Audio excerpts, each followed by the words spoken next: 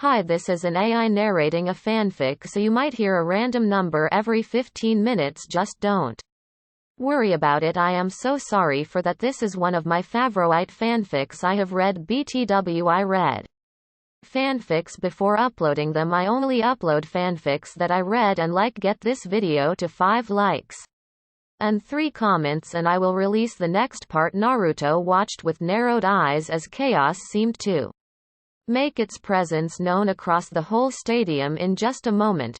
No doubt about it, the invasion has begun, and most probably this is not the only place that is being attacked. Otto and Suna shinobi would most likely be attacking the most vulnerable areas as well, like the academy. His eyes narrowed at the last thought in silent anger. It was a perfect strategy to kickstart Konoha's destruction if they attack the foundation of shinobi in the village, the field where the future generation of shinobi were born and bred. Konoha would be absolutely crippled. The amount of time it would take to recover from such an attack would be so long that it wasn't even funny. I really hope Ero Sennin is still in village for now, though I have other things to concentrate on. He sensed foreign chakra in his system, a genjutsu settling on him, trying to put him to sleep. A quick pulse of his chakra shattered the genjutsu, and just in time too. His danger sense rang an alarm, alerting him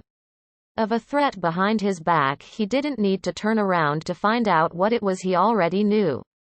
Just as the arm of sand reached him, red lightning wildly danced around his body. Naruto ducked right under it and spun on his heel, thrusting his right palm right into Gaara's chest. Only then he got a good look at what Gaara had transformed into. His right arm had transformed into a giant claw of sand, which had purple lines looking suspiciously like seal markings. His gourd seemed to have melted into sand, having spread over his right arm and his back. A huge tail had formed on his back, which Naruto deduced had enough swing force behind it to smack someone right into unconsciousness. Naruto then saw where he had struck and smirked. Gaara's chest was uncovered by the sand, exposed for all to strike. He amped up the lightning, causing lightning to streak across Gaara's body. Gaara roared in pain, his muscles spasming and contracting against his will. On instinct, his tail swung around with devastating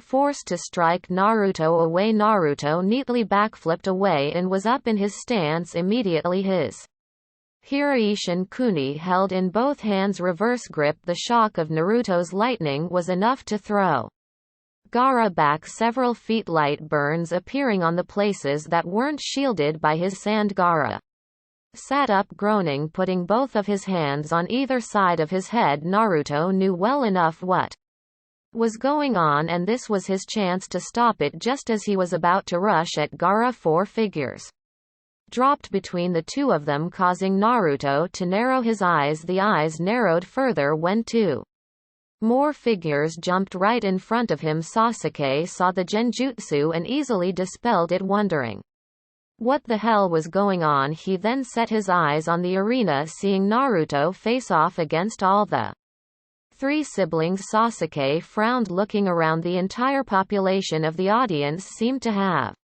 fallen asleep, most likely the result of a genjutsu. Looking back at the field, he made a split-second decision and jumped off, landing right in front of Naruto and dropping into his stance. I may not know what is going on, but I'll be damned if I let you fight all of them alone. You already have stolen one of my fights. I won't let you do it again.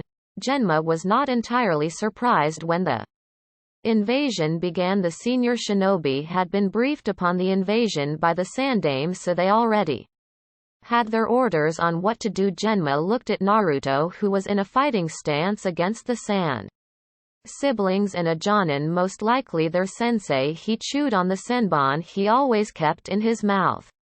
Considering what I've seen up until now, Naruto could easily hold his own against those, but it's better not to take chances. He jumped in front of Naruto as well, noting with slight surprise that the Uchiha arrived as well. Good, I wouldn't mind some extra backup, especially an Uchiha. He took His stance as well facing the 4-sand shinobi Baki sweated a bit as he looked at his opponent's a Jonin of Konoha, one who he could likely take on and win, but he wasn't sure if his students could win.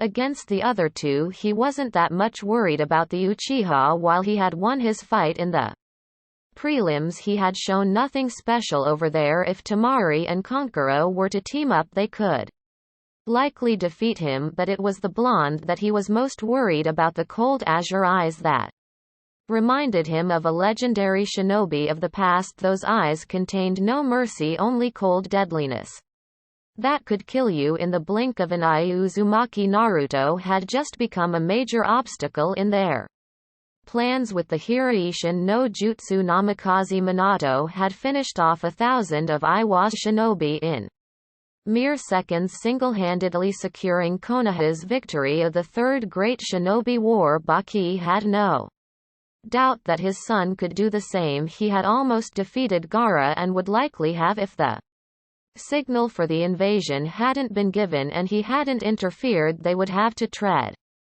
carefully. Looking back at Gaara, he noted the various burns on him that were healing slowly, but surely a bad sign considering that the redhead was clutching his head, no doubt fighting an inner debate. Temari Kankuro, he spoke in a low voice once he had their attention. He said, Gaara's a vital part of the invasion, but right now he can't fight. Take him to a secure place until he heals and recovers his chakra. Once he is fully recovered, resume your mission.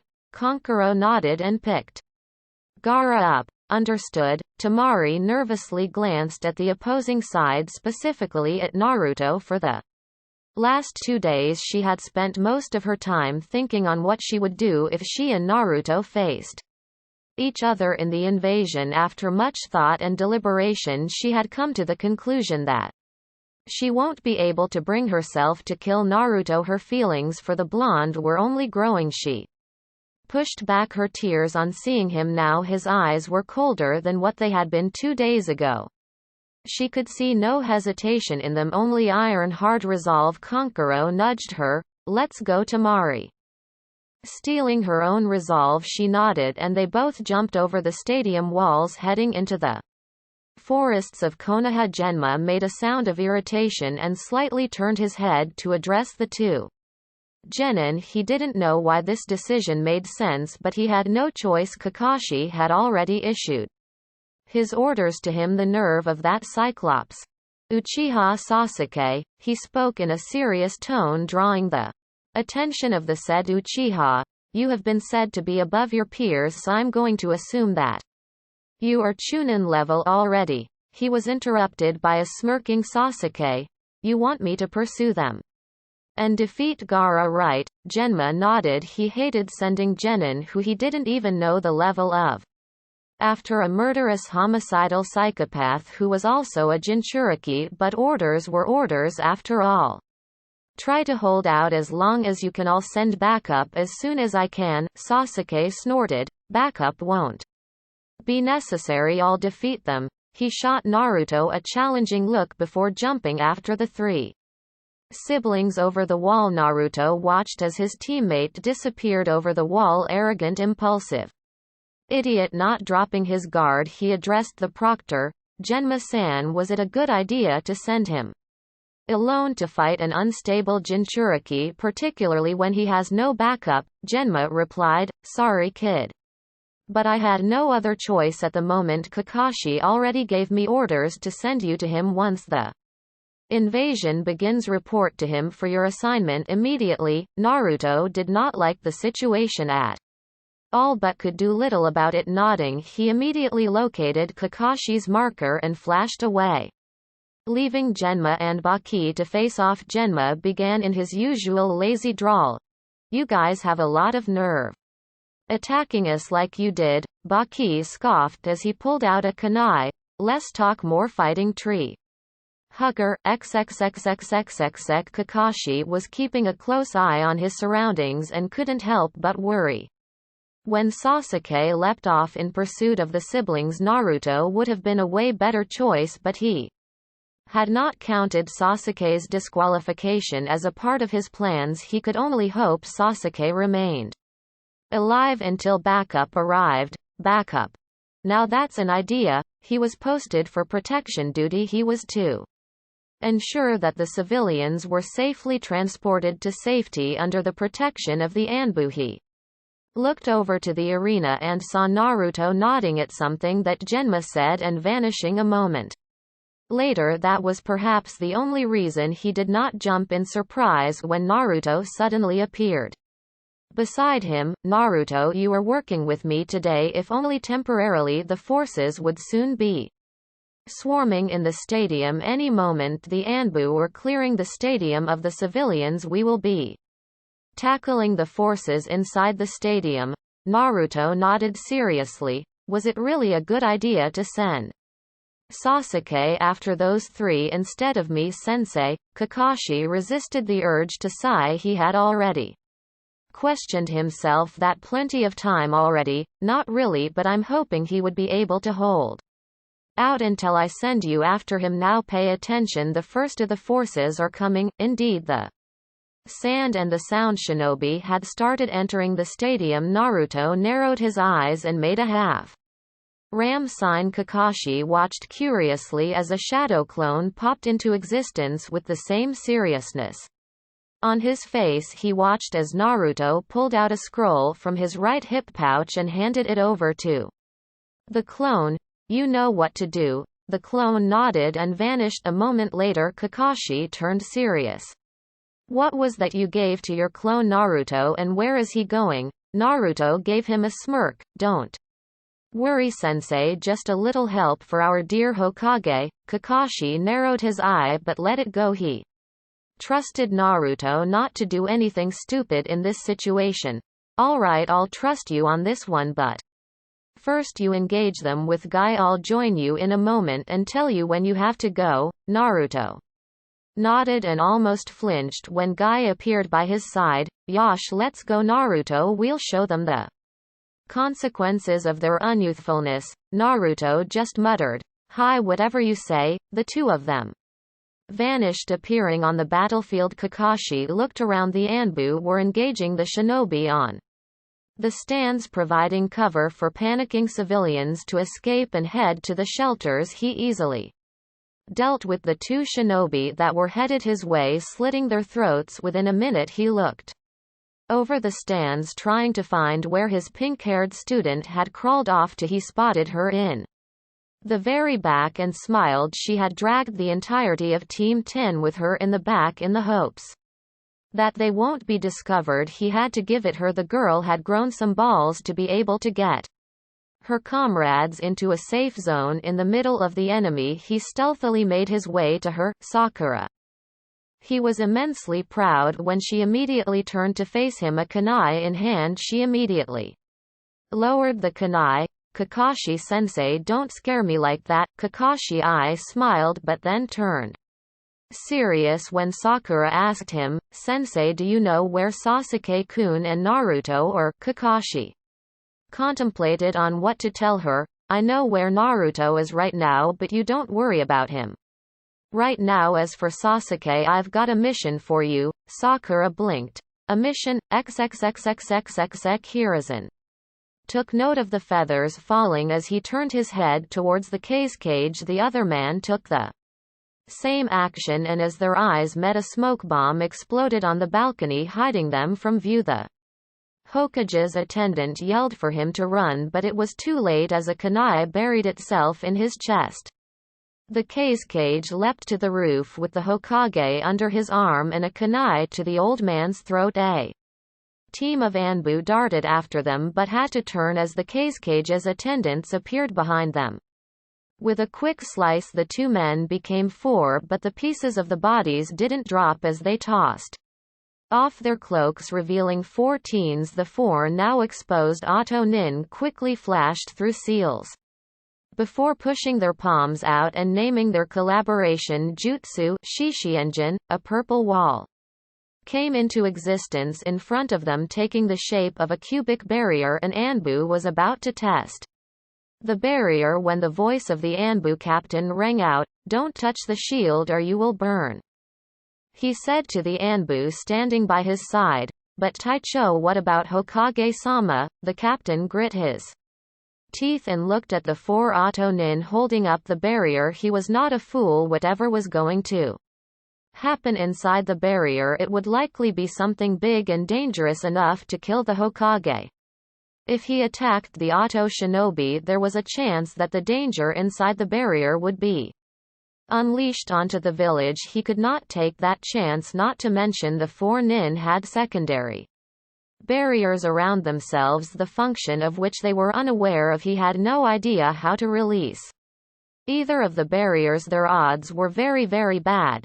Guess we'll have to have some faith in our Hokage. XXXXXXX. The clone watched from his hidden perch with calculative daze as a purple barrier went up on the roof of the building of the cage box. So they decided to use that barrier. Not bad, he mused as the barrier went up as tall as almost 400 feet. Good thing the old man already has a mark on him, otherwise doing this would have been almost impossible, he remarked to himself as he flashed away. XXXXXXX. Hiruzen glared at the smirking form of his former student. He had entirely expected this to happen, so he had worn his battle robes under his Hokage robes. "Orochimaru," he whispered, ready for any trick his student might pull. Orochimaru noticed this and chuckled. "It seems you expected all of this, sensei. It didn't miss my attention that the Konoha shinobi were rather unusually tense." Orochimaru looked at the old but determined form of his sensei and almost chuckled. Did he really think he would win against him today? He was already pushing himself at the age of 70, which was no age to be exerting yourself as a shinobi, not to mention he had a guaranteed success with his newest ace in the hole. Orochimaru smirked deviously. "Do you think you can defeat me at your age, sensei?" Hiruzen ignored the taunt and said, "This time you went really far, Orochimaru. It was my greatest mistake to let you escape that day, but no more today. You will die even if I have to take you with me." Orochimaru asked curiously, "Where is all this courage coming from, sensei?" Hiruzen was stoic and instantly replied, "This is my will of fire. As long as it burns strong within me, I can guarantee your defeat. You can never defeat someone whose will of fire burns strong."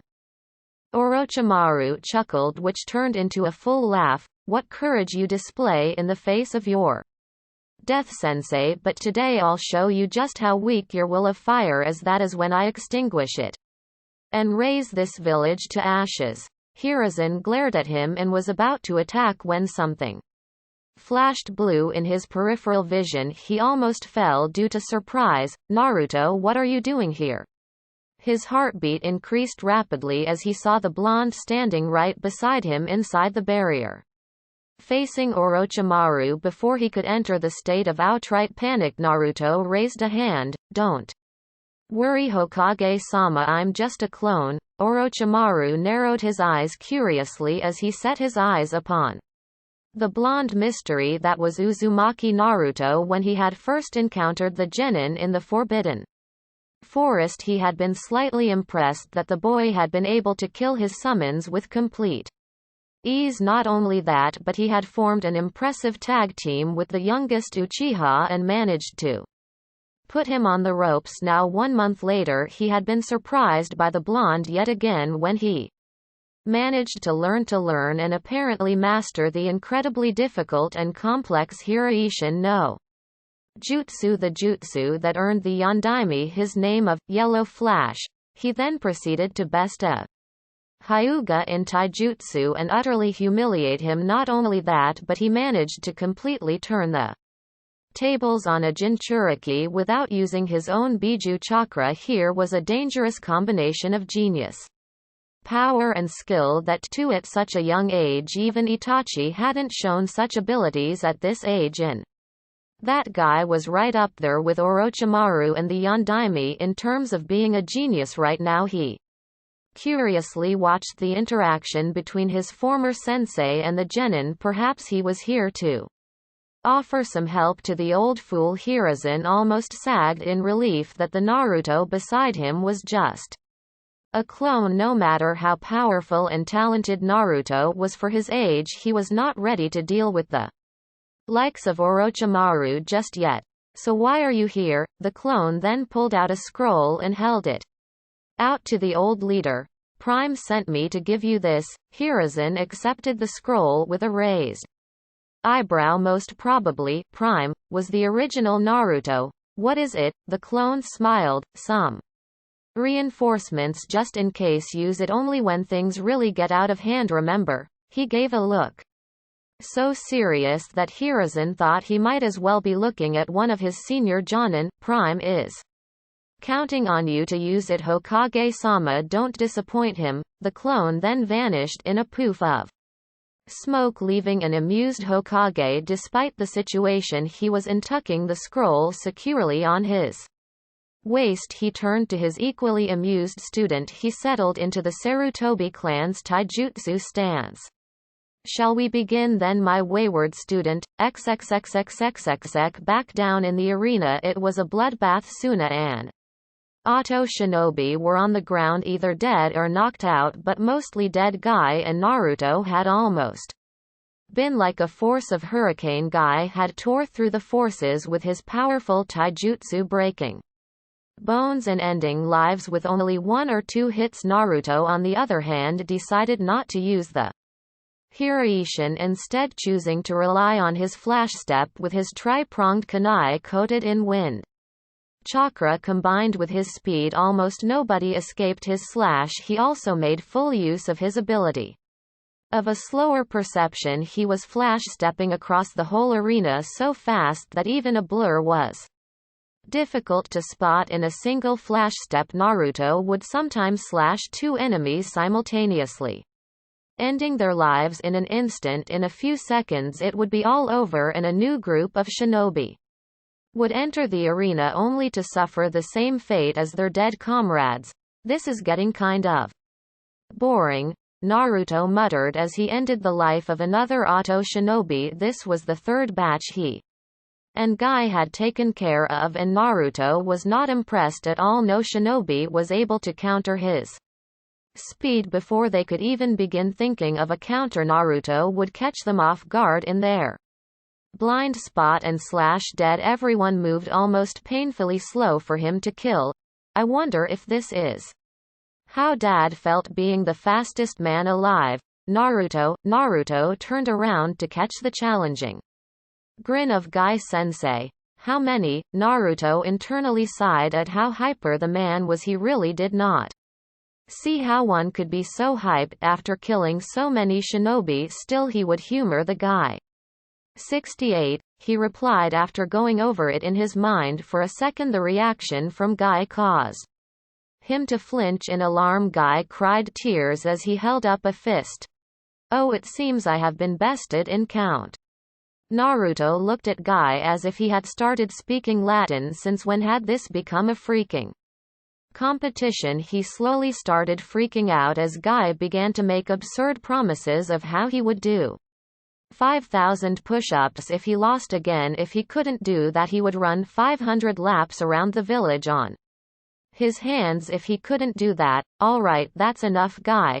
Kakashi's voice came as he jumped his way towards them. Kakashi landed right next to Naruto, who was blinking as if coming out of a trance.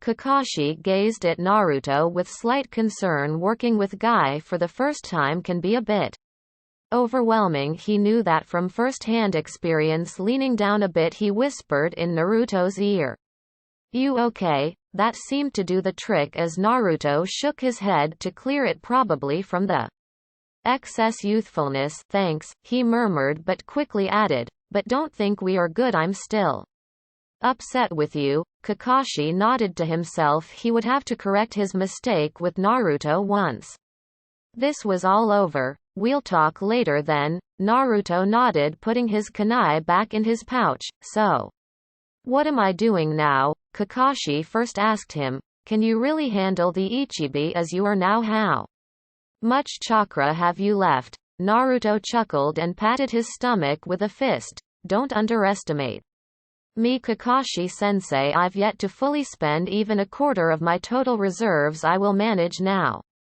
Where am I going? Kakashi smirked under his mask. He really does have ridiculous reserves of chakra. He mentally whistled. Outwardly he spoke. You are a censor, right? Sasuke went in pursuit of the sand siblings, so as a backup I sent Sakura and Shikamaru to track him down with the aid of my summon. Pakun Shikamaru probably had pursuers, so you'll meet him on your way to Sasuke. Meet up with him. Track them down and stop the Ichibi from rampaging the village. Naruto nodded. Roger that. He placed 2 fingers on the ground and in just 2 seconds he had the location of Shikamaru locked on his sensory radar. Got you, he whispered. He stood up and leapt up to jump over the stadium wall. Kakashi sighed and turned to Guy, who looked like he was about to burst with joy upon seeing Naruto go. Before he could open his mouth, Kakashi pointed behind him towards the oncoming shinobi. He rushed past him and killed the first sound ninja. Concentrate, Guy, otherwise you'll lose to me as well. Probably one of his many bad ideas, but really who was counting? His instinct alerted him to something approaching at high speed, but not at him. It was approaching at the squad of enemy forces he watched. Fascinated as a highly compressed ball of impacted right between the shinobi forces, it exploded with the compressed wind with great force, easily taking out 7 of the enemy shinobi. Kakashi looked up with his Sharingan to see Naruto standing on the wall, a smirk on his face with a 2-fingered salute. He was gone in a flash step. Yosh, let's go with our youth at full power. Yup, one of his bad ideas. XXXXXXX. Shikamaru gulped down the water Asuma had offered him with greed. Dealing with the pursuers had been way too troublesome. Catching all 8 of them with his shadow, then finding out that one ninja was still not within his grasp had almost led to his death. He had tried to find out the hiding spot of the 9th ninja before his chakra ran out, freeing the shinobi from his grasp. Alas, he was too late and almost killed. Had it not been for Asuma-sensei's timely arrival, Asuma had taken the 9th ninja out, preventing him from assisting his comrades. Then he proceeded to help out Shikamaru by taking out the other 8 ninjas in just a few seconds. Shikamaru just muttered, troublesome, and just sat down to take a rest. Asuma smiled at his student as he sat on a log. For your first time in deep enemy territory, that was not so bad, Shikamaru scowled at his sensei. It would have been better if you had just done it without hiding like that. Exerting so much had been such a drag. Asuma snorted but accepted it in stride. He had learnt long ago that Shikamaru was smart but lacked the motivation to actually use those smarts in battle. Both the student and the teacher were lost in their own thoughts until they heard the telltale sound of a kunai whizzing through the air. Asuma prepared to tackle whatever enemy was coming, but was confused when the kunai landed on the ground in front of them rather than being thrown at them. Asuma immediately understood, while Shikamaru relaxed a tri-pronged kunai as soon as the kunai was lodged on the ground right before them. Naruto appeared in a blue flash, his grasp already on the thrown kunai. Asuma couldn't help but be amazed every time he watched that jutsu in action, to able to travel from one point to another in an instant, so fast that your enemy doesn't even have time to react, would be devastatingly useful. Naruto pulled the kunai out of the ground and stood up once again. Asuma was astounded on seeing the similarities between Naruto and Namikaze Minato. The almost identical shade of hair, similar hairstyle, same shade of the eyes, the similar shaping of the face, and the same deadly expression on the face. Shikamaru straightened up out of instinct. Even if there was no enemy around, Naruto exuded a dangerous aura. right now, an aura that made it clear just who was in command even in the presence of a Jonin like Asuma, who had the most authority over Shikamaru. That aura was blazing like a star. Naruto turned to Shikamaru, a serious expression on his face. Shikamaru, you and Sakura were pursuing Sasuke, right? Shikamaru raised his hand and pointed behind him without a word, too bothered to even speak right now.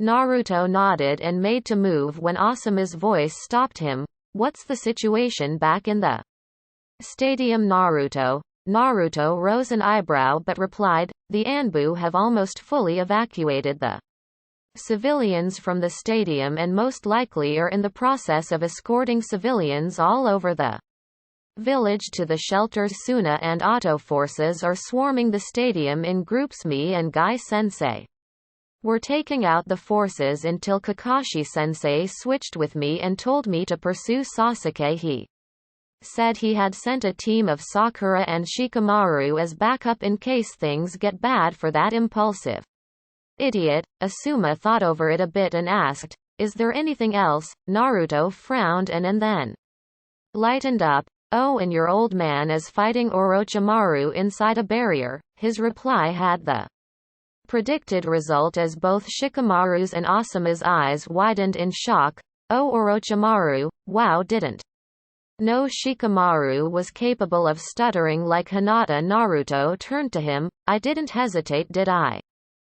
He watched as Asuma's expression changed to reflect his thinking on this piece of news just when Naruto was about to say something to ease the man a bit. All of them felt it, even if Shikamaru didn't know what it was, the unmistakable feeling of demonic chakra washing over them like a wave of malice. Naruto mentally cursed, shit, things are getting serious on that end, I better get going. Turning to Asuma, who was looking in the same direction with narrowed eyes, he quickly said, Asuma-sensei, I better get going. I cannot afford to waste any more time here. Asuma's head snapped to Naruto, and it was a bit amusing to see the student and his sensei with identical expressions of disbelief. Why, you surely don't mean you want to go over tether, do you? Naruto narrowed his eyes, causing Asuma to tense up a bit. He did not have time for this. I have a way to stop whatever is going on over there.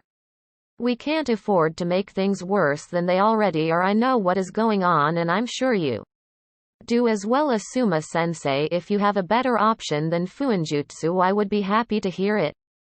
Asuma only looked at him with dead seriousness. If you're sure about this, as expected, Asuma did not have a reply for Naruto, nor did Shikamaru. Naruto nodded and turned to Shikamaru. Hold out your arm. Shikamaru blinked. What for? Naruto sighed in annoyance. I don't have time for this at all. He forcefully grabbed Shikamaru's wrist and released it. After a moment, Shikamaru looked down and curiously enough, there was something imprinted on his wrist, a seal formula to be precise. He raised an eyebrow at Naruto.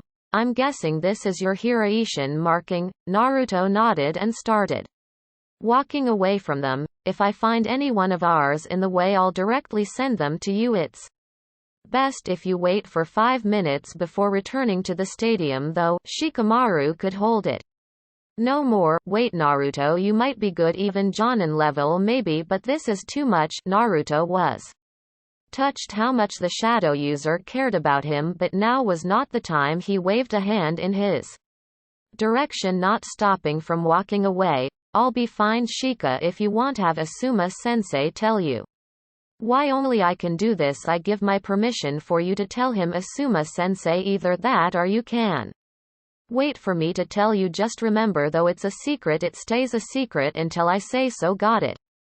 With a flash step, he was gone, jumping through the trees at a breakneck pace. He was just a blur to anyone saw him. He stopped, though, when he saw an unconscious Shino on the ground. He jumped down, keeping an eye out for any enemies that might be waiting in an ambush. When he sensed none, he ran to the insect user to check his vitals. Kakashi didn't mention he had sent Shino as well. He's Mostly fine even if his breathing is rather quick. Also the body does not twitch like that when unconscious, he deduced. Looking around he glanced over at Shino's opponent, a knocked out Konkuro. He glanced back to Shino, more specifically the back of his elbow, which has a senbon sticking out of it.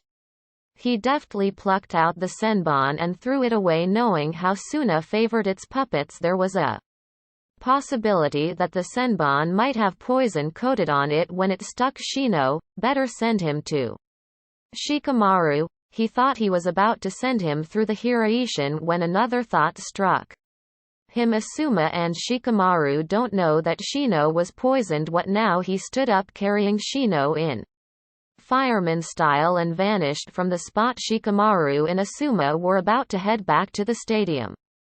When Naruto arrived in a sudden blue flash, they automatically jumped back, tensed up for a fight. Relaxing only when they saw who it was. Asuma gave a sigh of relief, but Shikamaru grumbled, "I won't ever get used to that." Naruto ignored that and handed Shino to Asuma, who asked, "What happened?" "I thought you were going after Gaara," Naruto informed him. "Had to personally get him to you. Pretty sure he has been poisoned by the puppeteer. You should get him to the hospital as quickly as you can." Asuma nodded, and as one he and Shikamaru took to the trees, making haste on getting back. Naruto nodded as well and resumed on his way, making haste in response to the steadily growing aura of malice that the Biju chakra created. "You didn't mention the puppeteer to them," Kurama stated, curiously referring to the fact Naruto prevented the capture of an enemy. Naruto flippantly replied, "Gaara will thank me later for that." He knew he was getting closer. The burnt marks from Sasuke's fire style, the scratches on the trunks made by the claw that had formed on Gaara's body. However, it was a completely different story when he arrived at the scene, crouching on a branch high above. He observed the scene carefully. Sasuke was barely standing on his legs, no doubt having exhausted himself by using jutsu after jutsu. He also had the curse mark spread all over him, showing that he had run out of juice a while ago and now was relying on the power from the curse mark, and even that looked like it was running out. Sakura had been stuck onto a tree with sand, unconscious, but it seemed Gaara was not interested in her at all, so it was a bit better a few branches away. Temari looked to be a bit better, if not in a similar condition such as Sasuke. She was breathing heavily, probably from having to fight off Sasuke to allow Gaara more time to recover, but she was injured as well. If her holding her left side tenderly was any indication, he turned his attention to Gaara and had to stop himself from gaping. Sand had fully covered his entire upper body, with only his feet remaining uncovered. His facial features had changed as well, becoming more animal-like, and his eyes resembled to that of his tailed beast, with the same seal marking on his body that Naruto had seen on the arm in the stadium. Now both his hands looked like giant claws, and his tail had also gotten somewhat bigger. Naruto narrowed his eyes. His transformation has progressed way more than I had anticipated. Taking him down in that form will be way more difficult than when he was only half covered with sand. But there has got to be something I can use. Some weakness has to be there in this form. He critically examined Gaara's transformation, looking for a weak spot. Okay, his entire upper body is covered in sand, both back and front, which means it is useless to attack those areas. They are likely reinforced with dense sand to be more durable. His hands are a no-go. He would smack me away with those. There is no point in attacking from a blind spot using Hiraishin, since he is a tail to take care of that. His speed, strength and durability has likely increased beyond what they previously were as well, but his legs, they are uncovered. That is the only weak spot that I can see.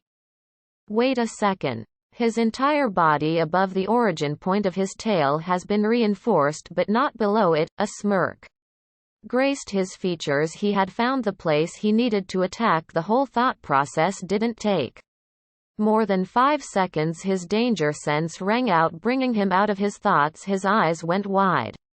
When he saw that Gaara was attacking not Sasuke but his own sister, he then noticed that the positions of both of them seemed wrong from what he had seen 2 minutes ago. That son of a bitch. He used Kawarimi to avoid Gaara's attack, and knowing Gaara, he may not even care who he's attacking. As long as he gets his blood. Oh, I'll have your hide for this, you asshole. Naruto was already moving from his spot, his danger sense slowing his perception to allow him to appropriately react. Gaara was laughing madly as he jumped from his branch, claw outstretched to tear Uchiha Sasuke apart. He did not even stop in confusion when the Uchiha was suddenly replaced by his sister. It only meant more blood for his mother, and plus she was also among those who caused him pain. He would kill her and bath in her blood. Sasuke panted heavily as he knelt down on a knee. He had pulled the substitution off very close and was running on fumes now. He felt a bit bad about using the girl as a replacement, but it eased him somewhat that Gaara was so clouded in his bloodlust that he failed to distinguish his enemy from his sister. One enemy less for him to deal with later. Right, Temari had never been so much terrified in her life as she saw Gaara racing towards her. She had been pushed aside by Gaara earlier. When he began his fight with the Uchiha, she had hit a tree trunk and had probably cracked some ribs. Deciding that it was better to rest rather than interfere in Gaara's fight, she sat down on a branch. She was resting when she felt a pull, and suddenly she was facing Gaara, who looked like he wanted to tear her apart. It suddenly became clear to her that bastard Uchiha had switched places with her. She was filled with grief that her life would end by her own little brother's hand and in his blood lusted state. He wouldn't even remember he killed his own sister, as she had read about how in your last moments your entire life flashes in front of your eyes. That is exactly what happened to her. Right now, the last thought before Gaara almost got to her was of a certain blue-eyed blonde. She closed her eyes tightly and waited for the pain to come. However, instead of pain, something suddenly grabbed her, causing her to open her eyes and involuntarily shriek in surprise. They moved so fast that it was a blur, and the next thing she knew, she was a safe distance away from Gaara. I never had any siblings, but what I do know is you never ever attack your sister like that. The voice was almost shaking with rage. Her eyes shot open and she finally got a good look at her savior. Naruto had an expression of dead seriousness on his face as he looked at Gaara with Temari in his hands. Never had he felt such cold fury before. First, the asshole he called a teammate had the nerve to substitute with Temari and make her own brother kill her. Then Gaara has the gall to almost kill his sister in cold blood. Rest assured he would get his payback on Gaara right now. Sasuke would have to wait. Temari felt her face getting warmer as she found out that Naruto was carrying her bridal style. His right hand was behind her shoulders, clutching her so that her face was right next to his chest. His left hand was supporting her legs from behind her knees. She tried to move around a bit, try to get him to drop her, but he took it as a sign of her being uncomfortable and therefore readjusted her in his arms. Gaara grinned a maniac's grin. Uzumaki Naruto, she was one of those who caused me pain. Tell me, why shouldn't I kill her? Temari grimaced as Naruto tightened his hold on her at Gaara's response. Almost protectively, and dare she think it possessively, Naruto turned to Sasuke, who was watching him with wide eyes of shock. Sasuke, I'll leave you to handle him for a few more moments. It's your fight, isn't it? Try not to lose until I return. In a flash step he was gone. Sasuke gaped at the scene with total shock and disbelief. He just couldn't believe Naruto's speed. Gaara was an arm length away from tearing the girl to pieces when she had suddenly disappeared. Even Sasuke with his Sharingan had only caught a blonde blur. When the blur had settled down on a branch, he got his first good look at who it was, and he was blown away. Naruto had not only tracked him down but had gotten here in just enough time to save the enemy from Gaara. Why would he want to save the enemy? It just didn't make sense for him. Then Naruto told him to hang in here until he gets the girl to a safe place. Just whose side is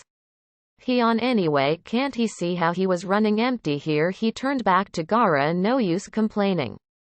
Now he would just have to wait until Naruto got here. He hated to admit it, but Gaara was on a totally different level than him. His fire style was useless. His taijutsu was null against the transformed Gaara, and the sand monster was unusually strong to have tanked his Chidori. The bastard had forced him to use it 3 times while his limit was only 2. Speaking of Gaara, his chakra had become a crushing malicious force. If Sasuke hadn't felt it before, he would have been frozen in fear. As it was, he had felt a similar chakra from Naruto back in Wave when he had shielded Naruto from the ice.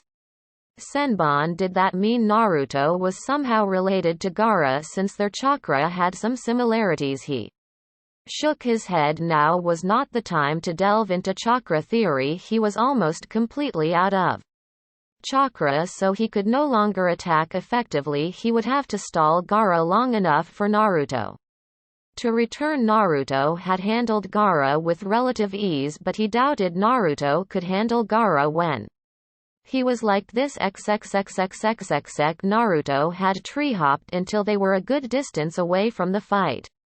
A hand came to rest on his chest. My side, Temari whispered with an expression of pain. Naruto blinked and then grimaced. Sorry, he whispered back, loosening his hold a bit once he was sure that they were almost a mile away from the fight. He jumped back to the ground and settled Temari at the base of a tree. Temari shifted until the weight was off her left side and relaxed a bit, looking up at Naruto. She almost expected him to finish her off, but instead she found him looking at her with concern, as if killing her was the last thought on his mind. Are you all right? Temari frowned suspiciously at him. You won't be killing me? To her surprise, Naruto snorted and knelt down beside her. What makes you think I want to kill you? Temari tilted her head with narrowed eyes. The fact that I'm your enemy. Seeing that Temari still refused to drop her guard around him, he sighed and said softly, Temari, I can never bring myself to kill you. Temari's eyes softened as she easily heard the genuine truth in that statement. Naruto wanted to grasp her hand to comfort her, to feel her comfort, but he was on a tight schedule. Temari, he called her when he had her attention. He said, you know that I need to stop Gaara. He's your village's Jinchuriki, so you guys must know of a way to stop him from going on a rampage. I need to know what it is. Temari shook her head. You can't. It's a tailed beast, a demon of epic proportions. Nothing can stop it. It's impossible. Naruto smirked softly and flicked her nose playfully. He grinned as a surprised blush came over her face as she rubbed it.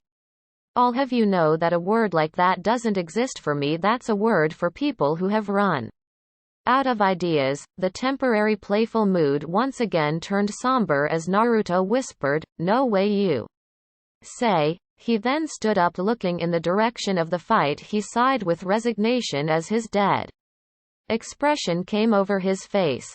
Then I have no option left. Temari's head shot up at that statement.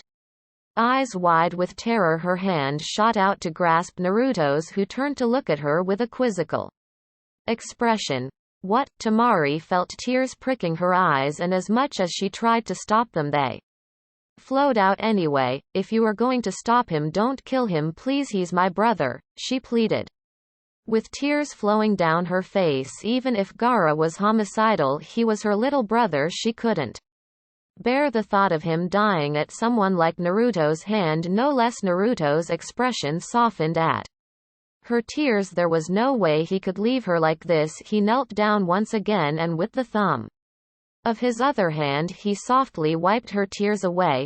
Please don't cry, Haim. It's so difficult for me to see you like this, and whenever did I say that I was going to kill him? Temari did not protest at All as Naruto wiped her tears away, she could use a bit of some external comfort. She felt herself calm down a bit as Naruto rubbed her hand tenderly. Naruto wiped all her tears away and brought up their joint hands. I promise you Temari Gaara won't die today. Kissing her hand once he got up and turned away in a stronger voice, he announced, I'll just smack some sense into him is all. He was gone in a blue flash. Temari stared at the spot before shaking her head with a small smile. She reached into her hip pouch and took out some medical supplies. As she tended to her side, she muttered with a fond smile, Baka. She wholeheartedly believed Naruto would stop her brother without killing her. XXXXXXX. Naruto flashed back to the tree he had put his mark on. He took stock of the situation and nodded, satisfied his teammate had managed to survive against Gaara in his absence. Sasuke frantically dodged Gaara's sandclaw. Just where was Naruto? Gaara screamed, Why are you running? Uchiha Sasuke, come face me. Sasuke was about to snap back a reply when another voice called, How about resuming our fight from earlier? Gaara. Both Gaara and Sasuke turned towards the direction of the voice. Sasuke released a long breath of relief while Gaara seemed to get pumped up even more. There was Naruto standing on a branch with one hand by his side and the other twirling a tri-pronged kunai by its ring. A confident smirk graced his features as he looked Gaara in the eye. Not at all unnerved by his toothy grin, Gaara said in a low voice, Excellent suggestion Uzumaki Naruto, let's make each other feel alive. The last part was shouted in glee as he prepared to attack. Naruto's expression turned serious and he turned to Sasuke. Sasuke immediately straightened up from the look, though he didn't know why. Get out of here and to a safe distance, Sasuke, and keep Sakura safe while you're at it. I doubt you can fight any more in your current condition. That was all he said before turning his attention back to Gaara. Sasuke wanted to snap at him for dismissing him like that, but he was smart enough to not do that in the middle of such a fight. Ever since he had begun fighting Gaara, he felt that somehow Gaara was growing stronger in their fight. He seemed to have a crap ton of chakra like Naruto, while Sasuke had steadily run out of chakra in their fight. Even Chidori had been useless, as for it to work you had to be extremely fast, faster than your opponent, and catch him off guard. One of those conditions was sadly negated partially due to his own stupid bravado of wanting to face Gaara in the open. Also, Sasuke had struck only sand which had reformed, causing no real damage to Gaara. He was more than glad to let Naruto take over. Retreating to a safe distance, he settled to observe Naruto fight. Naruto jammed the kunai in his hand on the branch he was standing on. He put his hands in both of his pouches and in 3 quick draws he scattered all the remaining Hiraishin kunai all over the area. Gaara seemed unaffected by this development while Sasuke was closely examining one of the kunai that had lodged right in front of him. Was this the reason Naruto was able to get from one place to another in almost an instant? He looked around and upon seeing Naruto was concentrating on Gaara, he deftly took the lodged kunai out and put it in his pouch. He would examine it later. Naruto pulled out the kunai he had jammed near him and took a stance. He already had set up his field. All he had to do was get Gaara into position. He channeled wind chakra into his kunai and jumped at Gaara, deliberately going slow enough so Gaara would be able to aim his attack at him. Sure enough, Gaara did exactly as he wanted him to. Suna shuriken, a hail of shuriken made of sand came racing towards him. While he was in midair, he flashed to one of his kunai at the last second right above Gaara. The sand shuriken completely missed their targets, crashing into some trees behind where Naruto was standing. Gaara looked around trying to find out where Naruto had vanished to. Oi! The call made him look upwards where Naruto was crouched upside down. He waved cheekily at Gaara before vanishing once again. This time he appeared right in front of Gaara, who snarled and made a hand sign. Multiple mouths appeared all over his body, which took a deep breath as 1. Fuuten Mugen Sajin Daitapa, wind-style infinite sanddust storm. A huge dust storm blew towards Naruto, who simply flashed to another kunai which was on a tree behind Gaara. Gaara grit his teeth and once again looked around to find Naruto. Are you that incompetent you can't even catch me with your eyes, let alone your jutsu? Gaara whipped around and sure enough Naruto was standing on a branch with a taunting grin. Gaara's tolerance finally snapped. He was used to playing around with his stronger opponents before crushing them to death, but this time his opponent was playing with him and was brave enough to taunt him. He would show him just who he was messing with. With a roar he jumped towards Naruto with the intent of tearing him into pieces. Right where he was standing Naruto grinned.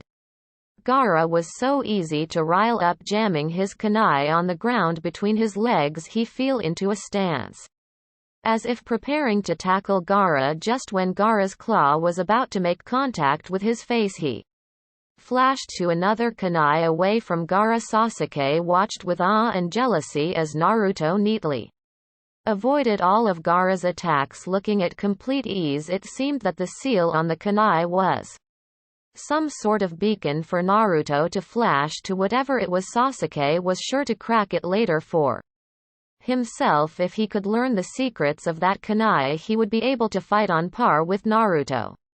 Turning his attention back to the fight, Naruto seemed to be waiting for Gaara to sum into a specific position, and if Sasuke knew one thing about his teammate, it was that Naruto was a master at setting traps up. He watched with anticipation as Gaara snapped and bodily rushed at Naruto, intent on crushing him by himself. Naruto dropped the kunai and looked as if he was preparing to engage Gaara.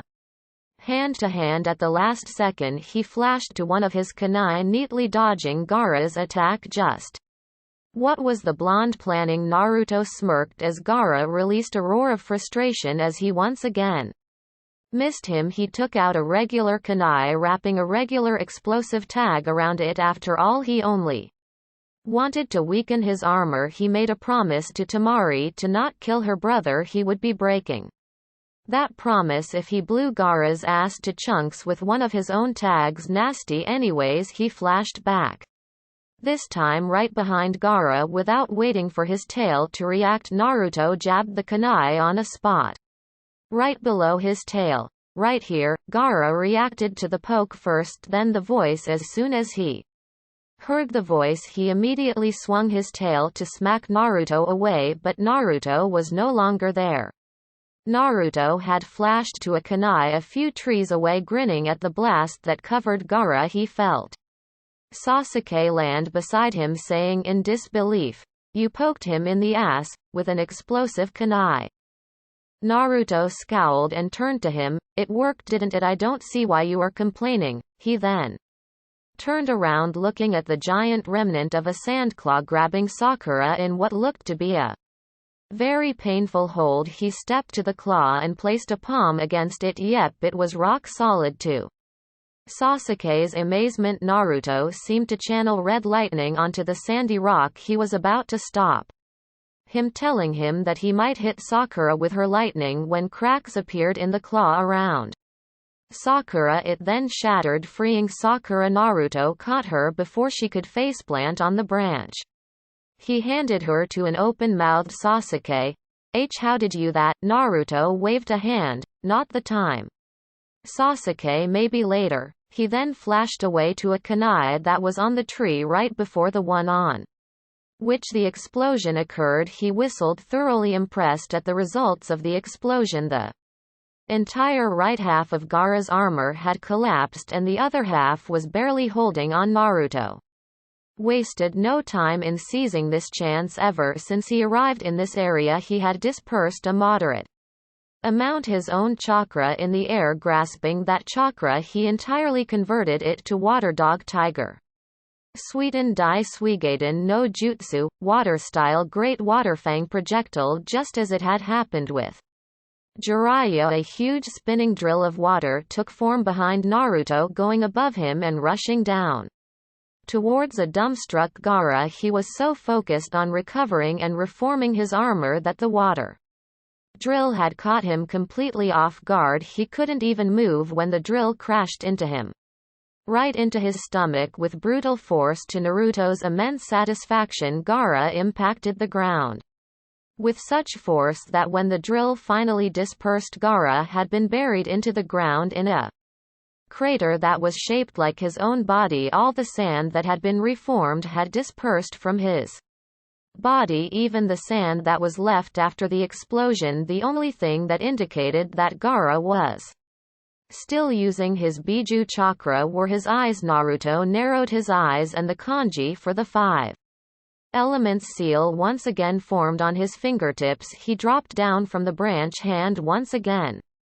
Outstretched Gaara was angry and confused. Uzumaki had once again put his sand out of commission. He was now dropping from the branch, heading towards him with his hand outstretched and his fingertips glowing. His mother was shouting in his head to do something. Gaara, I want him dead. Use my power and crush him for good. Give me his blood. All the stress attacks from Naruto, his failed attempts to draw blood and patience going towards negative finally did it for Gaara. I won't lose to you.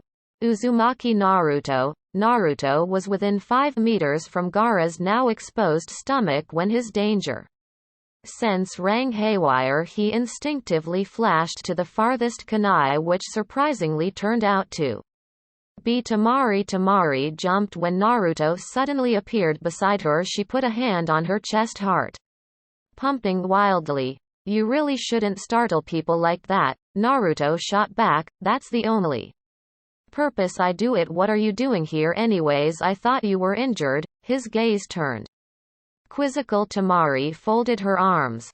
I was able to heal myself with the medical supplies I had and what little I knew of medical jutsu. Truthfully speaking, she was downright impressed with the way Naruto had handled Gaara. Not many knew of the weak spot Naruto had chosen to exploit. Most of the times they were busy escaping Gaara's attempts to kill them. Naruto had not only bested Gaara's attacks but had managed to corner him twice. Naruto nodded and turned back where Gaara was. It seemed he had flashed for good reason, for Gaara was no longer there. In his place, a huge raccoon made of sand stood towering clear above the forest. They seemed like ants in its comparison. A huge amount of chakra had been molded right before Naruto had flashed away. Naruto stared at the one-tailed tanuki with unusually grave eyes. This is quite bad, he muttered. Temari gave him a look like he had lost his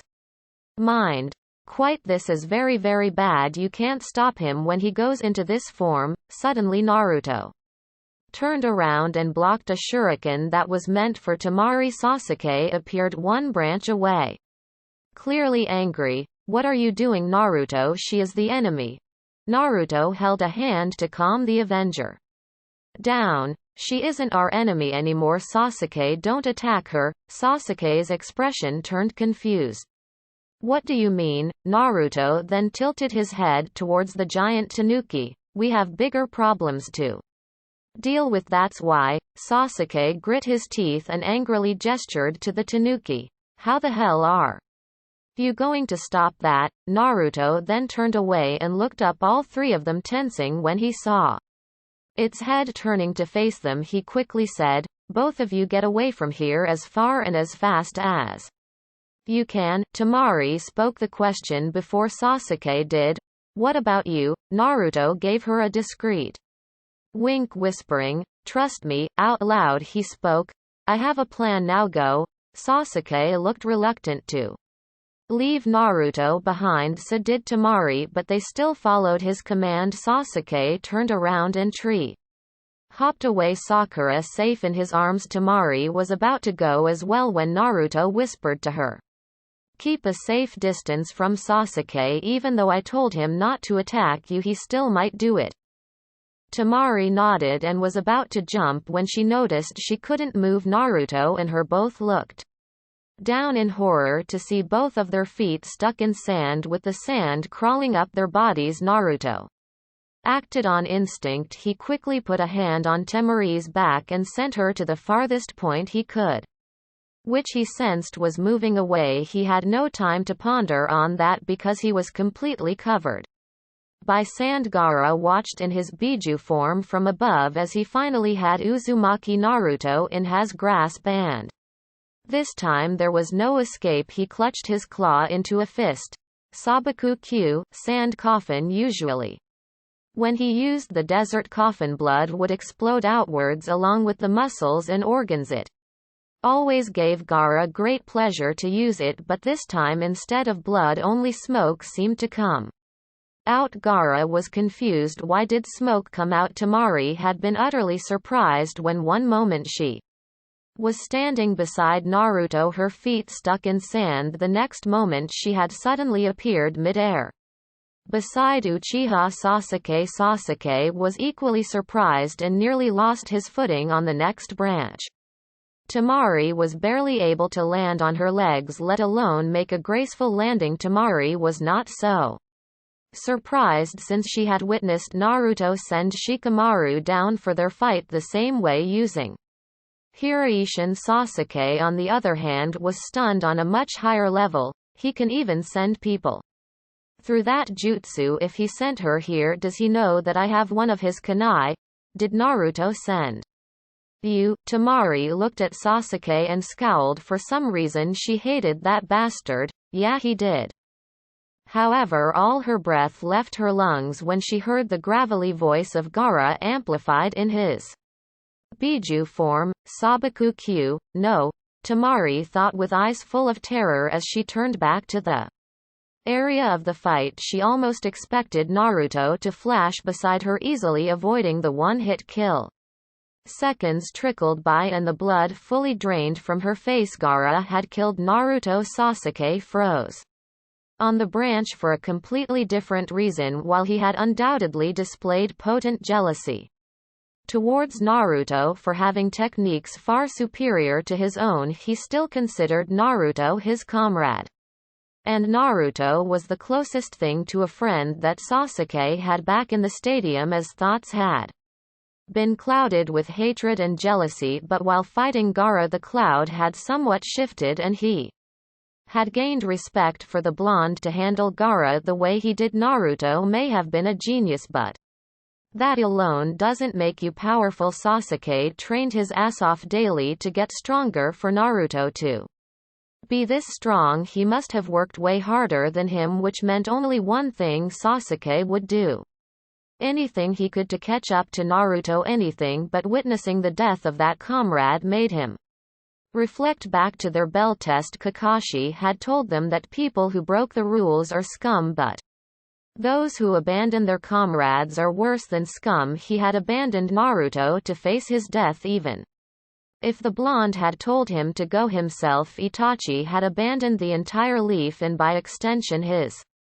comrade. Sasuke had abandoned his comrade. Oh God, did that mean they were the same before? More horror could fill his being. A scream of horror from Temari snapped him out of his thoughts. Naruto. Temari wanted to deny all of it. She wanted to deny that Naruto had fallen prey to Gaara's sand, but the truth was right in front of her, as if mocking her for not being able to do anything. She had these strange feelings growing inside her ever since she started meeting Naruto in the week before the exams, feelings that she couldn't make any sense out of. She didn't meet him just because she wanted to learn his secrets for her village. No, she genuinely enjoyed spending time with him. He had become a sort companion that she never wanted to let go of. But reality struck hard. Naruto. Suddenly a huge amount of smoke appeared before them, causing both of them to gape. The amount of smoke released was large, easily large enough that it could cover the giant tanuki, only it wasn't a tanuki that emerged from the smoke. Naruto barely been able to make a shadow clone in time, however he did it so fast that he doubted someone could have seen him doing it even if they were standing in front of him. He had created the shadow clone with specific orders in mind. As soon as the clone flickered into existence, it vanished from its spot near instantaneously, flash stepping behind a tree, then it substituted with the Prime taking his place inside the coffin. It grinned when he thought what Gaara's reaction would be when he saw that Prime had managed to escape. It was its last thought. Before dispelling into smoke behind a tree, Naruto was preparing his next technique. It was the only one he could think of that could deal with Gaara's current form, and hopefully it would be one of the last he would ever have to use against Gaara. Cutting his left thumb, he swiped it against his right palm. Boar, dog, bird, monkey, ram, Kuchiyose no Jutsu. Before the exam he had calculated that he required exactly a quarter of his reserves to summon Takeshi. However, after Kurama had increased his reserves, the amount had dropped significantly. The quarter of his previous amount of reserves that he previously required had now become 2/3 of the same quarter, which meant an entire 1/6 of his reserves. Of course, Naruto had roughly estimated this with Kurama's help in a huge blast of smoke. Naruto towered above the tree line, easily standing a head above the tanuki on top of Takeshi's head. He had his arms crossed as he looked down on Shukaku's form. It gave him a sense of authority, of power. Takeshi blinked as he appeared with his arms crossed. He quickly deduced that Naruto had summoned him. "Ah, it seems you require my assistance, Naruto." Naruto lightly laughed on top of Takeshi's head. "Very acute observation, Takeshi-san." Takeshi chuckled at his summoner's cheek before turning a serious yet still a bit amused eye forward. "Ichibi no Shukaku, huh? You sure do have an eye for strong opponents, Naruto. This might turn out to be a good fight after all." Takeshi grinned, his sharp teeth menacingly coming into view as he grasped the katana strapped onto the left side of his waist. In anticipation, Naruto nodded and explained his plan to the boss of the foxes. "Right now the Jinchuriki is in the final state of his transformation but still in control. Our goal is to influence him enough that he would relish the control over to the tailed beast via falling asleep once Shukaku's consciousness is in control. I want you to hold him in one place while I wake up the host. Once Gaara is awake, I will slap a seal onto him that will cut him off from his tailed beast." Takeshi listened carefully to Naruto's plan and nodded in agreement. He couldn't help but comment, "However, fighting an opponent like Shukaku at their strongest, you really know how to bring excitement into a fight." Naruto, Takeshi was clearly excited to fight. He did not wait for his opponent to make his move. Naruto was glad he had stuck to Takeshi's head using his chakra, otherwise he would have fallen backwards on his butt just as Takeshi came within striking distance. Gaara reacted. Shukaku's arm came forward to grab Takeshi's throat, but he wasn't fast enough. Instead of dodging the arm, Takeshi unsheathed his katana and in one clean stroke Gaara's entire right arm came straight off. Temari stared in amazement at what Naruto had managed to pull out of his sleeve. This time it was a humongous dark blue fox in a white houri with 7 tails swaying behind magnificently, and it was large enough to tower over the tanuki. What is that?" she uttered in disbelief. Was it one of Naruto's summons? Sasuke was in a similar state. He was at a loss of words for this. Whatever Naruto had managed to pull off, but whatever it was superior to even the tanuki. In size it was clearly very strong. The 7 swaying tails had fully thrown him off. With the exchange of words that followed, Sasuke was able to deduce that this was a summon, which meant that Naruto was the holder of a summoning contract. He couldn't hear what Naruto said, but it was clearly a signal to start fighting. Both Sasuke and Temari then proceeded to watch, utterly dumbstruck and Stupefied, the giant blue fox cleanly cut one of Gaara's arms. Takeshi skidded away, destroying a group of trees in his wake and not even noticing. His eyes narrowed as he clutched his blade tightly. His body is denser than I had thought. I nearly lost the grip of my blade, he said as he put the katana back in its sheath. We'll have to be more careful now. This should be provocation enough for him to let Shukaku out. Get ready, Naruto. Yeah. Naruto nodded and braced himself. He carefully watched Gaara as he slowly reattached his arm. Once he had done so, he turned his head towards them. Interesting, he rumbled, causing both Takeshi and Naruto to tense. How interesting. Uzumaki Naruto. They watched as Gaara came out of the giant tanuki's head in a ripple, his eyes completely white. Naruto supposed that was because his sight was in the tanuki's eyes. He was slumped, but slowly straightened up. Naruto was further on guard when he saw Gaara smiling a little. He knew what came next, but no matter how many times he saw Gaara smile, it was always unnerving. You are strong, Uzumaki, Gaara said, and Naruto could hear anticipation in his voice. You have matched my every attack with yours and were able to overpower me, if only for a little while. I haven't had this much fun in all my life. The last shout caused Naruto to feel a bit sad inside. He couldn't help but reflect that this was how he could have ended up. Gaara had been alienated most of his life. He could see that only Temari had attempted to make Gaara feel as close to family as possible, but he had ruthlessly pushed her away. They say that you can learn a lot about a person from fighting them, and it was true. Naruto had seen how Gaara fought. Gaara only fought for himself. He thought that he had no precious people of his own. Well, Naruto was about to give him a smackdown for free in addition to a reality check. Gaara formed the ram seal. As my gratitude towards you for keeping me entertained, I'll let you see the full power of the sand incarnation, feigning sleep jutsu. For a moment Gaara remained frozen in that pose, mad eyes glaring into Naruto's prepared ones, and then, he sagged, arms hanging limply as his head fell forward.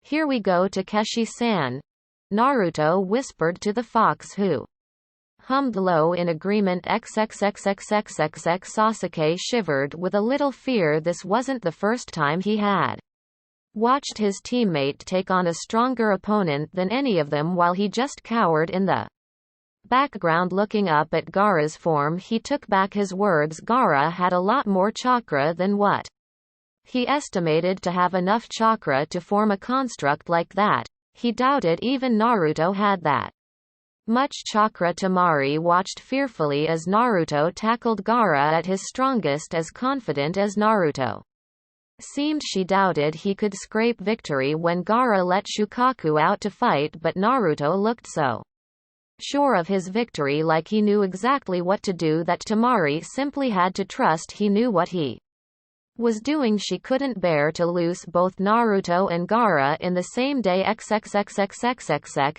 Yahoo! Finally I am out and free. The one-tailed monster opened its enormous jaw and the high crazy voice surprised Naruto a bit. He had been imagining a voice similar to Kurama's. Shukaku looked in front of him and cheered, coiling in preparation for an attack. Oh, a guy for me to kill already, and it looks like you're related to that asshole Kyuubi. I'll make mincemeat out of you. Naruto winced as Kurama roared in rage inside him. He really couldn't be sure if Shukaku was referring to him or Takeshi. Probably Takeshi, because of his tails. Takeshi gave a challenging grin full of teeth. Why don't you put those words to test? Let's see how far you can get. Shukaku slapped his large bloated stomach. Fuutan Renkudan, a bullet of air so compressed and pressurized came shooting towards Takeshi, who surprised both Naruto and Shukaku when he deftly used one of his tails to smack away the air bullet at just the right angle. He just shifted its direction a bit, so instead of damaging the Landscape. It went flying into the sky behind him. My turn, Takeshi grinned before performing 3 hand seals ending on tiger. He took a deep breath. Katen Goen no Jutsu, fire style great flame. Technique. An enormous vortex of rapidly expanding flames expelled from his mouth and rushed towards Shukaku. The heat from the flames was so hot that even Naruto, who was standing behind the wall of fire, felt it. The entire land of forest beneath the majestic flame was scorched to ashes. Naruto was willing to bet that the fire was hot enough to turn Shukaku's sand to glass. Shukaku, as soon as he saw the Herculean fire heading towards him, erected a huge wall of sand with his hand. He would have dodged it normally, but because of his huge bulk he was slow to put himself to motion. It was better to have a hand turned to glass rather than any other part of his body. The flames hit the wall of sand, and for a full 5 seconds Takeshi kept pumping chakra into his fire, making it hotter in each second. When he finally released the jutsu, both Naruto and Takeshi grinned at the results. XXXXXXX. Temari gaped in speechlessness as the wall that Shukaku had erected with his hand had completely melted into hot molten liquid. The amount of firepower that summons seemed to have was completely absurd and ridiculous. Sasuke was also dumbstruck at the new development. The heat from the summons fire had been hot enough to be felt way over where they were standing. He had seen what had happened to the forest beneath it, and he almost felt bad for anything standing in front of it. XXXXXXX. Shukaku winced as he saw his entire hand was now molten sand, which was slowly melting from the solid shape that he had formed it into. However, before he could do anything about it, he heard another shout. Fuuton kamikaze, wind style divine wind. A huge amount of wind was expelled from Takeshi's mouth. It had no shape, it simply was wind blowing at great speeds since the sand construct was still melting. Shukaku didn't have enough time to detach himself from it. Takeshi took full advantage of it and chose to cool down the molten sand, transforming it into glass. Shukaku looked at his hand in disbelief. His whole right arm that was still attached to his body had become solid glass. It was rather surreal to see. Takeshi laughed. Make mincemeat out of me. Take a look at yourself first, Anne. With speed that even Naruto did not expect from him, he shot forward in 3 quick strides. Naruto was stunned just how quickly Takeshi was able to move. However, his next choice of attack almost had Naruto jumping in joy. Takeshi had reared back his fist and punched right at the strange-shaped wall of glass. Shukaku had no choice but to block the punch with his now wall of glass, formerly wall of sand. If he could get rid of the glass, he could form a new hand. Then he would kill this blasted fox. The glass shattered like glass. It shattered into pieces. The part of the arm that had become glass was almost up to his shoulder, so almost the entire arm shattered under the tremendous force of Takeshi's punch. Shukaku was now visibly panicking. He swung his good left arm, claws outstretched to swipe Takeshi's head off, but Takeshi was quick to counter. Takeshi grabbed the left arm with his right, followed by grabbing the swinging tail that came from Shukaku's right. Takeshi held them in a strong grip, not allowing Shukaku any chance to attack. Well, if you don't count the regenerating arm and the purple ball of no doubt highly destructive chakra that was forming in front of Shukaku's mouth, aimed right onto Takeshi's alarmed face. Do it now, Naruto. You really don't want to be at the other end of that thing. Takeshi's warning had a high amount of urgency in it, and Naruto did not want to find out what that ball of chakra did, so he didn't hesitate to act. He directed his chakra into his legs and jumped high. With a grunt, he threw the kunai downwards, aiming it so it lodged right in front of an asleep Gaara. As expected, Gaara's sand came up to catch the kunai, but it was of no consequence. Naruto flashed right in front of Gaara, already in motion of an attack. He caught Gaara's jaw in an earth-shattering right hook which had so much force behind it that it not only sent Gaara leaning towards his own right but also knocked a tooth out of his mouth. Wake the fuck up. The punch sent waves of pain to Gaara's brain, forcing him to wake up. His eyes flew open in agony just as Naruto sensed the big ball of chakra harmlessly dispelling behind him. Shukaku's yell soon followed.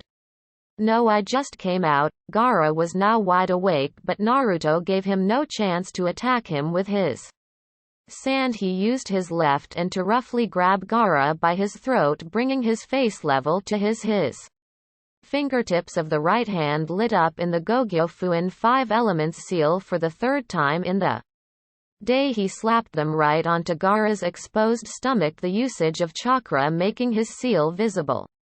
Gaara gasped as all the breath left him and he momentarily became unconscious. Naruto had successfully managed to cut Shukaku off from Gaara's conscious. The sand form beneath them began to crumble, and just in seconds the entire body of sand collapsed, making them plummet to earth. Naruto and Gaara would have hit the ground with bone-breaking force if Naruto hadn't managed to grab Gaara mid-air and flash to a kunai on the ground. He carefully set Gaara against a tree and was slightly taken aback when Gaara started to stir. He himself had needed a day to wake up when Orochimaru had slapped him with the same seal. Perhaps it was that due to Gaara's stronger connection to Shukaku, he already had large amounts of Biju chakra in his system, which helped him wake. Naruto stood over Gaara as the redhead fully opened his eyes, looking disoriented for a second. His eyes widened as he saw Naruto standing over him with an expressionless look on his face. He tried to shift further into the tree. No, stay away from me, he cried weakly, far too weak to try and move his body. He watched with pure fear as Naruto knelt down. Naruto softened the look on his face, that pain, of being alone, of your life not meaning anything to anyone. I know that pain all too well, Gaara whispered in confusion. How? Naruto's lips twisted into a sad smile. Because we are alike, I also house a beast like yours. Gaara's confused expression twisted into one of shock. Then for all those people. Why? Naruto put a hand on Gaara's tuft of hair. Because I found people to care for, to protect, who loved me and acknowledged my existence. Those people told me as many times I needed to hear that they loved me. They told me that my purpose in this world was to protect. True power doesn't come from fighting for yourself, it comes when you have someone of your own to protect. Gaara, he ruffled the red hair. You have people like that too. If you just give them a chance, they would accept you. If you want, I'll be your first friend. Gaara was unable to answer, just staring at Naruto with wide eyes. Naruto chuckled and removed his hand. Standing up, they were here anyways. Temari and Kankuro appeared just beside Gaara. The difference was that Kankuro was injured and still on guard. When standing in front of Naruto, he looked at Naruto with a wary expression, knowing that he stood no chance against a guy who still didn't look that exhausted after outright crushing Gaara. Temari, on the other hand, just stared at Naruto with wide eyes. He had delivered on his promise. He had stopped Gaara without killing him, and she was grateful to him for that. Naruto looked at her and winked. I promised you, didn't I? Temari smiled softly and nodded. She was grateful that Gaara hadn't been killed. Along with the fact that Gaara hadn't managed to kill Naruto, she didn't know if she could ever repay Naruto for what he had done for her. A hand brushed against her leg, causing her to look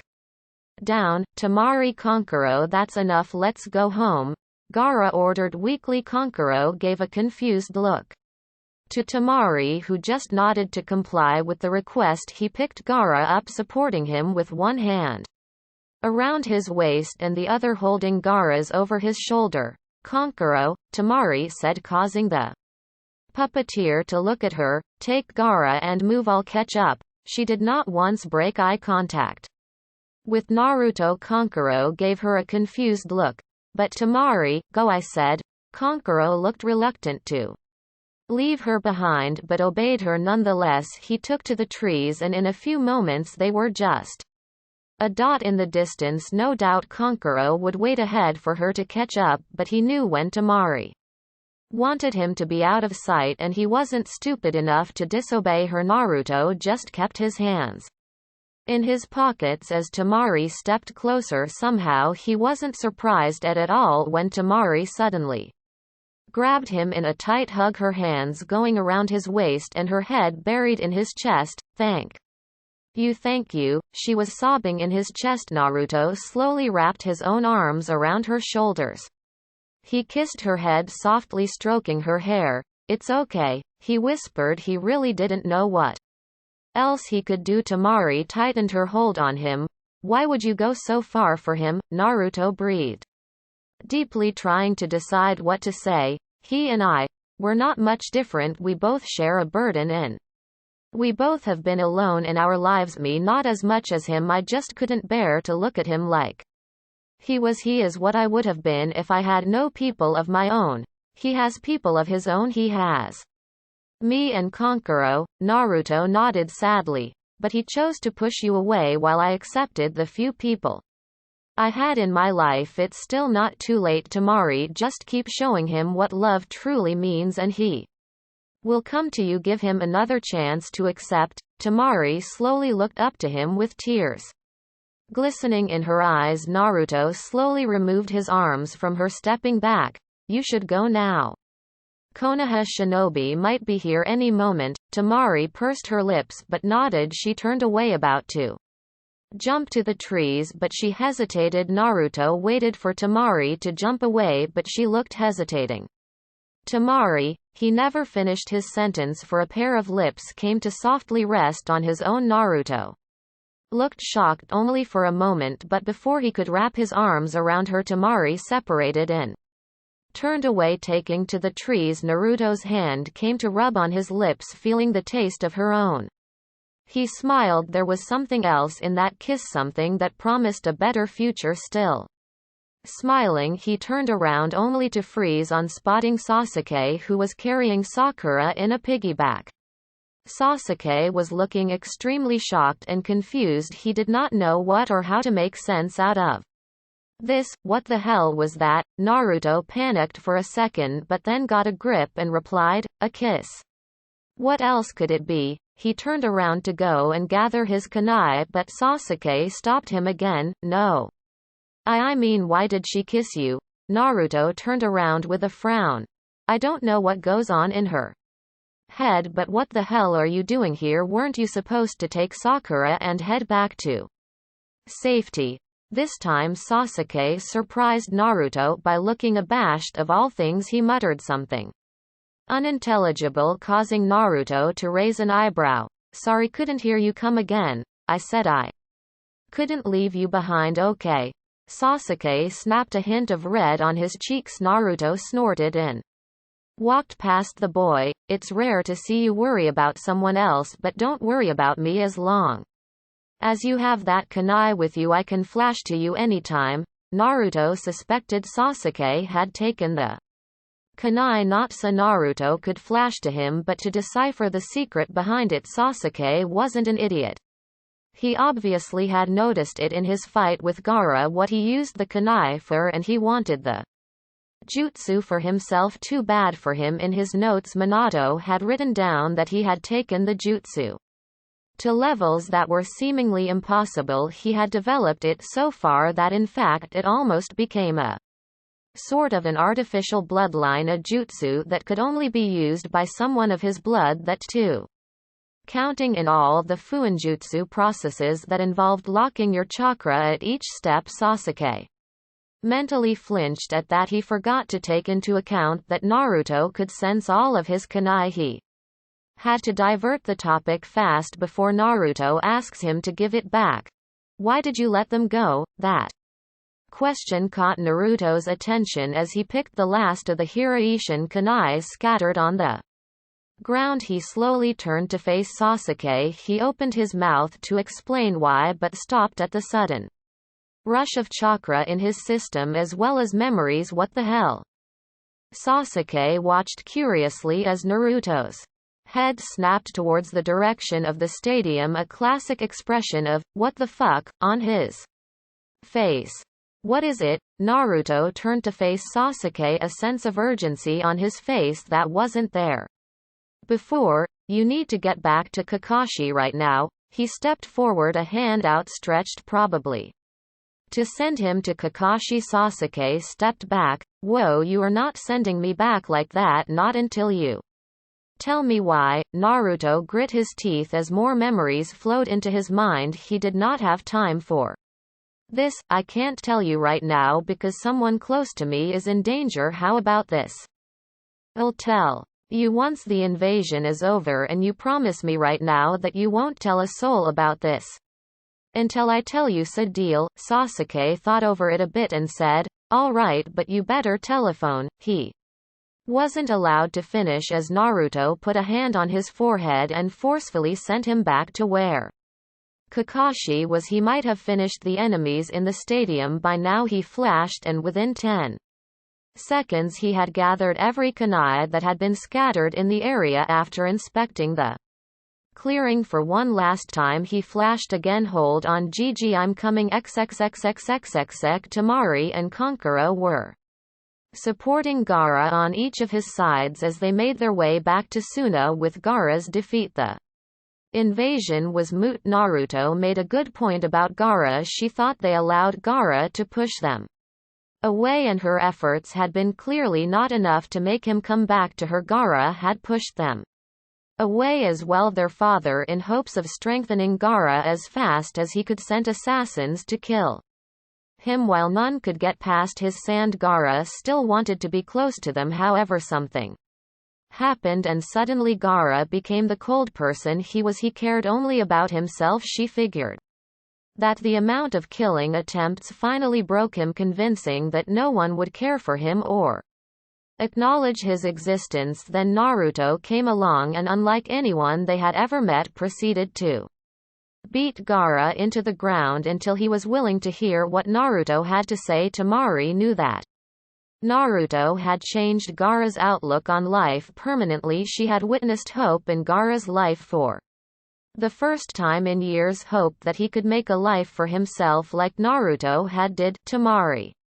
Kankuro, a voice snapped her out of her thoughts. She turned her head to face Gaara, who was still not meeting her eyes. Kankuro shot a questioning look at his sister, but his confusion turned to shock when Gaara uttered a single word, sorry. Both the older siblings were shocked that Gaara apologized to them. For years Gaara viewed everyone as beneath him. For him to apologize, it meant Naruto's words had had a deep effect on him. Temari smiled. They were in Naruto's debt for this. It's okay, little brother. XXXXXXX. Kakashi looked tiredly around the stadium. A large number of bodies were littered around almost in every part of the arena, either covered in blood or outright crushed. He blamed Guy for all of this. That man seemed to make everything a competition between them, and for some reason that even he doesn't know, Kakashi always indulged in those things. Guy had made a bet that he could kill more enemies than Kakashi. Kakashi being the dutiful eternal that he was, agreed to the bet. After almost an hour of continuous fighting, the enemy had finally stopped coming into the stadium. Guy was standing on the other side of the arena. He waved energetically at Kakashi. Yo Kakashi, how much is your count? Is there an end to his youth? Kakashi tiredly thought, but answered anyway. 57, he answered in a bored tone. Just as he predicted, Guy shifted to a completely different personality. Oh Kakashi, it seems you have won again, my eternal rival. It was no secret in Konoha that he and Guy were eternal rivals. Kakashi was thankful for his face mask every time Guy chose to announce their rivalry publicly. That man had no sense of stealth whatsoever. People already questioned if he was mentally fit to be a ninja. It won't do for them to start questioning him as Well, Kakashi mentally sighed. His best friend was a pain in the ass just as he was about to approach. Guy Sasuke suddenly appeared beside him with Sakura unconscious on his back. Kakashi already had a kunai out ready but lowered it once he saw who it was. He watched amused as Sasuke blinked, no doubt disoriented from the sudden travel, and proceeded to curse in a way that Kakashi almost blushed. Though he couldn't hold back the perverted giggle upon seeing his student's position. That asshole, I told him not to do that, Sasuke shouted before spotting Kakashi. He raised an eyebrow in deadpan.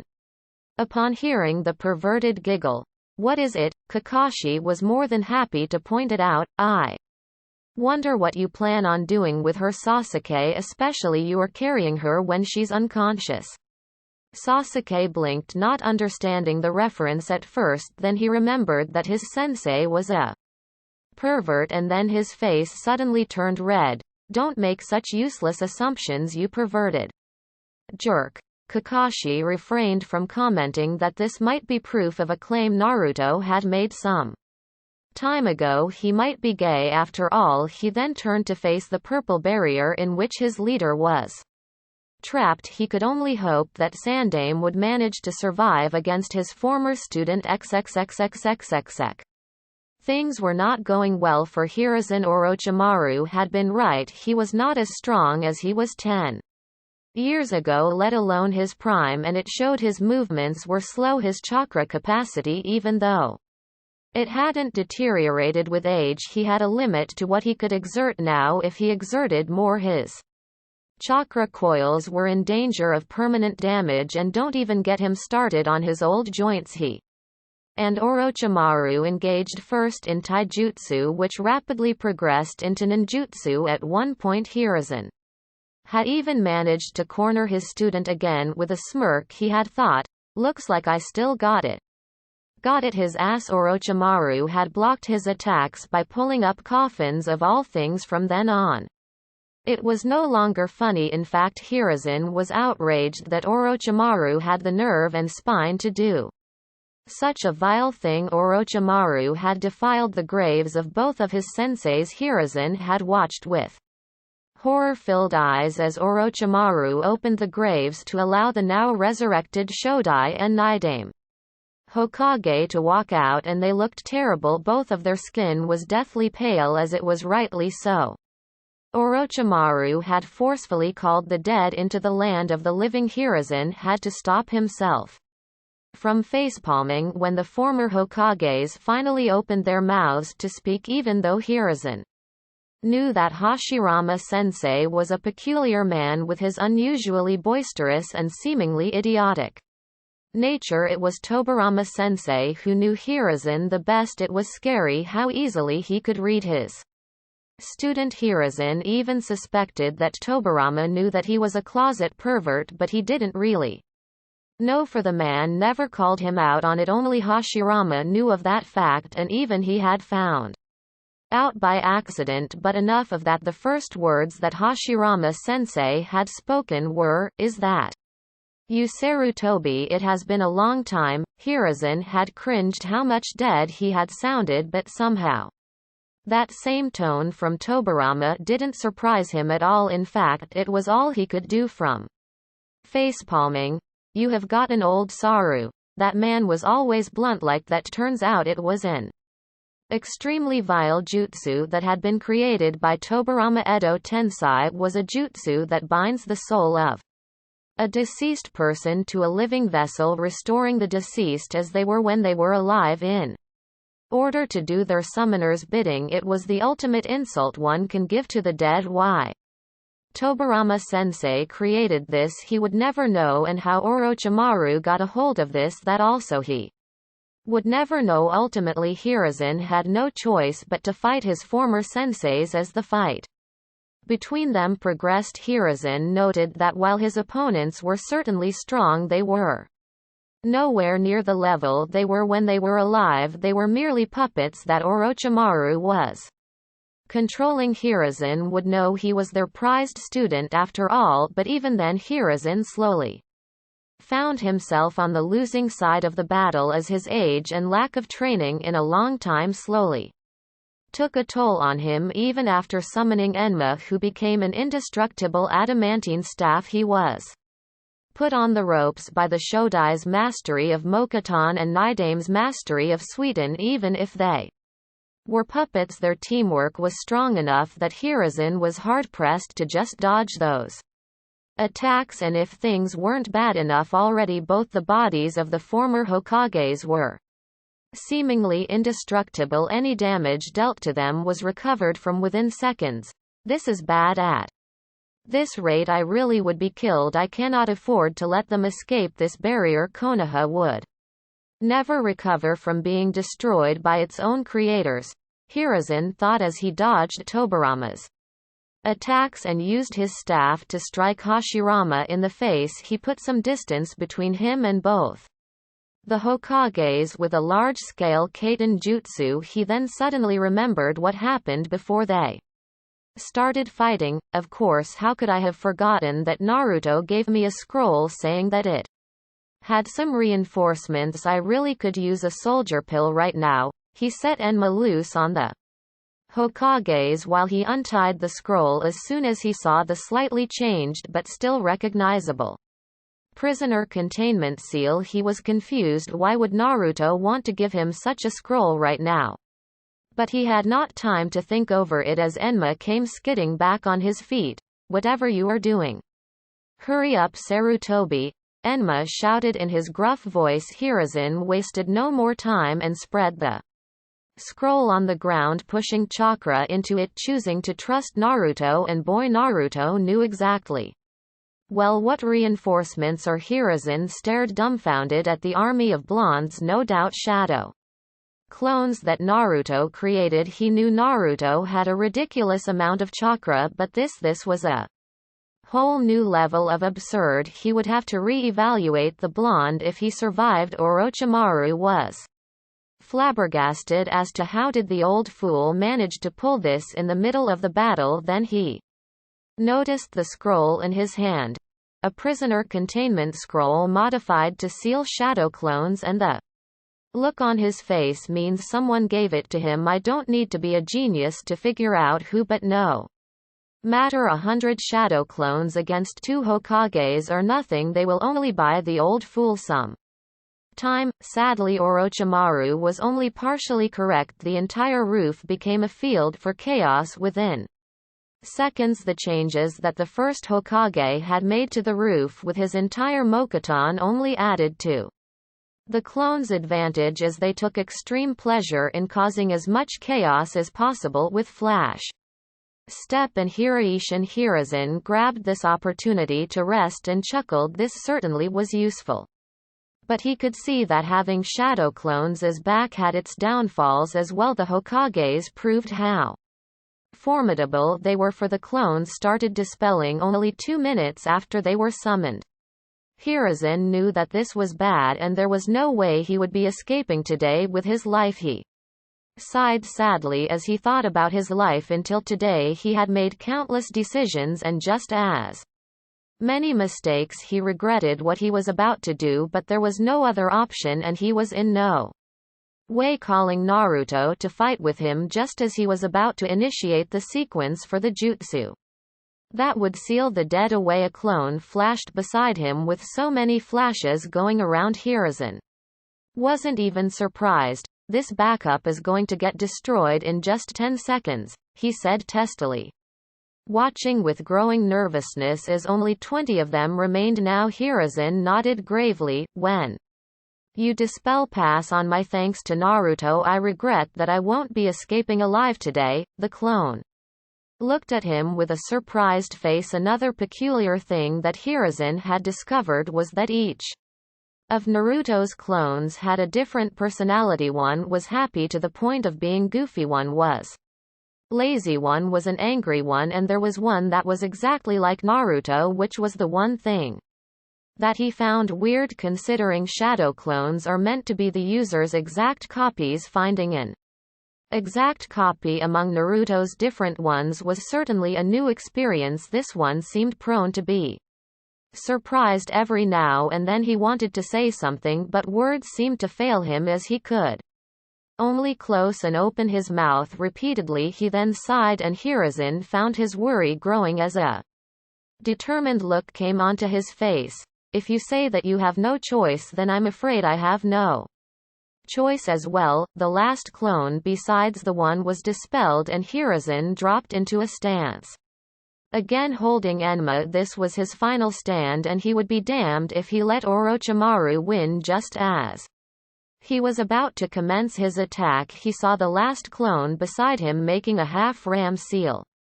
Dispelling a second later, what was he up to? He suddenly got a very bad feeling in his stomach. Surely he was not going to.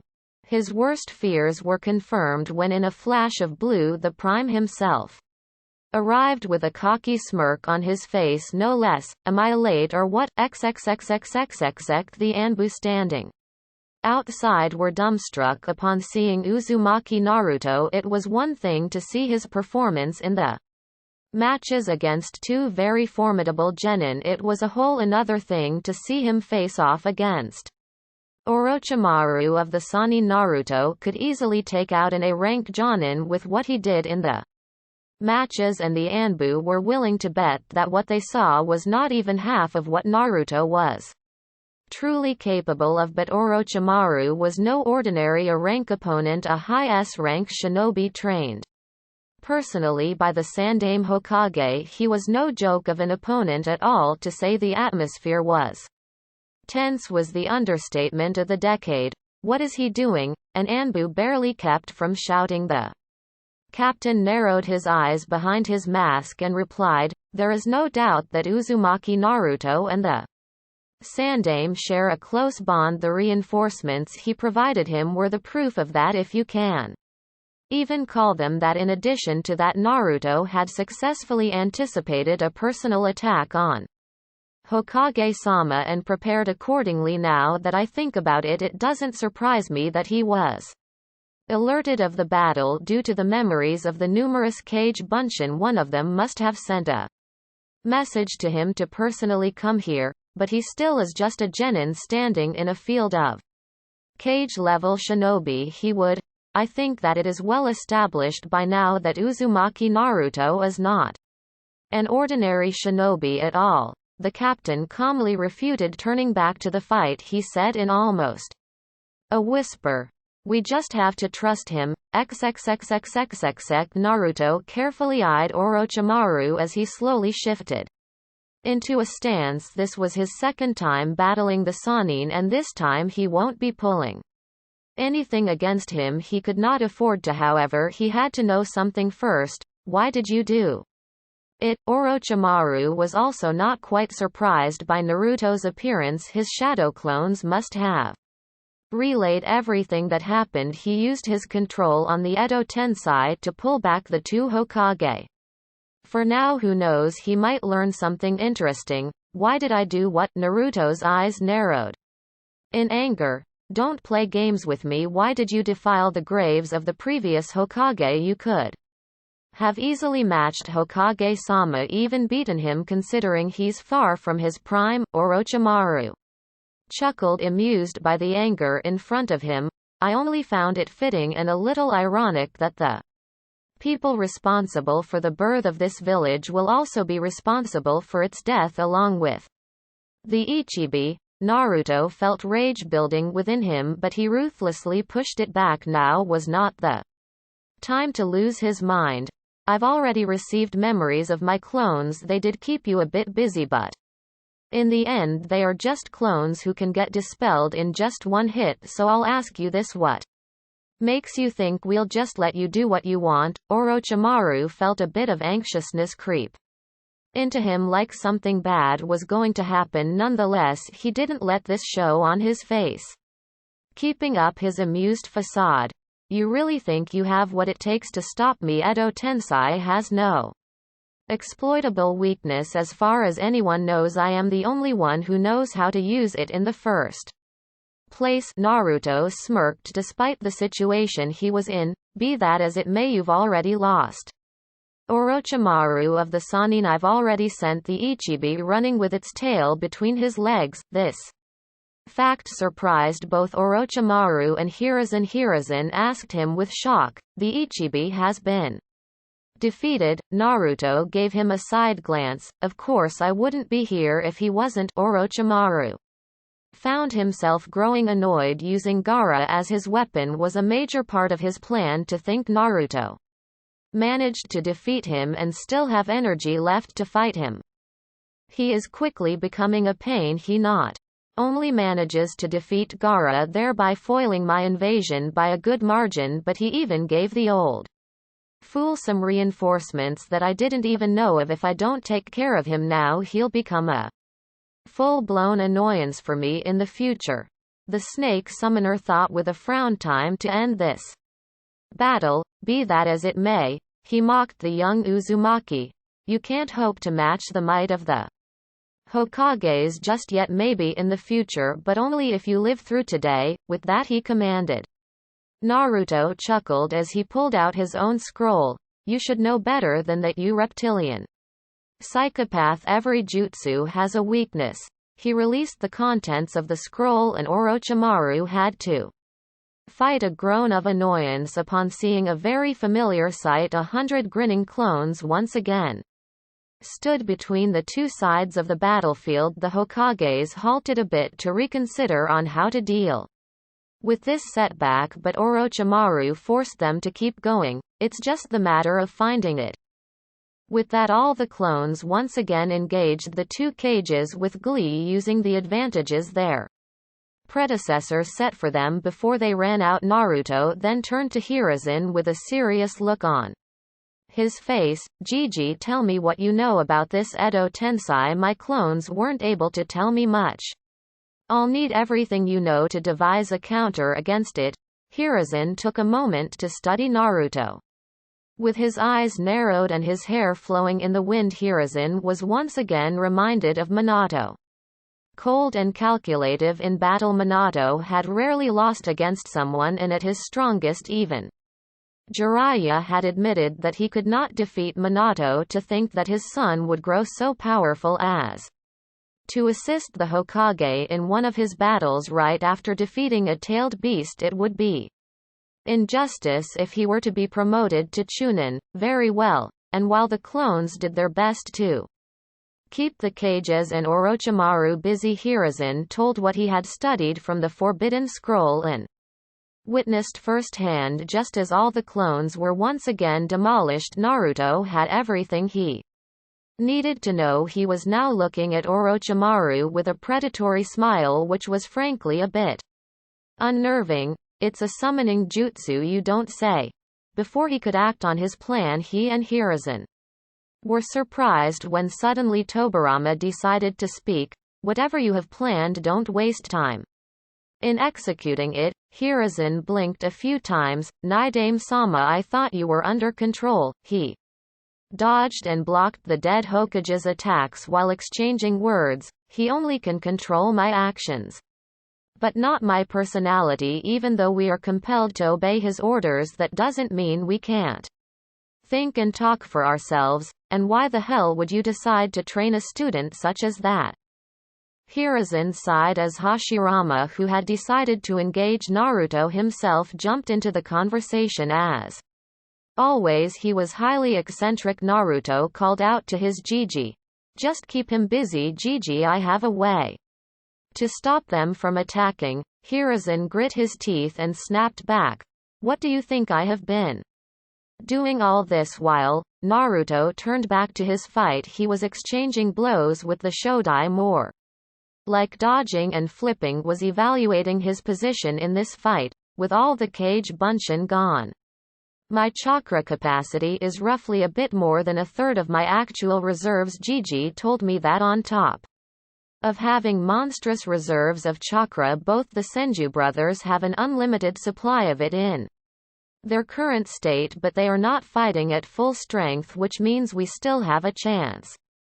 Naruto substituted with a clone seamlessly in the middle of his fighting. However, Hashirama had decades of battle experience, it was foolish to hope that it could have fooled him. As soon as he detected the switch, he immediately dispelled the clone and turned his attention back to the original, only to find a ball of wind racing towards him. Fuutenkei's Gyorai no Jutsu. Naruto watched as the legendary Kage simply backflipped to dodge the highly explosive jutsu. However, he failed to take notice of the seal on the sleeve of his left hand just as Hashirama completed his flip. Naruto was no longer in his vision. He let his instincts take over as he turned around to kick Naruto away, but he suddenly found he couldn't move. Combined with his awkward position of a leg high in the air, he toppled face first into the tiles of the roof. Curiously enough, there was a large goofy smile on his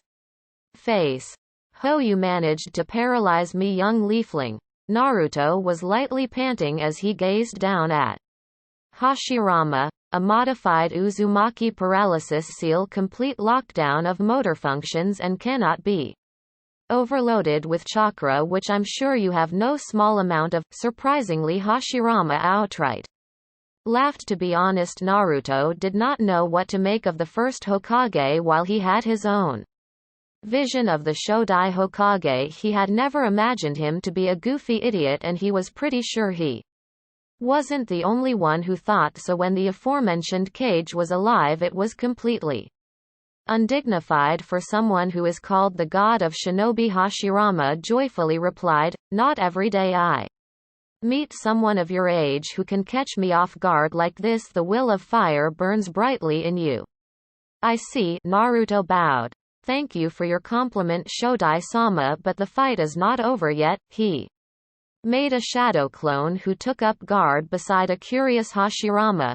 "Just be ready for it when it happens." If he wasn't bound, Hashirama would have given a thumbs up with a large grin. Seeing he was bound, he just grinned, not even knowing what Naruto was talking about. "Will do." With that, Naruto turned his sights onto the jackpot Orochimaru. Without any further thought, he flash-stepped, barreling his right fist right into Orochimaru's jaw. Orochimaru was thoroughly enjoying himself. He had sent the Shodai to dispose of the meddlesome Uzumaki while he teamed up with Tobirama to take Hiruzen down. It was actually quite amusing to hear the legendary water user curse at him while attacking his own successor. He was about to use an opening Tobirama had created to stab his sensei with the famed sword of Kusanagi when he was suddenly punched in the face so hard he swore his teeth might have loosened a bit. He went flying back, though he managed a flip in the air and land gracefully on his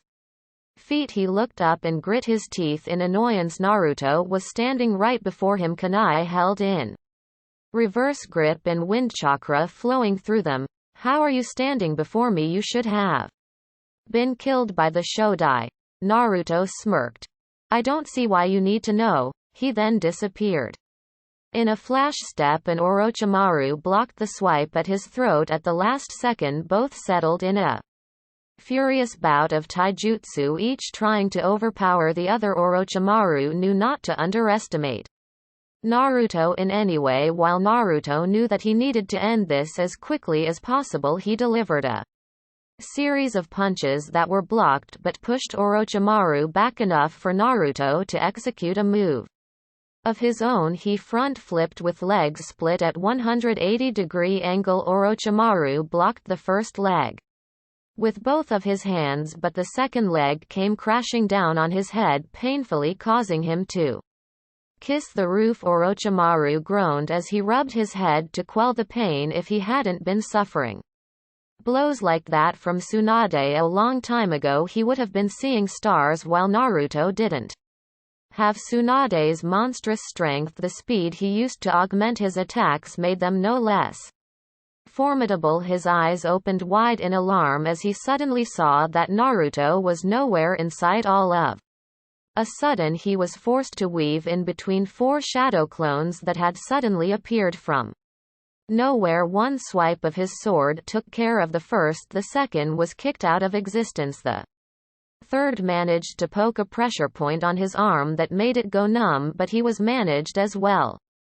The last one attempted an upward slash only to see that he would be stabbed before he could slash the Sannin, so using his slower perception he let go of the Hiraishin kunai just as he was stabbed in the back. It was almost like slow motion for Orochimaru as he watched the kunai spin upwards. His own free hand reached up in slow motion to grab the kunai before it was too late. Oh, too late. Naruto suddenly appeared mid-air in perfect position, grasping the kunai by its handle and delivering a direct blazing palm thrust on Orochimaru's back. The attack was way too fast for Orochimaru to counter and was therefore bashed into the roof. Once again Naruto flashed to the kunai a few meters away. As Orochimaru slowly recovered from the attack, Naruto took a glance to see how Gigi was doing. Not good.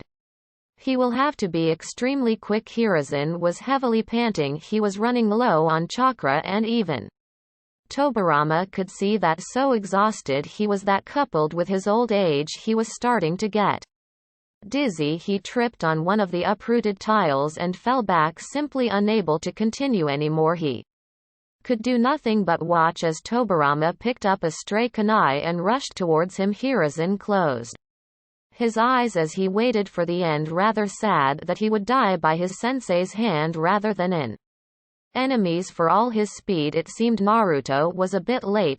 Sorry Naruto, but this is the end.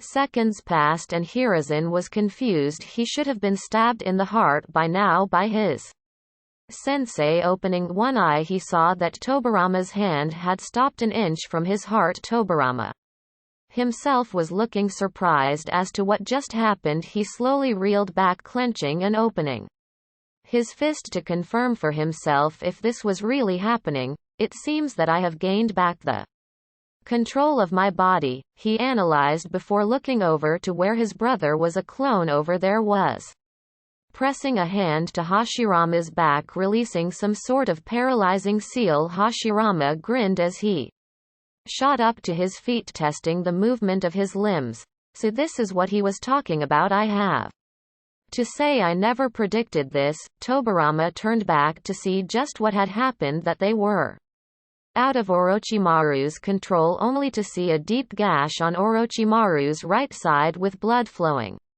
from it like waterfall. The Sannin was pressing the wound as tight as he could to slow the blood flow down. Just a second later his mouth opened widely and another Orochimaru crawled out of it without any injuries. He had a snarl on his face, but the damage was already done. I can't believe you just did that. Naruto just grinned at his victory. Looks like you just weren't fast enough. What just happened here? Tobirama questioned with authority. Naruto grinned as he recounted what happened.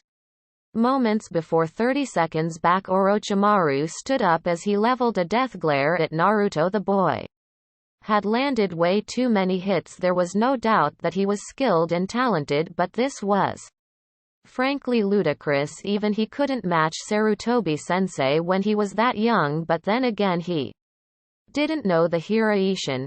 He teleported to the kunai in the air. I should never have let my guard down after dismissing those clones. Your efforts are admirable, he rasped out, but ultimately useless. This is a jutsu that not even the Yondaime could have found. The weakness to all you are trying to do is delay the inevitable. He never got the chance to finish his monologue as Naruto suddenly appeared in front of him. He placed one hand on his stomach, the right, while the other holding the kunai, went right into Orochimaru's side, drawing a surprised grunt from then man. One moment he was standing in front of Orochimaru, the next moment, no instant, he was burying a kunai into him. Hiraishin no jutsu. He must have marked me in that attack, Orochimaru thought as he released a breath in pain as the kunai went deeper.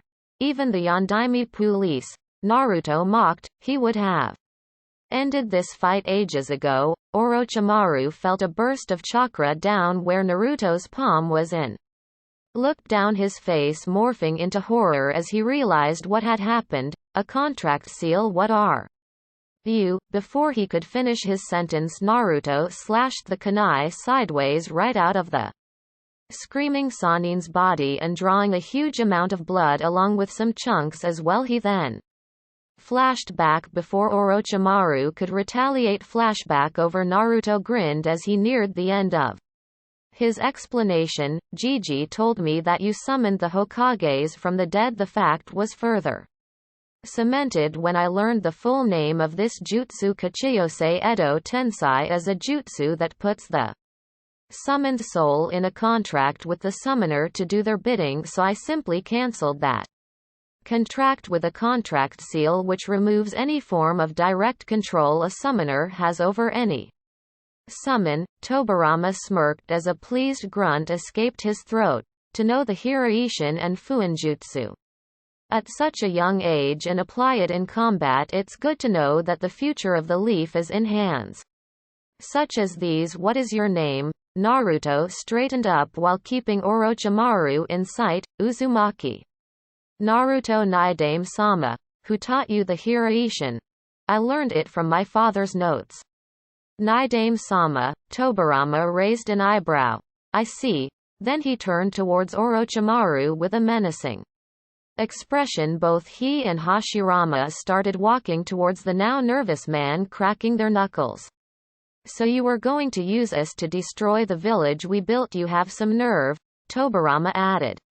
As well, don't think you can escape. We are no longer under your control. Both of them rushed at Orochimaru, who knew that there was no way he could do anything. The cages were out of his control by a contract seal, which meant that he could not even cancel the jutsu, which left only one option. Lower the barrier. We are leaving. Hi Orochimaru-sama. The barrier was lowered and Orochimaru turned to escape when suddenly Naruto flashed in front of him and kicked him right in the face. He went tumbling back on the roof, coming to a harsh stop. He immediately got back up, but there was no way he was able to counter what came next in time. Kaiten Ryuka no Jutsu. Orochimaru had no time to mold enough chakra for a counter, so he just brought his hands forward in a cross position. He screamed in pain as the concentrated fire utterly burnt his arm even from the inside. Only when the fire stopped was he able to jump back. Only years of building up his pain tolerance allowed him to not pass out right on the roof. My arms, he mentally raged, they were burnt right to the inside, and even trying to move his little finger send painful jolts up his arms, and he won't be able to change his body for almost 4 months. I'll get you for this, Uzumaki. Naruto. The Sannin fled the battlefield, arms and pride injured, and objective failed. He had never foreseen that he would be defeated by a mere genin, much less the Hokage. The only comfort that he could take that Uzumaki Naruto was no mere genin, and even that wasn't much comforting. Down the road Orochimaru would have to watch out for him. XXXXXXX, and there he goes again, Naruto muttered as he saw Orochimaru vanish into the ground. I'm surprised that someone managed to get their hands on that jutsu, Tobirama commented while looking at Naruto with his hands folded. He looked every bit the Hokage he was known to be. Hashirama on the other hand. Tobirama, I told you that it wasn't a great jutsu, he said with a hand running down his face. Tobirama turned an annoyed face to his older brother. Will you be quiet?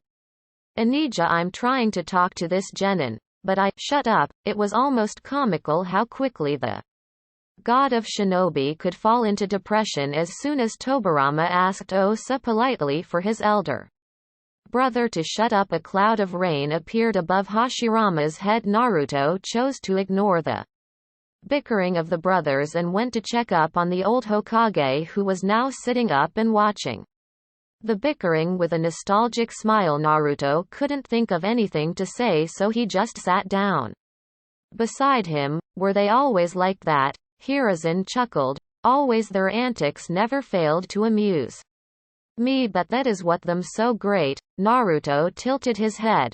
What do you mean? Hiruzen gave a Cryptic smile. You'll understand in time. Naruto huffed, muttering about old men and their elusive ways of talking. Hiruzen chuckled and patted Naruto on his back. I have to say you sure do live up to your title, the most unpredictable ninja of Konoha. I expected some extra weapons, or considering it was your clone who gave it to me, some really good fuinjutsu traps. Boy, you almost gave me a heart attack when I saw the 100 kg Bunshin standing like some sort of army. Naruto chuckled and rubbed his head. What can I say? I didn't know what kind of attack you would be involved in, so I just did the first thing that came to mind. Hiruzen laughed and said, it was excellent and worth seeing.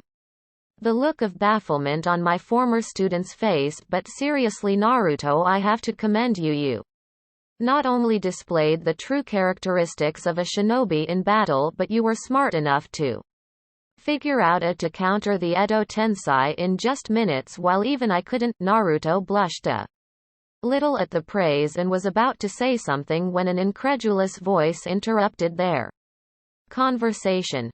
Did you say 100 shadow clones? Both of them turned to see Hashirama with a look of wonder on his face as he approached with his brother. Naruto nodded. Hi Shodai-sama. Hashirama gave a sly look to Tobirama. That's way more than you were able to do, Tobirama, and he is still just a child. Tobirama grit his teeth, restraining himself from whacking the idiot across the head.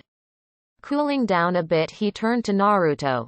You said you were from the Uzumaki clan, did you not? I don't see any red hair, so the blonde must come from your father, and while I knew that Uzumaki possessed chakra reserves large enough to best even the Senju, even the strongest Uzumaki could only make 50 at best. Naruto slowly nodded. It was a fair assessment. If it helps you any, I am the Jinchuriki of the Kyuubi. Both of the previous Hokages were surprised, but not that much. Then it's understandable. After all, only the Uzumaki had life force and chakra strong enough to jail the demon. Tobirama mused to himself, then suddenly remembering something, he turned to the aged Hokage. What are you doing holding that hat in your old age, Sarutobi? Shouldn't you have found a successor by now? Hiruzen cringed at the reminder of the death of his successor. I did, sensei, but he died shortly after taking the hat. Kyuubi killed him, but he was able to seal it into Naruto here before he died. Hashirama finished with a frown.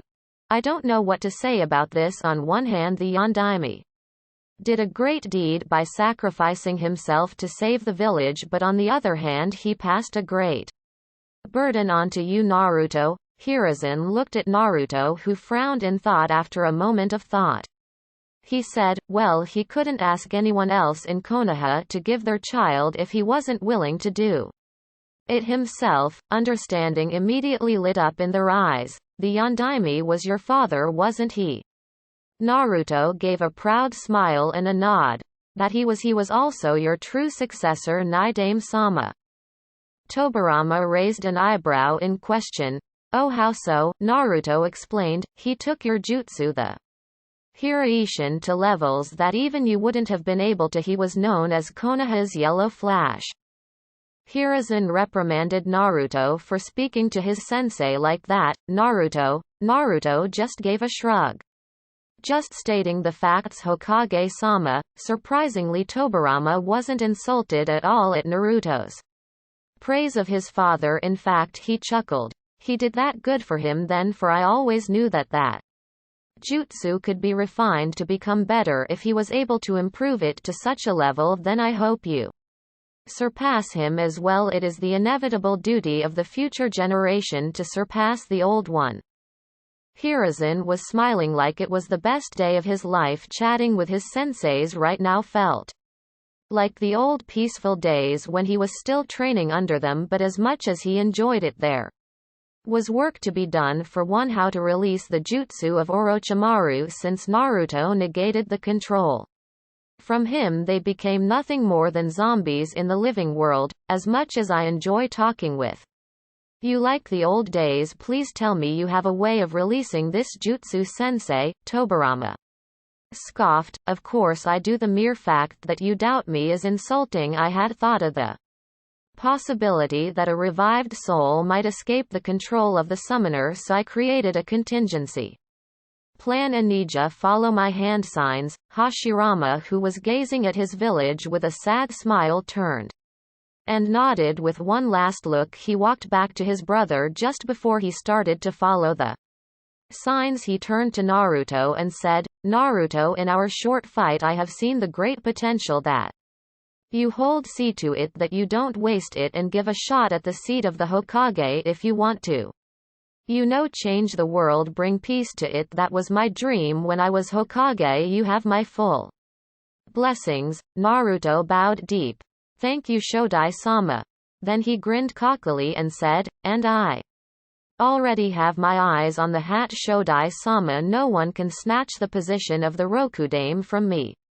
Hashirama laughed at the enthusiasm while Tobirama smiled at it. Naruto reminded him just how his elder brother used to be when they were children, optimistic at every turn but serious when needed.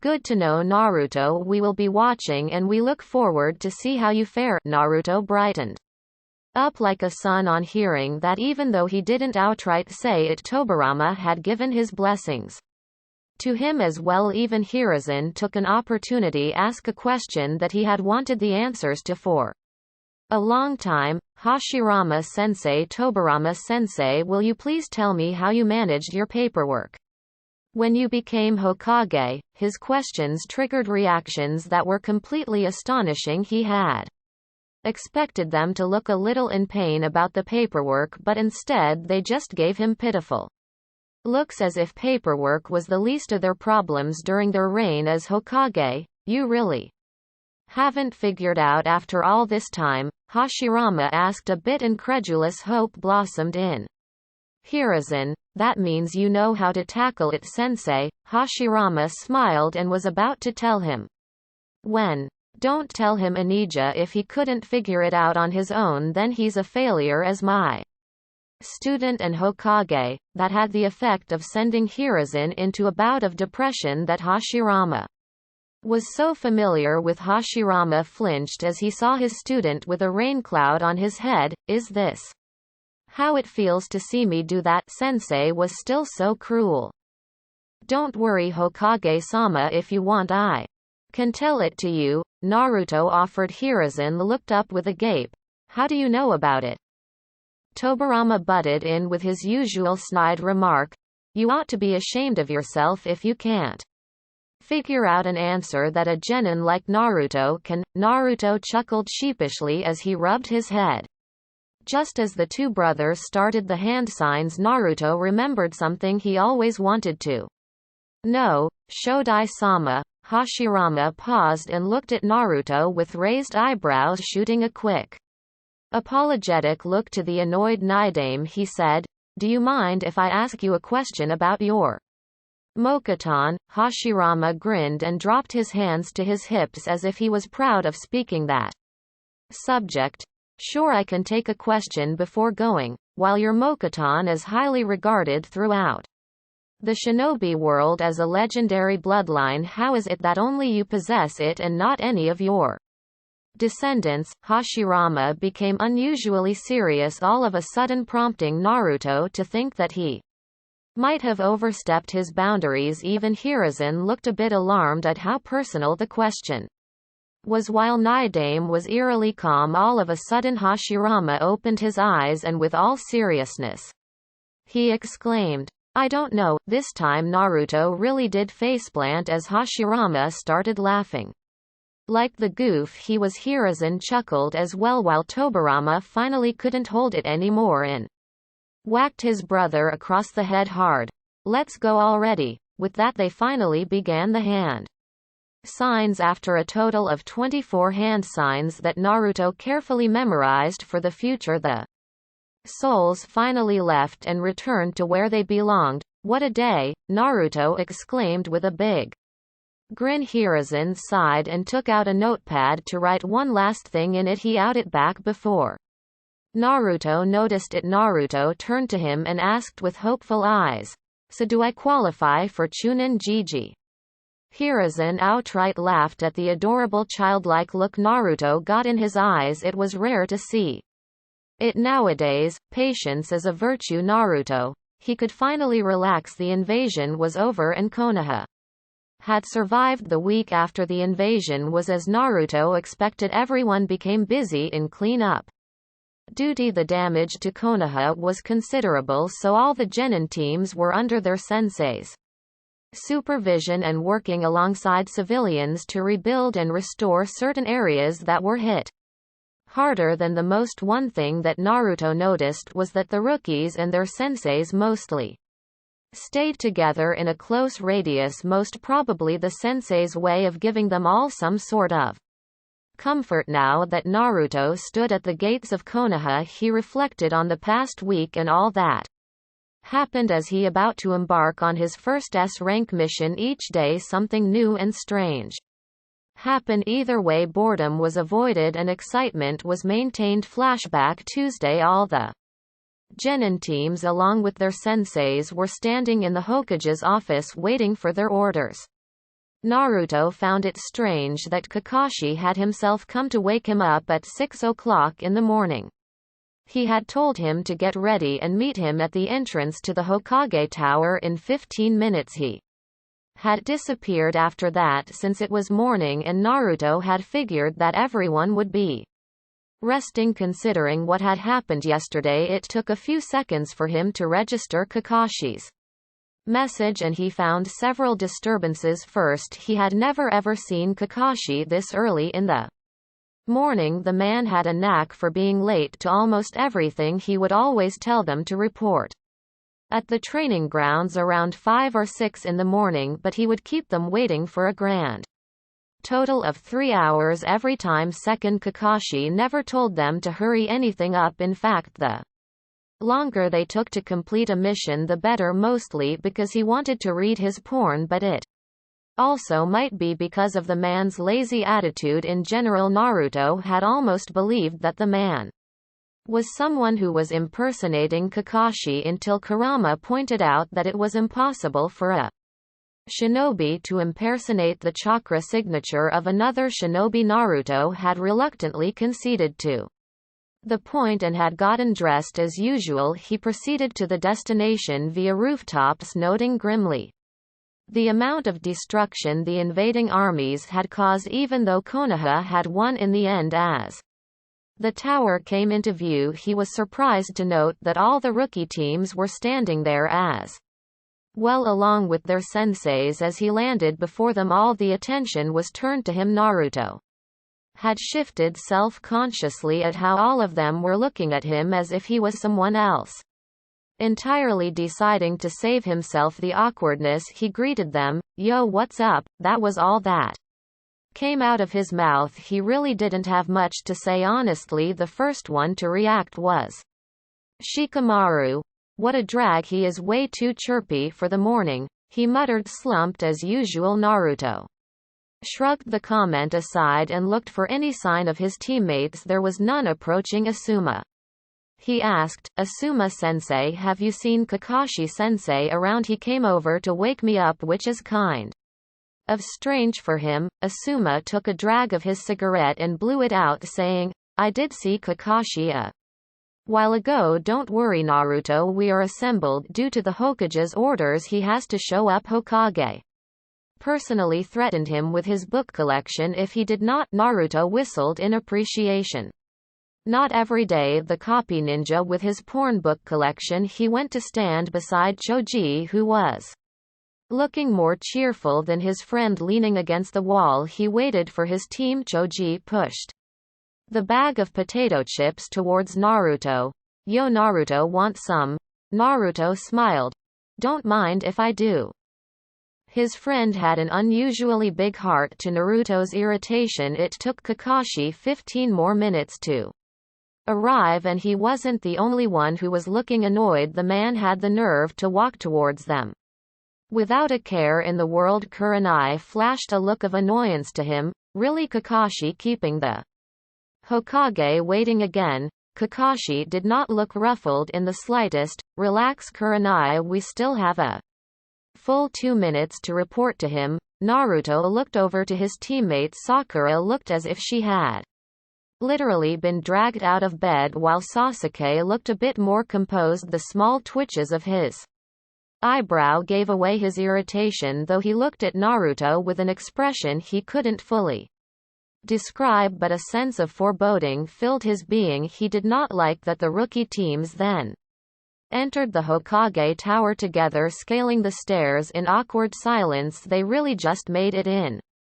time for the meeting. Gigi was sitting in his chair looking not one bit sleepy and cranky. In fact, he looked just like when he did on regular duty days. He was as usual working on some paperwork. All the genin filed into one line with their senseis standing behind them waiting for the aged leader to speak. Hiruzen looked over to them from beneath his hat with serious eyes. He seemed to be evaluating them as his eyes passed from each genin to another. Everyone except Sasuke shifted uncomfortably at his stare when his eyes landed on Naruto. Naruto just gave him a look of curiosity, silently asking the question, "What's going on, Team 7, Team 8, Team 9 and Team 10? He addressed in his old but powerful voice.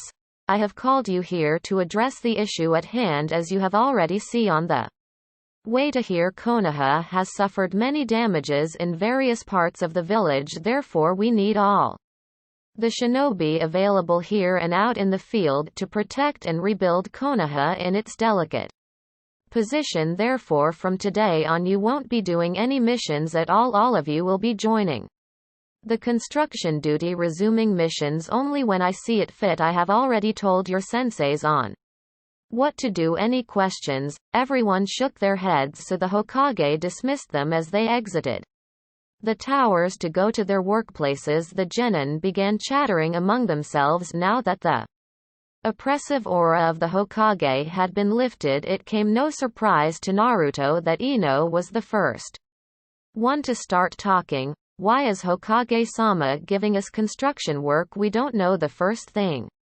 about it." She put her arms up Naruto's side and answered, "If only to shut her up. That's why we have D-rank missions. Ino, also we won't be working by ourselves. Our senseis will be giving us orders in a way that we can follow without getting confused. Lastly, the village needs to be rebuilt, as you can clearly see." Ino frowned and was about to say something when Shikamaru spoke with a raised eyebrow.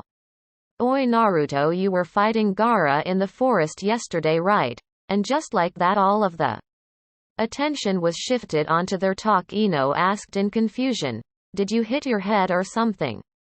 Shikamaru, Naruto was fighting Gaara in the stadium, not in the forest. Naruto spoke on behalf of Shikamaru. "You may not believe it because you were caught in the genjutsu, Ino, but Gaara was a part of the invasion force. For some reason he was about to retreat with his siblings, but Sasuke managed to catch up to him. I was fighting somewhere else." He deliberately avoided mentioning that he was the one who fought and defeated Gaara because frankly he did not want to be subjected to her endless questioning. Her reputation as the gossip queen of Konoha made him wary of her. Plus, by mentioning that Sasuke was the one who fought Gaara, she would likely turn her attention onto him as he predicted. Ino turned to a scowling Sasuke with stars in her eyes. "So you really did defeat Gaara?" "Sasuke-kun, I didn't have a single doubt." Naruto refrained from smirking as Ino began to pester the details out of Sasuke. Sakura jumped into the conversation as well, not liking how close Ino was being to her. "Sasuke-kun, back off, Ino pig, stop laying onto Sasuke-kun, and besides, what do you mean that Sasuke-kun defeated Gaara?"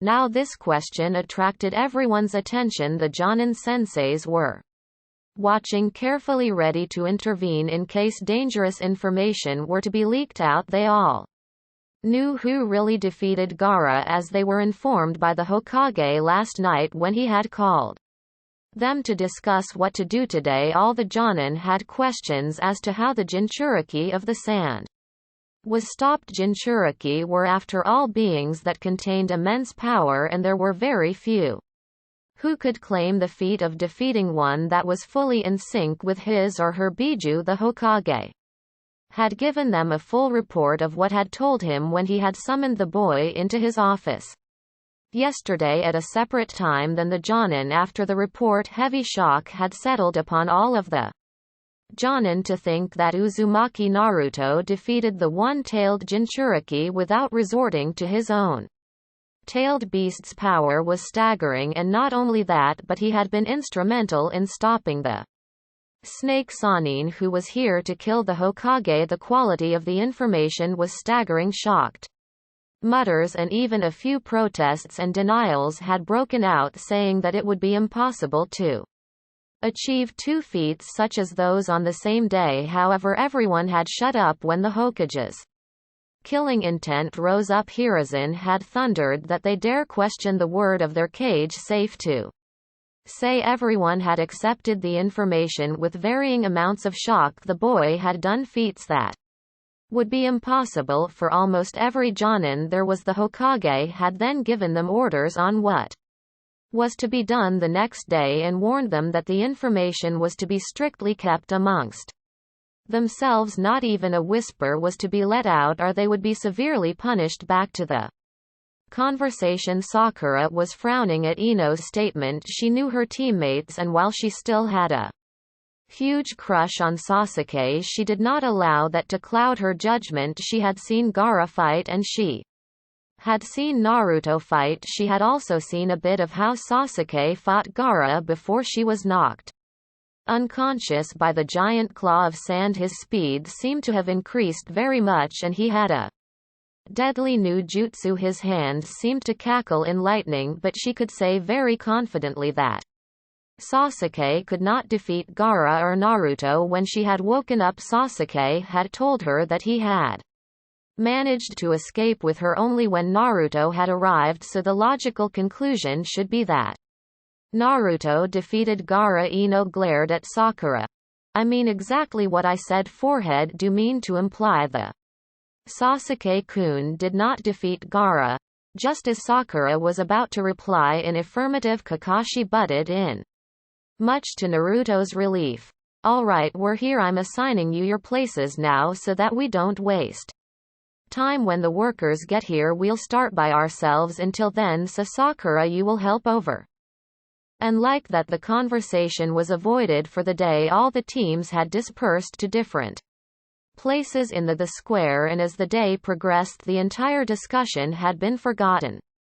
Wednesday, the day before, was spent quite fruitfully. With all the work they had done today, they were to continue where they had left off. As Naruto lifted another of the wooden planks, he was approached by Sasuke, who had his hands in his pockets trying to look as cool as he could while being covered in dirt and grime.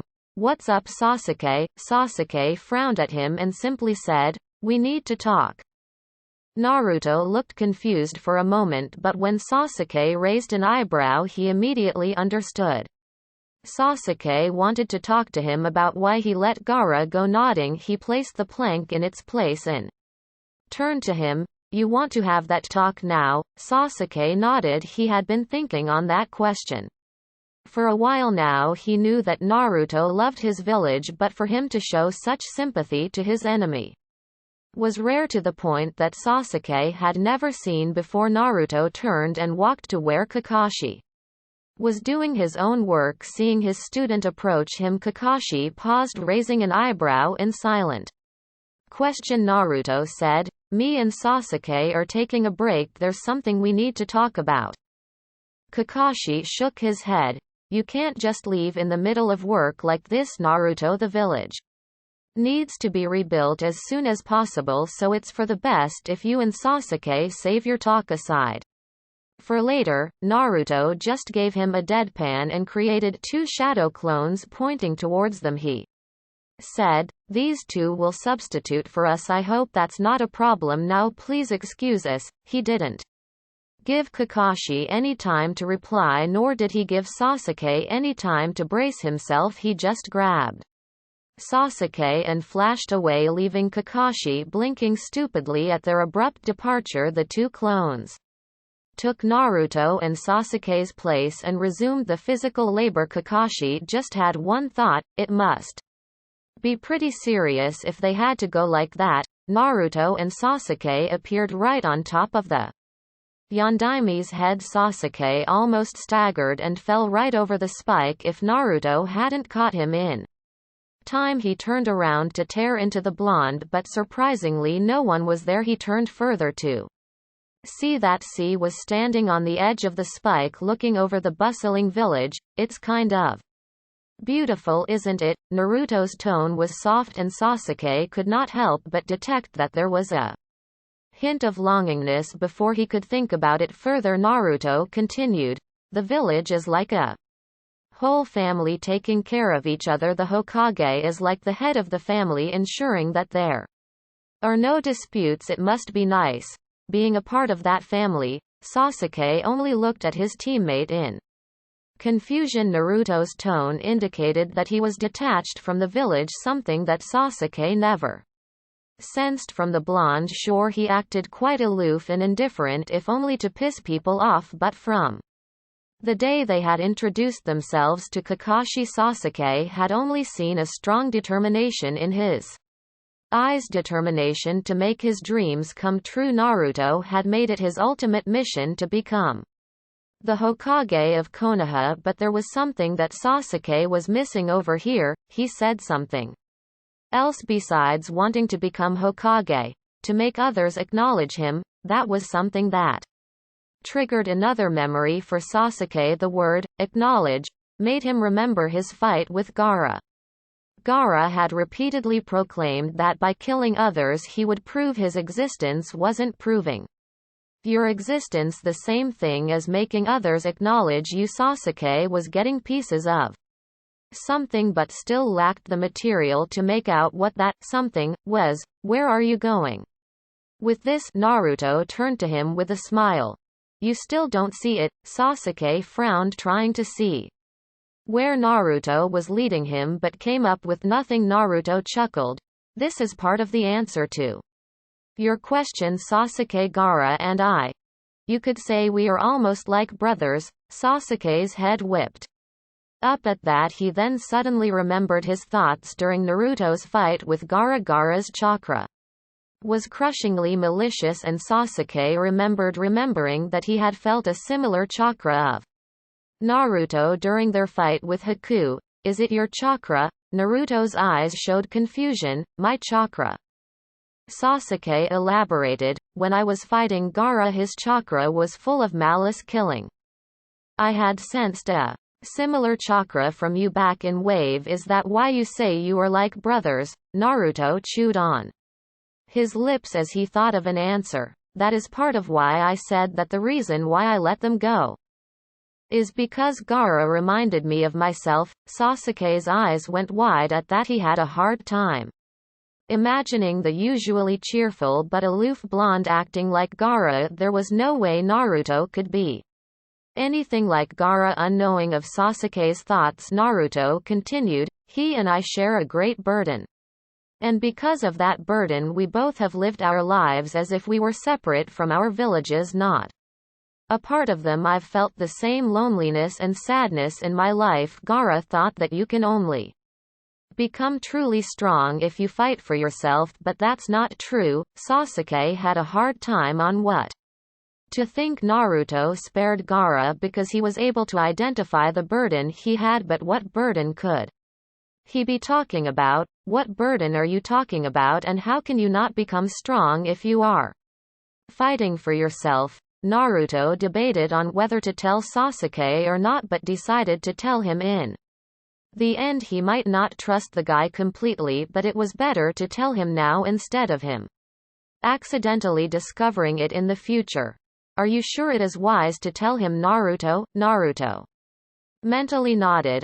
I'm sure. Verbally he said, I'll answer your question in reverse. Sasuke, the only Way you can truly become strong is if you wish to protect someone you treasure. Sasuke frowned and asked, and what about the first question? Taking a deep breath, he calmed himself. He never thought that the first person he would be telling about Kurama would be Sasuke. What I'm about to tell you is still an S-rank secret with only the Hokage allowed to speak about it. Never mind that almost every adult knows it anyway. Don't tell this to anyone. This is my secret, understand? Naruto pinned him with his cold arctic stare. Sasuke was a bit surprised at how serious the blonde was being, but understood S-rank secrets were no joke at all. As you may recall, 13 years the Yondaime supposedly killed. Here he made air quotes as to mock the point. The Kyuubi at the cost of his life. What about it? Sasuke asked impatiently. Naruto folded his arms.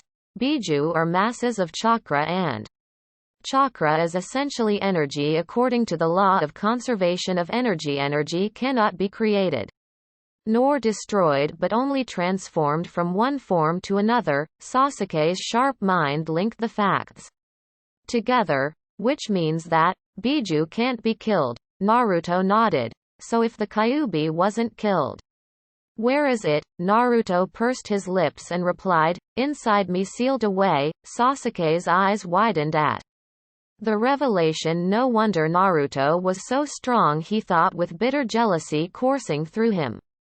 Again, why was he chosen to be entrusted such power and not him? It would be foolish of me to assume that your Kyuubi, since a sealing scroll doesn't become a kunai when a kunai is sealed inside it.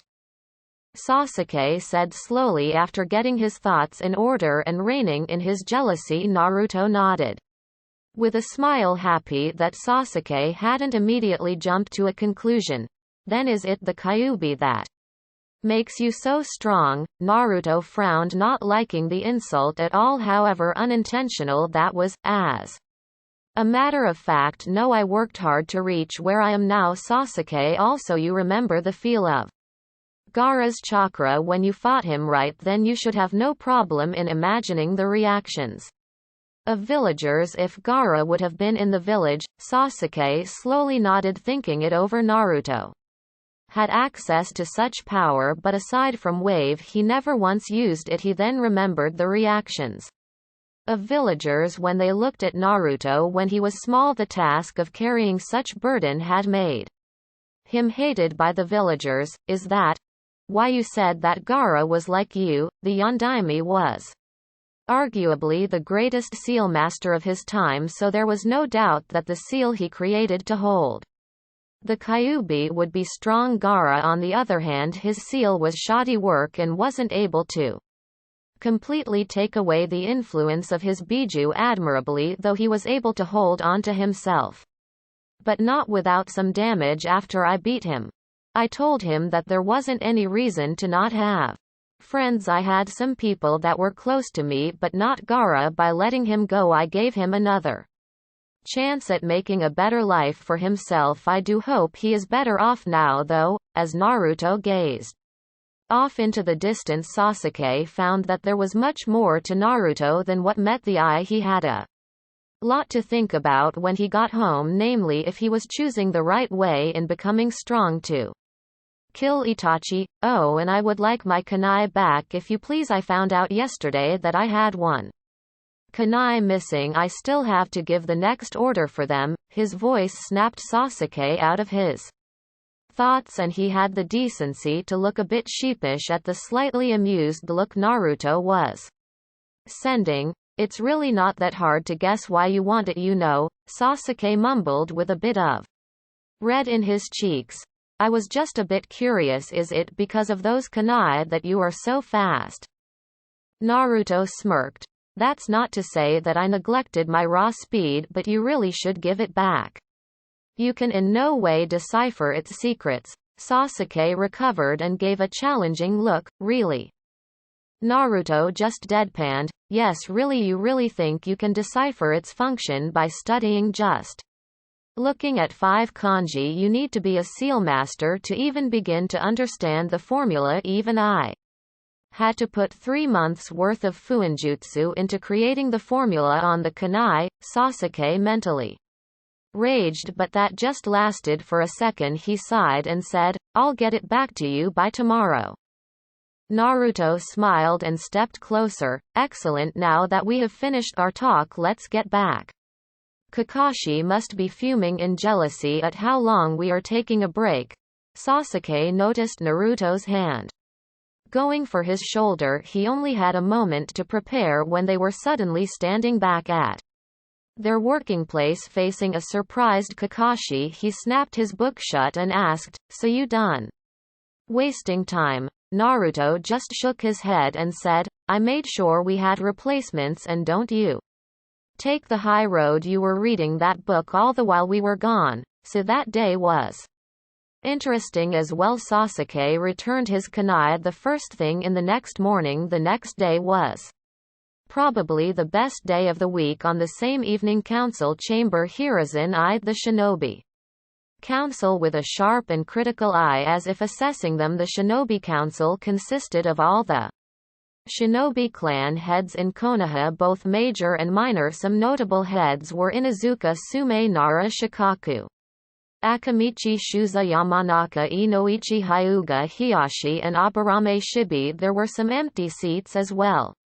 such as the Hitaki, the Uzumaki and the Namikaze. It was understandable why the Hitaki seat was empty, as Kakashi chose to remain a physically active shinobi rather than becoming a politician. The reason why the Uzumaki and the Namikaze seats were empty was too sad and depressing to delve in, but enough of that. He hadn't called this meeting to reminisce about the past. No, this meeting was called so he could discuss a report of who should be promoted. Now this may seem a bit of an inappropriate time for such a matter, but he felt that he should address this matter as soon as possible. It was time for him to choose a successor for him, but the problem was that the successor was absent from the village, and as such won't be able to make a logical decision as to who should be promoted. He fingered the notepad before him absently. It contained what he wrote down about everyone he saw fight, and in the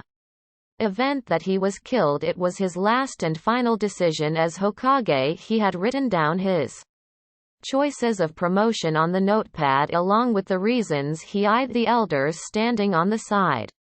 Homura, Koharu and Danzo were his old comrades, but after years of playing politics they had become too jaded, too much stuck to the old ways. Homura and Koharu he could handle, but it was Danzo he was concerned very much about. His old friend might seem like an old man along with the other two, but Hiruzen was no fool. Even if he had no proof, he knew without a doubt that Danzo had been involved in multiple activities that he had no knowledge of, and there was no doubt that his old friends would protest against what he was about to do, but he would do it no matter what. Shuza was the first to open the meeting.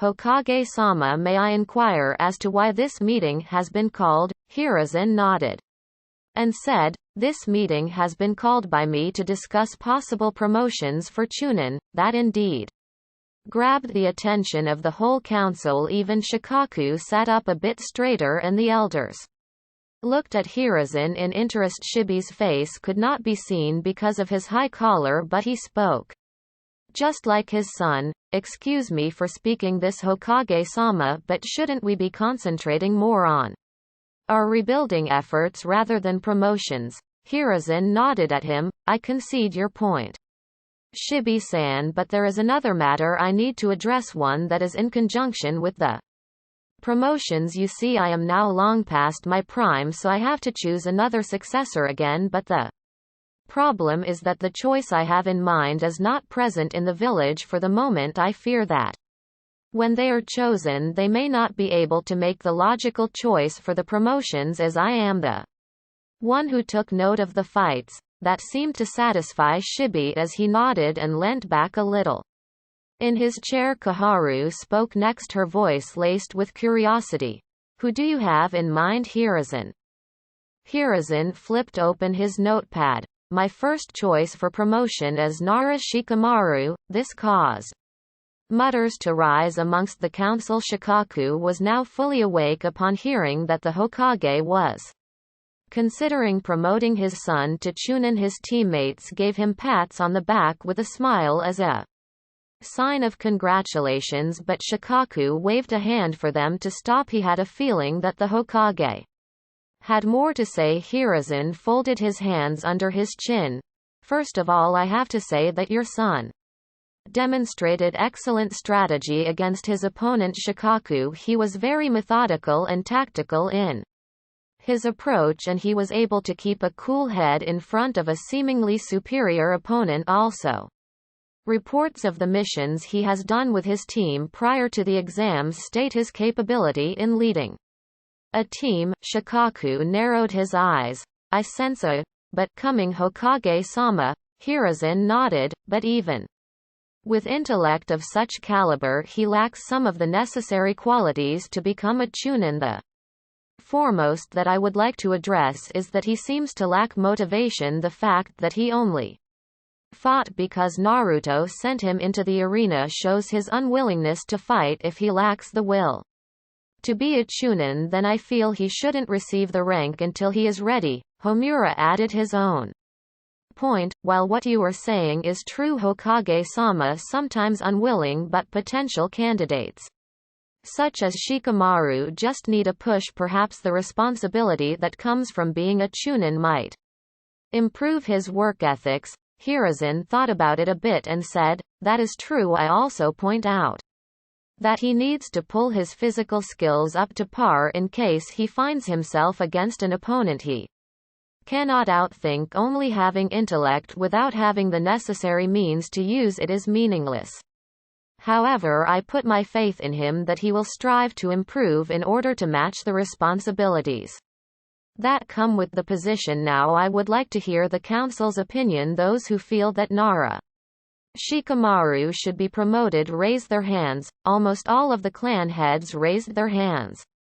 Both the elders also raised their hands, but Hiruzen was not surprised to see Danzo not in favor of the Nara's promotion. Hiruzen nodded and noted it down. Then it is decided that Naruto Shikamaru would be promoted to Chunin. Moving on to the next choice, Uzumaki Naruto. He carefully gauged the faces of everyone in the room. The shinobi clan head's eyes had widened in surprise, but he was pleased to note that there wasn't any hate or negative feeling he was used to see whenever Naruto's name was mentioned. The elders, on the other hand, were simply gaping at him, with the exception of Danzo, who had not reacted at all before they could speak. Hiruzen continued, my next choice for promotion is Uzumaki Naruto, but that is not all I have. After careful thought considered this, I am nominating Uzumaki Naruto for the position of Jonin. Hiruzen was not surprised at all when gasps of shock and disbelief sounded in the room. In fact, he was willing to bet that if the civilian council had remained, they would have been shouting already. He raised his hand to stop the mutters, lowering it only when the silence had returned. Koharu was the first to speak. Hokage-sama, you surely can't be serious. It was as if she didn't want to believe that the demon container was even being considered for such a position. Hiruzen glared at her.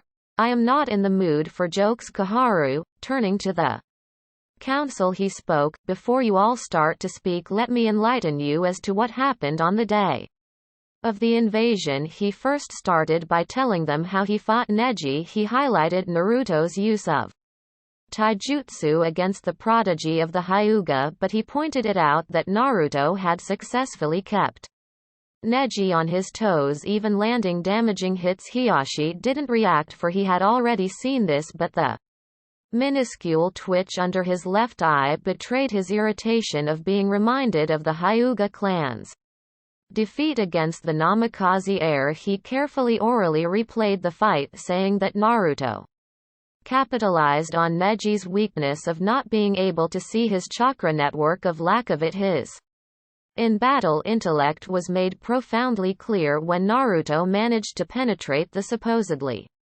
Ultimate Defense of the Hyuga Hiruzen also pointed out Naruto's clever use of misdirection as he deceived Neji into attacking a clone, then getting attacked and ultimately incapacitated. He then spoke on Naruto's fight with Gaara. By the day of the finals, everyone knew of Gaara's control over his Sand Hiruzen, spoke about how Naruto manipulated Gaara into a position that favored him. His choice of engaging in long-distance combat was sound, managing to eliminate Gaara's strengths, and he had nearly defeated Gaara if the invasion had not taken place. Shukaku used a question with a raised eyebrow.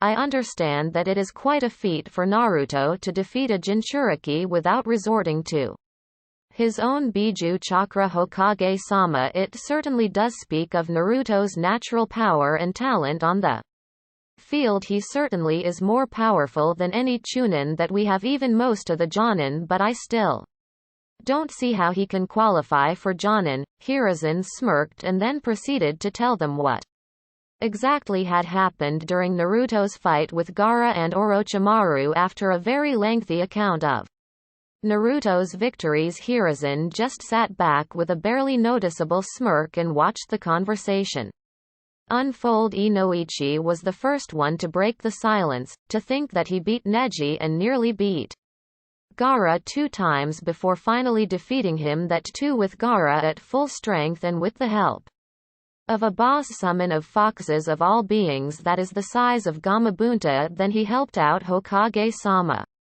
by successfully turning the tables against Orochimaru. There was a long silence before Shuza broke it. I don't know anyone who can accomplish even half of those things. Danzo unsurprisingly asked a question that put Naruto in a suspicious light. Where did he get the summoning contract for foxes? He should have informed us of such a development. Hiruzen didn't even need to intervene, as Homura spoke next as if in a frenzy. Perhaps the Kyuubi was responsible for this. However, it raises a glaring concern as to how did he become so powerful to achieve such feats. Could that be the work of the Kyuubi as well? Shibi was the one who countered the argument. I don't see why you are so worried, Elder Homura. I distinctly remember a meeting long ago in which you had agreed to the suggestion of Danzo-san training Uzumaki-san. Being a formidable shinobi of his time, Uzumaki-san would have become powerful either way. Is there something that we aren't aware of? Though his tone was as polite as ever, everyone managed to grasp the meaning behind it. Shukaku, being the most intelligent of all of them, already knew why Homura was panicking. As such, they were only acting like this because the greatest weapon of the village was not under their control. Koharu asked the next question. Hokage-sama, how were you made aware of all this information? Hiruzen just answered, already knowing what she was going to say. In reply, Uzumaki Naruto himself told me. In unison both the elders frowned heavily. Then it is possible that he could have lied about this, Hokage-sama. That was as far as she got before Hiruzen's icy glare stopped her cold. Remember who you are talking to, Koharu. In spite of your bias against Naruto, don't forget that you haven't spoken a word to him all these years, let alone get to know him. You have no right to judge him like that. I have looked after that boy for all his years until now, and I know what kind of person he is. He never had any reason to lie to me at all. Homura asked hurriedly, then you are aware how he became as strong as he is now? Hiruzen glared at Homura. Yes, I was aware, and that is all you need to know about it, but we are straying from the point. Shukaku, I would like to hear what you have to say about this. Shukaku clasped his hands together and said, well, Hokage-sama, from what you have said I can conclude this Naruto is an extremely powerful shinobi for his age. His chakra capacity even surpasses yours.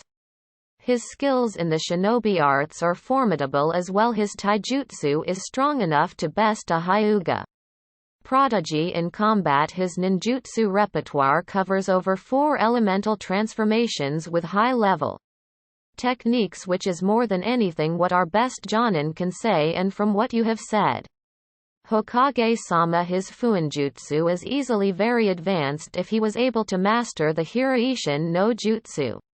And think up of a counter to the Edo Tensei no Jutsu by the use of a contract seal. It shows how high his battle intellect as if he was able to come up with a way to beat Orochimaru. Improvisation during battle is one of the most crucial things that a Jonin should have, and he has a summons that can possibly rival Jiraiya-sama's. He sat in silence for a while, obviously thinking over the facts. After a few minutes he turned over to Inoichi. Inoichi, how well do you think he can handle pressure? His friend folded his arms. From what I have heard, very impressively. Not only he defeated Gaara without panicking or losing his head, but he was able to come up with a strategy to end the Edo Tensei in the middle of fighting Orochimaru. Plus your question really is quite irrelevant. Shukaku. Naruto has been under tremendous stress from the villagers for years, but he hasn't broken even once.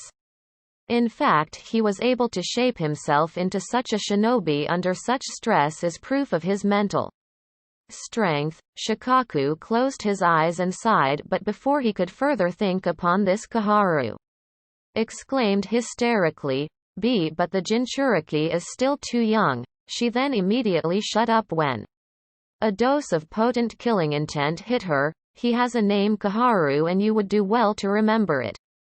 Or have you forgotten just whose progeny he is?" Kaharu shrank under her teammate's gaze until she reluctantly conceded, "Hi Hokage-sama." Homura took up where she left off. "Hokage-sama, Naruto is still too young and we don't know if he can be fully trusted or not." Hiyashi bluntly crushed his argument. Uchiha Itachi was an Anbu captain at his age. Hitaki Kakashi also became a Jonin at Naruto's age, becoming a Chunin at 6 years old. The Yondaime was a year older than Naruto when he became a Jonin. Your argument has no strength, elder. Turning to the Hokage, he said, "I am in favor of your motion, Hokage-sama. I have faith that Naruto will be able to deliver quite well as a Jonin." That started off a chain of reactions that resulted in every clan head agreeing the elders were mollified, and they vehemently protested against this, but in the end they were just that, advisors too. The Hokage Danzo did not show outward reaction, but in the inside he was calculating. The Jinchuriki of a village should be powerful, even though ours is. I am doubtful of his loyalties with such power. He would be difficult to control. Hiruzen looked over to Shukaku. "What about you, Shukaku? What is your decision in your capacity as the Jonin commander?" Shukaku placed his hands on the table. "Well, Thursday the day had begun quite interestingly. For one, Naruto had a very good night's sleep. He had dreams of Temari and him bathing in the hot springs, and this time they really did kiss. The kiss turned out to be so hot that when Naruto had woken up his sheets were wet. Oh man, this feels so messy and weird," he groaned as he got up from the bed. Kurama was full out laughing in his mind. "Ha ha ha ha, you had a wet dream about the sand vixen? Oh, I wonder what you saw." Naruto groaned. "Kurama, I don't understand how you can be a pervert. That is Jiraiya's job, and why do you keep calling her vixen? Who are you kidding? You have strong feelings for her, feelings you know you won't have for any other female." Naruto sighed. "Am I to assume that vixen is your way of calling her my lifelong partner, which won't be happening like ever?" "That is exactly what I'm saying, and I don't know about ever." Naruto sighed, and when he was about to take his sheet off to clean, his eyes went wide. "What the hell? Almost the entire sheet is wet." Safe to say it was an eventful morning. After he got dressed and met up with his team, he found out that he was cleaning out a whole building today. As usual, he went to work without any complaints. However, he only did it himself for 2 hours before he said, "Fuck it," and produced over 80 shadow clones. He turned to his team and said it with a straight face. "You're way too slow." Kakashi, Sakura and Sasuke along with the other shinobi and civilian workers in the area only watched dumbfounded as the horde of blonde shinobi went to work. Naruto looked proudly at his clones for a moment before turning to his team with a quizzed look. "What are you looking at?" Sakura came up to him with disbelief and a bit of rage. "You couldn't have done that earlier." Naruto pretended to think about it for a moment and then said, "No, I needed to do my 2 hours of physical training before that, plus you really shouldn't rely on my shadow clones." "Sakura, you could do with a bit of physical conditioning." Sakura could only gape as Naruto joined his clones in the building. Kakashi blinked before turning to Sasuke. "He's a bit different today. Isn't he kind of on the chirpy side?" Sasuke just gave the customary Uchiha grunt and returned to working. Yesterday's talk really made him think about what he was doing. Naruto said that true strength comes only when you have something precious to protect, Gaara had claimed during his fight. That pain of loneliness and hatred led to more power, and it was hard to prove him wrong, for Sasuke shared the pain with him, but the day before Naruto had told him that protecting people or anyone you held close gave you a kind of strength like no other. He never had doubted that Naruto was incredibly strong, but fighting a tailed beast not only at full power but also beating it into the ground, that was totally crazy. When Gaara lay defeated, so did his philosophy. Sasuke had clearly seen the defeat in the redhead's eyes. In the end, both Naruto and Gaara were insanely powerful. The difference was Naruto was happy with his life while Gaara's was filled with nothing but hatred and insanity. Up until now, Sasuke had been following Itachi's path. He had shunned away everyone he resented any kind of bond that formed, but now that he thought about it, was he really growing stronger, or had he been stunting his growth? The answers had deluded Sasuke all night, resulting in a restless sleep. There was so much weighing on his mind that he was at a loss as to if the answer he would arrive at be really right or wrong. Naruto, well, more like his clones, had cleared almost half the rubble by noon, after which they decided to take a rest. "Woo man, that was some good workout," one of them said while grinning. Another one said on the floor, lying in spread eagle position, he groaned, "You're unbearable." Another watched the interaction with a slightly amused look. "You realize that you are essentially talking to yourself, right?" Before the conversation could continue, they all vanished in puffs of smoke. Naruto dropped the half-ram with a sigh. "I'm starting to think I am mentally unstable. I'm calling myself unbearable." Naruto turned to see Kakashi waving at him. "We have to go to the Hokage's office." Naruto frowned. "Why, the cleanup isn't done yet, so why would he be calling the teams over now?" Kakashi shook his head and gave an eye smile. "No, not the teams, just you and me." Naruto slapped his hands to get rid of the dust. He shrugged. "Let's go then." He grabbed a hold of Kakashi and flashed right outside the Hokage's office. The secretary jumped and shrieked in surprise, while Naruto and Kakashi gave her bored glances. Kakashi had revived his habit of getting used to random flashes of light. He said in a bored tone, "The Hokage called for us." The receptionist nodded shakily and went in to alert the leader. The sound of footsteps saw them turning around to face Asuma and Shikamaru coming towards them. As usual, the shadow user was slouched, muttering something under his breath. Naruto smirked and leaned against the receptionist table. "What's the matter, Shika? You seem quite grouchy today." Shikamaru glared at him like the devil.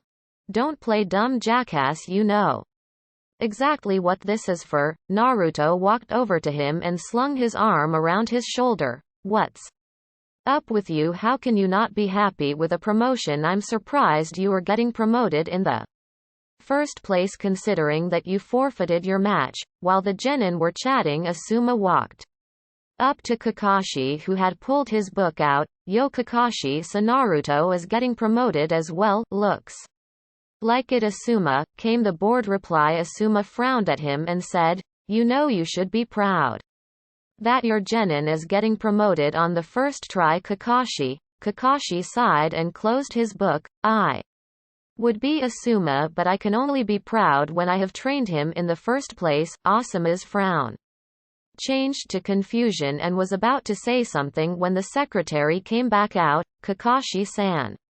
"Asuma-san." When both the Jonin nodded, she said, "Hokage-sama will see you now." Hiruzen stared impassively as the summoned shinobi walked into his office. Kakashi and Asuma went to stand aside, while Naruto and Shikamaru stood right in front of the Hokage's desk. Naruto smirked as he gazed at his Gigi. The man looked positively tired, not of the invasion but of the pile of paperwork that was high enough that it was about to topple off his desk. Hiruzen looked at both of the genin, doing a mental assessment of them as was his habit before beginning any meeting. If both of them were excited, they were doing a very good job of hiding their anticipation. Shikamaru was as usual looking the epitome of the Nara clan, shoulders slumped, hands in the pockets, and an expression that said, "Please don't bother me or I might just die." Naruto, on the other hand, he looked a bit different than what he usually looked. Naruto always maintained a cool and aloof expression, an indifferent and bored air around him that was reflected in his way of speaking. However, today he looked slightly upbeat than usual. His posture was a bit straighter and he looked ready for any sort of action that might come his way. Also, he did not like the way he was smirking at his losing battle with paperwork. "Nara Shikamaru," he barked in a sharp voice, and was pleased to see him stand a bit straighter. He cracked a small smile and said, "Congratulations, your exemplary performance in the Chunin exams as well as the commendable actions on your part with your other genin colleagues and senseis during the invasion have earned you the promotion to Chunin. Here is your standard Chunin vest. Wear it with pride." He got up from his chair and took the vest from beneath his desk. Walking around the table, he handed the light green vest to Shikamaru, who looked at it speculatively and muttered, "Troublesome." But Hiruzen could see the small smile on his face and the smallest amount of smugness in his eyes. The boy was proud to be a Chunin. "I have faith that you will be able to handle your responsibilities efficiently and strive to become better for the sake of your subordinates." Shikamaru finished zipping up the front and bowed a little. "Hi Hokage-sama." Naruto narrowed his eyes at the aged Hokage. What is he playing at? Kakashi and Asuma were perplexed a bit as well. It was the procedure that when more than one Chunin qualifies from their village, they are promoted at the same time, not individually. If both Naruto and Shikamaru were going to be promoted, they would have been promoted at the same time. As such, only Shikamaru got promoted to Chunin if Naruto wasn't getting the promotion.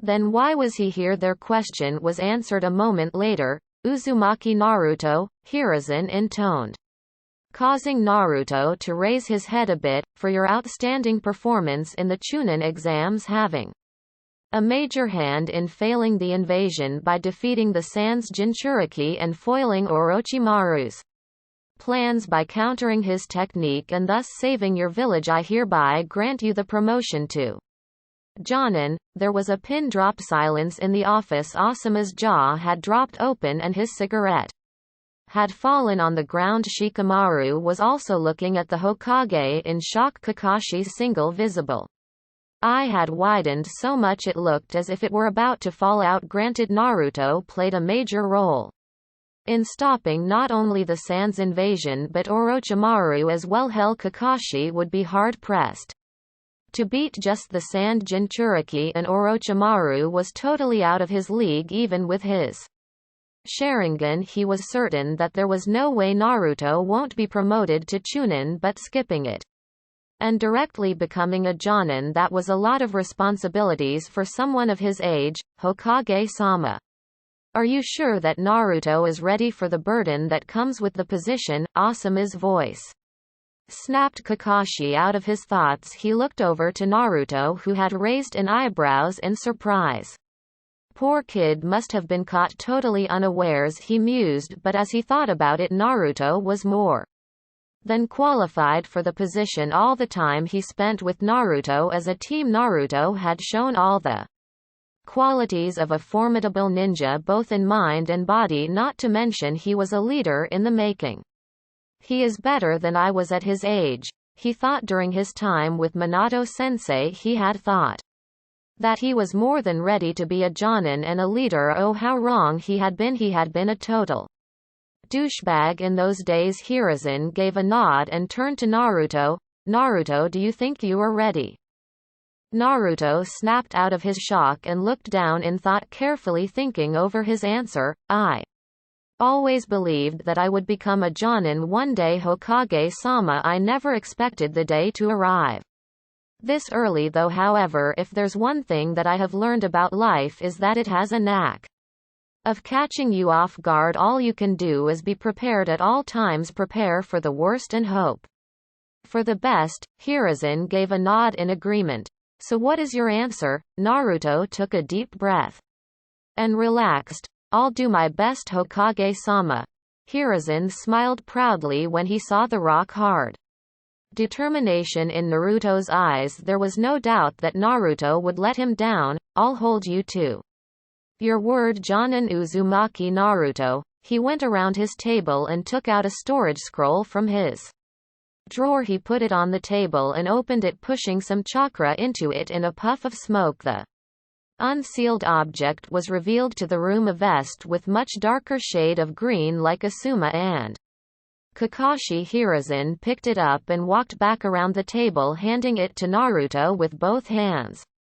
Congratulations. As Naruto took the vest, he was surprised to note that it was exactly his size, if not a bit bigger. He turned questioning eyes to Hiruzen, who just winked and whispered as if it was a secret. They always fit, was the cryptic comment. Naruto snorted softly and took off his half sleeves jacket, revealing the full sleeves high collar black t-shirt as he sealed it into a scroll and put it in his hip pouch. Shikamaru muttered from beside him, how in the hell are you not sweating in all that black? Naruto shrugged in a way that looked oddly graceful. There's so much you can do when you are a master of seals. Shika, my clothes have temperature seals scribed inside of them to keep my body cool and at optimum temperature at all times. Pretty cool, won't you say? Shikamaru groaned while the Hokage chuckled. That was terrible, Asuma murmured to Kakashi.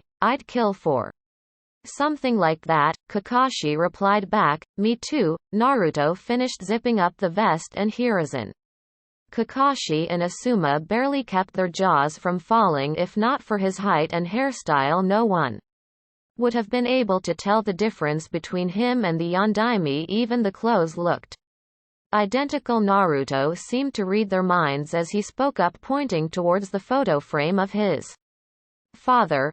Let me guess, I look exactly like him, don't I? Why yes. Hiruzen stuttered as Naruto walked up to the frame. The occupants of the room watched curiously, wanting to see what Naruto would do.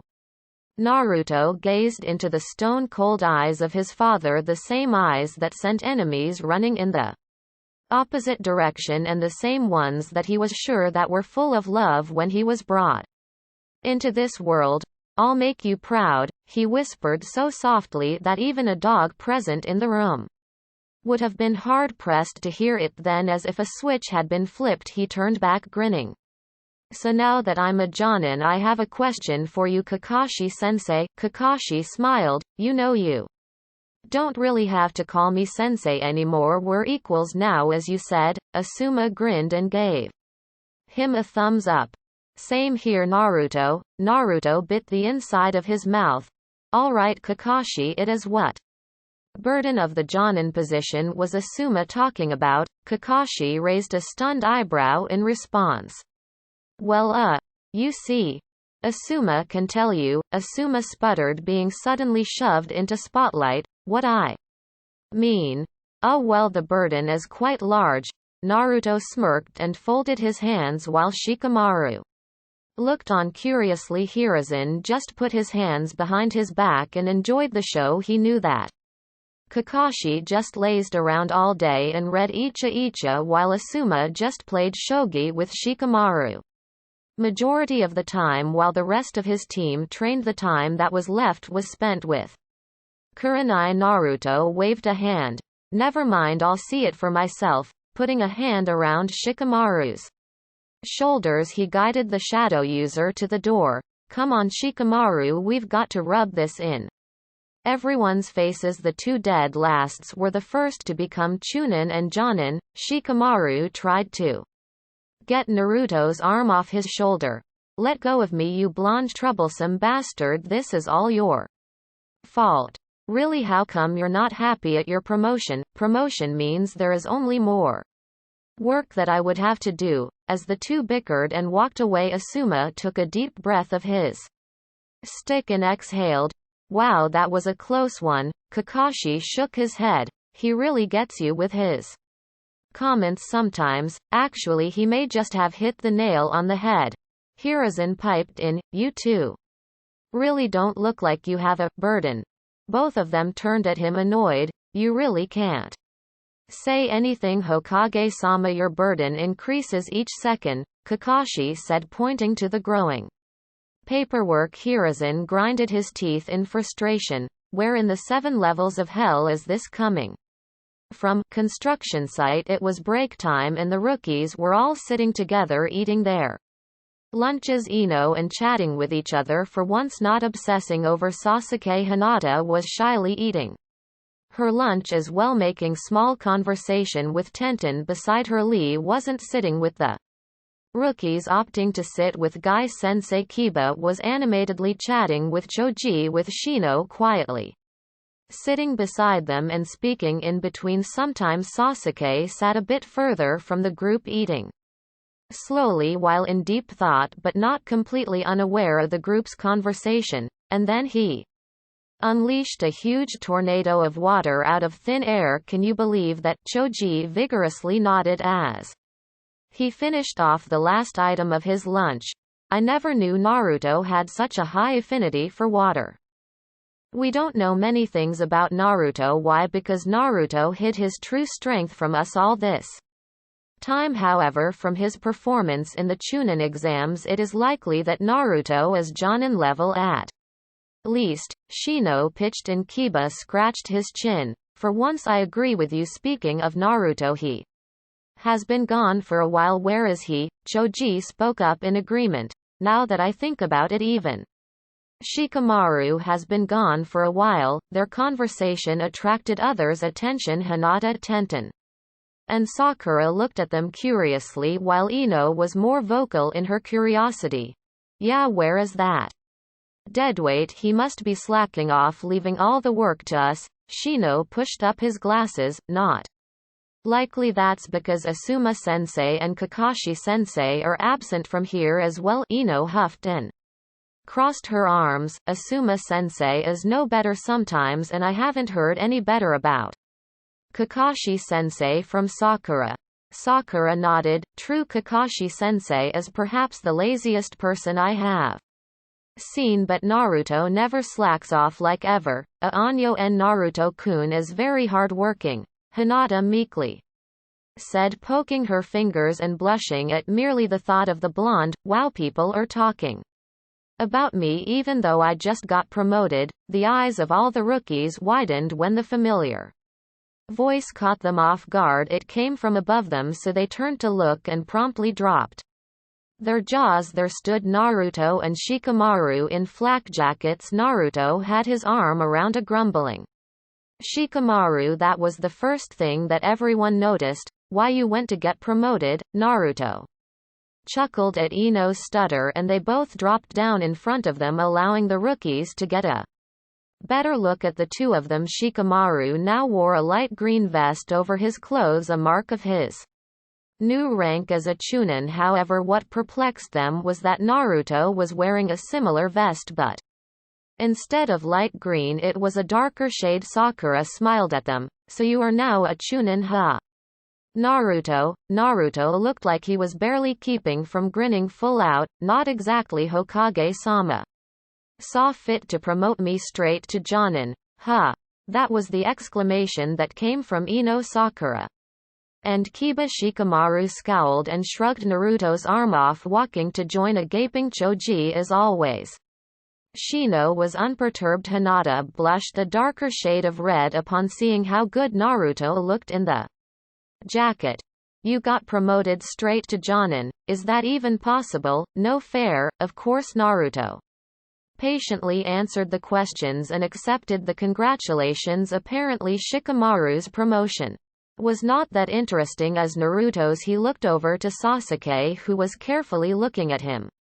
Sasuke felt a twinge of jealousy course through him when he saw that Naruto had been promoted straight to Jonin, but nothing more than that rational thought took over and he realized that Naruto only got what he deserved. Naruto deserved more than Chunin, and Sasuke didn't know whether to feel happy for his friend or disgusted with himself for being so weak. Congratulations, he reluctantly said, not meeting Naruto's smirking face. You may be strong now, Naruto, but don't think you'll remain the strongest. I'll be damned if I let you get ahead of me anymore. I heard you beat Gaara. Naruto Neji didn't stand a chance in the first place, did he? Tenten asked with a sad smile. Naruto mirrored her expression. No, he didn't. Naruto turned to Sakura, who just smiled and gave him a warm hug. Because Naruto was 5 inches taller than her, his chin rested on her head.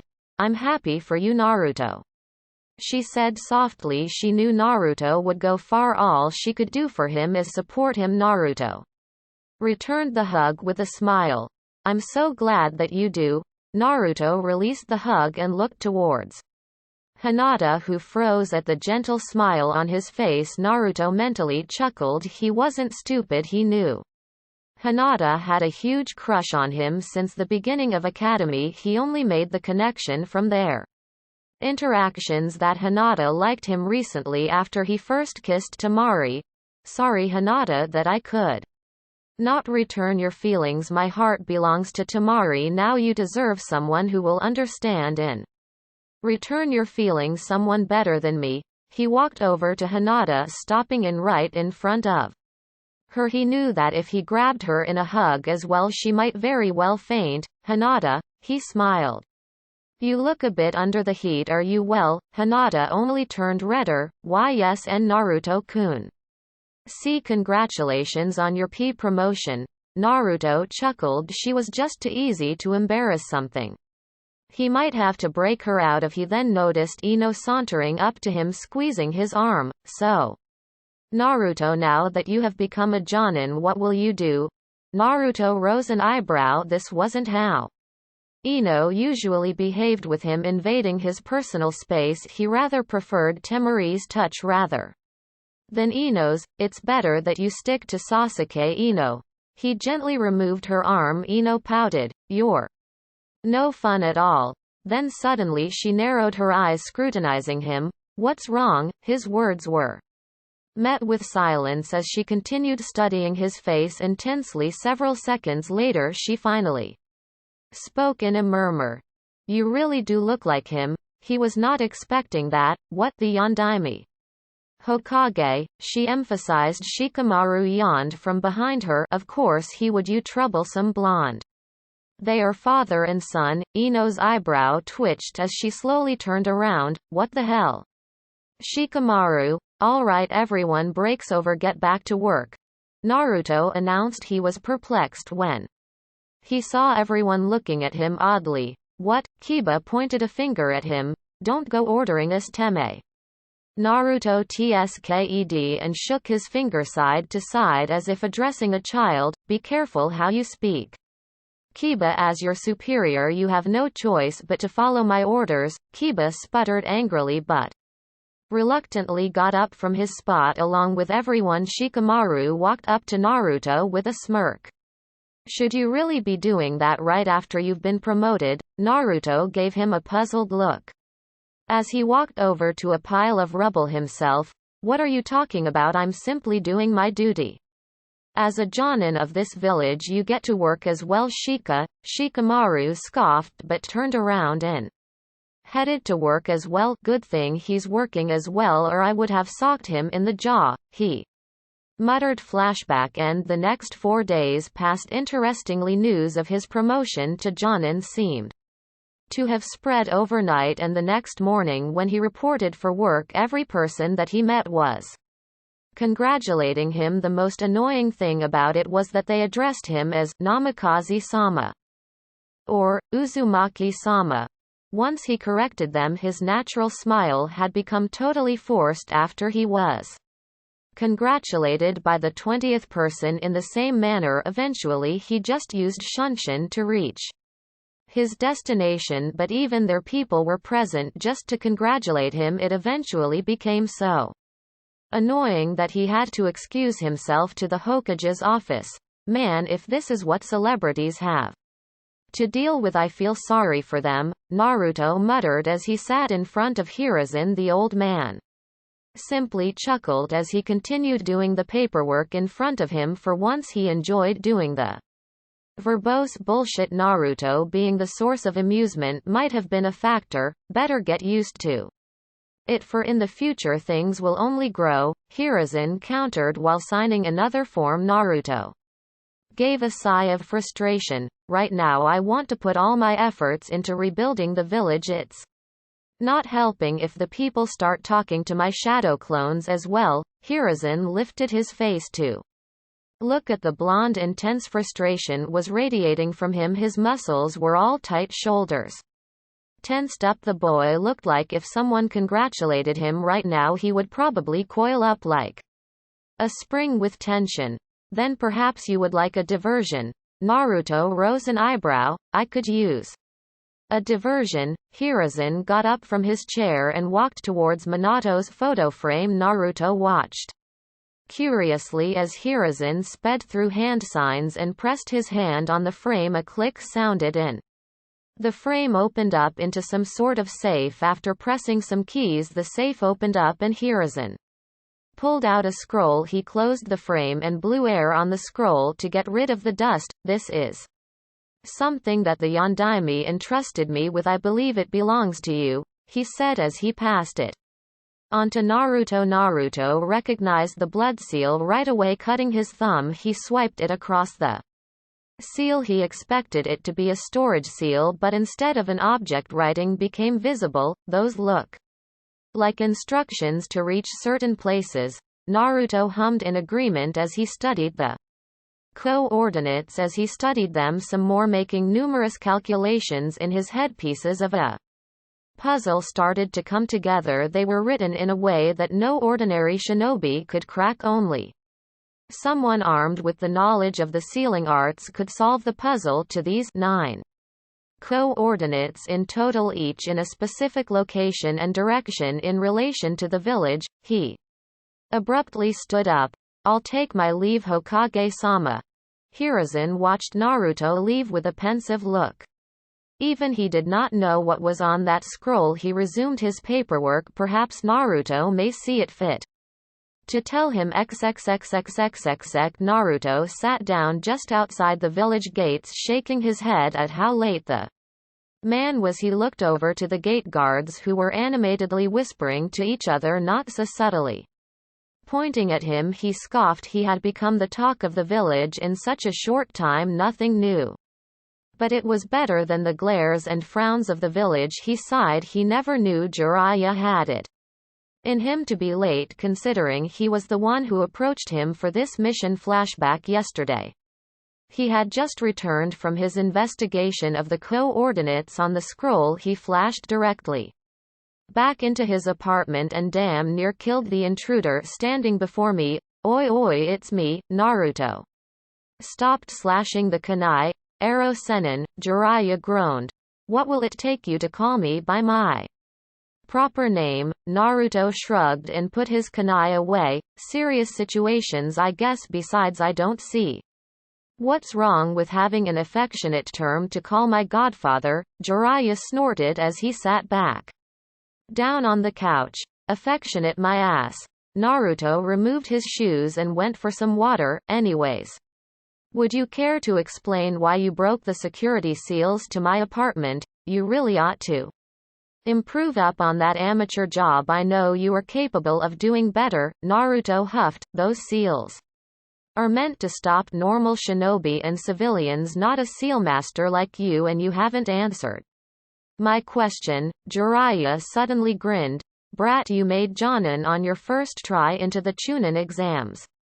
I'm damn proud of you. I heard the tale from Sarutobi-sensei defeating a Jinchuriki all by yourself, and then sending my old teammate running with his tail between his legs right after defeating the said Jinchuriki. I'm so proud of you, and your parents would be too. Naruto smiled at the enthusiastic man.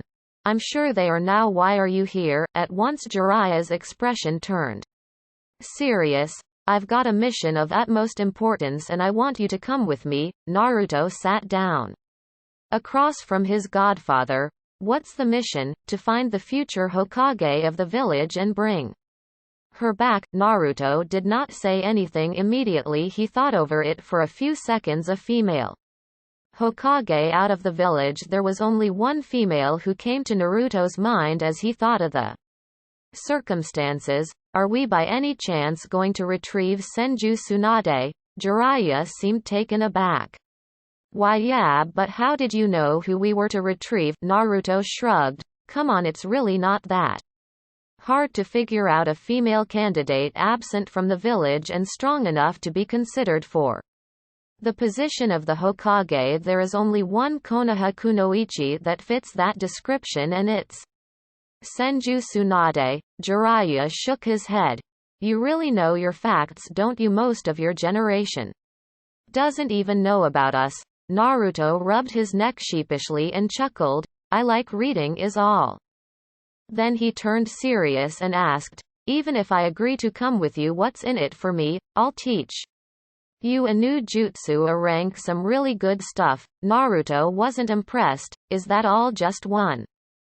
Brat, this jutsu is really not your average jutsu, but just because I'm such a generous man, I'll throw in one or two more for you. You good with that? Well, I guess I can't say no to a Sanin. When do we leave? Tomorrow, 1 in the afternoon. Oh, and before I forget, we have to talk about one more thing on this mission. Jiraiya grinned. What's that? But the man was already gone. Naruto shook his head. He had better get some rest for tomorrow's mission. Flashback end. Wake up, brat. Naruto slowly opened his eyes to see Jiraiya standing in front of him, an impatient look on his face. This is no time for sleeping. Naruto snorted loudly and got up. You're the one to talk. I've been here since 1. It's 2 now. You're late. Jiraiya folded his hands defensively. I was collecting some very important last-minute information for your book. Naruto mumbled as he began walking. Hey, watch it. And it's a wonder how you managed to stretch your last minute into an hour. Naruto continued, neatly dodging the blow to his head. They had been walking for over 2 hours with one short break in between. Nothing had been out of the ordinary, and shockingly there had been periods of silence where neither of them would say anything, opting to enjoy the silence. Everything was good until Naruto finally decided that he should do something productive to pass his time. Hey Ero Sennin, he called, gaining the other man's irritated attention. Without waiting for him to speak, he continued, do you know the reason why we are looking for Tsunade? Jiraiya gave him a confused look. I thought you knew about her being the new Hokage, or have you forgotten? Naruto scoffed. I have a photographic memory. I forget nothing. In a more serious voice he continued, but it's not about that. I'm asking whether you know why she abandoned the village. Jiraiya flinched at the bluntness of the statement. As much as he wanted to correct Naruto, there was nothing he could say to refute the statement. He knew about Tsunade's losses in the last war and why she chose to leave the village, but Naruto's words carried a harsh sense of truth to them. I do, but it's not my place to tell, he replied. Naruto frowned but said, fair enough. if he did not want to tell it was fine, he could learn it later on. His own, but there was something he needed to know. Is she a missing nin? Jiraiya almost missed his step at the question, turning to glare at the blonde. What? Naruto was not at all perturbed by Jiraiya's sudden anger. He reiterated. I asked if she was a missing nin. Jiraiya was indignant. Do you even realize what you are saying? She is related to the first two Hokages by blood and the student of the third, not to mention one of the legendary Sannin, who by the way were granted traveling rights by the daimyo of Hai no Kuni himself. Naruto adjusted the strap of his backpack a little. This was the first time he was wearing one.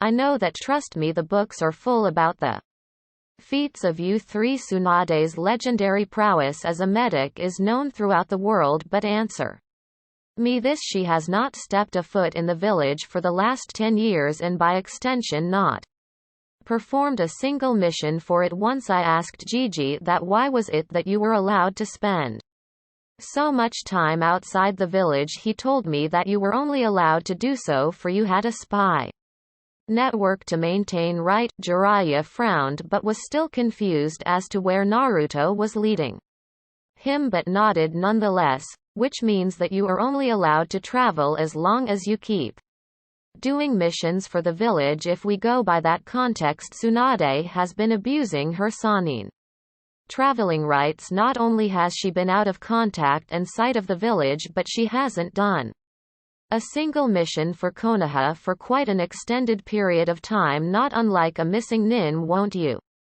say? Jiraiya had narrowed his eyes at the end of Naruto's question. Naruto's words felt like ice cold water rushing down his back. Everything he had said had been brutally correct, but it was his teammate they were talking about, and he would be damned if he let anyone talk about her this way without knowing what she went through. Watch your mouth, brat, you don't know what she has been through. Jiraiya's tone held warning, and Naruto took that as his cue to drop the topic. It was obvious as sunlight that Jiraiya deeply cared for Tsunade if he was defending her like that, but from Jiraiya's statement he was able to learn that Tsunade went through quite a few losses and she left the village to have some time to herself, but 10 years was way too long, and if they were retrieving her, it was quite clear for him to see that Tsunade had no real intention of coming back to the village herself. But there was something he still couldn't quite understand. Everyone had dead people, but that was no reason for them to be stuck on them for such a long time. For a seasoned shinobi like Tsunade, she should have been able to let go and carry on with her life, so why didn't she? He would have to learn for it himself. After 15 more minutes a town came into their sight. All right, brat. Jiraiya's voice snapped him out of his thoughts. We're approaching a traveling town, so here are the rules. Since Tsunade is quite elusive, the shinobi sent for her blending in is necessary from this point on, so remove your Jonin jacket and hit A8. Naruto gave him a deadpan look. Oh sure, bright blonde hair is totally blending in, not to mention a large gorilla-sized man in bright red clothes and white hair longer than an average girl. Jiraiya whacked Naruto's head, causing the blonde to yelp. Don't mock the hair, brat, and I blend in very well, thank you very much. Naruto sighed as he sealed his jacket and hit A8 into a scroll and put it in his backpack. He took out a single black colored sash, tying it around his head like the hit A8. Sometimes I wonder how is it that you became a spy master. Jiraiya smirked. I have my secrets. Naruto shook his head as he took out his black and red half-sleeves jacket as well. He always felt incomplete without one. I'm sure you do. Is this good enough? Jiraiya inspected him with a critical eye. It's passable. Naruto frowned. Why? What's wrong with this? Jiraiya smirked and pointed a finger at his godson. Oh, nothing's actually wrong, but trust me, you'll be attracting a lot of attention from the female kind with that kind of look. Naruto froze for a moment. He took a moment to properly blurt it out. Say what? Jiraiya laughed heartily as they closed in on the town. Don't worry Gaki, it's actually a good thing you don't get many chances to appreciate the female body, the lips, the curves. Naruto made a disgusted face as Jiraiya's expression turned into a look worthy of a super pervert. For Kami's sake, the man was making grabbing motions in the air. He did not need to be an expert to know what Jiraiya was imagining. He kicked the man in the shin. Get a hold of yourself. Jiraiya was the one who yelped, this time clutching his shin painfully and hopping on one foot. You'll pay for this, Naruto. Naruto was smirking as he continued walking ahead. I probably know more about how the female body feels up close than you do, Jiraiya. His steamy makeout session with Temari was one of his most treasured memories. XXXXXXX. Naruto and Jiraiya wouldn't have been in such a mood if they knew just what was happening in Konoha. Two intruders slipped quietly into the village undetected. They were covered with black coats with a pattern of red clouds, quietly sitting down in a tea shop. They wore wide-brimmed straw hats to cover the parts of their faces shown above the high collar of the cloaks. The shorter one of them, who was eating dango, was the first to notice. He motioned to the larger one. The three Jonin who were eyeing them quietly, they paid their tab and left the shop.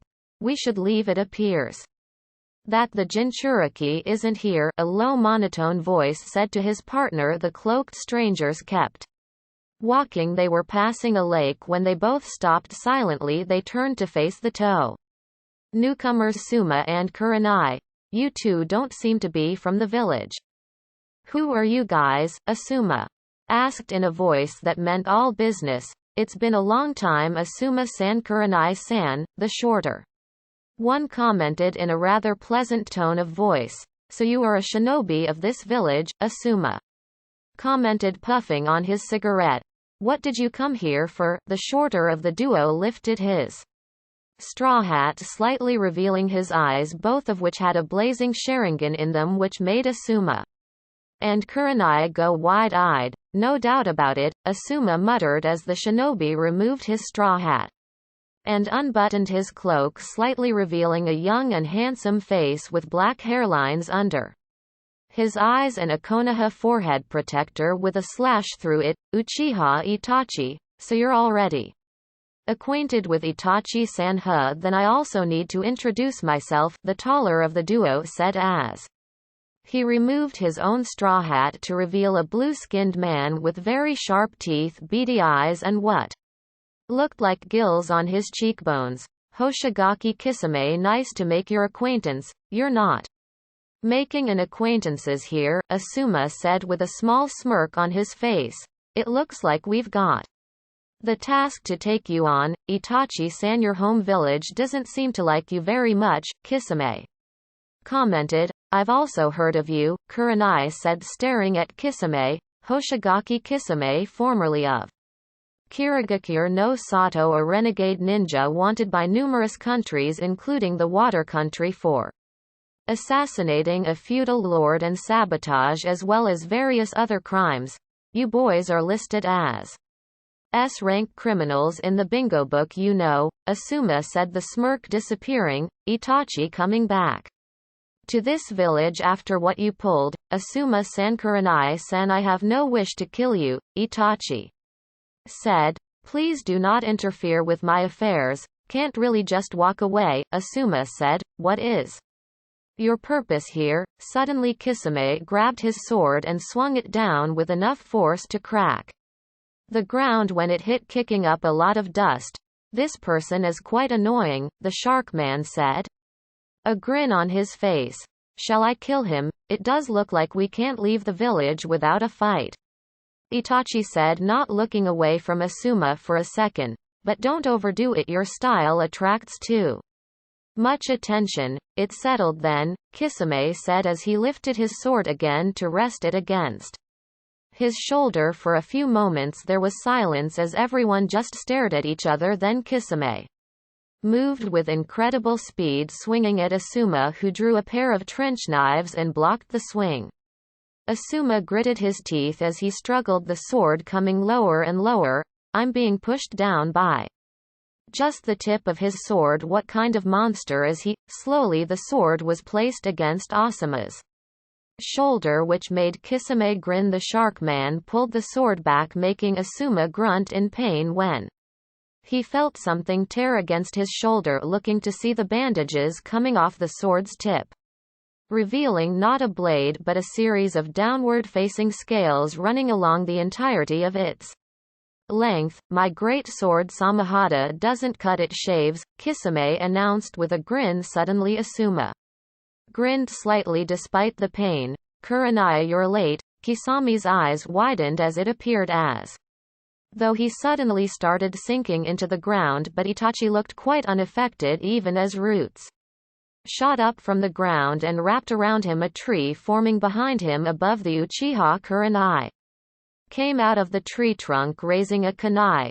This is the end, Kurenai announced, stabbing the kunai downward. A blink was all it took, and Kurenai suddenly found that the tables had turned. All of a sudden she was the one wrapped up in roots, and before her stood Itachi, looking emotionless as usual. Genjutsu of this level have no effect on me.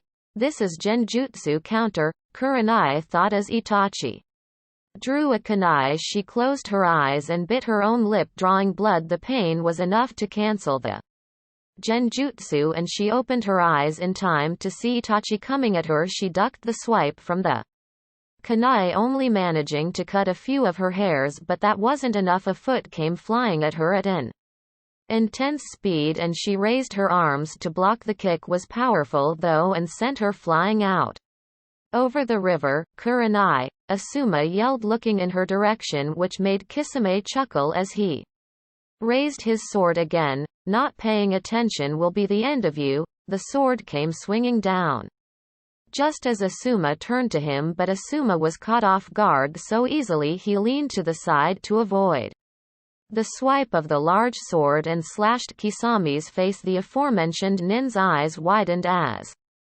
blood trickled from a small cut that was made by Asuma with his wind-covered blades. Itachi looked down at Kurenai with dispassionate eyes. Nicely blocked, Kurenai-san, but this is the end, for you.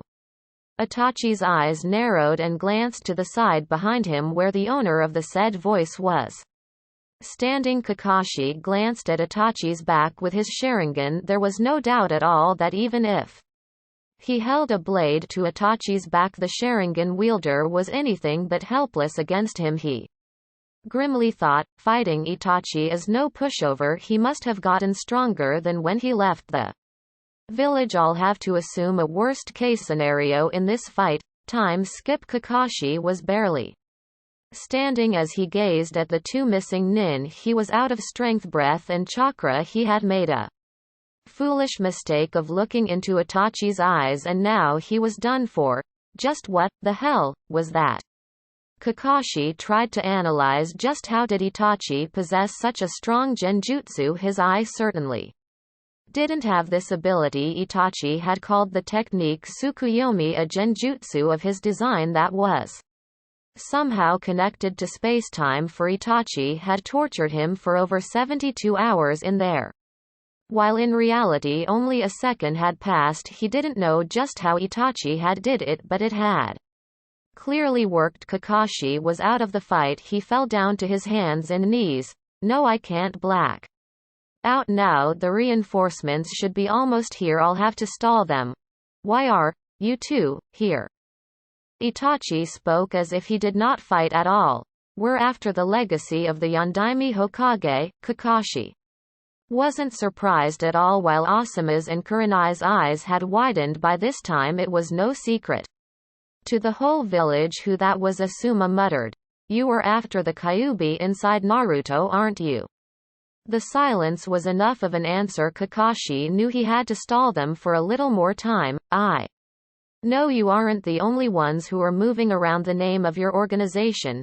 It's Akatsuki, isn't it? Itachi's eyes widened imperceptibly while Kisame had a more visible reaction, a surprised grunt escaped his throat as he stared hard at Kakashi. Kakashi mentally smirked. It was a good thing that Jiraiya-sama had told him about the organization that was after people like Naruto. Kill him.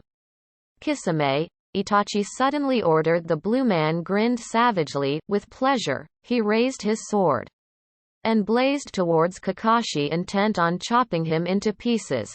Konoha Gourikissenpuu, the kick caught Kisame right in the face, sending him skidding across the surface of the lake back to Itachi. Kisame righted himself and was met with an odd sight: a man in a green spandex one-piece suit with a Jonin flak jacket. His most noticeable features were his bowl-cut hair and thick eyebrows. Kakashi sighed in relief. Guy. Who are you? Guy settled into his taijutsu stance. Konoha's noble blue beast. Maida Guy, Kisame snorted.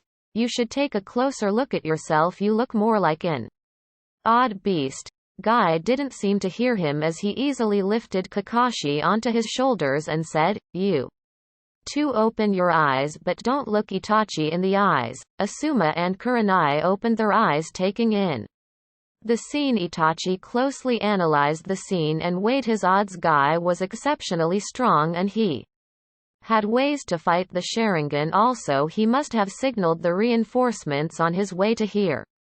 They needed to get out of here. Enough, Kisame, he softly said when his partner looked at him in confusion. He said, We've attracted enough attention. We did not come here to start a war. We're leaving. Kisame sighed in genuine disappointment as he put away his sword. And I was just starting to get excited. But it seems we have no choice. Itachi and Kisame then disappeared. Asuma and Kurenai relaxed as Guy shifted Kakashi a bit. He turned around and said with a serious voice that he rarely used, I don't need to tell you that the return of Itachi to this village must be kept a secret from a certain someone. Do I? Asuma and Kurenai nodded. We'll tell the others to keep their mouths shut.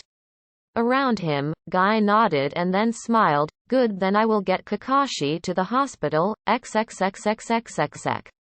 Naruto sighed in mild irritation as he spun his kunai in his fingers, almost lazily sitting on his bed in the hotel room he and Jiraiya had rented for the night. This was only supposed to be a small stop in the town until Jiraiya had spotted a pretty young woman who had winked at him almost immediately. Jiraiya had waved him off to find a hotel room for the night while he gathered some information. Naruto snorted. He knew damn well Jiraiya was following after the woman from earlier like a lovesick puppy, and he thought that this was an urgent mission. Still, there was something that Naruto had noticed when the woman had winked at Jiraiya. First off, Jiraiya was not even that good looking. He was just an old man in his 50s. No sane young woman would so much as even look in his direction that way. The woman from earlier did. Second, the woman was pretty as in above average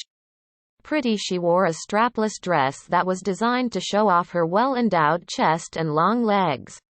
Along with high heels she could have gotten any man, but she went straight for Jiraiya. She did not even glance at the other men that were standing in the lobby with them. That was another thing that rang alarm bells in his mind. Also, it looked as if that woman was dressed to entice or seduce someone.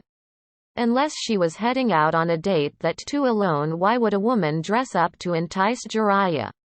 Also, Jiraiya had been correct in the regard that he would attract female attention as soon as they had entered the town. Whenever they would pass by a girl close to his age, she would blush and giggle. It was slightly confusing and scary, to be honest. One girl was brave enough to even come to him and asked if he wanted to spend some time with her and her friends. He had barely kept from freaking out.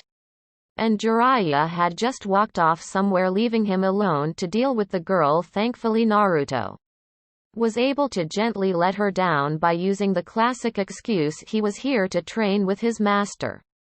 And the time for training was drawing to a close. The girl had been visibly disappointed but had understood. Surprising him, she had whispered an address in his ear telling that if he was free he was allowed to come over there, and she had kissed him on the cheek before leaving. Who the hell kisses random strangers on cheeks? Before Naruto could think up on this further, the knock of a door snapped him out of his thoughts. His eyes narrowed as he sensed two large chakra signatures outside his door.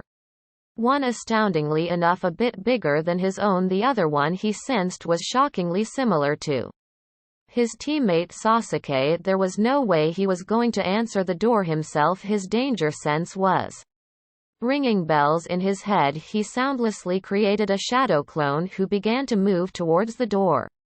His footsteps were loud enough for Naruto to cover his own as he flipped out of the window. He knew that whoever was outside wouldn't be fooled by it, but it would have to do. He doubted that they were here just to say hello. He would have flashed over to Jiraiya to get him, but that idea had a risk. First of all, if he suddenly flashed in the middle of a crowd and disappeared with a person, it would cause panic in the crowd. Yeah, not happening. Looks like I would have to give him a noticeable signal to arrive here, Naruto thought as he flipped up to the roof and headed to the window at the end of the corridor. Naruto opened the door and found himself looking up into a pair of a fully matured Sharingan. His first thought was Sasuke, but then his thought process kicked in. First, this guy was taller than him and Sasuke was 4 inches shorter than him. Second, his hairstyle was different, and he had tear troughs under his eyes. Third, he wore a Konoha Hite 8 which was slashed, indicating he was a missing nin. Yep, he was facing Uchiha Itachi. Shit, I never thought I would have to meet Uchiha Itachi of all people, the clone thought as he diverted his eyes from the Sharingan to Itachi's forehead. He carefully kept his face blank of any emotions. To think this boy contains the Kyuubi, came a voice from beside Itachi as a very distinct figure came into view. This man was taller than Jiraiya, and he had very obvious blue skin and shark-like features such as facial markings that resembled like fish gills. He was also carrying a very large bandaged blade. His clothing matched Itachi's, a long black cloak with red clouds on it. He was also wearing a slashed Kiri Hite 8, making him a missing nin.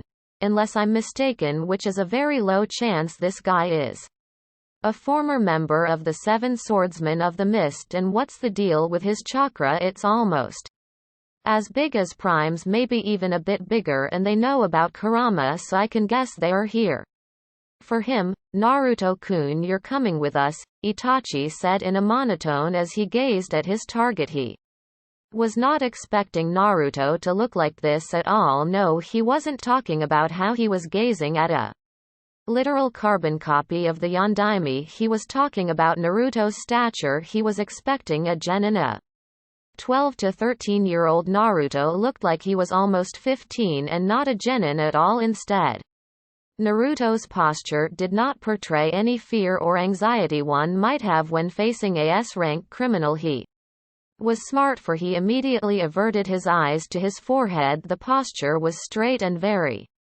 carefully guarded. Itachi might have thought he was relaxed even if not for the barely noticeable tensing of shoulders and the subsequent clenching of fists. Naruto stared hard at Itachi. Why?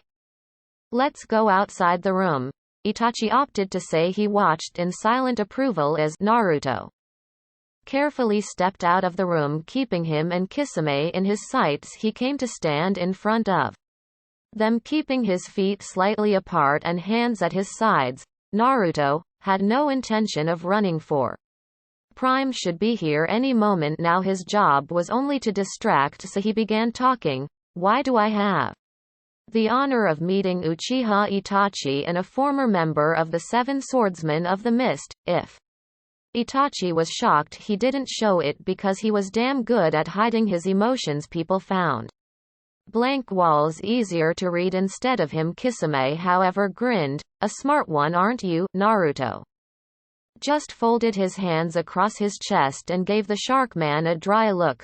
I don't need to be smart. In order to label you as one of the 7 swordsmen, your giant sword gives it away, not to mention. The slashed hite 8. Kisame turned to Itachi. Itachi-san, it would be a bother to us if this kid keeps moving around. Perhaps I should chop off his legs. Naruto didn't even look the least disturbed at the threat. In fact, I dare you to try. Kisame chuckled and slowly moved forward, clutching the handle of his sword. Your bravado is amusing, but you must be a fool if you think you can stand and win against me. Itachi watched as Kisame closed onto Naruto. Something was wrong here. He thought Naruto looked like he won't be making a move anytime soon. He was relaxed, too relaxed.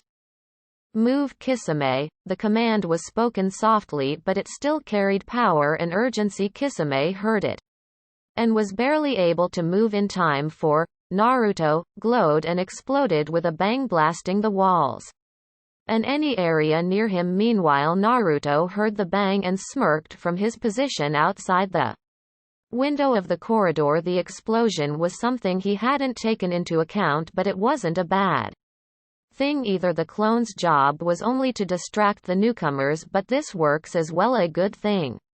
The entire floor was empty. He would go through the memories later. Itachi and Kisame stared at the spot where the clone used to be. Exploding cage Bunshin. Itachi whispered in the slightest wonder. It looks like Naruto was smarter than he previously thought, and very perceptive too. He had known the danger of them and had a shadow clone answer in his place. They had been talking to a shadow clone all this time. Kisame gave a grunt of irritation as he looked at his slightly burnt hand. It had been way too close. Looks like the Jinchuriki is going to be more trouble than we thought, he muttered as he healed the burn with his chakra. Itachi, on the other hand, was thinking what this could mean. Naruto was obviously not here. He was out and had left a shadow clone in his place to keep guard. That or Naruto had somehow known they were here and had gone to call Jiraiya, but they both jumped a bit sideways, letting the bolt of red lightning pass in between them and collapse wall on the end of the corridor to splinters. Itachi and Kisame turned their heads to see the real Naruto standing behind them, right hand extended and the other holding a kunai. Naruto smirked at the looks on their faces. More like the look on Kisame's face. Itachi was as blank as empty paper. Kisame was baring his sharp teeth in annoyance. I can't believe you fell for that. Apparently Kisame did not like the mock at also. 1 second he was standing beside Itachi, the other he was right in Naruto's personal space. Sword ready to cut him. The power behind the strike was enough to shatter a piece of the wall behind him and would have sliced Naruto in half. Keywords would have. Kisame did not know of the danger sense Naruto possessed, nor of the slower perception it granted Naruto. The danger sense rang loudly and the world had slowed down for Naruto as soon as Kisame had taken the step towards him. Naruto had watched in slow motion as Kisame flew towards him. He would have to give credit to the guy, for he was almost as fast as Kakashi with the blade, so he was right in front of Naruto in only a second. Oh, and neither Itachi nor Kisame knew of the marking Naruto had put on the other end of the corridor as a safety precaution. Kisame shattered part of the wall in front of him with Samahata. He had intended to cut off the legs of the brat so he couldn't run anymore, but to his shock he wasn't even standing in front of him anymore. Over here, slowpoke. Kisame whirled around to see Naruto nonchalantly leaning against the wall on the opposite end of the corridor. Even Itachi couldn't conceal his surprise as his eyes were wide as well. Kisame's wide eyes reflected his thoughts clearly. How did he move so fast? I didn't even see him moving. Itachi's thoughts were a bit more sophisticated than his partners. While it was a bit much to cut off Naruto's legs, it would certainly make their job easier. He had thought that Kisame had gotten Naruto with that strike, but he had dodged it. Not only that, but it looked like he barely put any effort into it. Even with his Sharingan he hadn't been able to track Naruto's movement, and that was speaking something since his Sharingan was of the highest evolution. That was the speed Naruto had so nonchalantly pulled off. All he had seen was a tiny, almost unnoticeable flash of neon blue. It was almost like he had teleported. Itachi's train of thought was brought to a sudden stop. Surely not. He couldn't have mastered that jutsu. There's no way. Kisame slowly walked back to where Itachi was standing, his face cleared of the shock from earlier. He could see from the look on Itachi's face that even he hadn't seen the boy move. He slowly grinned in excitement. This might be a challenge after all. It's been a long time. Sasuke, xxxxxxx. Naruto may acted playful on the outside, but inside he was all serious. That sword, he had felt as if it wasn't just taking his life. There was some sort of pull in that sword, but Naruto had flashed away before it could make contact. Seemingly it could take chakra of its opponents. Also Jiraiya should have reached here by now. He had caused 2 explosions, enough for Jiraiya to come here as fast as he could. He had activated his sensing and he was sensing Jiraiya closing in fast. However, he sensed another person. That caused a pit to form in his stomach. Why the hell was he here? It's been a long time. Sasuke. Naruto watched with narrowed eyes and a small hint of annoyance as he noticed Sasuke standing behind the 2 missing nin. Kisame turned around to glance at the newcomer as well, who, Sasuke represented. The classic picture of a guy wanting revenge. Form straight, legs spread slightly apart, hands at the side and hair shadowing the front of his face. When he glanced up, Naruto could see it. The Sharingan was blazing and the burning hate in those eyes was unmistakable. Uchiha Itachi. Sasuke was trembling in rage as he gazed at his older brother when he had found out that his brother was in the village courtesy of a loose-lipped jonin looking for Naruto. Of all people, his blood had nearly turned to ice. He knew Naruto was strong, very strong for his age, strong enough that he had been promoted straight to jonin, but his brother was in another league entirely. No matter how powerful Naruto was now, Itachi would utterly destroy him. He had immediately set off in pursuit of his teammate. It was fortunate that the old man at Ichiraku was kind enough to tell him that Naruto had left the village with Jiraiya the Toad Sage and one of the legendary Sannin. That popped a question in Sasuke's head as to just what was Naruto doing traveling with one of the most powerful shinobi in the world. Nevertheless, he had ruthlessly pushed the question at the back of his head. Concern for his teammate had overridden his logic, not to mention the rage smoldering inside him at the piece of news that Itachi came for Naruto and not him. He had immediately run off to the closest town, counting on the fact that they could not have gotten far if they had only set off 2 hours earlier. It had taken him only half an hour of running close to full speed to arrive at the nearest town. He had then stopped for a quick breather for 5 minutes before resuming his search for Jiraiya and Naruto. After 15 minutes he was ready to pull his hair out when suddenly a loud explosion sounded not far away from where he was. He had turned to see one of the inn's upper floors exploding outwards. It had been fleeting, but he was able to catch the distinct red lightning that Naruto used. He had immediately rushed over there. He wasn't disappointed at the sight that met his eyes. Naruto was certainly there, confidently leaning against the wall and facing 2 people whose backs were facing him. One was a ridiculously tall man holding a large bandaged sword that reminded Sasuke of Zabuza's sword. The other one, though, it has been a long time. Sasuke's blood boiled at the painfully familiar voice, the same voice that he had loved hearing and the same voice that had advised him to hate him to gain power to kill him one day, the same voice that slaughtered his parents, his entire clan without an ounce of mercy. Uchiha Itachi. His vision went red as rage.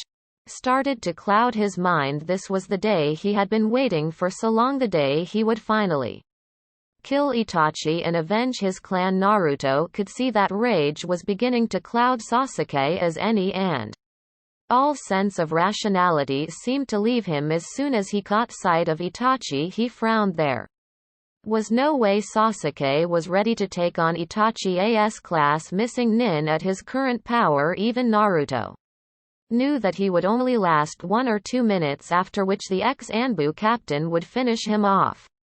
Flying Thunder God or not, Sasuke, control yourself, you cannot beat him. Even Naruto knew that it was the wrong thing to say, but frankly he had nothing else to say that could stop Sasuke at this point. He could only hope Sasuke would regain some of his rationality. Stay out of this, Naruto, okay?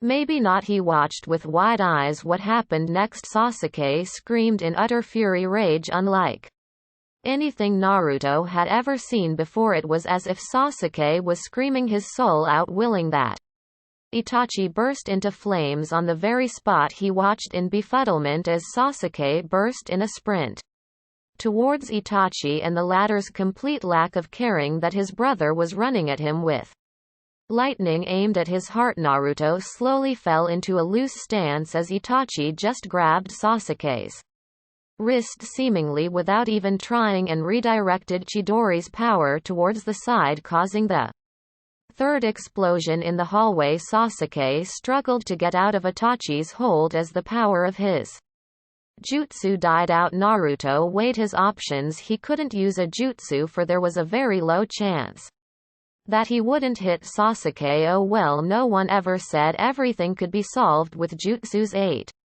Shuriken went sailing across the air, approaching the enemy shinobi with deadly accuracy. Kisame just snorted and used his large sword to simply bat the shuriken away. Itachi glanced at Naruto for the attack, and Sasuke took this chance to once more attack his brother. Why, you're annoying. The statement was said so dismissively that Naruto felt that Itachi was simply dealing with an annoying housefly, not a person hellbent on killing him. Also following the statement was the clean snapping sound of Sasuke's wrist breaking. Naruto sighed in annoyance as Sasuke screamed in pain and bent over, clutching his broken wrist. This really might set back all the progress he had made with the Lord of Emo. Kisame suddenly ran forward, intending to land another strike on Naruto. Naruto brought his kunai up, ready to dodge or block. Before he could do either of them, smoke burst in front of him as a toad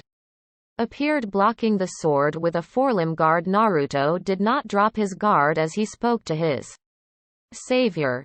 You sure took your sweet time coming here, sensei. Jiraiya arrived on the scene from the window on Naruto's end of the corridor, one leg propped up on the sill while the other was flat on the ground, carrying the body of an unconscious woman, the same woman that Naruto had seen earlier. He muttered in annoyance, "You couldn't have left her in the room or something." Jiraiya clearly heard this but ignored it as he set the girl down and walked up to stand beside Naruto. "Don't be like that, Naruto, my timing was perfect."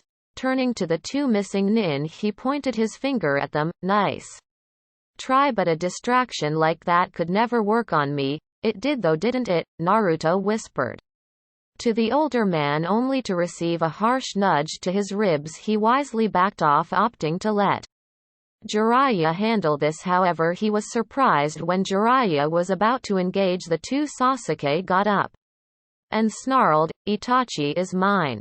He shot forward to try and catch his brother off guard, of course, like the time before that. His ass was handed right back to him. Naruto watched with an impassive face as Sasuke was abused like nobody's business, with Itachi not holding back on him at all. Kisame saw this and grinned. "You don't seem to be too concerned about your teammate, Naruto-san."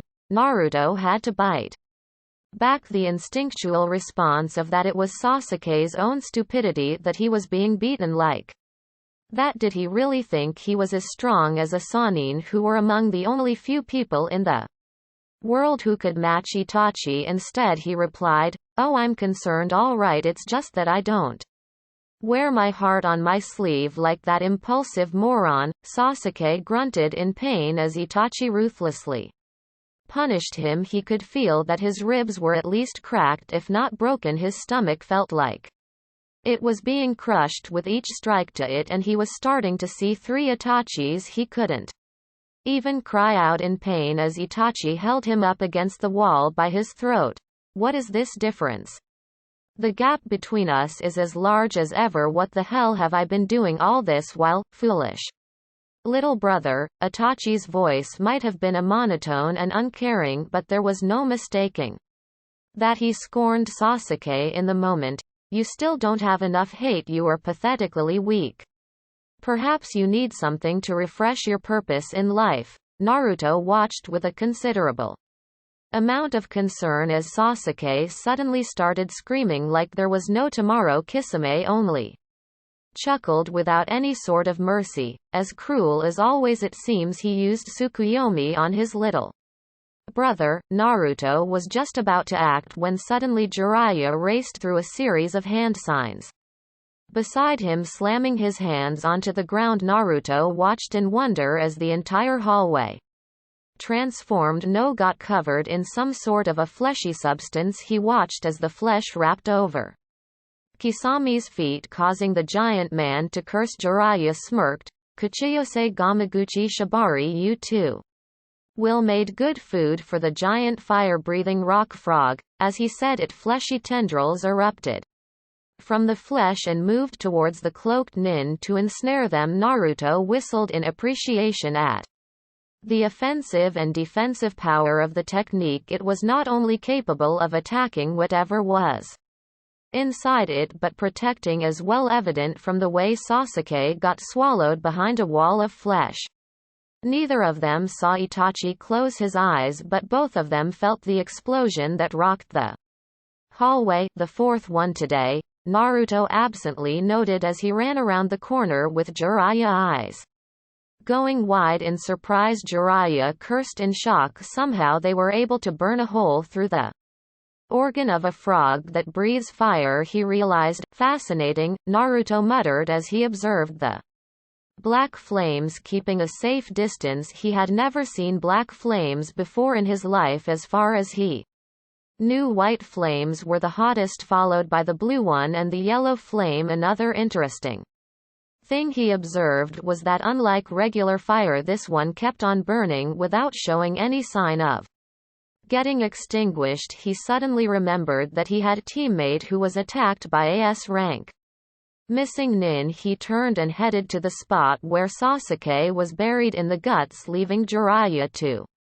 seal the flames in a scroll. After sealing the black fire, he cancelled the frogmouth jutsu with a heaving sigh. He returned to where Naruto was sitting before the Uchiha, seemingly examining him. The aforementioned Uchiha was pale, giving an absent look to the wall in front of him. It was as if he was asleep and conscious at the same time. "Wow, he really didn't hold back on you at all, it seems," Naruto muttered in slight concern as his hands lightly brushed over Sasuke's chest area. The flinch told him all he needed to know. He lifted Sasuke's shirt, observing the impressive bruises forming on the boy's stomach and ribs. If what he heard was correct, take small breaths. You don't want to aggravate your possibly broken ribs, Naruto advised him as he closely observed the pupils in Sasuke's eyes. With a sigh, he stood up.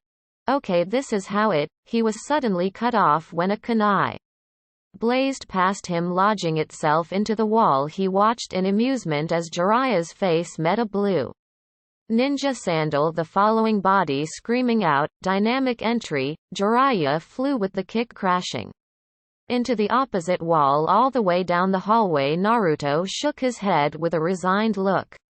Wasn't he the one who preached how a shinobi should always mind his surroundings? Damn it, guy, what's wrong with you? Jiraiya growled out, rubbing his face to try and take away the sting. Guy wilted a little, bowing apologetically to Jiraiya. "My apologies, Jiraiya-sama." Guy shouted. Naruto reflected absently that all the man ever did was shouted, I had come to retrieve Sasuke-kun, but it seems I mistook you for an enemy ninja.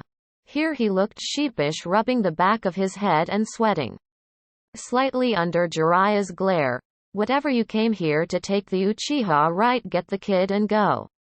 Already he needs to get that wrist looked at, Jiraiya said with a wave of his hand, not just the wrist, Naruto said as he stood up. He needs immediate medical attention for his cracked, possibly broken ribs, bruised stomach with possible internal bleeding, psychological damage and first-degree concussion in addition to the broken wrist. The last part was said while glaring at Jiraiya. Jiraiya looked incredulously at Naruto along with Guy. How can you possibly know about all of that? Naruto sighed and gave a look of boredom. It's really not that hard if you paid close attention to the beating he was getting. You would see it too. The broken wrist is obvious, the heavy bruises around his stomach area usually account for internal bleeding, but you never can be sure until proper examination. The cracked ribs are also obvious. I heard it. Don't know about them being broken though.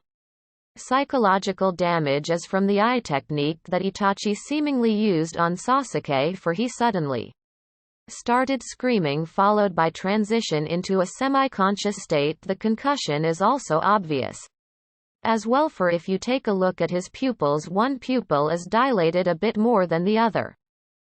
Jiraiya and Guy gaped at the thorough diagnosis, while not on a level of medic nin. Naruto's diagnosis was quite logical now that Jiraiya thought about it. The way that Naruto said everything was obvious told a lot about the way Naruto was used to looking at life. Logical conclusion derived purely from observation. The kid was pretty damn good. He would make a pretty good spymaster if not for his dream of being Hokage. I think I should see to it that Sasuke-kun receives medical attention as soon as possible, Guy said as he tenderly picked Sasuke up. Moments like these, geniuses spouting off something, made him feel a bit awkward and inadequate. He then raced off shouting off, springtime and youth. Naruto and Jiraiya sweat dropped at the man's excessive behaviors before shrugging it off. Every ninja had their quirks. Guy was just a bit more unique than the others, so, you know why those guys were after me, not you. More like what's inside you, Jiraiya answered. Naruto put a hand on his stomach where Kurama's seal was. Why? At this point I don't know. All that matters is anyone who wants the power of Biju that isn't a Jinchuriki isn't up to any good, Jiraiya explained, sighing heavily. Looks like we'll have to be careful around those guys, don't we, Kurama? Indeed we can never be too careful, even if your seal is one of the strongest in existence, Kurama replied. Naruto patted his stomach. I doubt anyone has the key to open this seal.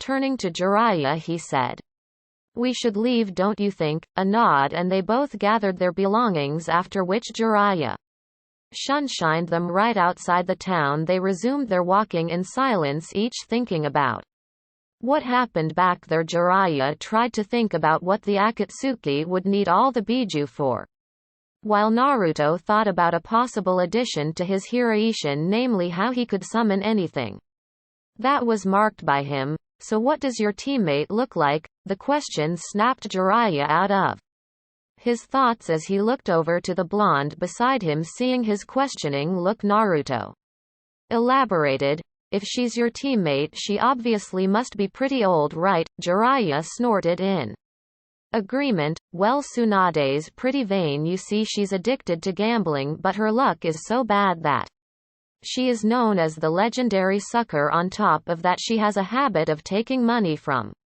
moneylenders and never returning it, so she's almost always on the run. He rummaged in his vest for a picture of what she looked like now, while Naruto shook his head in mild disgust. She sounds like a kleptomaniac and a coward.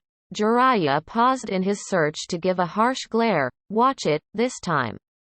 Naruto didn't back down as he glared back.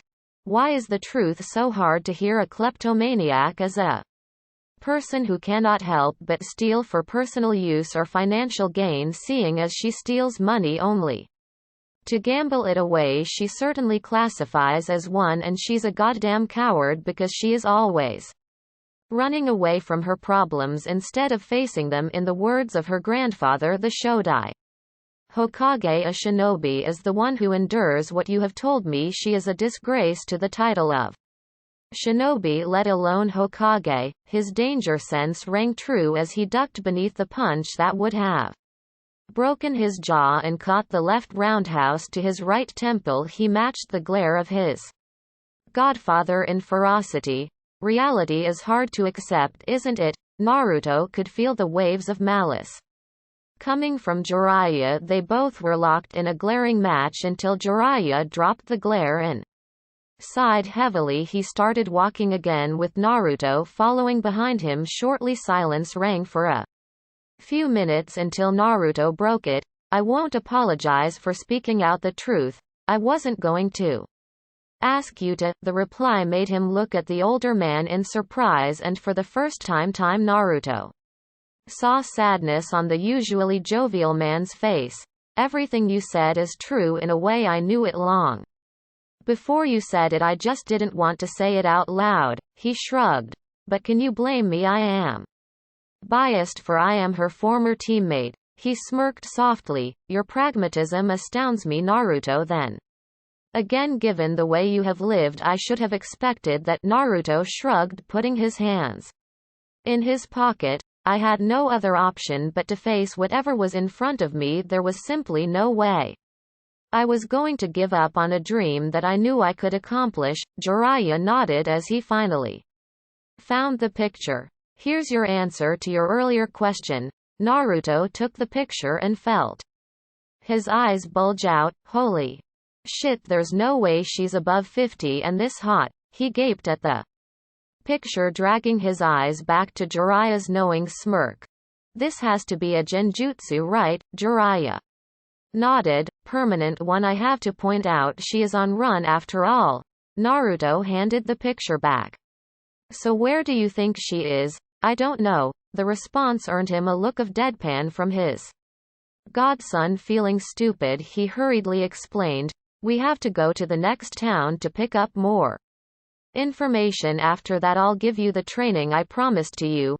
Naruto folded his arms. Can I start the jutsu training at least? Jiraiya thought about it. The jutsu did have 3 steps to be completed, and none of them were easy. He supposed it wouldn't be too bad to give Naruto a head start. Fine. He then took out the water balloons from his backpack. We're going to use these. Naruto gave a wary look to the man.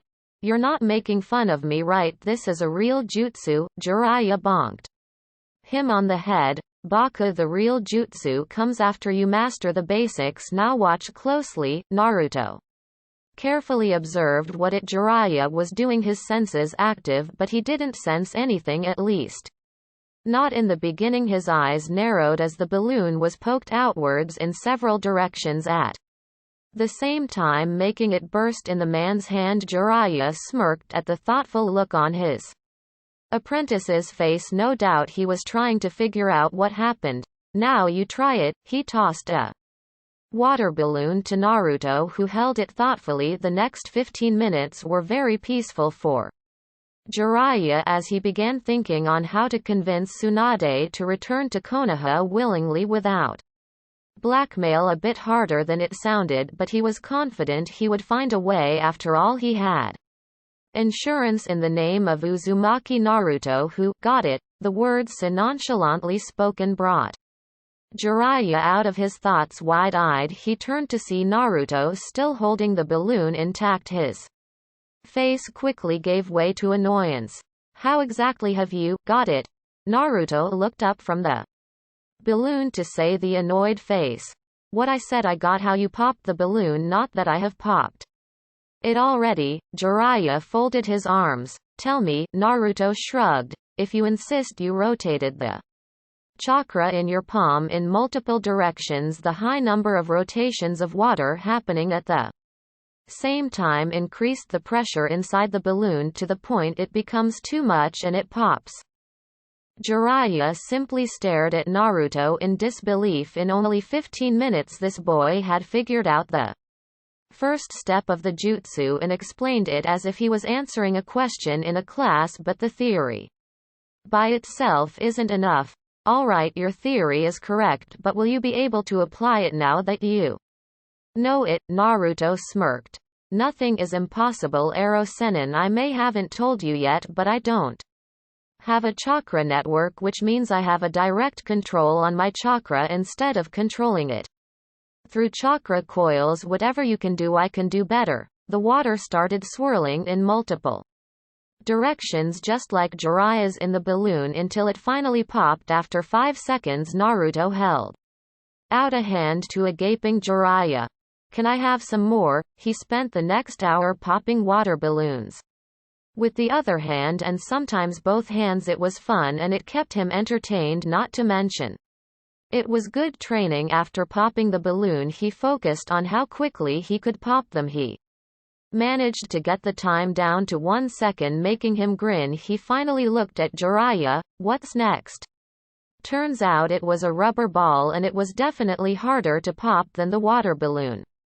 Considering there was only air inside and the rubber shell was thicker than a balloon, the theory of the first step certainly didn't work for the second step, and Naruto carefully kept his face free of emotions, for he absolutely refused to give the smirking sage the satisfaction of knowing just how frustrated he was. His genius was baffled to a previously unreached degree. They passed and stopped in several towns over the course of the next few days. One time Jiraiya tried to con him for his money so he could visit a brothel. Flashback. Naruto and Jiraiya smiled as they looked over the bustling crowd in the marketplace. Looks like a festival is going on, doesn't it? It's a pretty famous one. If I remember correctly. Naruto stretched and bounced the rubber ball in his hands. He still hadn't popped it, to his immense frustration. Then would you mind if I look around a bit? Jiraiya waved his hand. Go on, kid. Naruto smiled and took out his wallet. He long suspected that the frog wallet was given to him by Jiraiya, but he figured the man would get flustered if he called him out on it. The wallet was full of money and Jiraiya was quick to spot it. Oh, it looks like you are rich, Naruto internally smirked. The man had no idea just how rich he was without counting the inheritance from both of his clans. However, he watched in bewilderment as the wallet suddenly disappeared from his hands. He gave a quizzical look to Jiraiya, who put the wallet in his robes. What the hell, Ero Sennin? Don't worry, Naruto, I'll watch over it for you. After all, you're just looking around, aren't you? See you at the village gates in the evening and take care of my stuff while you're at it. Naruto caught the bag and watched curiously as the man strutted away. He smirked as the slung the bag on and took out his real one. I wonder how long it takes for him to realize there is just paper money in there. Flashback end. Turns out Jiraiya didn't find out until he had finished his time at the brothel. When it came to pay, it was then he realized that the money he was holding wasn't real money, just paper he had to be from his own pocket. To his immense regret, Naruto watched in amusement as Jiraiya proceeded to glare at him for the next 3 days. He never took his wallet again, though. However, it was during his usual bar rounds on which he was finally able to pin Tsunade down. Turns out that Tanzaku town is having a big festival. The town was already a tourist place with its hot springs, theaters, and not to mention casinos, so it confused Naruto that they started moving even slower than before. Shouldn't we hurry up and catch her in Tanzaku before she gets away? Jiraiya grinned at Naruto. If we do that, she would know for sure that we're there for her and she'll bolt. We can't spook her just yet, so we'll get there a couple days after her and make it look like we just happened to run into each other. See? Naruto shook his head. No, but I'm sure I will in some time. Putting Tsunade aside, how's The rubber ball coming. It's been 19 days. Naruto released a breath. I have a question for you. Instead, Jiraiya frowned. Okay, shoot. Just what am I supposed to ultimately achieve? Jiraiya chuckled with a grin. I was wondering when you'd ask that. Come on, let's go over to that tree over there. He led Naruto to over a sizable tree on the side of the road. Watch my hand. Alright, he requested. Left hand held up. Naruto watched amazed as the chakra swirled and thickened. Forming a swirling spiraling sphere, he could feel the slightest sensation of wind coming from the spinning visible ball of chakra. Jiraiya's hand reared back and then with great force he thrust it into the tree's trunk. Naruto was disappointed to see that when the jutsu dispelled there was only a small but deep gash in the tree trunk. That's it, Jiraiya, as if he had read his thoughts, smirked and pointed to the tree. Look behind it. Naruto moved around to view the back of the tree and whistled at the sight. The back of the tree had completely exploded outwards. It as a wonder the tree was still standing. Okay, that is impressive. He tapped the bark of the tree lightly and watched with eyebrows raised as the tree completely fell. He turned to Jiraiya in excitement. Who made it? The wickedly grinning sage said. Your father, of course. Naruto smiled softly in pride, still admiring the aftereffects of the jutsu. To-san, I guess I shouldn't be amazed. To-san was pretty amazing. After all, pretty amazing doesn't even cover it, but it took him almost 3 years to create this. I wonder how long will it take you to master this? Jiraiya challenged. Naruto smirked. Now that I know what to do now, no time at all. With that he went at the ball with renewed vigor. 1 hour later, he popped the ball. He finally figured out the trick behind the second step. The second step involved power. He had to concentrate the volume and density of his chakra inside the ball, increase the pressure so much that the ball burst. It took him a fair amount of concentration to do it, but once he had the gist of how he had to do it, he began popping the remaining balls just like water balloons with the other hand, and with both hands together. The result was that his hands started trembling uncontrollably from the overuse of chakra. Naruto had almost panicked had Jiraiya not explained it to him that he probably hadn't used his chakra from his hands before in this way, so it was a process of getting used to it. He had to grow past the pain threshold if he was to perfectly use the Rasengan. The next day they arrived in Tanzaku town. Jiraiya told him that he would explain the third and the last step of the jutsu once they were in their hotel room. For the present they were just enjoying the sights when Naruto suddenly asked an unusual question. Ero Sennin, how good are you at gambling? Jiraiya blinked at the random query but answered nonetheless, I'm not particularly bad at it, if that's what you were asking. Naruto nodded. Good then. He was cut off when people suddenly started running in the opposite direction of where they were facing. He muttered with narrowed eyes as he sensed a high influx of chakra. What the hell? Jiraiya suddenly took off, forcing Naruto to follow him. Naruto followed as well, both heading towards the massive source of chakra to the castle on top of a hill. Arriving there, they gaped at the level of destruction. Walls were crumbled to dust and debris, holes and gashes in the ground, leading the two to believe either someone was murdered or there was a massive battle. Looks like our snake friend met up with Tsunade, Jiraiya surmised, looking around the scene. Orochimaru, Naruto muttered, looking around for some sort of clue. It seemed reasonable as he had burnt off his arms. Why he didn't just sprout another body from his mouth instead of looking for Tsunade was beyond Naruto. Let's give her some time to cool off. Naruto, the third step to the Rasengan is combining the first two. See you around, and then he was gone in a swirl of leaves. Naruto glared at the spot before sighing. I guess I should have expected that. XXXXXXX, Orochimaru-sama, I still don't understand why we came here to talk to Tsunade, you could have simply sprouted a new body to heal them, Kabuto commented as he sat by his master. Orochimaru smiled with a wicked glint in his eyes as he looked down at his completely burnt hands. It was only because of high tolerance of pain he had built over the years that he wasn't screaming. There are many things you have yet to learn, Kabuto. I did not shred my skin because Tsunade has a jutsu that I need. A jutsu? Golden slitted eyes twinkled dangerously. Yes, one that can heal any injury, one that has the potential to bring back people from the dead. XXXXXXX. Naruto spent the rest of the day until evening in their hotel room trying to combine the two steps he made. A startling and a very pleasant discovery that it was not very difficult like the previous step here. He was now panting lightly as he gazed with pride at the ball of spinning chakra between his hands.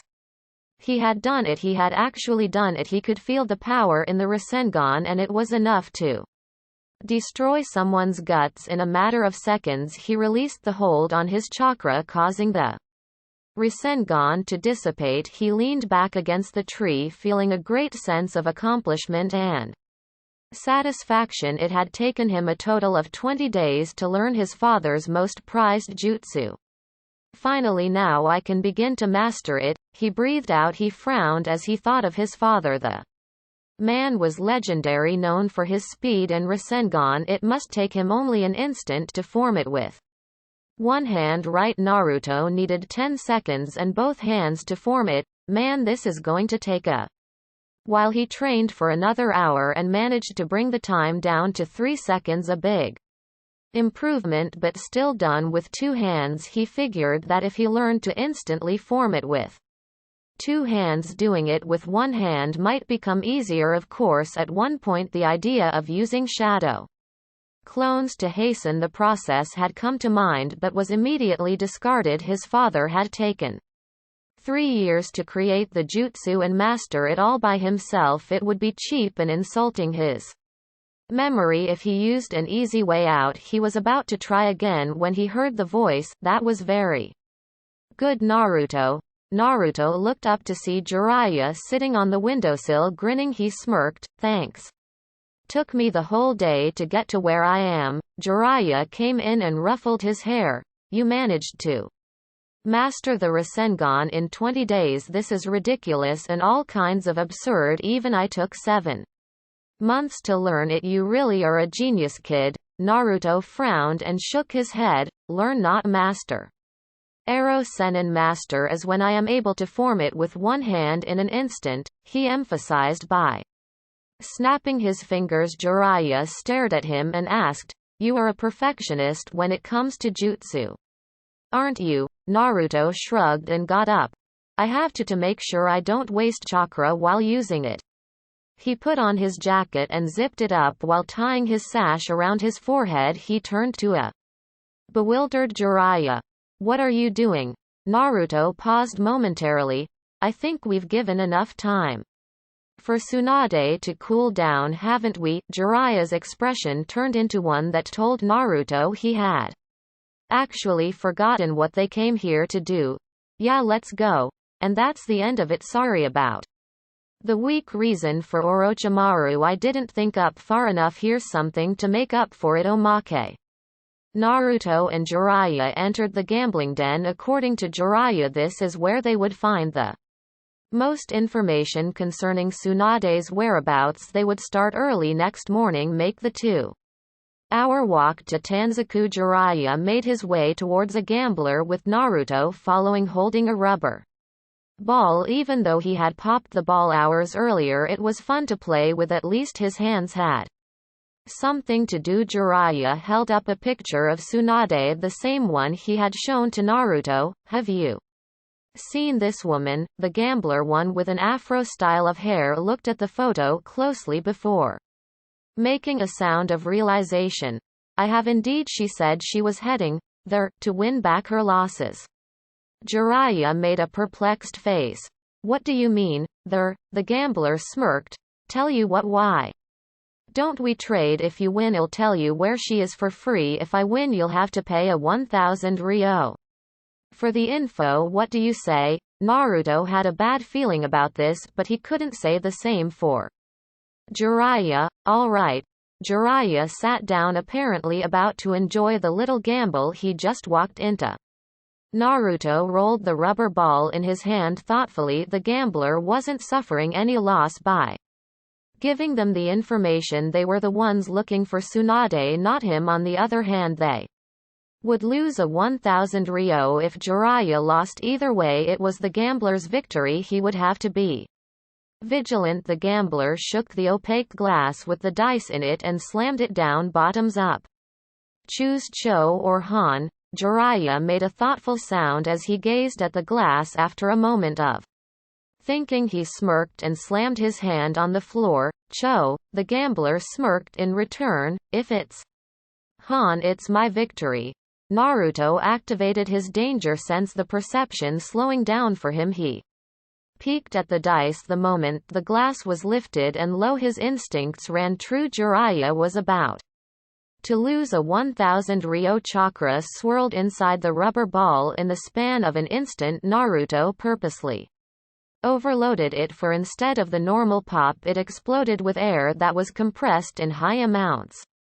It easily knocked over the gambler in front of them and the other one in the room who was playing with some other guy. Jiraiya seemed to not notice it at all, for he was mournfully muttering, a 1000 Ryo. Naruto nudged his master, nodding the man to look at the dice. Jiraiya blinked when he saw that the dice had suddenly changed from Han to Cho, which meant he won. The gambler got up and groaned. What the hell was that? Oh damn. Naruto mock scowled while gazing at his hand. Looks like I used too much power again. Jiraiya narrowed his eyes at that. He knew Naruto had perfectly popped the ball over 20 times, so he shouldn't be making any mistakes now unless. He smirked when he realized what had happened. Naruto had deliberately overloaded the ball, causing it to explode rather than pop. He saw Naruto giving him a discreet wink. Turning to the gambler, he said with no small amount of smugness, looks like I win. Grumbling, the gambler had no choice but to give them the information. As they were about to leave, Naruto nudged Jiraiya. Hey, can I try that too? Jiraiya blinked.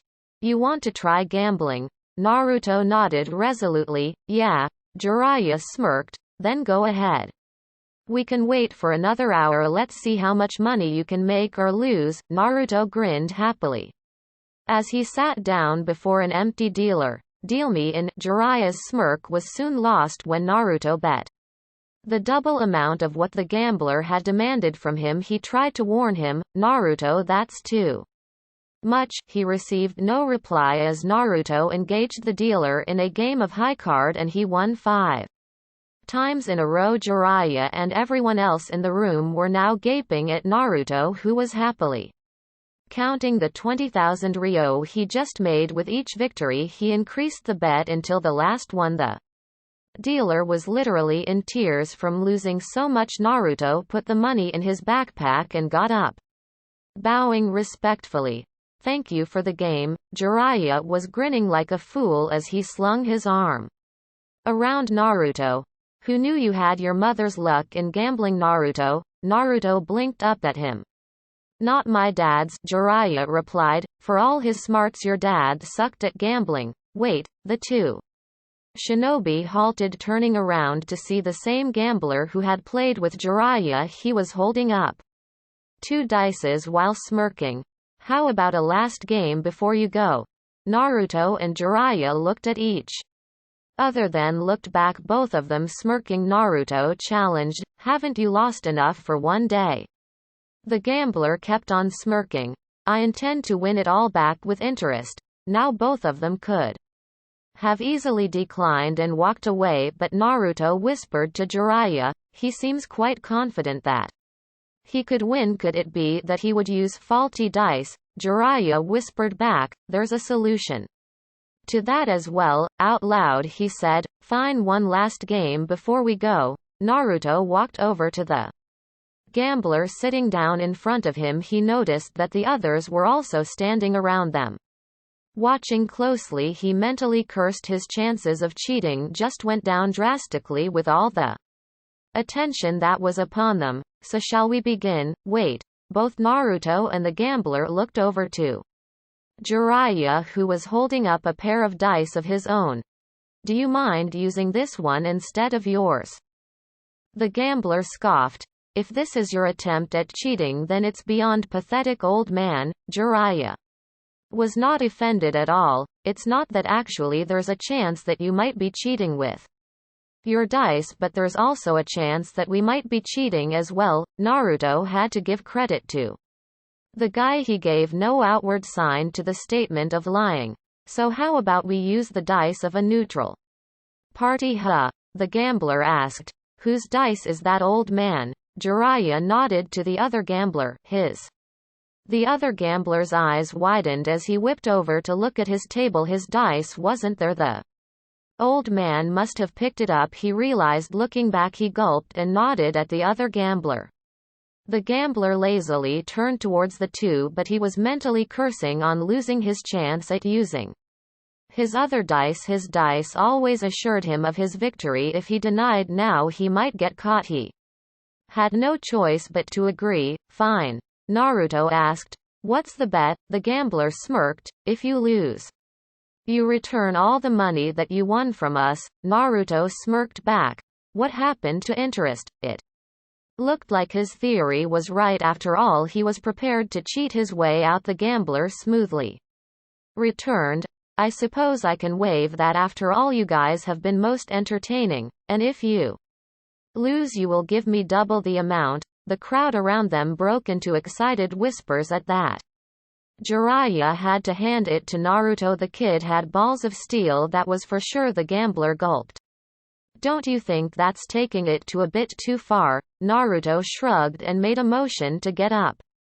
You were the one who wants to play. That's my bet. Take it or leave it. The gambler considered this heavily. On one hand, he could go the safe road and leave it, saving the gambling house a potential loss of 40,000 Ryo. If this kid won, they would go bankrupt and be the laughingstock of the town. If he won, they would be back in normal business. Ultimately, lure of the risk of gambling won out. He took the dice from Jiraiya and rolled it in his glass, slamming it on the ground. Choose Cho or Han. Naruto did not even look at the glass, staring the gambler right in the eyes. Han. The crowd leaned over each other, almost falling over in the process to see what the result was. Jiraiya and Naruto leaned over in anticipation as well. XXXXXXX. How can you be grinning? Naruto grinned as he comfortably laid on the bed. Because I won. Jiraiya snorted. You single-handedly put them out of business, brat. How can you even sleep after tonight? Naruto closed his eyes, like a baby old man. You better not let Tsunade know of your insane luck. She won't let you leave her side when she goes gambling. Naruto snorted in amusement. I don't intend to. The streets were as lively as they were in the day, but it was noticeable to Naruto that people were starting to slowly go back to their homes and resting places for those who were out of town. It was strange how sometimes Naruto didn't have much to think about rather than the present, but a topic weighed quite heavily on his mind. Him becoming the clan head to both of his clans now that he was a Jonin. His political responsibilities had significantly increased, not to mention that he was now the last of both clans. One good thing about this, though, was that he would now be allowed to live in his parents' house before he could dwell on it further. A mental call from his tenant snapped his attention. Naruto, I need to talk to you. Naruto raised an eyebrow. Kurama was sounding unusually serious this time. Right now? Yes. Right now. Wow. Not only was he unusually serious, but a little impatient and irritated as well. But for what reason? As far as he could recall, he had done nothing to aggravate Kurama. He would have asked the Biju to continue their conversation like it was going now, but something in Kurama's tone told him that this conversation required some face-to-face talk. All right, then. In a blink he was pulled into his mindscape, arriving at the valley on the edge of the Great Lake that represented his massive chakra reserves. Kurama was sitting right in front of him on his hands and gazing right at him, hot air rushing past him whenever he exhaled. "What's up, Kurama? I am good, if only a little bored. Even with having access to your eyes, events of the world tends to get a bit boring every now and then." Kurama smirked at the end. Naruto smirked in return. "The world has heard your complaint, and it has been dutifully ignored. Now what's the matter?" Kurama's smirk disappeared as the atmosphere turned serious. "I wanted to talk to you about your fight earlier." Naruto raised an eyebrow. "You mean with Itachi and Kisame?" Kurama nodded. "That one. Those men are extremely dangerous. Naruto, even at your level you would struggle against just one of them."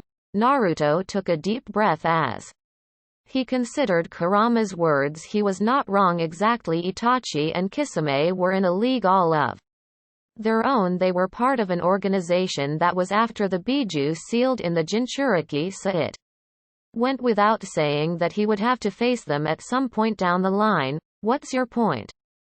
"My point is that some extra training should be undertaken. More specifically, I personally think that it's time you started to learn how to use the greatest resource at your disposal," Kurama offered.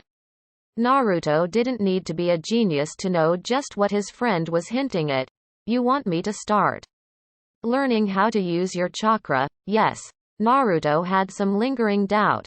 "Do you believe that I'm ready for this though? After all, your power is no joke at all." Kurama grinned, exposing the sharp row of teeth he had. "You've been ready for using it for quite some time. Don't tell me that you're chickening out." Naruto snorted.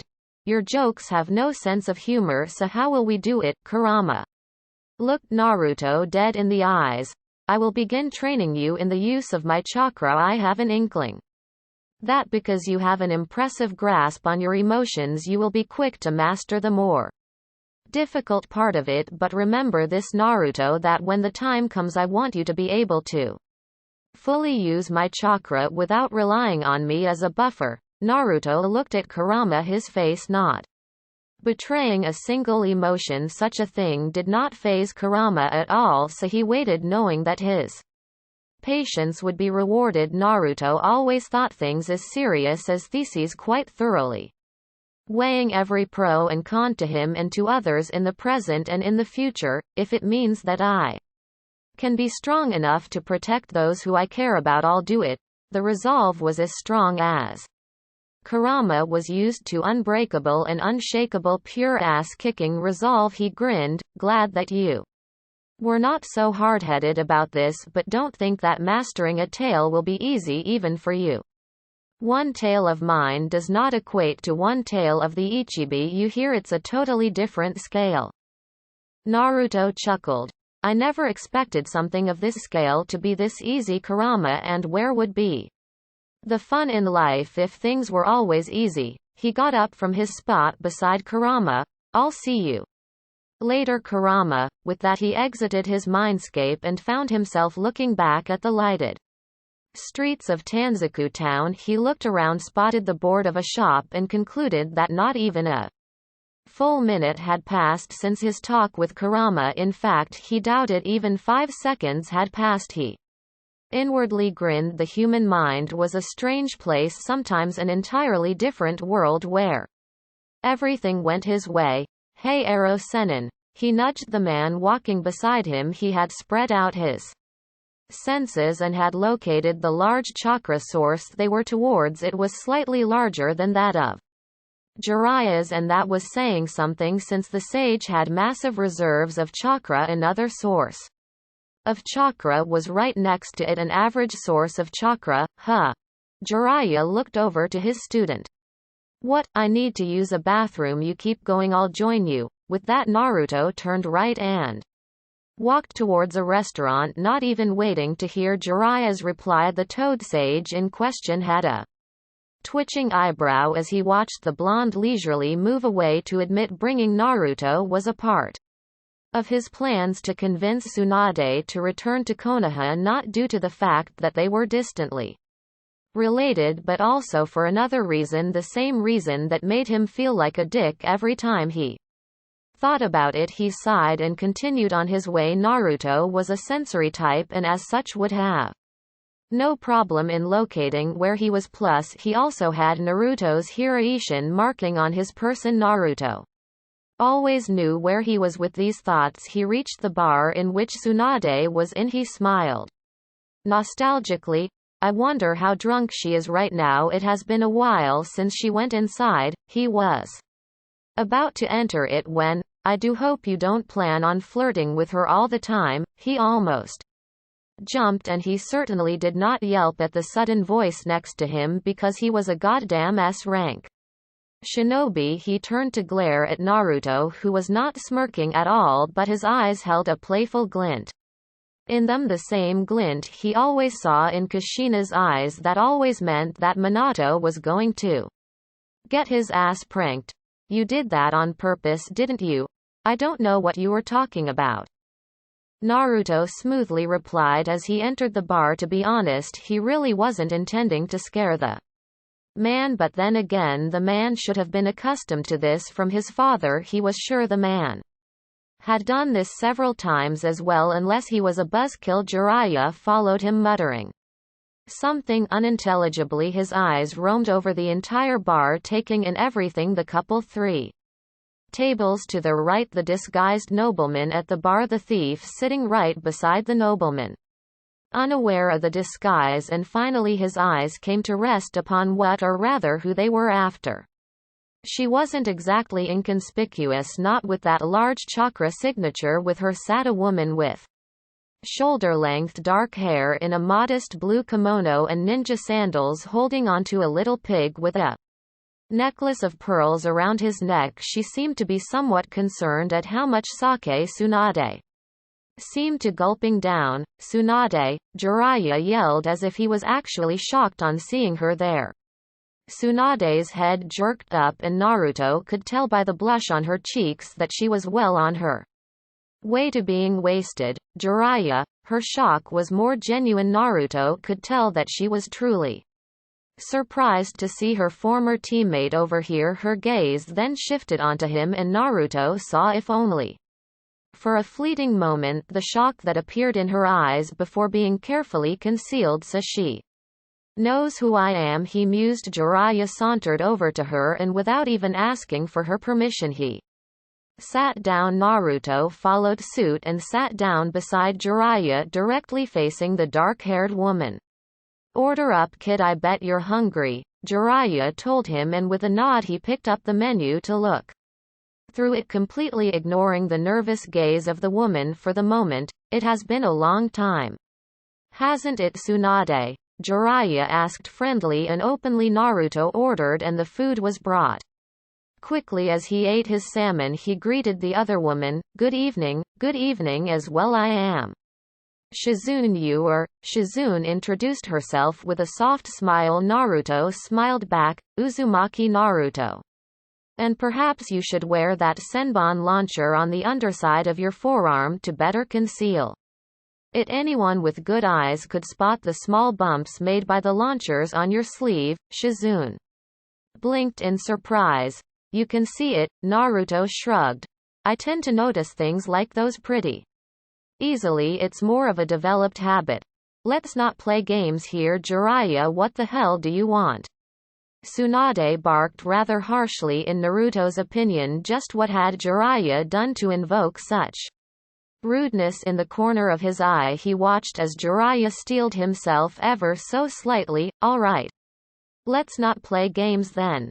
Tsunade, you were ordered to return to Konoha and become the Godem Hokage. Tsunade blinked, just staring at Jiraiya for a moment before shaking her head as if amused. I've been seeing a lot of old friends today, she muttered. Jiraiya inquired. It was Orochimaru, wasn't it? The silence from Tsunade and the slight widening of Shizune's eyes was all the answer that he needed. What happened? The tone of the question was calm, but Naruto could hear the suspicion in it.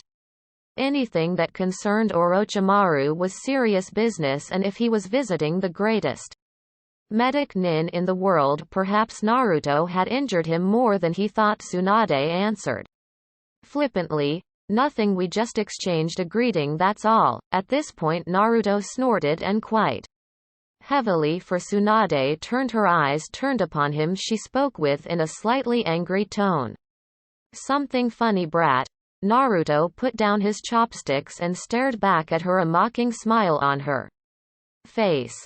"How about telling the truth? Orochimaru hardly seems the kind of person to visit someone to simply exchange a greeting." Tsunade narrowed her eyes at Naruto, sparks of anger slowly growing, but instead of speaking to him she addressed Jiraiya. "Who is this disrespectful brat you have with you?" Jiraiya. Before Jiraiya could answer, Naruto didn't know why, but he suddenly had an urge to exchange a war of words with her. It has been so long since he had one. He rested his elbows on the table.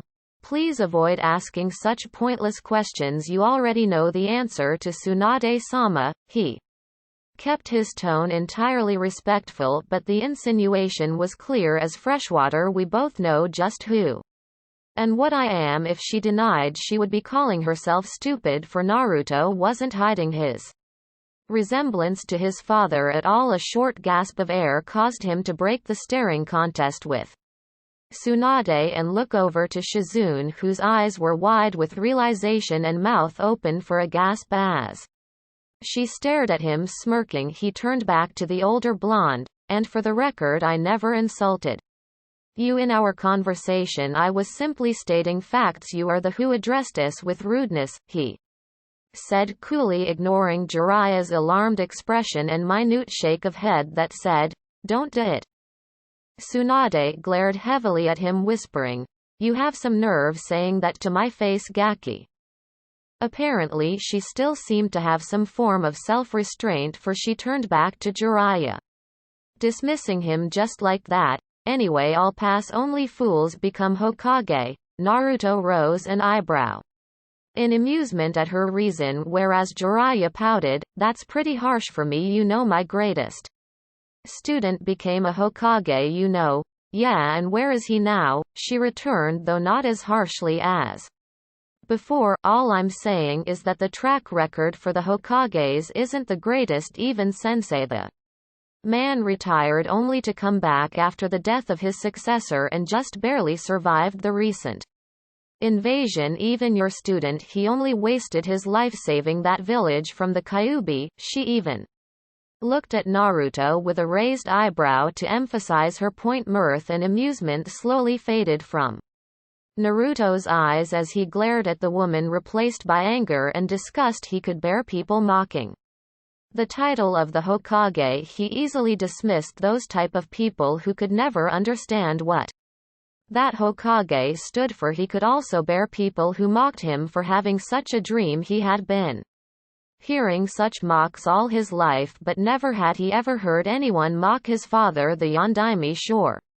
people had their own opinions about others, but to insult a man who sacrificed his own family for the sake of his village, and she even had the nerve to look at him all the while insulting his father and surrogate grandfather. Naruto's opinion of her had substantially plummeted. Wasn't she aware that she was not only insulting her own sensei but her own grandfather and granduncle as well, the two people who laid the foundation for Konoha? This was the woman who was supposed to be the Godem Hokage. Talk about having the will of fire, there weren't even embers inside her, let alone flames. Jiraiya raised his hands in a placating motion to calm her down. He himself had flinched when she had insulted Minato, who was almost like a son to him, but he kept his anger in check, for that wasn't going to help in bringing her back to the village. Now Tsunade, don't be like that. You have been gone for a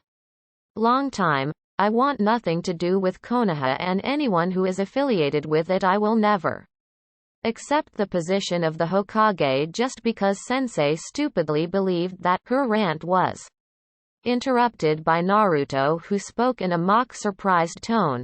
"I'm sorry, I think you are mistaken. This is a request Sandaime Hokage has ordered us to bring you back. Tsunade mockingly smirked at him. Leaning forward, Naruto kept his eyes from floating downwards where her breasts had been pushed together. Let's say that I care. What is there that could make me want to come back to Konoha? At this point Jiraiya watched, slightly concerned over how Naruto handled Tsunade. It was suicidal to piss her off, and there was no other person who knew better than him. He knew that sweet words won't convince her in the slightest, but he could lose her forever if he let this go out of hand. Unfortunately, that was exactly what Naruto was doing right now. Naruto was highly pragmatic, almost to the point of being ruthless. He had no difficulty in laying out the pills that were harder to swallow. Protection from various moneylenders, a stable home, and blackmail. Naruto rattled off, not even hesitating the slightest at the last option. Jiraiya's and Shizune's eyes widened for different reasons. Shizune tried to think of just what did he have to blackmail her master, while Jiraiya knew exactly just what Naruto was talking about. He harshly whispered, "Naruto, what are you doing?" To his shock, Naruto gently waved him away. "Don't worry, Jiraiya-sensei, I know exactly what I am doing. I'll show her the reality of her situation." Tsunade almost hissed at Naruto. "What blackmail?" Naruto rested his chin on his hands. "The fact that there is nothing stopping the old man from declaring you AS rank missing nin should we fail." That was a sledgehammer that no one was prepared for. Jiraiya had wide eyes at Naruto's proclamation. Sensei hadn't said anything like that when he briefed him, so he had to be bluffing. But looking at Naruto's face, he realized that Naruto was not kidding at all. He looked entirely serious. Just as he was about to stop him, a hand came up to stop him, silently telling him to stay out of this. Jiraiya was sure that Tsunade would bash Naruto out any moment, but then he looked at her face. Tsunade had gone pale from shock. She would have never thought that she could be labeled as AS rank nin, never considered that possibility, but then again the brat could be bluffing. Snapping from her shock, she whispered, half angrily and half in denial, "You're bluffing." Naruto shrugged. "You have severed all contact with the village, haven't done anything except drink and gamble in 10 years, which means no service to the village, abuse of your Sannin traveling rights, and have no intention of coming back. Quite a lot of similarities to a missing nin, am I right?" Tsunade smirked. The old monkey would never do that to his student. Naruto looked up and thought, "I'm pretty sure that I can convince him." All of a sudden he was yanked forward by Tsunade, whose hand was now fisted in his jacket. She hissed coldly, "You wouldn't." Naruto stared at the hand for a moment and then stared at her. "Please let go of the collar," he said calmly. Perhaps he pushed her too far, he mused. Tsunade harshly shoved him back into his seat, settling back into her own. Naruto straightened out his collar. "Truth is a bitter pill to swallow, isn't it?" Tsunade's glare could have killed him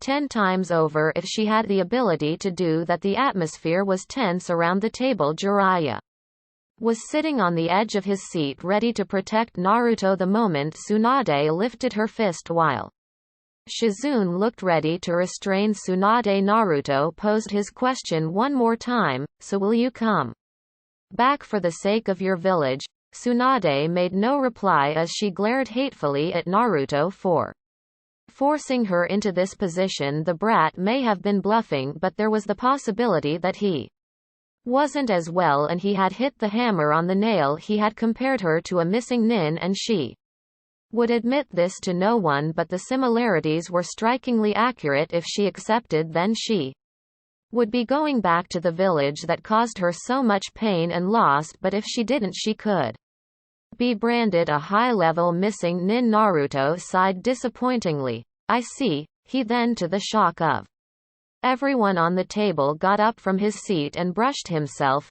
"Let's go, sensei." Jiraiya was still recovering from what just Naruto said, so he could only blink in response. What? Naruto Didn't so much as look back. We are wasting our time here. Our village is better off without her. We certainly don't need some trash who is afraid of facing the difficulties and realities of life as a shinobi, much less the Hokage. We would be the laughingstock of the entire elemental nations. Naruto knew he really was asking for it. He knew from the moment he started talking to Tsunade that Jiraiya's plan was doomed to fail from the beginning. No sort of sweet talking would ever work on her. So he tried a different way Jiraiya might not approve, using blackmail against his former teammate, who he still cared for deeply, but as long as she comes back to the village in one piece, perfectly fine and healthy, anything goes. So he came up with a backup plan. He knew that Tsunade was practically royalty, being directly related to the first two Hokages, and the student of the third, Gigi, would hesitate to put his former student's name in the bingo book as an S-rank missing nin, but he would do it for the sake of the village. After all, the man had the balls to pull off a move such as dissolving the highly annoying civilian council. Even in his age, perhaps he should have given an incentive for Jiraiya to give to Tsunade to convince her to come back, but that's beside the point. He would have to exploit Tsunade's weakness for gambling, and the only way to do that was to bait her, and it seemed to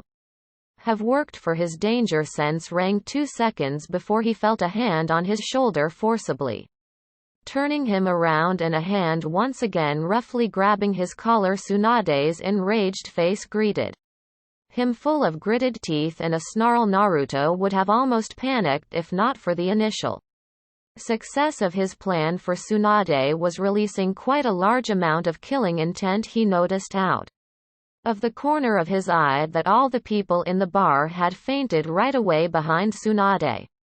Shizune and Jiraiya had risen to their feet. Shizune was clutching the piglet to her stomach almost painfully. If the piglet's expression was anything to go by, he was surprised it hadn't fainted though. Jiraiya looked panicky, for the lack of a better word. Naruto discreetly motioned him to stay. He had this under control. Jiraiya looked doubtful but nodded hesitantly. Naruto finally turned his attention to the enraged blonde and amusingly noted that they were almost the same height. Tsunade lifted her other fist threateningly. I'm this close to sending you back to your village, the expressway brat.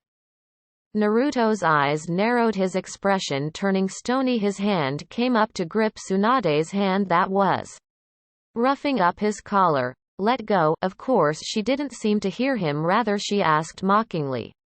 Or what now? It was clear that she was underestimating him. His grip tightened as Tsunade's eyes widened a bit. Or burn. Tsunade immediately let go of the collar as soon as her hand had started to feel warm. Clearly the brat could control his chakra very well. A few seconds longer and her wrist would have been burnt. Naruto smoothened his collar once more and asked, might I ask just what provoked such an action on your part? Tsunade damn near snarled at the audacity of the brat in front of her. You call me trash and simply expect to get away. No one is that lucky, brat. Naruto crossed his arms and made a disbelieving expression. Let me get this straight. You are going to attack me just because you don't like hearing that you are trash who abandoned their village? Oh. Naruto looked as if he had an epiphany. Sorry, my bad. You are not trash. You are actually worse than trash. Tsunade just about had it. She took a step forward but was quickly restrained by Jiraiya, who struggled to keep her from killing his foolish godson. Young brats like you should learn how to talk to someone who can make paste out of you if provoked. Naruto had no problem returning the insult. Oh, I know how to quite well. A pity that no one taught you. And what do you know about young people these days anyway? Jiraiya was frantically motioning Naruto to stop. The one thing that ticked Tsunade the most was whenever her age was mentioned in a mocking way. He didn't know why Naruto was doing this, but his student was treading in dangerous waters. Tsunade finally wrenched herself free from her teammate but did not immediately move forward. She instead asked in a low, intimidating voice, "What's that supposed to mean?" Naruto stood in his spot, not intimidated at all. "What do you think?" Ba-chan, Tsunade and he were nose to nose again. Tsunade's smoldering rage was matched against the freezing gaze of his own.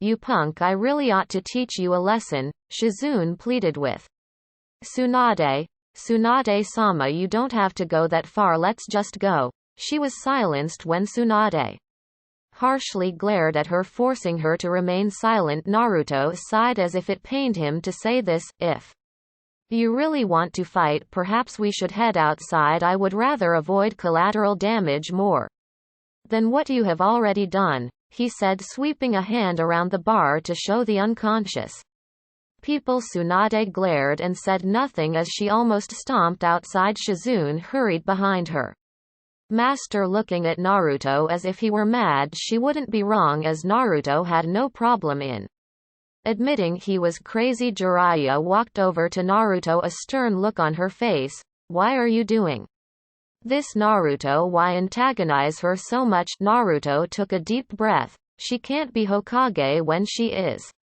like this, sensei, not when she is clinging onto the past without any intention of letting it go. A Hokage cannot afford to be weak-minded like this. I am trying to break her out of this state of self-pity she has put herself in." Jiraiya snorted. "Let me tell you then, you are doing a piss-poor job of it," Naruto sarcastically replied. "I wonder why we weren't going by your method." "Oh, that's right, it was failing." The retort was quick. "And yours isn't." Naruto put his hand on the door handle. "We'll see." With that he stepped outside. Tsunade eyed the brat in front of her with narrowed eyes. While he was maybe a bit good, she doubted he was anywhere near her level. She was a Sannin, while the brat before her was merely a Genin Chunin level at best. There was a whole world of difference between them. "Kid, I'll give you one last chance to apologize for what you said to me." His reaction surprised her greatly. His expression immediately became frosty, his eyes narrowing into flinty chips of ice that was cold. It burnt. The look reminded her of Namikaze Minato, whose enemies ran in the opposite direction. On seeing that look, "Apologize to you? Perhaps it should be the other way around. For you knowingly insulted a man who sacrificed his own family for the sake the village he loved in front of his son, no less." Dead silence filled the alleyway, and Naruto was glad that the street was completely deserted. Tsunade's eyes widened and a pinch of guilt filled her being before she shoved it aside before she could say anything else. Naruto continued. He was quite fed up of her by now. "You have no idea just what the Yondaime gave his life for, and frankly I don't think you will ever understand. You have no idea how hard the old man works each day to keep the village safe and sound. You have no idea how much he helped each person in it indiscriminately. Your worst day can't even hold a candle to his, and you think you can turn down the position because you have some personal issues. You have no idea what the Hokage stands for, yet your sensei believes you do, and here you are betraying the trust he placed in you. All you can do is run away like a coward." Tsunade was trembling with rage at his point. She was tempted to just thrash him to Kingdom Come, but she needed to show this brat why no one messed with her. She growled out, "Looks like are way too excited to go into Akuma Gaki." She swallowed her anger and listed out the rules. Physical attacks only, first one floored wins. Jiraiya and Shizune cringed at the implications of the rules while Naruto shrugged. She was about to lose anyway, why not give her a handicap? Tsunade smirked savagely and lifted her index finger. "One finger, that is all I'll be using." Naruto nodded and said, "Very well, since you have laid down the rules of the fight, it only seems fair that I lay down the stakes. I win, you come back with us to the village. You win, we leave you alone. I'll even give you my wallet." He held up his wallet, which jingled with coins and sounds of crispy notes. No need to mention he kept the least amount of his money in his wallet. Tsunade cocked an eyebrow.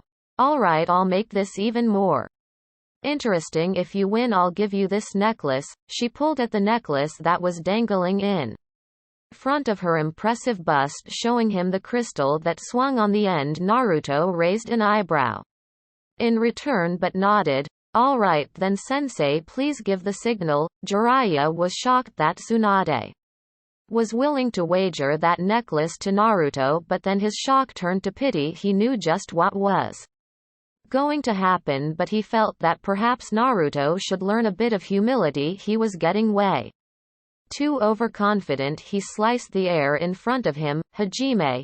He was confused when Naruto just took out a kunai from his thigh holster and ran towards her. A disbelieving expression came over the faces of both Shizune and Jiraiya. Jiraiya was just gaping at the fact that Naruto wasn't even going at Chunin level speeds and charging Tsunade head on. He knew Naruto planned his every fight out from the beginning and was capable of some really impressive improvisation, but honestly speaking, this one looked to be a bit foolish. Either the brat had a really good plan or he was just acting plain stupid.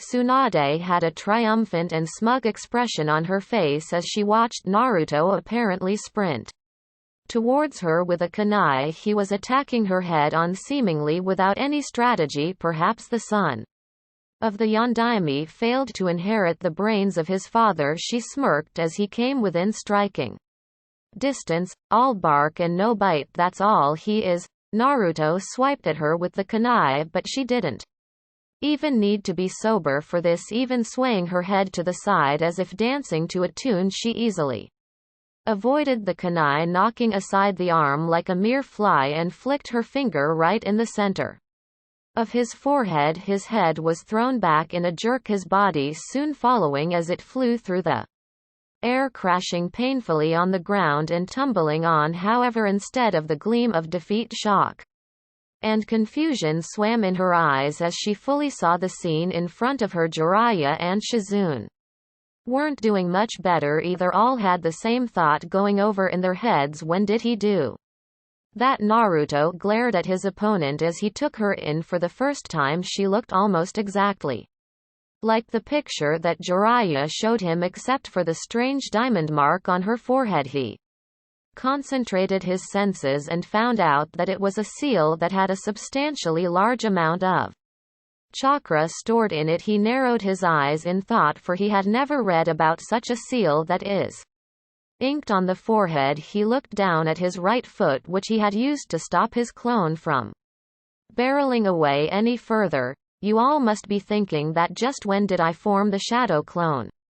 Aren't you? The voice held the smallest hint of smugness as he took in the shock and confusion on Tsunade's face. He dispelled the shadow clone and sauntered forward until he was standing right where his clone was before the fight. Briefly going through the memories, he had to clamp down the urge to whistle. His clone was harsh, but rightly so, because Tsunade was pathetic. Naruto's question snapped everyone out of their shocks. Jiraiya looked as if he was about to speak first, but Tsunade beat him to it. When the question held loads of frustration, as if there was nothing else in the world she wanted to do right now than bashing his skull. Naruto smirked. It should be obvious by now, shouldn't it? When no one responded for a few moments, Naruto sighed and explained, the clone was there with all of you from the beginning. I was never there in the bar at all.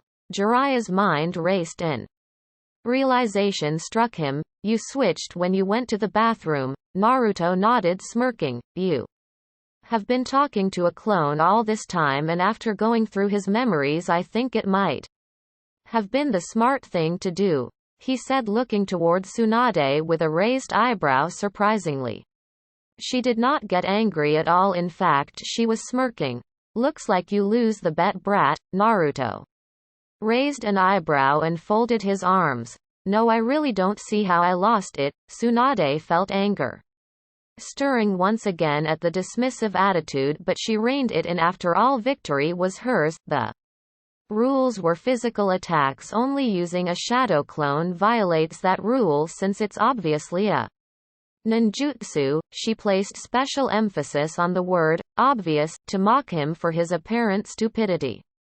It was then that it struck her that Naruto could use the high-level kinjutsu of Kage Bunshin without any fear of exhaustion, but then again he was an Uzumaki and the Nine Tails Jinchuriki. Naruto sighed.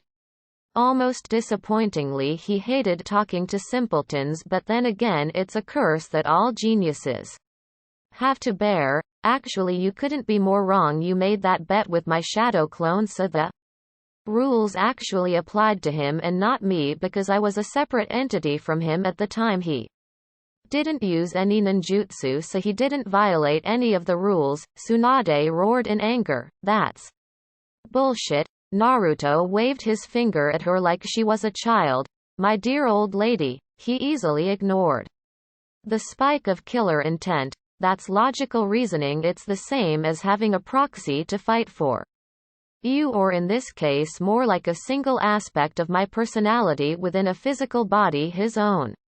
Fighting on behalf of, well, me, and since it no longer exists and has returned to being a part of me, I can claim the victory on behalf of him who is essentially myself. In simple words, I win. Tsunade had an eyebrow twitching, complete with her jaw gaping in disbelief at the reasoning Jiraiya was desperately trying to hold in, his snickering with his fist in his mouth lest Tsunade pounded him into oblivion. It was clear that Naruto had exploited a loophole. Tsunade never said a clone couldn't fight on behalf of the original without using any jutsu. Shizune was nervously looking at all three of them. After a full minute of gaping, Tsunade blurted out one word.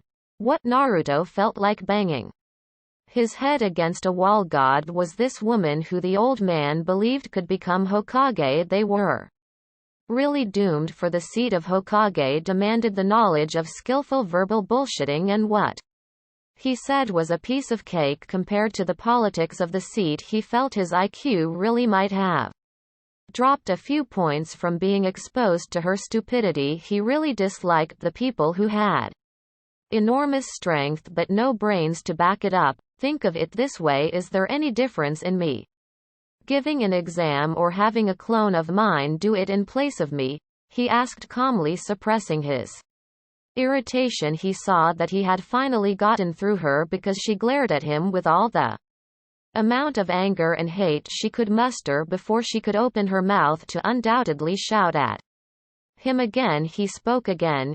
You, on the other hand, used a jutsu first. Don't take me for an idiot. I know you pack all your strikes with chakra. If you flicked me on muscle power alone, I doubt I would even have felt it. Tsunade grit her teeth. She was starting to hate the brat more and more. She snapped her gaze to her former teammate, who immediately shut up. He seemed to have picked a rather smart student like last time, only this time he had no respect at all. Fine, best 2 out of 3, and this time anything goes. She was expecting some sort of negative reaction, a direct confrontation with a Sannin would throw anyone off their game, but all she got was a disappointed shake of head, as if he had predicted this would happen. Nonetheless, she settled into a stance ready to pummel the kid for real this time. If she knew what he was thinking, she wouldn't have waited for Jiraiya to give the signal. Naruto took out a single kunai as he spread his legs in a rather loose stance. She has a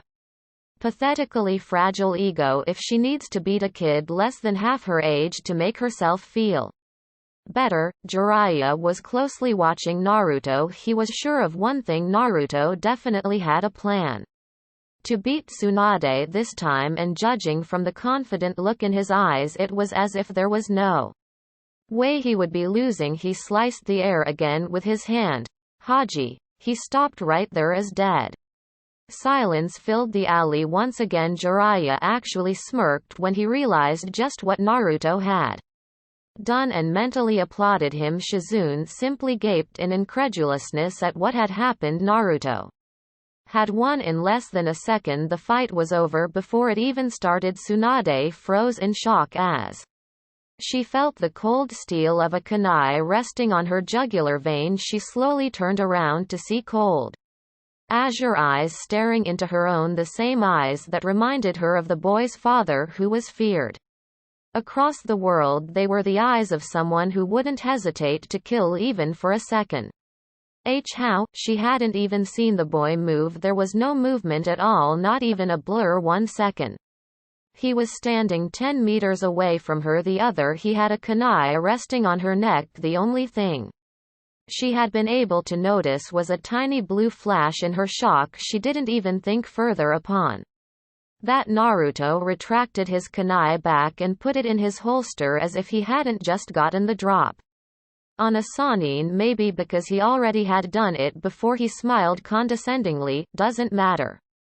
Does it? You lost again. Tsunade just stared at Naruto as he smiled almost cheeringly, putting his hands in his pocket. Now, as per the stakes, you will come back to the village. Tsunade still hadn't been able to figure out just how had Naruto won. She watched as he walked with a spring in his steps back to Jiraiya. Naruto had won it fair and square, but there was one more thing that bugged her about him. Naruto smiled as he reached Jiraiya, who was standing there smirking. Mission accomplished. Jiraiya shook his head. I don't believe you just did what you did. You put the formula on her when you gripped her wrist, didn't you? Naruto shrugged. Technically it was my clone, but yes. Jiraiya observed Naruto closely. You still don't seem to think she is fit to be the Hokage. It wasn't a question but a statement. Naruto wholeheartedly agreed with it. Yes. Jiraiya sighed. You don't know her story, kid. She has lost her close family in the last Great War. You don't understand her position. The argument was the weakest one and Naruto had no problem in crushing it instantly. Kakashi lost his father, his sensei, and his entire team in the last war, yet he is still in service of Konoha. Sasuke lost his entire clan in one night and yet he still works for the village. Sandaime lost his own wife, yet I don't see him giving up anytime soon. I lost my parents less than an hour after my birth. What's your point? Naruto turned to Tsunade, who was no longer looking at him in rage. Instead, she was gazing him with something akin to understanding pity. Whatever it was, Naruto wasn't in the mood for it. Jiraiya realized that Naruto was right again, but he shook his head. Pragmatism is good, kid, but sometimes you are downright heartless. For the first time in a long time, Jiraiya saw rage flash in Naruto's eyes when he turned back to him. Pure unadulterated rage. I am not heartless. He turned back to Tsunade and she took a step back at the anger burning in his freezing cold blue eyes. I am not. You don't think I feel pity? I did feel it for you for a short amount of time anyways. You think you're the only one in this world who has dead people. Newsflash, you're not. Everybody's got dead people, but that's no excuse to throw a lifelong pity party. A Hokage should be strong, a person who is willing to put the village first even before themselves. Your sensei believes you can do it, and you have neither the right nor a reason to betray that trust. Tsunade's expression went blank. Why are you so passionate about the title of the Hokage? Naruto smirked, letting go of some of his anger. Because I will be the heir to the name of Hokage. It's my dream. Tsunade felt her eyes widen. At those words she could have sworn that she saw the visage of Dan and Nawaki behind him. Those words were spoken with an absolute amount of determination. No, not just that he was absolutely certain he would become Hokage. There was not an ounce of doubt in his voice, and strangely it did not hurt after hearing those words after a long time. In fact, it felt rather refreshing. Naruto was quite adept at reading people. The slight widening of eyes indicated that she had a previous encounter with the same words in the past. Combining that with her hatred for the position of the Hokage and her past, it was logical that someone close to her had the same dream. It meant he was getting through to her. He just needed one last push to make her think in his favor. How about another bet? The words snapped her out of her memories as she quizzically looked at Naruto before she knew the words fell out of her mouth. What's your wager? Naruto smiled. Watch. His right palm faced upwards in a half-clawed position while his left hovered in the same position over his right palm. Chakra swirled for a few seconds until Jiraiya, you taught him that, she squawked, though shocked. Inwardly she was thoroughly impressed. It was undeniably the Rasengan. Props to the kid for getting it perfect. Naruto let the Rasengan dissipate. As you can see, it takes me almost 5 seconds to form a perfect Rasengan. I'll bet you that by the end of 1 week I can create it with one hand in an instant. He put pressure on the instant with a snap of his fingers. Ah brat, and I was just starting to like you. But I know it's a bet that I can't lose, Tsunade thought to herself while creating the Rasengan. Even with both hands was impressive. It was a whole another thing to transfer the entire load to one hand, the load that you are distributing with 2 hands, not to mention circulating a load such as that in an instant was simply not possible. Even Jiraiya couldn't do that. If I win, you will come back and become the Hokage. If you win, we promise to not bother you ever again. It seemed fair enough, but she wanted to test his resolve. Just how far was he willing to go to bring her back? Not just that, but if you lose, you will quit being a ninja. Jiraiya and Shizune looked at her in disbelief, but she wasn't rattled at all. She serenely gazed back at Naruto, who now had a frown on his face. These are my terms, take it or leave it. Naruto said nothing for a while, just gazing back at her. The terms were harsh, but he was a shinobi. A shinobi is the one who endures. The stakes had just gone up and he could not afford to lose here. See you in a week. With that he abruptly turned and walked away, with Jiraiya following him. After giving a 2-fingered salute, Shizune rushed to her master. Tsunade-sama, that was very cruel of you. Tsunade waved her reprimand away but said nothing. She looked forward to collecting her winnings at the end of the week, but there was still one thing that bothered her. Naruto didn't look worried at all. Naruto walked leisurely alongside Jiraiya, who shook his head and chuckled. I can't believe you suckered her into a sucker bet. You downplayed yourself deliberately, didn't you? You could very well master it like you said in 3 days at most. Naruto smirked minutely. It's better if my opponents underestimate me. It only increases my chances of winning. Jiraiya frowned. Impressive as that may be, that was really quite underhanded of you. Winning by fair means does wonders to your conscience rather than the unfair ones.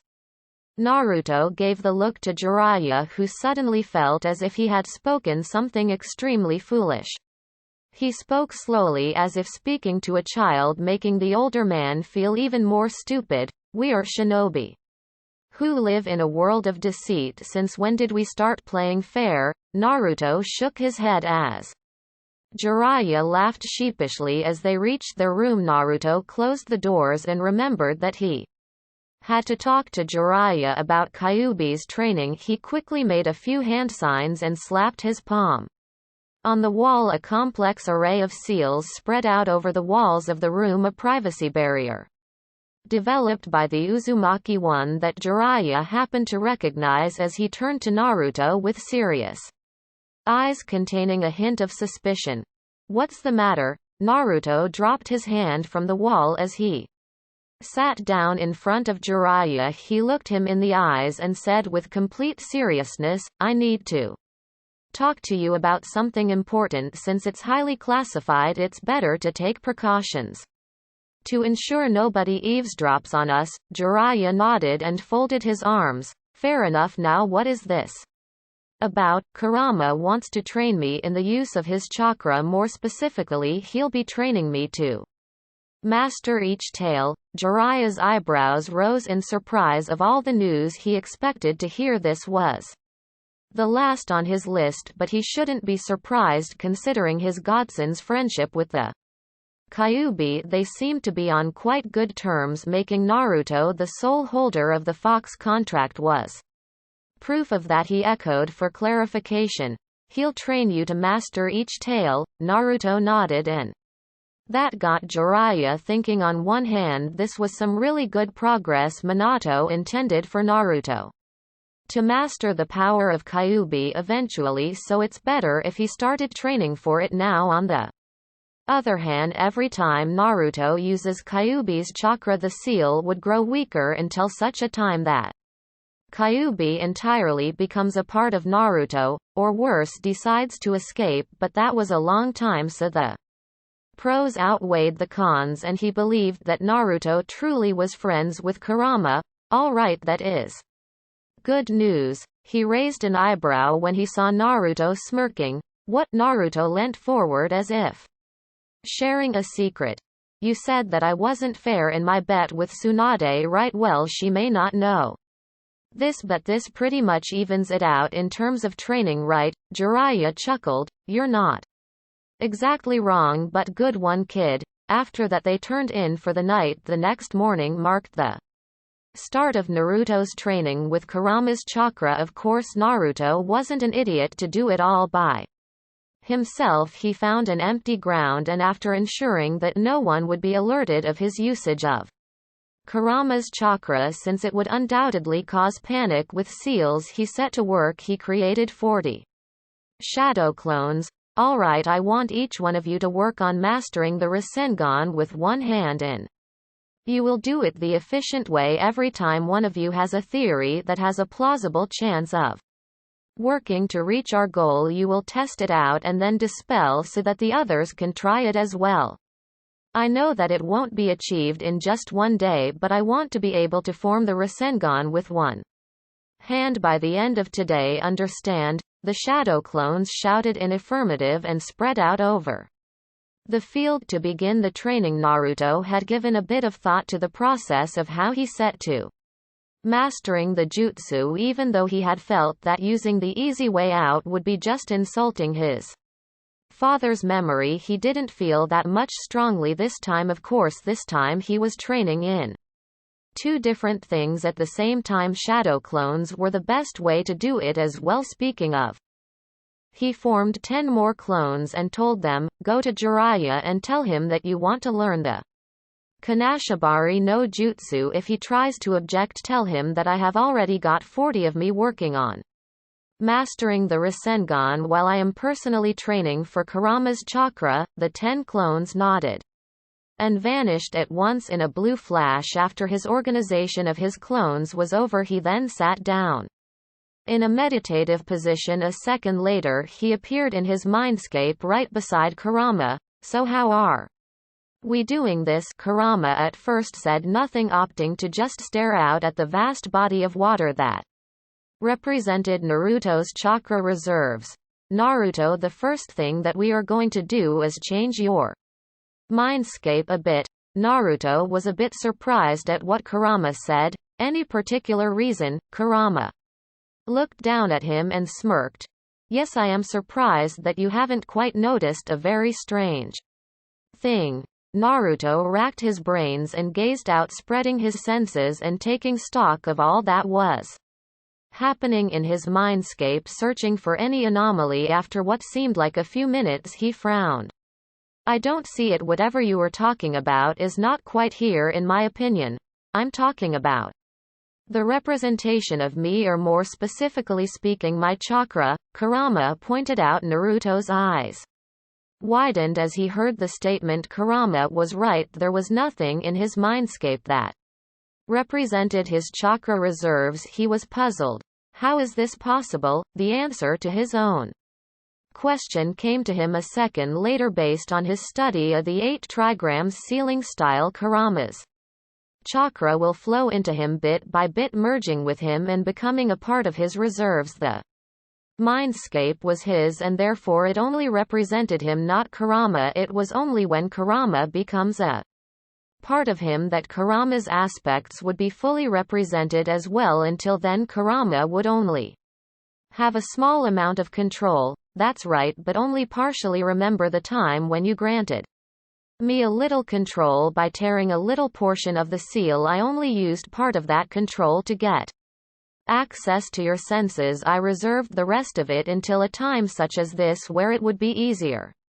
To show you how to measure the quantity of my chakra, Kurama explained and motioned Naruto to watch.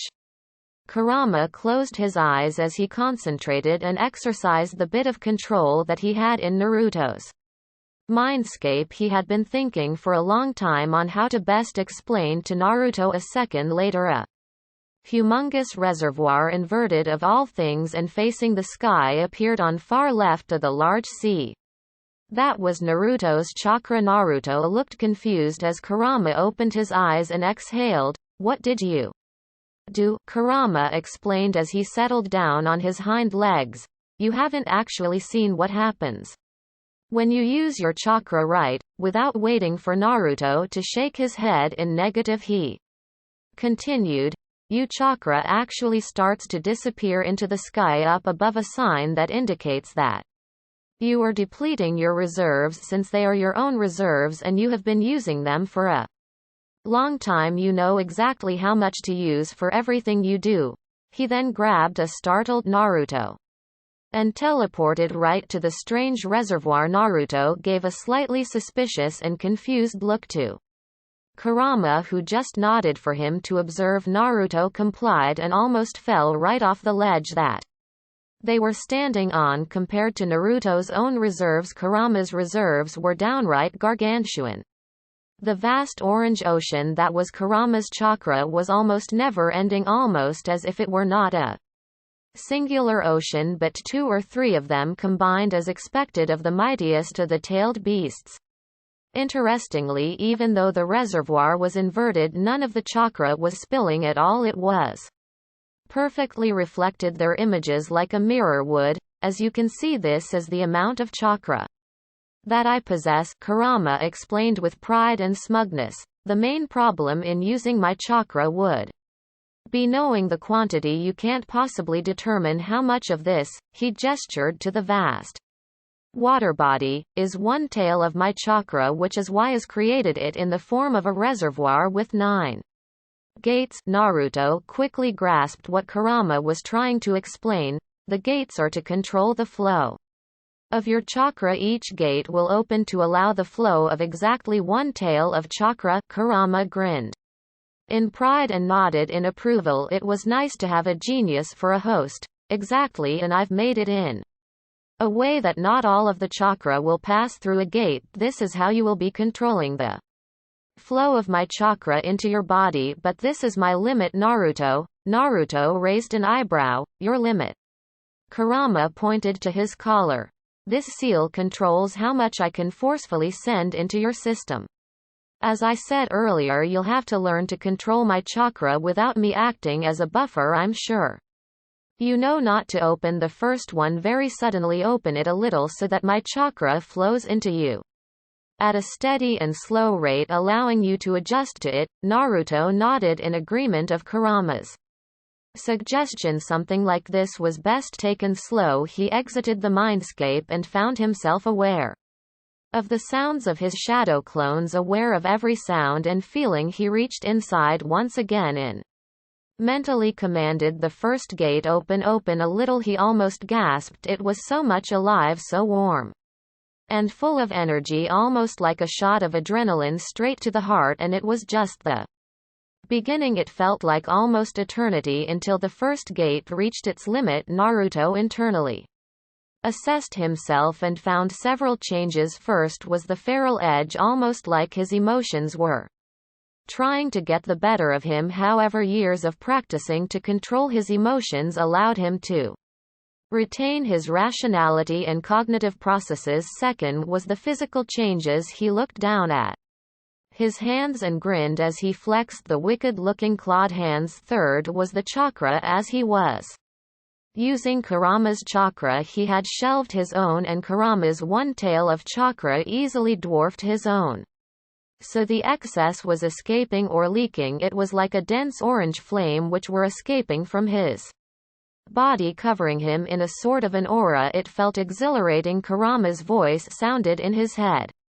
Those flames represent the part of my chakra that is leaking from your body. In order to not waste it, you must pull it inside of yourself in order to avoid getting exhausted very quickly and maximize Your output in your attacks. Naruto mentally nodded and tried to pull in the chakra, but it wasn't as easy. Kurama's chakra was wild and untamed as opposed to his own, so it was difficult trying to rein it in, but he managed to do it after a lengthy 2 minutes and could immediately feel the difference. He opened his eyes to observe the changes once more. The flames were no longer leaking from his body, and after he pulled the chakra inside, he felt as though he was a tightly sealed container with high amounts of energy tightly packed inside and begging to get out. All right, how do you go about mastering this form? Kurama grinned. This would be most entertaining to watch. Call 2 of your clones from the group of 40. Don't make your own. I want you to get used to the full power of this form. Naruto nodded and called out to his clones, 2 of which came running over. Now tell them to gather as many pebbles as they can, came the next instruction. Naruto relayed the command to his clones, who after 5 minutes had a small mountain of pebbles beside them. Tell them to throw those pebbles at you. Your task is this: you must catch the pebbles without crushing them to dust. Naruto thought Kurama might have been joking at first, but after thinking upon it a bit he found it logical. In order to get used to a form stronger than your base form, he would have to be able to perform tasks such as these just like he did in his base form. He instructed the clones to start throwing the pebbles one by one. At first he would advance to rapid succession. Later the first stone that he caught was immediately crushed to dust. Instead of the normal spike of irritation, he barely resisted the urge to snarl. He had forgotten that this form would make him experience heightened emotion. Kurama chuckled. You must also master the same grip you have on your emotions in this form that you have without my chakra. Naruto sighed. This will take a while. Another warning came from Kurama. One last thing, you must release this form after half an hour for a total of 15 minutes. There is a limit as to how long you can remain in it without getting your muscles damaged by my chakra. Naruto did not protest against that, as well knowing it to be fully true. Another thing that Naruto found out when he released the form was that utter exhaustion. As soon as he had locked the tail of chakra, he almost toppled over in exhaustion. Of course, Kurama didn't even need to explain that since the chakra was like a shot of adrenaline, he was bound to get exhausted after it ran out.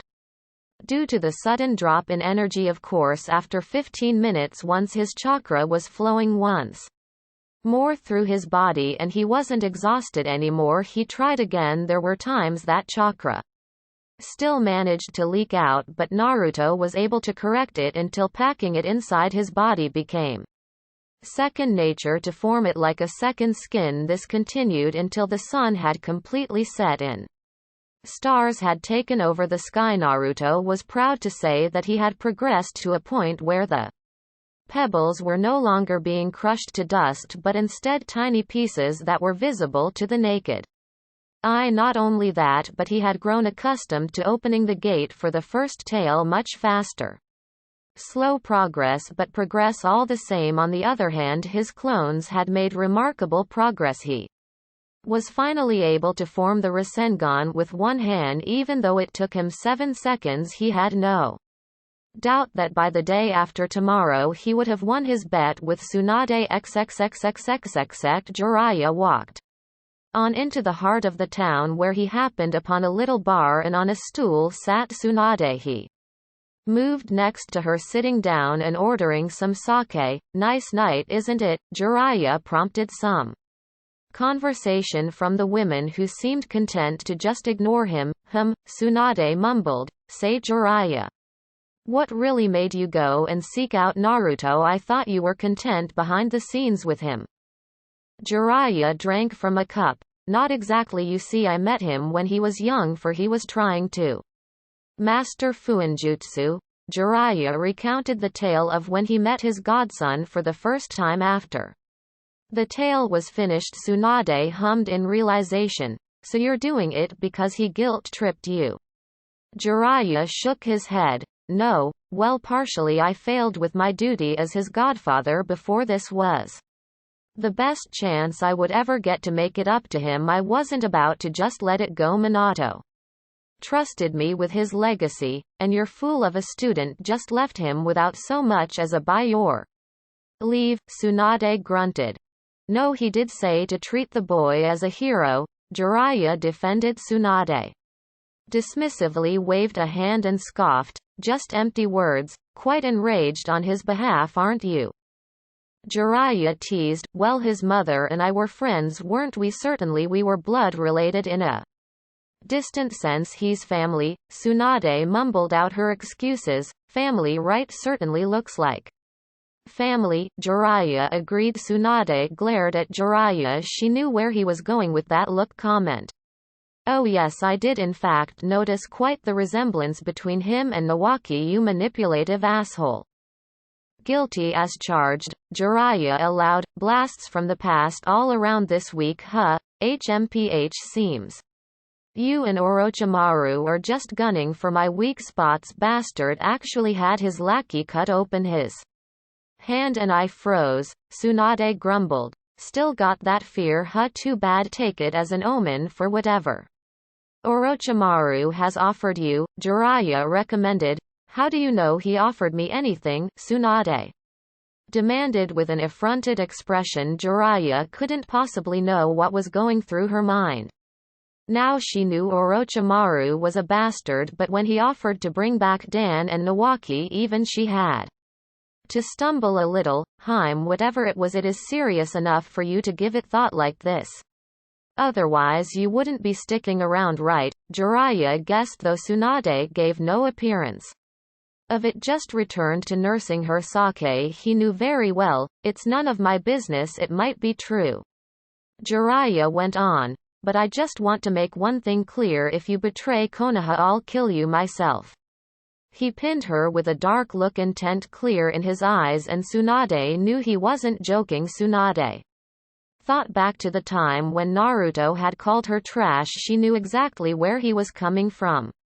Obviously they were Kakashi's words taken from his late comrade Obito. Those who abandon the rules were trash, but those who abandoned their comrades were worse than trash. He wasn't wrong at all. After a minute of thinking, she finalized her decision. Jiraiya went back to drinking, not noticing that Tsunade had discreetly slipped a drug into his drink. Naruto's prediction was only partly false. It took him a total of 4 days to form a Rasengan with one hand within an instant. Not only that, but he had mastered it so that he could do it with both hands. In addition to that, he had managed to learn and master the Kanashibari no Jutsu temporary paralysis technique with the help of Jiraiya and his shadow clones. Shadow clones were so awesome. Kanashibari was a jutsu that physically immobilized targets as though they have been tied down by invisible ropes. However, the jutsu was only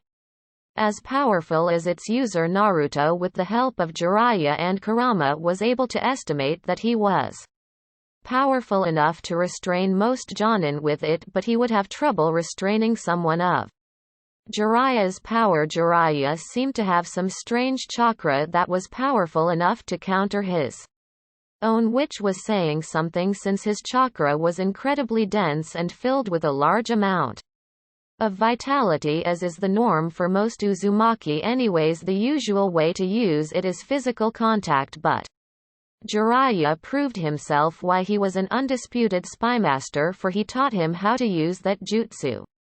With just eye contact, it was incredibly difficult to mold and project the chakra through just eye contact, but Naruto's chakra control was refined enough that he was able to master it to that degree. Though that took him the whole week to do it. Not that he was complaining. Freezing his enemies with literally nothing more than a glance was badass. Right now he was wolfing down a well-deserved meal of ramen from a stand he had found. While it wasn't as good as Ichiraku's, it was ramen all the same. As he was in the process of polishing off his 7th bowl, he sensed a chakra signature coming in. Immediately knew who it was. Fancy seeing you here, Shizune-san. How's it going? Shizune greeted him with a smile.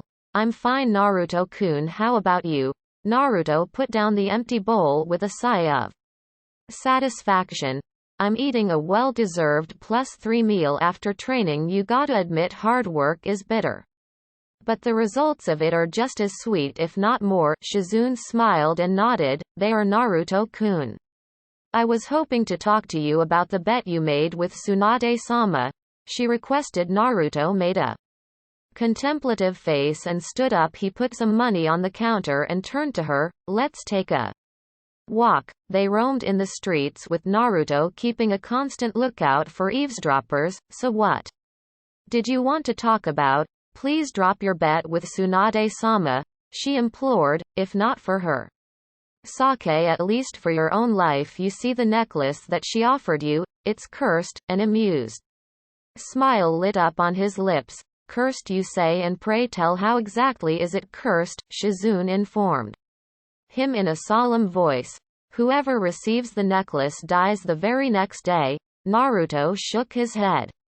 That sounds like a load of crap, Shizune cried out earnestly, but it's true. Her own brother and lover both dies after they received the necklace. Please give up the bet. Naruto sighed and turned to her, stopping their little walk. First of all, I can't do that. Giving up has never been my way of doing things. Second, I have already accomplished what I told your master, but seeing we're in quite a busy place right now, the Rasengan will have to wait until later. Shizune wanted to protest more, but seeing the look on Naruto's face, she heaved a big sigh.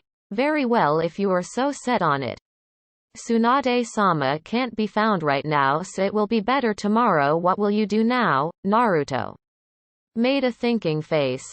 I don't know. Then his face lit up with a smile as he turned to her. How about we go for ice cream, my treat, since I'm feeling really good today? Shizune giggled. Are you treating me to a date? Naruto smirked as she hooked her arm around his. It's not a date for your own sake, otherwise I would have to call you a cradle robber. Shizune made a mock-affronted face as they set off to get ice cream. After a good night's rest, Naruto was up and fully rested. He cleaned up and dressed up as usual without his vest or hite and was about to head to the hot springs for one last time when Shizune burst into his room panting and looking very frantic. Where is Jiraiya-sama? She asked, sounding extremely harried. Naruto was used to Jiraiya's random disappearances, so he just shrugged. Beats me. What's the matter though? Orochimaru offered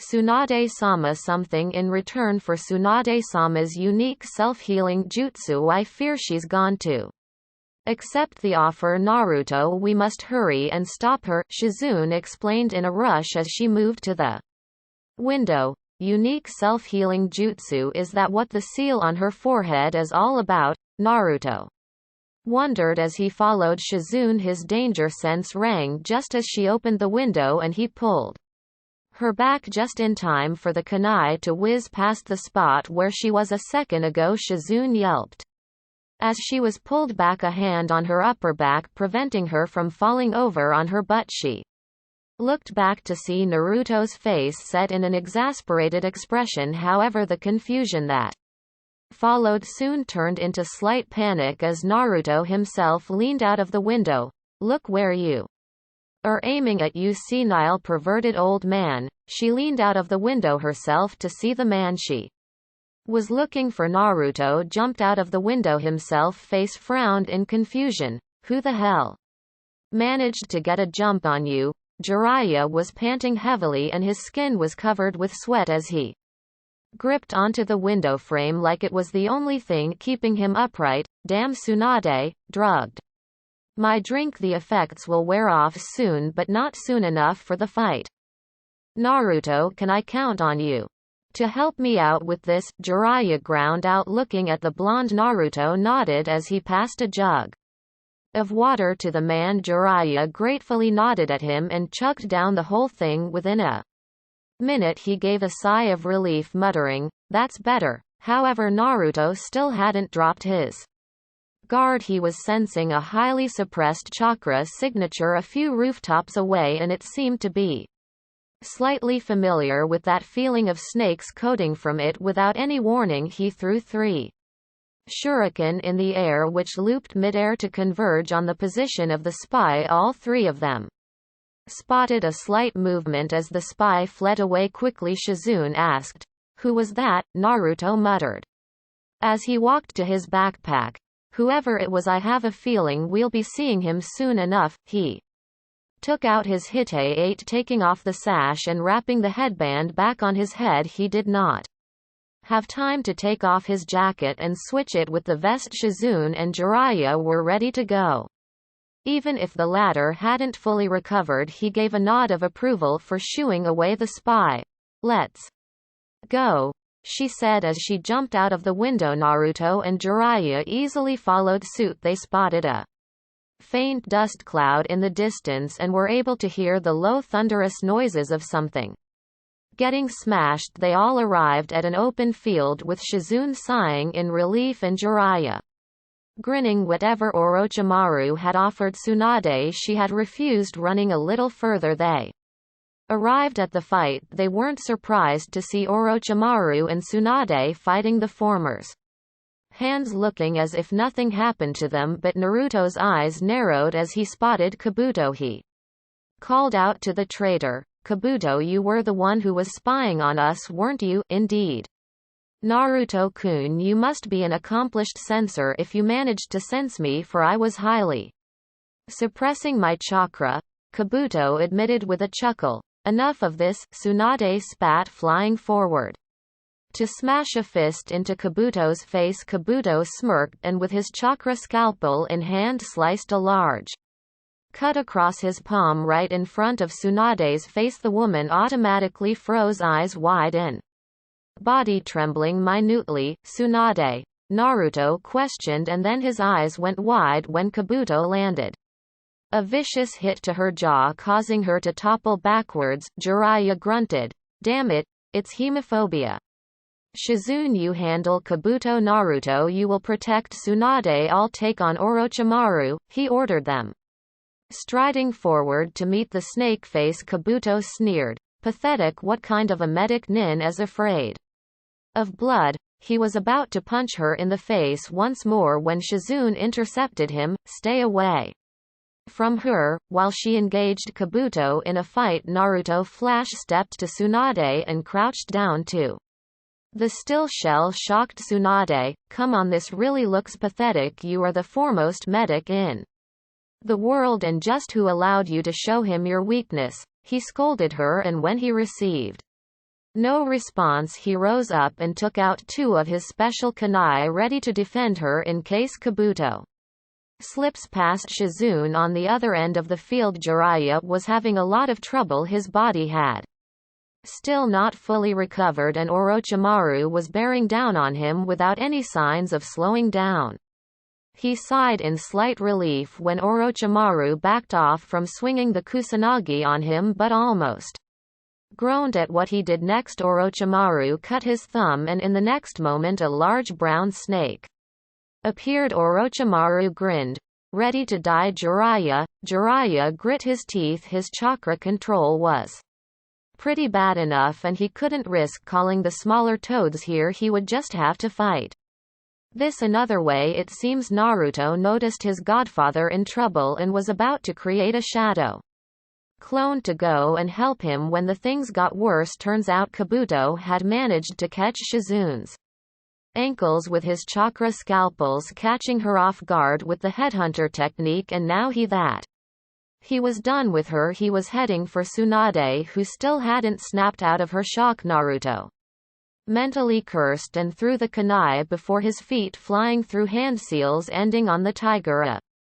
crimson barrier enveloping him and Tsunade. It was a moderate-level barrier that protected the user from low to mid-level physical attacks, so Naruto had no problem holding it. Kabuto's hand lit with a scalpel sliced at the barrier. He flinched and jumped back, glaring at Naruto. "What is that?" Naruto smirked. Wouldn't you like to know? In the corner of his eyes he watched as Jiraiya buried the snake in an earth-style swamp and then collapse onto a knee he mentally cursed Jiraiya still had.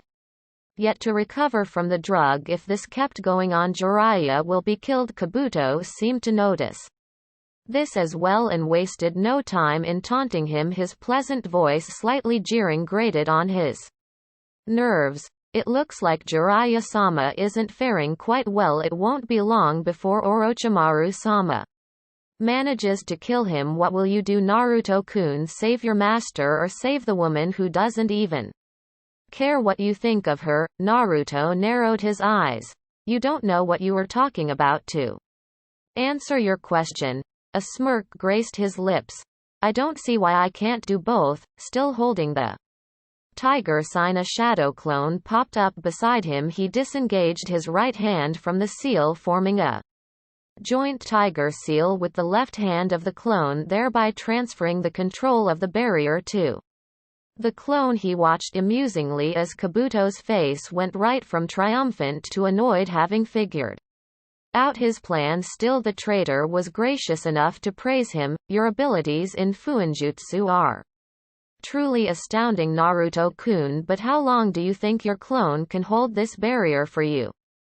Naruto smirked as he picked up his kunai. Long enough. That was all he said before vanishing in a blue flash. Truth was he had roughly 20 seconds before the clone dispelled itself, leaving Tsunade vulnerable to attacks. Not that his clone was weak, but if he had to dispose of Kabuto he needed the element of surprise along with a bait. Kabuto cursed and immediately turned to where his master was fighting Jiraiya once again with the sword of Kusanagi. Orochimaru-sama, watch out. Orochimaru was having a blast fighting his old teammate. Jiraiya was slowly recovering, but he knew that at some point in this fight Orochimaru will pull out the boss summon and he would be helpless against Manda.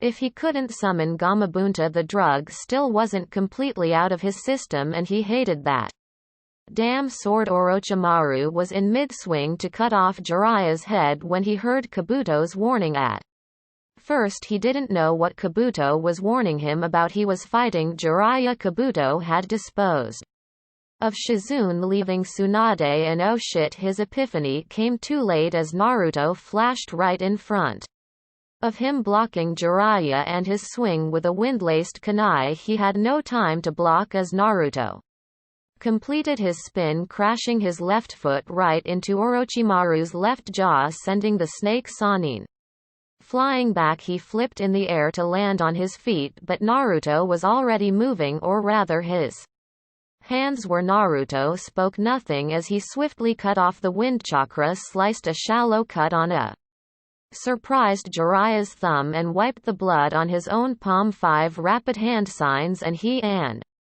Jiraiya were standing on the head of the boss of Toads. Naruto had summoned Gamabunta with Jiraiya's blood before Jiraiya could say anything to his godson. Naruto had flash-stepped away. Jiraiya looked over to where Naruto had gone with wide eyes. Orochimaru was snarling in rage. Naruto had robbed him of too many valuable opportunities. His eyes widened as he watched what happened next. Kabuto smirked as he gazed at the scowling shadow clone protecting Tsunade. He was not the one to stand idly while someone turned the tables against his master. He had created a shadow of himself to finish Shizune off. He was surprised though when he saw the Toad boss suddenly appear, but then again Naruto was the apprentice of the Toad Sage. He looked back to see his shadow clone almost upon Shizune, the chakra scalpel heading for her open throat, fully expecting for her to get killed. He was shocked when Naruto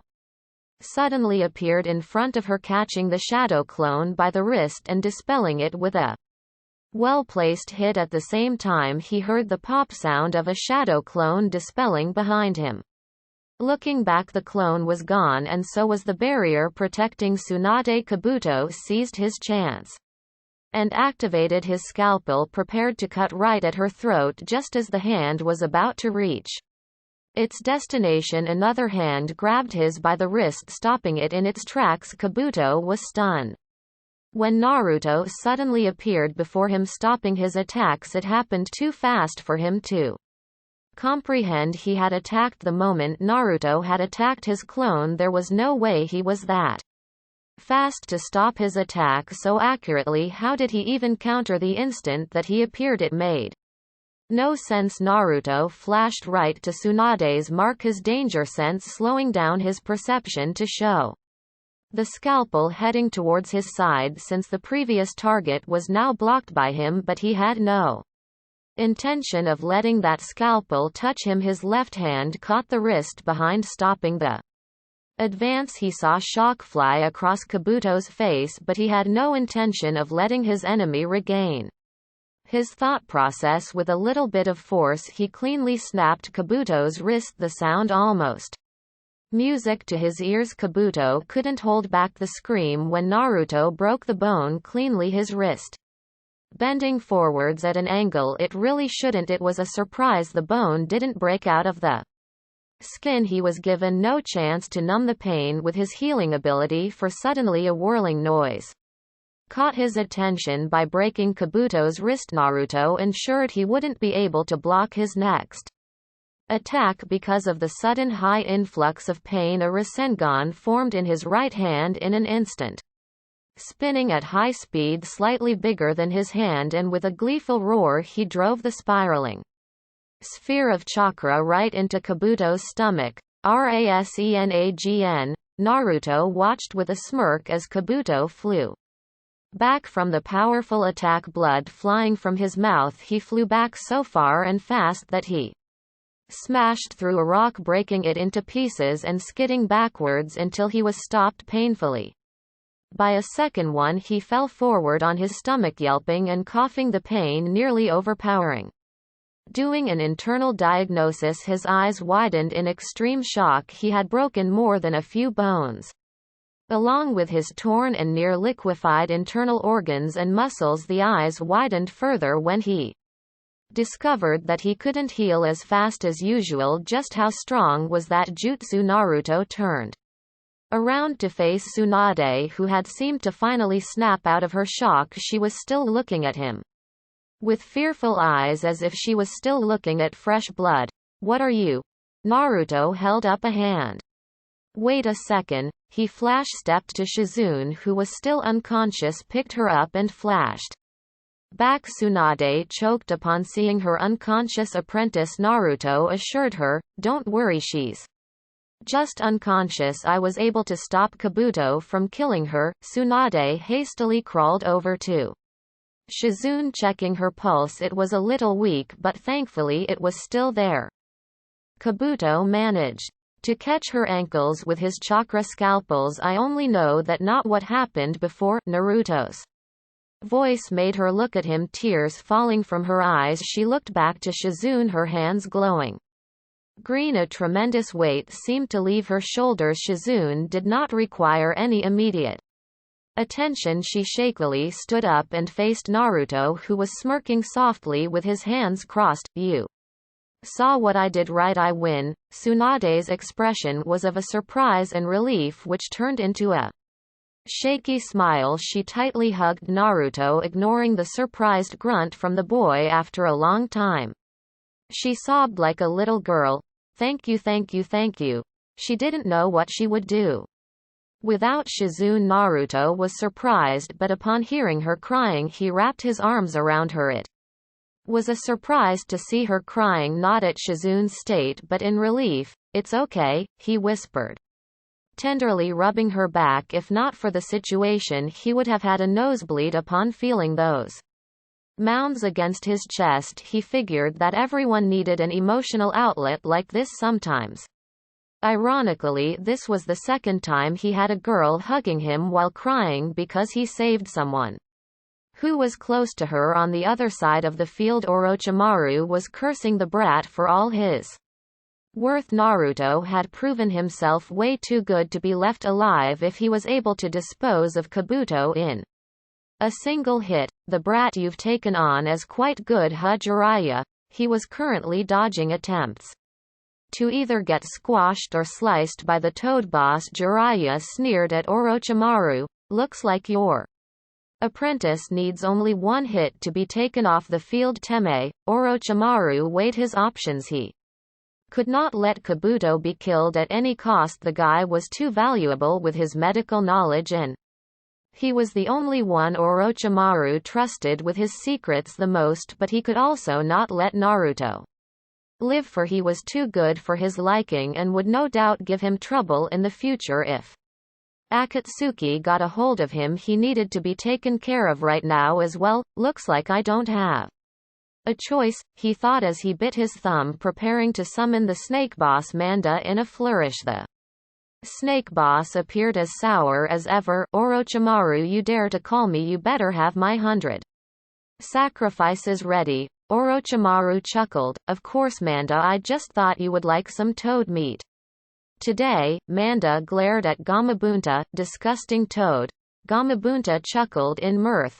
I'm sure my wife would love a snakeskin wallet. With that, the two summons clashed in battle with Jiraiya's summon taken care of. Orochimaru immediately jumped off Manda running for Tsunade and Naruto. Jiraiya cursed and leapt after him hoping he could stop him in time. Naruto, watch out. Naruto, who was still rubbing Tsunade's back, snapped to attention at Jiraiya's warning. A second later his danger sense rang loudly, alerting him of Orochimaru's approach. He was about to flash to a marker but did not expect for Tsunade to disentangle from him, placing herself before him to shield the boy with her own body, and Orochimaru's sword ran right through her chest. Both Naruto and Orochimaru's eyes widened in shock, and the latter retracted his sword. It wasn't my intention to hurt you, Tsunade, just move aside. My aim is the boy.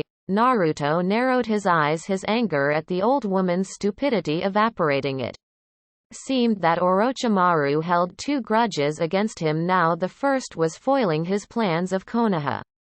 The second was almost killing Kabuto. His eyes then widened at Tsunade's next words, you won't touch him, she snarled, wincing from the pain in her chest.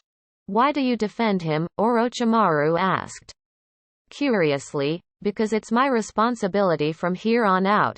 As the Godem Hokage of Konoha, she declared. A second later she shot forward and punched the snake Sannin, sending him flying. She took a deep breath and formed the tiger seal, Ninpo Sozo Seisei. To Naruto and Orochimaru's wonder, the diamond on her forehead morphed and extended, forming tattoos around her face. Her wounds closed up and healed at an astounding rate, and she looked fully revitalized when she opened her eyes. Orochimaru was almost salivating as he witnessed the effects of the jutsu he had come for in action. While Naruto was gaping at the medical miracle Tsunade had pulled off, what followed next was a battle of epic proportions. He witnessed firsthand the power of three of the most powerful shinobi to come out of Konoha. No wonder they were called legendary, he mused as he sat back and watched the show. Kabuto still hadn't managed to get up, so no worries there. Shizune regained consciousness somewhere when Tsunade was reintroducing Orochimaru to her fists, so that was also good. Unfortunately, she didn't have enough chakra to heal her ankles on her own. The battle came to an end when Tsunade drove the Toad boss's Tonto straight through the Snake boss's mouth, pinning him to the ground. Orochimaru finally decided that he wasn't going to win this battle anytime, so he decided to flee. He looked over to where Kabuto was and winced. His right hand had barely managed to sit up and was only just managing to remain in his position. He body flickered to Kabuto, ready to assist him to flee. Jiraiya and Tsunade appeared before him, their summons disappearing as well. Stance battle ready. He glared at them. He had taken way too many hits from Tsunade, and Jiraiya Baka had managed to give him a hard time as well. Be stubborn if you wish, Tsunade, I have other ways to remain alive. He then disappeared with Kabuto gone, as if he wasn't even there. I guess we won't be seeing him for a While Tsunade muttered, breathing deeply and walking towards Naruto, she was surprised and happy to note that Shizune was now conscious. Jiraiya and Naruto on the other hand stared at Tsunade. In the fleeting moment that her seal had restored, they had managed to catch a glimpse of what she really looked like. She looked so old and fragile, much more so than Jiraiya was. That the price of her technique. She healed Shizune's ankles, allowing her to walk, albeit weakly due to lightly chakra exhaustion. Jiraiya grinned and slapped Naruto on the back, throwing him a bit forward. Damn brat, I don't give you enough credit. You took Kabuto out in just one hit. I haven't seen anyone move that fast since your father. Surprisingly, Tsunade also joined the conversation with high spirits. So that was Hiraishin, wasn't it? Naruto smirked. Wow, I'm surprised it took you so long to figure out, considering you yourself have a mark on you. Naruto pointed the mark out to her on the side of her wrist, the place that no one usually sees with their own eyes. Tsunade suddenly looked scary and turned to Naruto, a fist shaking. And just when were you planning to tell me that? Naruto kept smirking. It slipped my mind. Ba-chan. Don't call me that, brat. Naruto laughed cheerfully as he easily avoided the swat of her hand, but Tsunade smiled fondly as she gazed at his face. He really is just like them. XXXXXXX. Naruto slowly opened his eyes, getting up and stretching after a good night's sleep. Jiraiya was already awake, sitting by his bed smirking at him. Rise and shine, sleeping beauty, he teased. Naruto just raised an eyebrow in deadpan, not seeing the humor at all. He put the covers aside and got up, heading to the bathroom. When are we leaving Aro Sennin? Today Shizune is downstairs checking out. Tsunade is taking care of some last-minute things. You freshen up though. We'll most likely leave in an hour, Jiraiya said. Naruto nodded and took his time to complete his morning duties. 20 minutes later he came out of the bathroom, a towel wrapped around his waist and another rubbing his hair dry. He sighed in relief. The hot shower was great in here. Jiraiya was just packing up his and Naruto's belongings when the door opened to reveal Tsunade and Shizune. Naruto raised a brow when Shizune suddenly went red in the face and faced away from him. He then smirked but slowly put on his clothes. He innocently asked her, Shizune-san, are you alright? You look a little red. Jiraiya giggled perversely but stopped as soon as Tsunade glared in his direction. Naruto mentally smirked. Whipped for sure. Tsunade turned to Shizune and whispered something in her ear, which caused the girl to utter a small meep and scuttle out of the room. A confused Taunton clutched tightly in her arms. Naruto asked her curiously as he put on his shirt, what did you whisper in her ear? Tsunade waved her hand dismissively. Just some lady talk, nothing you need to be concerned about. Naruto shrugged and unsealed his Jonin vest and put it on, surprising Tsunade. You are a Jonin? Naruto smirked. Let me guess, you thought I was just a mere genin, right? Tsunade only nodded as she watched Naruto tie up his jaw-length bangs and put on his Hite-8. She barely held her gasp. Naruto looked a literal clone of his father. She snapped herself out of shock and slowly walked towards him, surprising him. She lightly brushed his cheek while looking into his eyes. She whispered, you really do look just like your father. Naruto smiled as he gently removed her hand. I would be worried if I didn't. I am his son after all. Tsunade smiled and nodded, taking off her necklace. She pulled it over Naruto's head, smiling slightly. The necklace, as promised. Naruto cradled the necklace, inspecting the crystal that hung. It gave off a strange feeling, a strong sense of contentment and soothing. Who does this belong to anyway? Tsunade picked up her suitcase. My grandfather, the Shodai Hokage. Naruto, to his credit, only raised an eyebrow in slight surprise. No wonder it felt soothing. Senju Hashirama's Mokuton was capable of calming down tailed beasts in Naruto strongly suspected that the bloodline limit had a much higher connection to something other than just earth and water. Naruto slung on his big and moved to the window. Let's go then, he then promptly jumped out of it. Tsunade lightly scowled. He seems to have the same hate for doors like you. Jiraiya grinned. Why use doors when you have windows? Tsunade gave a weary glance to her teammate as they walked downstairs. Am I going to regret this? Jiraiya pondered on this and replied. Mostly yes, but deep down you will know that it would be totally worth it. They met Shizune and Naruto downstairs, who were making light talk. Naruto turned to Tsunade with a grin. You better be prepared, for you have a lot of work to do when we get back to Konoha.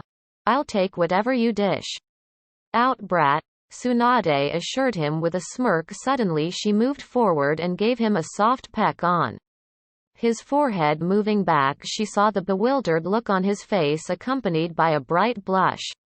Naruto looked away from the group when he couldn't will it away. Besides, who's going to teach you how to be a proper Hokage if not me? She challenged. Naruto smiled at her high spirits. Looks like the will of fire still burns within her. Out loud he just waved his hand. Hi. They all set off in high spirits back home. The reward for bitter hard work really was sweet. Hiruzen had gathered the council for a meeting to discuss the rather surprising offer he received from Sanagakure for the renewal of their alliance after he dissolved the civilian council. What remained was the heads of various shinobi clan heads and the elders Homura and Koharu, along with Danzo as well. After reading the scroll out, he put it down, gauging the reactions of his council. Koharu quietly commented, "This is certainly interesting. It seems our esteemed colleagues in Sanagakure wish to make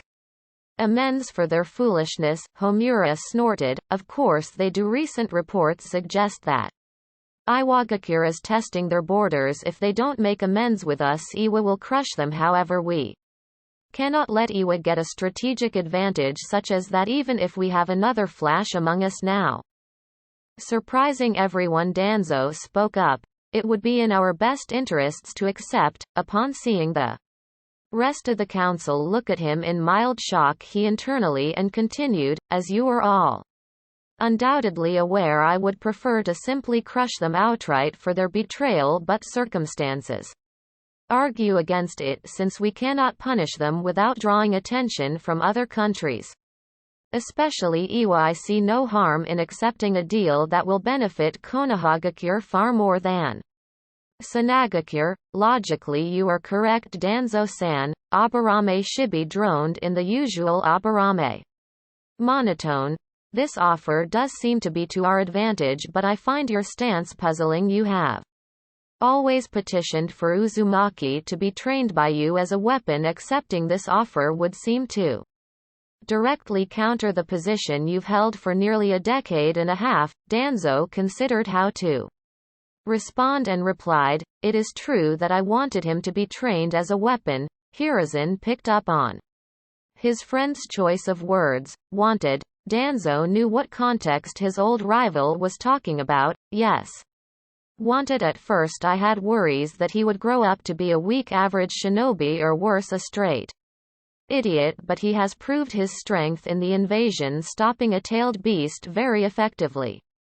Without resorting to his own, he is the second coming of his father." That was all he needed to say. On the subject, it was a well-known fact just how much Namikaze Minato was feared. While the short term he was Hokage, no nation dared to make a move against Konoha. If Konoha had someone who was just as powerful as the Yondaime, he could sleep without any worry. Moving on, he cleared his throat. Sanagakure is now offering the daughter of their late Kazekage, by all reports a powerful kunoichi, in marriage to Uzumaki. He smiled grimly. "I suspect that Sanagakure has discovered the boy's heritage." "Troublesome," muttered Shukaku. "If they hadn't discovered Uzumaki's heritage, this deal would be completely in our favor. I remember this Temari girl from the exam. She seemed to have a good head on her shoulders. On top of that, she is a very proficient wind style user, which is quite rare in Konoha. The deal is evened out if they know Naruto's heritage. Marrying the children of two Kage will produce exceptionally powerful children, not counting the fact that Naruto is the Kyuubi's Jinchuriki, and his children will no doubt be influenced by its power, but they don't know that.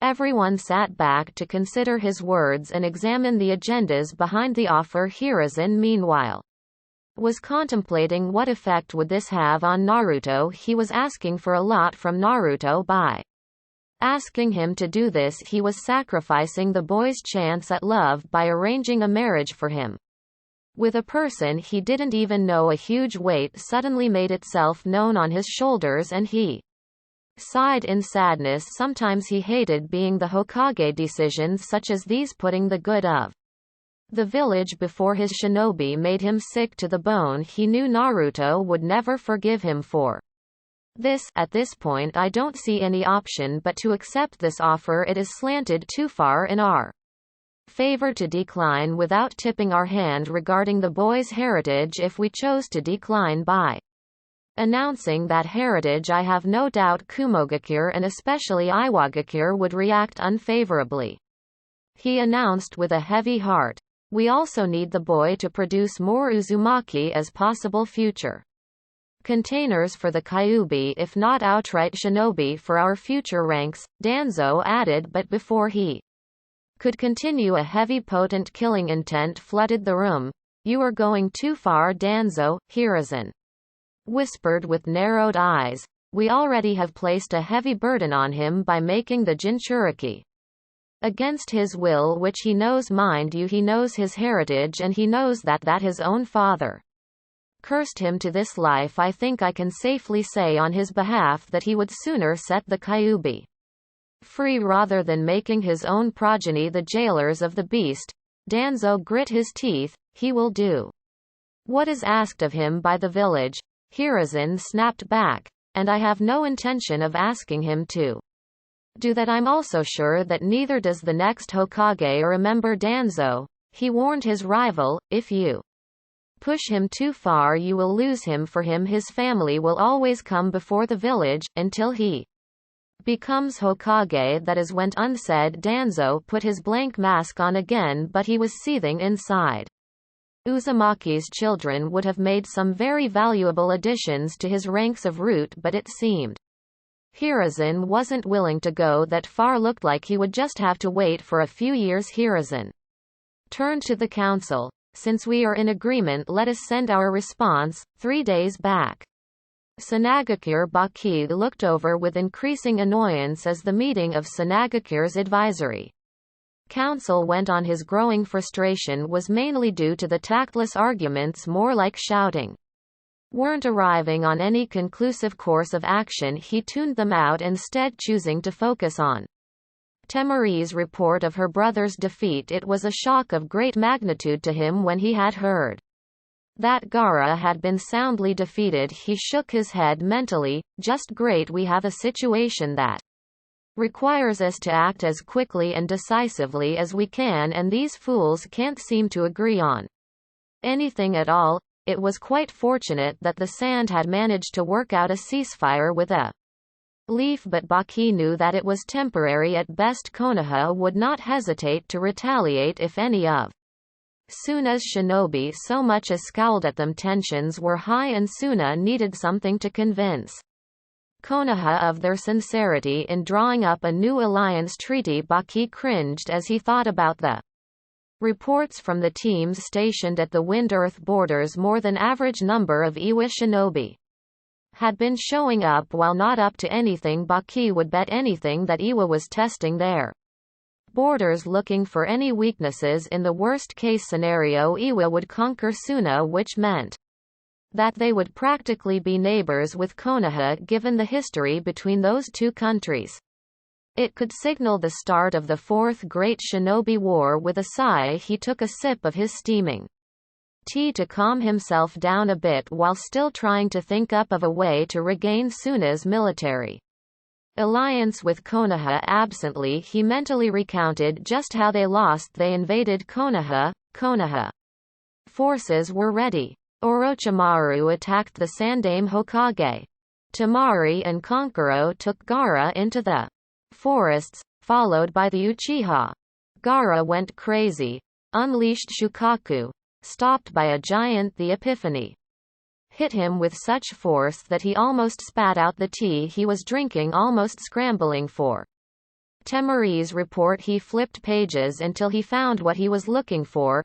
Gaara was cleanly and efficiently defeated by Uzumaki, or is it Namikaze Naruto? There was the answer and the epiphany. He was looking for Namikaze Naruto, son of the legendary Yondaime Hokage, a child of the Hokage, savior of the leaf. Pieces of a plan rapidly came together in a mind, forming a picture that was not the best solution, but perhaps the only solution they had at the moment. He stood up, clearing his throat.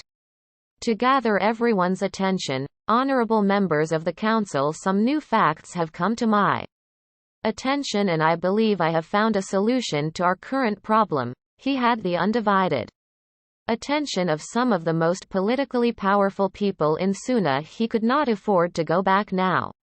Nor could he afford to make a single miscalculation. As you may all know, Iwa is currently testing out our borders. Our only solution to this problem is to somehow regain our alliance with Konoha. This is the only way we can buy enough time to recover from the loss of our forces. This is where our problem currently stands. How do we prove we won't betray Konoha again? A twinge of satisfaction rose up inside Baki as he saw the winces from several of the council members, reminding them that they had indeed betrayed Konoha. Falling into Orochimaru's manipulations, mutters were rising as the members considered his point. Baki took a deep breath and relaxed. The next statement was going to create tides. If I may have your attention once more, he spoke over the mutters, silencing them. I am not yet finished. Before having an alliance with us, Konoha had an unshakable with another village.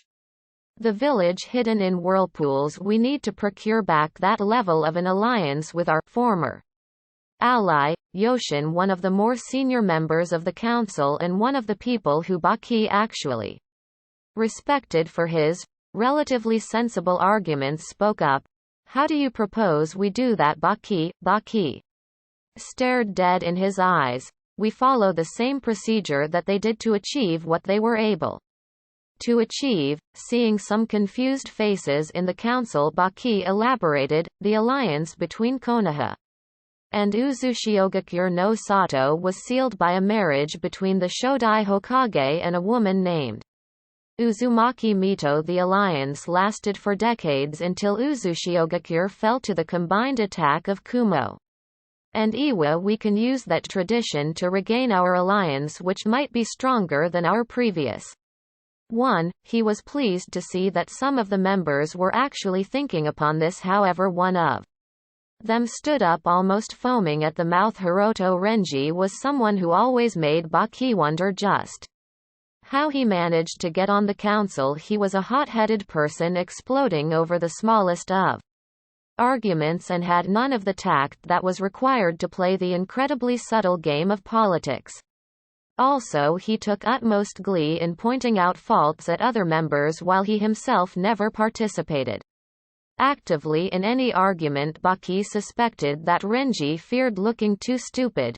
You can't possibly be serious like you said only moments ago, he sneered while saying, we need to recover our forces from the invasion, which means we need every shinobi we have. Why would we offer one in the first place, and why would they accept in the first place? Baki resisted the urge to rub his head at the moment. It would seem rather rude. I thought it was quite obvious, council member, that given the history between the two, Konoha cannot afford to have Iwa at their doorstep. Before Renji could blow up once again, another member spoke up, the slightest hints of irritation in his voice. Just what are You trying to tell us Baki? Baki picked up the report written by Temari of the fight that took place between Naruto and Gaara. I will summarize this for you as you all don't have this and it would take a long time for everyone to read this. Temari stated in her report that Gaara was quote, soundly defeated by a single genin even after he had fully manifested his Biju. He almost rolled his eyes at the exaggerated reaction that followed. She states that Uzumaki Naruto, the aforementioned genin, could create water out of thin air, and listen to this carefully flash to places faster than she could even begin to follow. He briefly put the report down to add his own point. When I say flash, I mean it in the literal sense. Council members, he resumed from where he had left off. He then summoned a massive dark blue fox of all things with 7 tails that was almost as large as Shukaku. Baki looked up again. Now we don't know why Uzumaki has a summoning contract for foxes, so could it be that he is the Jinchuriki of the Kyuubi? Everyone turned to look at the council member who said this. Baki thought hard about how to reply. The speculation was actually quite considerable. Why else would someone be able to summon foxes? It could be, Baki carefully said, slowly as to emphasize the point, but we don't have any evidence to substantiate that speculation. I have to stress on this, council member, do not hold on to that speculation. For all we know, the boy could have stumbled upon it by accident. As I said, there was nothing that pointed towards Uzumaki having the Kyuubi inside him, not even a wisp of demonic chakra, as is the trademark feeling everyone gets when near a Jinchuriki. Baki was very uncomfortable with this topic, so he decided to move on. Moving on, a relatively recent report suggested that he is apprenticed to Jiraiya of the Sannin. They were both spotted traveling together through a town. Yoshin once again raised a valid argument. It could be that they were simply on a mission together. Nothing you say points towards the claim of being an apprentice. Baki conceded the point with a nod. Indeed, it could be that as well, but keep in mind that in the past no reports have ever stated that Jiraiya-sama needed someone with him on a mission. Given how powerful he is, why would he allow anyone to travel with him unless they were being trained or taught by him? Also, he was highly proficient in fuinjutsu, just like Jiraiya-sama is. Yoshino nodded thoughtfully and sat back. Baki continued with his previous statement. As I was saying, he seems to be apprenticed to Jiraiya-sama, and speaking of apprentice, I believe you are all aware as to who the last apprentice of the man was. Thankfully everyone nodded. Baki rested his arms on the table. This was the crux of his argument. To those who were not present at the Chunin exams, which was everyone excluding himself, Uzumaki Naruto has been revealed to the world as Namikaze Minato's only child. He dropped the bomb on them, waiting to see their reactions, and they were just like he expected them to be. Most of the members' jaws dropped in disbelief, some even choking on air. A few sensible members such as Yoshin were taking deep breaths, trying to force rational thought as to how this was possible. Renji was the only one who was shaking his head, whispering under his breath, "This can't be, this can't be." A member asked after regaining their wits, "Do you have any evidence to substantiate your claim?" The question was asked slowly, for the member still had difficulties believing the latest revelation. Baki wordlessly picked up his file again and flipped to the photo of Naruto. He then put up the file on the table in such a way that everyone would be able to see it. Only took a moment for everyone to connect the dots. Yoshino shook his head in slight awe. "Looks like you were right, Baki. He really does look like his father." Baki added with a smirk, "Not only that, but he can use Hiraishin no Jutsu just like his father. But what does this have to do with us regaining our alliance?" Baki grinned as he put his proposal forward. "It should be quite obvious by now. We offer Temari in marriage as a gesture of good faith on our part." Renji frowned. Why Temari? She is the daughter of our late Kage and is quite skilled. Couldn't we offer someone less significant? Baki looked at Renji, fully intent on shutting him up. Believe me, council member, when I say this, if we are going to offer a marriage proposal to someone as important as Namikaze Naruto, we have to ensure that the person from our side is of equal status as him. Naruto and Temari both are children of a Kage. Any children that would result from their marriage would become formidable shinobi. When they grow up, we can insert a clause stating that their eldest child must become the liaison for both of our villages after becoming a chunin. Baki could have said that their eldest child should be married back into Suna, but they were in no position to make any demands from Konoha. It was best to stay on the safe side and make him, her, a liaison after becoming a chunin or a dual citizen. Also, the news of the Namikaze having an heir would have probably reached Iwa by now, given how much the son is like the father and how Iwa feared him. Their safety could be guaranteed, or Iwa would probably try to assassinate Naruto before he became too powerful for their liking, but that was a risk they had to take. Regain the alliance or face Iwa alone. The council pondered over Baki's proposal. It was more than enough to gain back their alliance. Perhaps Konoha was benefiting too much from this, but they had no choice other than to offer Konoha as much as they can. Like Baki, they came to the conclusion that they really weren't in a position to demand anything from Konoha, but they would have a powerful ally once again with powerful shinobi in their command. Soon everyone came to an agreement and the decision was made official. The offer was sent proposing a marriage contract to the Konoha council. All they had to do now was wait. XXXXXXX. What did you say? The yell echoed throughout the building, the rage in it clear for all those who hear it. Temari gave her hottest glare yet to Baki, who was standing right in front of her and her siblings, doing his best not to show any nervousness or fear. Unsurprisingly, Kankuro found himself hiding from his sister's wrath behind the back of his younger brother. The former was quite old. Kankuro had hid from his sister a number of times in the past, for he was quite scared of her whenever she got angry. He was her usual outlet for that anger, for neither of them dared to get close to Gaara. Only the spot to hide had changed ever since they had returned to their home. Kankuro had seen an incredible change in Gaara. Gaara had stopped threatening everyone who came in his sight and wasn't radiating bloodlust constantly. Perhaps the best thing was that he hadn't killed once upon his return from Konoha. However, the one part that didn't change was that Gaara never got afraid of Temari when she was enraged. Kankuro knew Gaara had no grasp of how to interpret certain feelings, but time heals all wounds anyway. The point was that his sister was enraged beyond all belief and he was using Gaara as a human shield. Temari was not in the best of moods as she stood in front of her sensei, carefully reining in her anger. She managed to keep her voice steady as she spoke. Why are you doing this to me? Baki kept his face carefully neutral, trying not to show the pity he felt for his soon-to-be former student. Pity was the last thing Temari needed right now. This reaction was not exactly unexpected.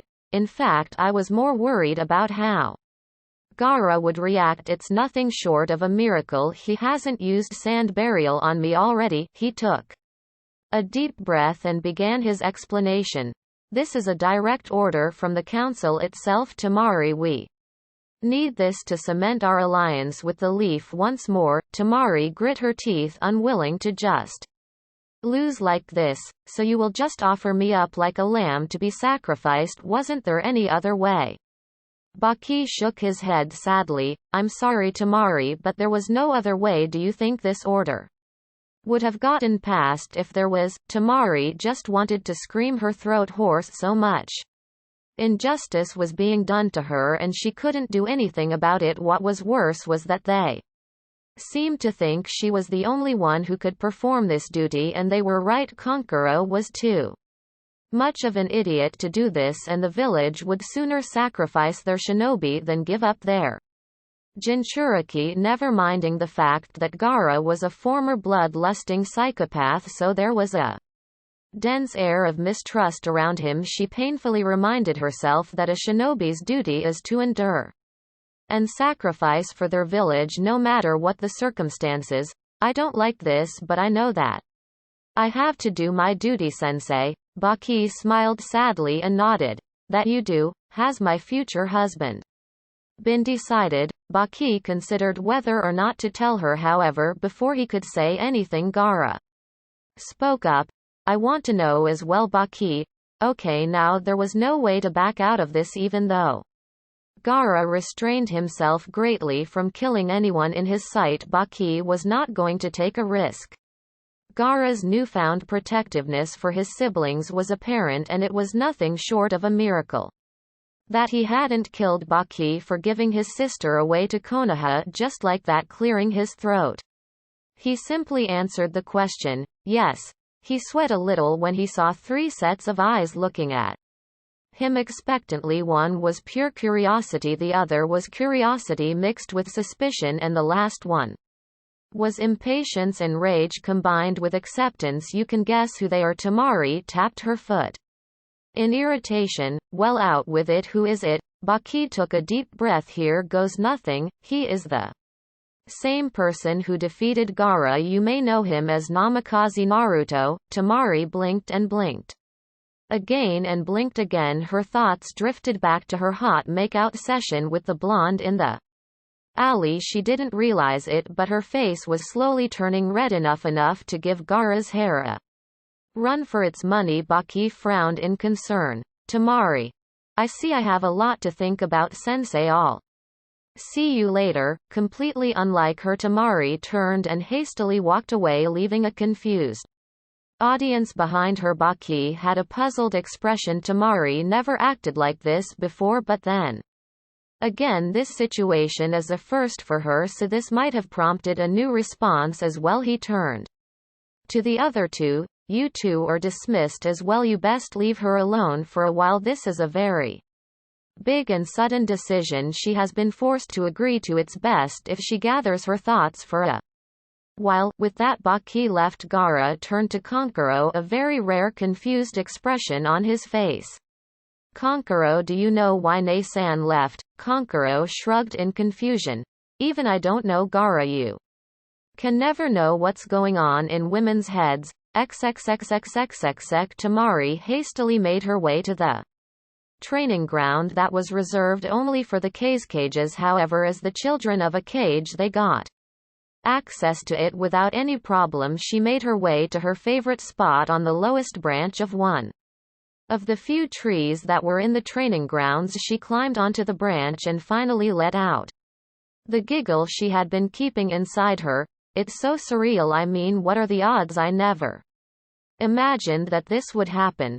The giggles receded and a soft smile took its place as she gazed at the setting sun. She still couldn't wrap her head around it. She was going to get married to Naruto, of all people, the same Naruto who she had feelings for and had only grown from the time she had come back to Suna. In all honesty, she never thought that she could form a relationship with him as much as she wanted to, and she pretty much believed that he thought the same. She was of Suna and he was of Konoha, but it was almost as if the universe wanted to prove both of them wrong, but for the good. Then the confusion and hesitance hit her with a pinch of insecurity. Was she really ready to get married?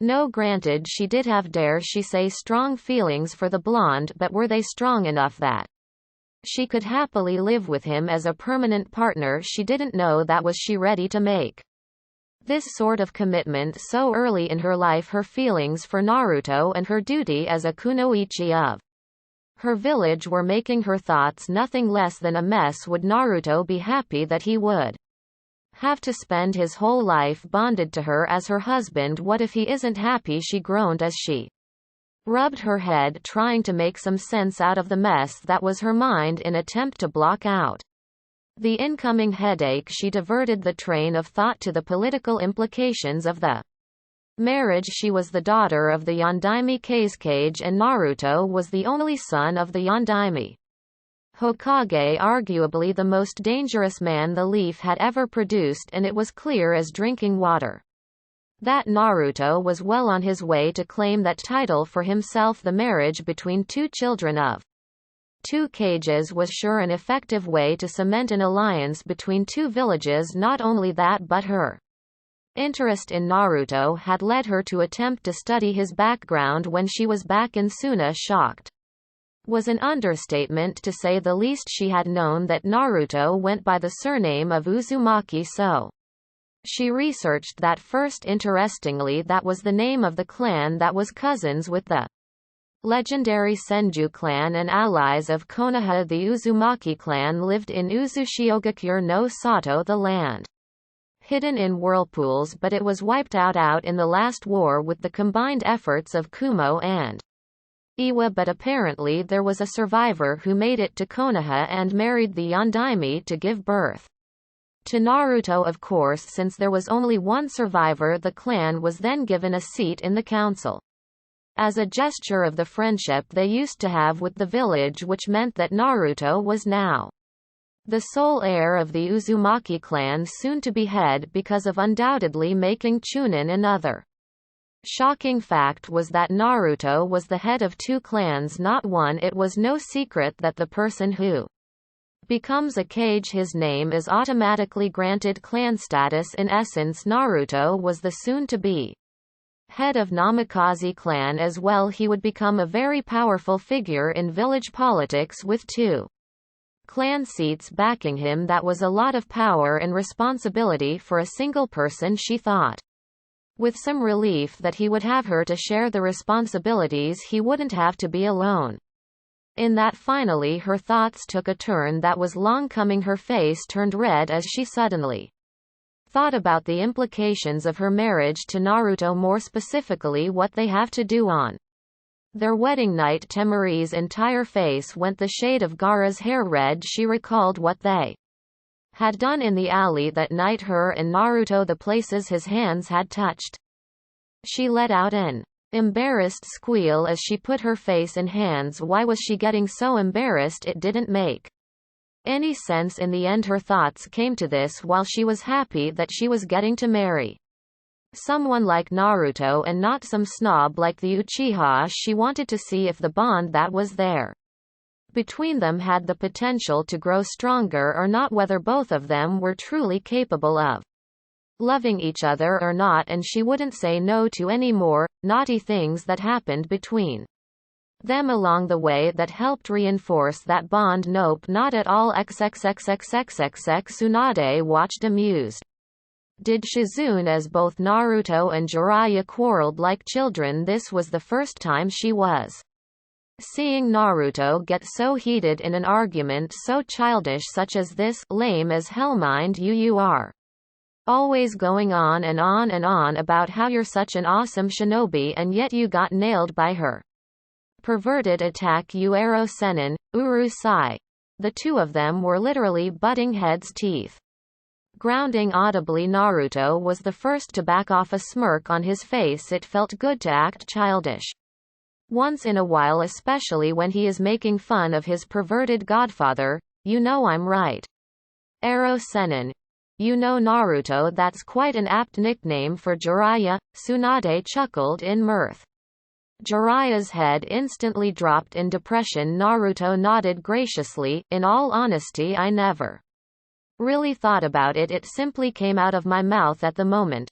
The journey back to Konoha had been covered in very high spirits. Tsunade finally had an air around her that felt like the Hokage she was about to become. Soon enough the gates of Konoha came within their sight, the size of an ant. Jiraiya scoffed. HMPH, you people have no respect for me. He received 3 deadpan stares at the same time, causing him to chuckle nervously as he rubbed the back of his head. Naruto turned his head away, spotting the gates of Konoha in the distance. All of a sudden a thought popped into his head, causing him to grin challengingly. Both Tsunade and Shizune noticed the grin and knew a devious thought had just taken root in the crazy mind of Uzumaki Naruto.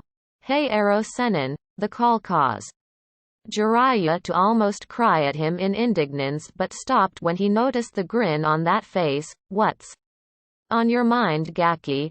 Naruto pointed his index finger in the direction of the gates. You can see them.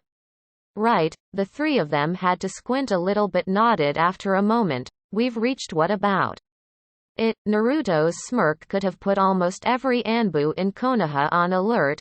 Care for a race just you and me? Jiraiya laughed haughtily and said, Brat, you are 100 years too young to even challenge the like of me. But then he added with a cocky smile, but I wouldn't mind showing you just how inferior you are. Excuse me, an irritated voice cut into their challenge and both turned to face an annoyed Tsunade, her right hand cocked on her hip and foot tapping the ground in irritation. Shizune simply stood behind her, not knowing what to do. I hope you weren't planning to forget that we are here too. Naruto's face suddenly changed into a completely innocent expression. Something that caused Tsunade to stiffen in guard. She rather preferred his devious expression rather than this. At least that look suited him. This look almost had her convinced that Naruto was a completely innocent boy. Oh no, not at all. Naruto denied with a shake of his head as he took off his backpack, holding it out to Tsunade, who raised an eyebrow in question. Naruto just put his hand forward. Just hold it for a second please. Tsunade begrudgingly took the backpack and slung it over her right shoulder, only because the brat said please, though she was confused when Naruto then walked around her so that he was standing right behind her and Shizune. You are a part of this race as well. In fact, he slung his hands over the shoulders of both of them. You both are the referees. With that he flashed them to the marker he had put on the gates of Konoha. Naruto turned to Jiraiya, who shook his head and said, Tsunade will beat you into the ground for not warning her. Naruto waved dismissively. She won't, even if she attempts to do that. She's way too slow to catch someone as fast as me. Also, a shinobi must always be on guard. Jiraiya snorted but said nothing. He liked this characteristic of Naruto. The kid didn't give a damn about who wanted to beat him and had the balls and skills to pull off such a stunt. He picked up a pebble and bounced it in his hand. You ready? Naruto came to stand beside him, having deactivated the resistance seals for this. Ready when you are. Jiraiya flicked his finger, sending the pebble flying into the air. The both tensed as it neared the ground, and as soon as it touched the ground they both disappeared. Tsunade and Shizune blinked as they suddenly found themselves standing right at the gates of Konoha. The gate guards Izumo and Kotetsu blinked in shock as they found themselves suddenly staring at one of the legendary figures of Konoha. Senju Tsunade was not only considered the strongest kunoichi in the elemental nations but also the most beautiful as well, and right now they found themselves scared for her beautiful face. Was angry as hell. Tsunade clenched her fist and snarled, that brat didn't even give me a warning and forcing me into this petty race. However, her rant was cut off as two dust clouds rapidly made their way to her position. Remembering why Naruto had sent her here like this, she grudgingly kept an eye on them, ready to see who was winner. Both figures shot post her right into the village, leaving a surprised Tsunade and Shizune. They had both seen who was the winner. Of course, there was little doubt. Jiraiya huffed as he tried to catch his breath, looking at an equally huffing Naruto. The brat had almost beat him. His reflexes were as scary as ever, for Naruto had dashed as soon as the stone was a millimeter above the ground, with Jiraiya immediately dashing after. If not for the flex of his chakra near the end, he would have totally lost. Would you look at that? Jiraiya almost lost to a 13-year-old. Both of them turned to see a smirking Tsunade walking up to them carelessly, throwing Naruto's bag at him. Jiraiya looked away petulantly. But I didn't. Also, I was carrying extra luggage. Naruto slung his bag. I will concede to my defeat. You are better than me, Arrow Sennin, for now at least. Jiraiya's triumphant smirk faltered at the end of Naruto's sentence. Of course he planned on taking the brat on a training trip sometime later, and he had no doubts that Naruto would surpass him. Naruto faced the three of them. All right, my mission finishes over here. I'll report tomorrow morning for debriefing. Ba-chan, enjoy your walk of fame, Hokage-sama, he added teasingly. Before disappearing in a flash, Tsunade's eye twitched in irritation before a small smile of fondness came onto her face. He may look like his father and even act like him most of the time, but he sure has his mother's moments as well. With that, they made their way to the Hokage Tower. Naruto wasn't wrong. People were not discreet at all when they saw two of the Sannin walking together, one of which had returned from an absence of almost a decade and a half. Tsunade found herself smiling against her will as she gazed upon the home of her precious people. Once again, people were smiling in relief. After seeing two powerful shinobi of Konoha walking through the streets, things were still a bit shaky among the civilians, but Tsunade's appearance might cause them to settle back down. Jiraiya mused as they reached towards the Hokage's tower, and in a few minutes the Hokage's office. Tsunade found herself having an epiphany. It hit her that she really had missed her sensei. Jiraiya saw this and allowed her a few moments to collect herself. Tsunade took a few deep breaths to calm herself down. When she was ready, she raised a slightly shaking hand and knocked the door 3 times. Enter. The same raspy old voice that she had heard since her genin days, full of wisdom, gave the command. Tsunade opened the door and was greeted with what she should have expected but still filled her with a strange amount of relief and nostalgia. Sarutobi Hiruzen was sitting at the Hokage's desk doing paperwork. His eyes lifted up and widened in surprise. He slowly put down his writing brush and stood up, never wavering his eyes from Tsunade. When he spoke, his voice conveyed suffering and relief at the same time. Tsunade herself was finding it hard to rein in her tears. It hit her once again. If it hadn't been for Naruto, Hiruzen would not have been standing here right now. He would either have been in a hospital or worse, buried in a grave 6 feet under the ground.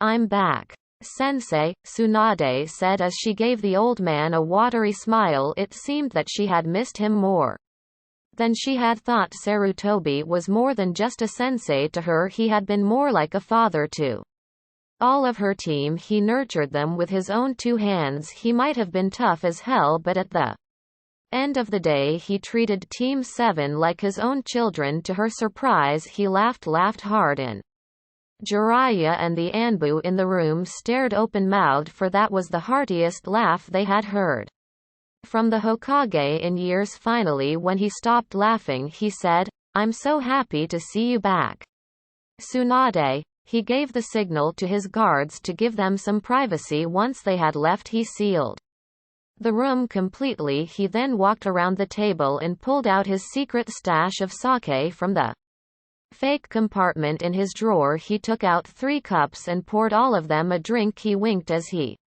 handed them the sake. I normally restrain myself, but I believe this occasion calls for some celebration. Tsunade smirked as she took her cup, followed by Jiraiya. They clinked their cups together and drank it all in one gulp, with Tsunade giving it an approving nod. Nice sake, Hiruzen smirked. Being Hokage has privileges, you know. Jiraiya sighed happily as he refilled and drank once again. I should have invited the Gaki to drink with us after all. He winked at his teammate. He performed his first S-rank mission quite impressively. Hiruzen made a sound of realization. Ah yes. We should have called him to celebrate his first successful mission as a Jonin. That 2S rank. I knew I made a correct choice in promoting him. I want your report on this, Jiraiya. I know Naruto's will reach to me by tomorrow morning. Jiraiya nodded. Will do, sensei. Tsunade frowned. How do you Know that his report will reach you tomorrow morning. He said that in front of us, not you. Hiruzen smiled. It has been his habit ever since he started doing missions. He always gives in his report a day after the mission is completed, a very peculiar habit, though if I do say so myself, I never quite found out the reason why. He walked around his table. However, he has been very consistent, so I have no reason to doubt that he wouldn't deliver it tomorrow morning. Before they could continue catching up and discussing about Naruto, there was a knock at the door. All three of them gave the door an annoyed look before Sarutobi put his sake away. Sitting back on his chair, Tsunade and Jiraiya stood in front of his desk as there were no chairs for them to sit on. Hiruzen unsealed the privacy seals and called his Anbu back. Once they were back in their positions, he gave the order, enter.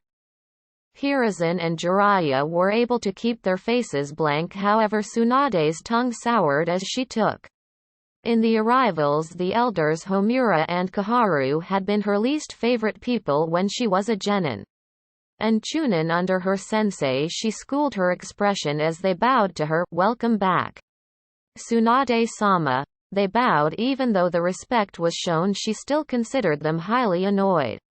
A pair of old senile fools, completely set in their ways of thinking. They were also quite assertive, wanting their opinion to be the only decision there is, despite of them only being advisors to the Hokage. They also believed that they knew best. If she remembered correctly, she would have to talk to Sensei about doing something about them. They should have retired quite some time ago. They looked above from their bow and then turned their attention to the Hokage, completely ignoring the other Sannin in the room. Of course, Jiraiya had no problem in returning the favor. He never liked them in the first place, and they fell from his eyes even more when he heard from Hiruzen just how vocal they had been against Naruto's promotion to Chunin, let alone Jonin, even if he was deserving. Hokage-sama, now that Tsunade-sama is here, perhaps we should brief her on the recent happenings and news from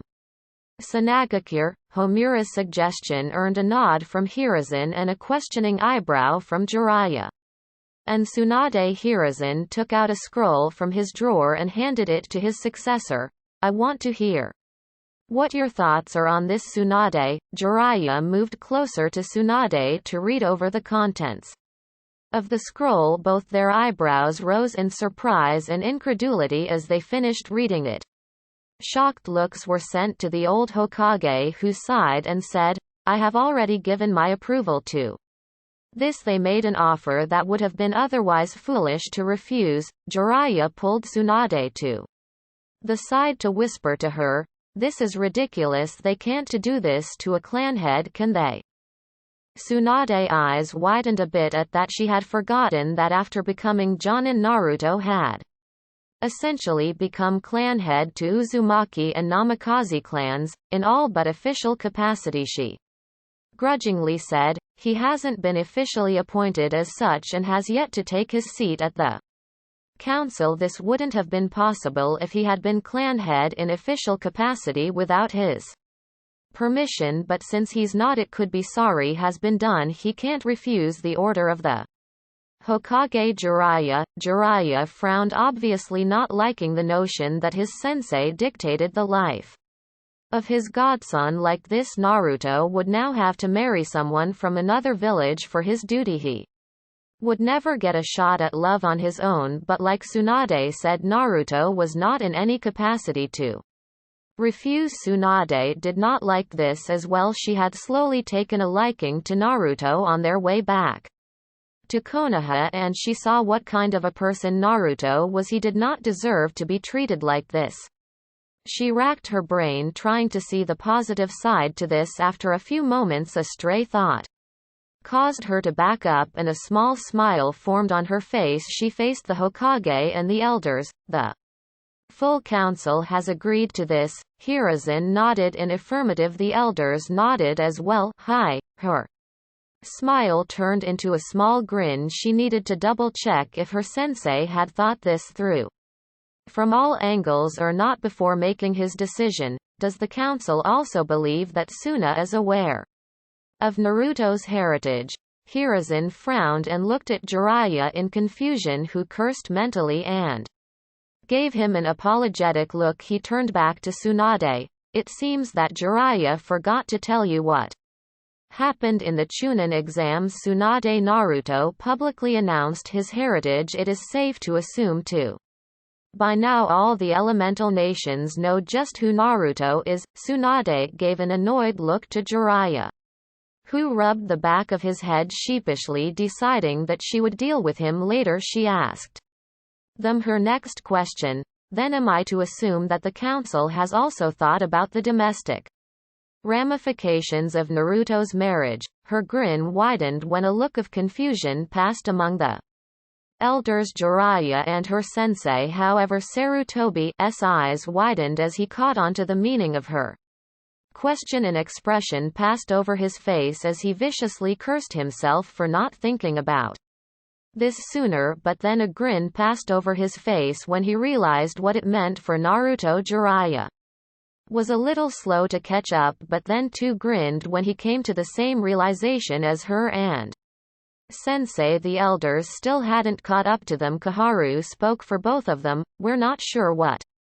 you mean, Tsunade-sama, with a smirk worthy to match Naruto's indeviousness. She explained, when Naruto marries, he will officially have claimed his position as the head of both Namikaze and Uzumaki clans, meaning he will inherit everything from both of those clans, including funds, property, and land in those clans' possessions. That also includes the seats of both the clans on the council.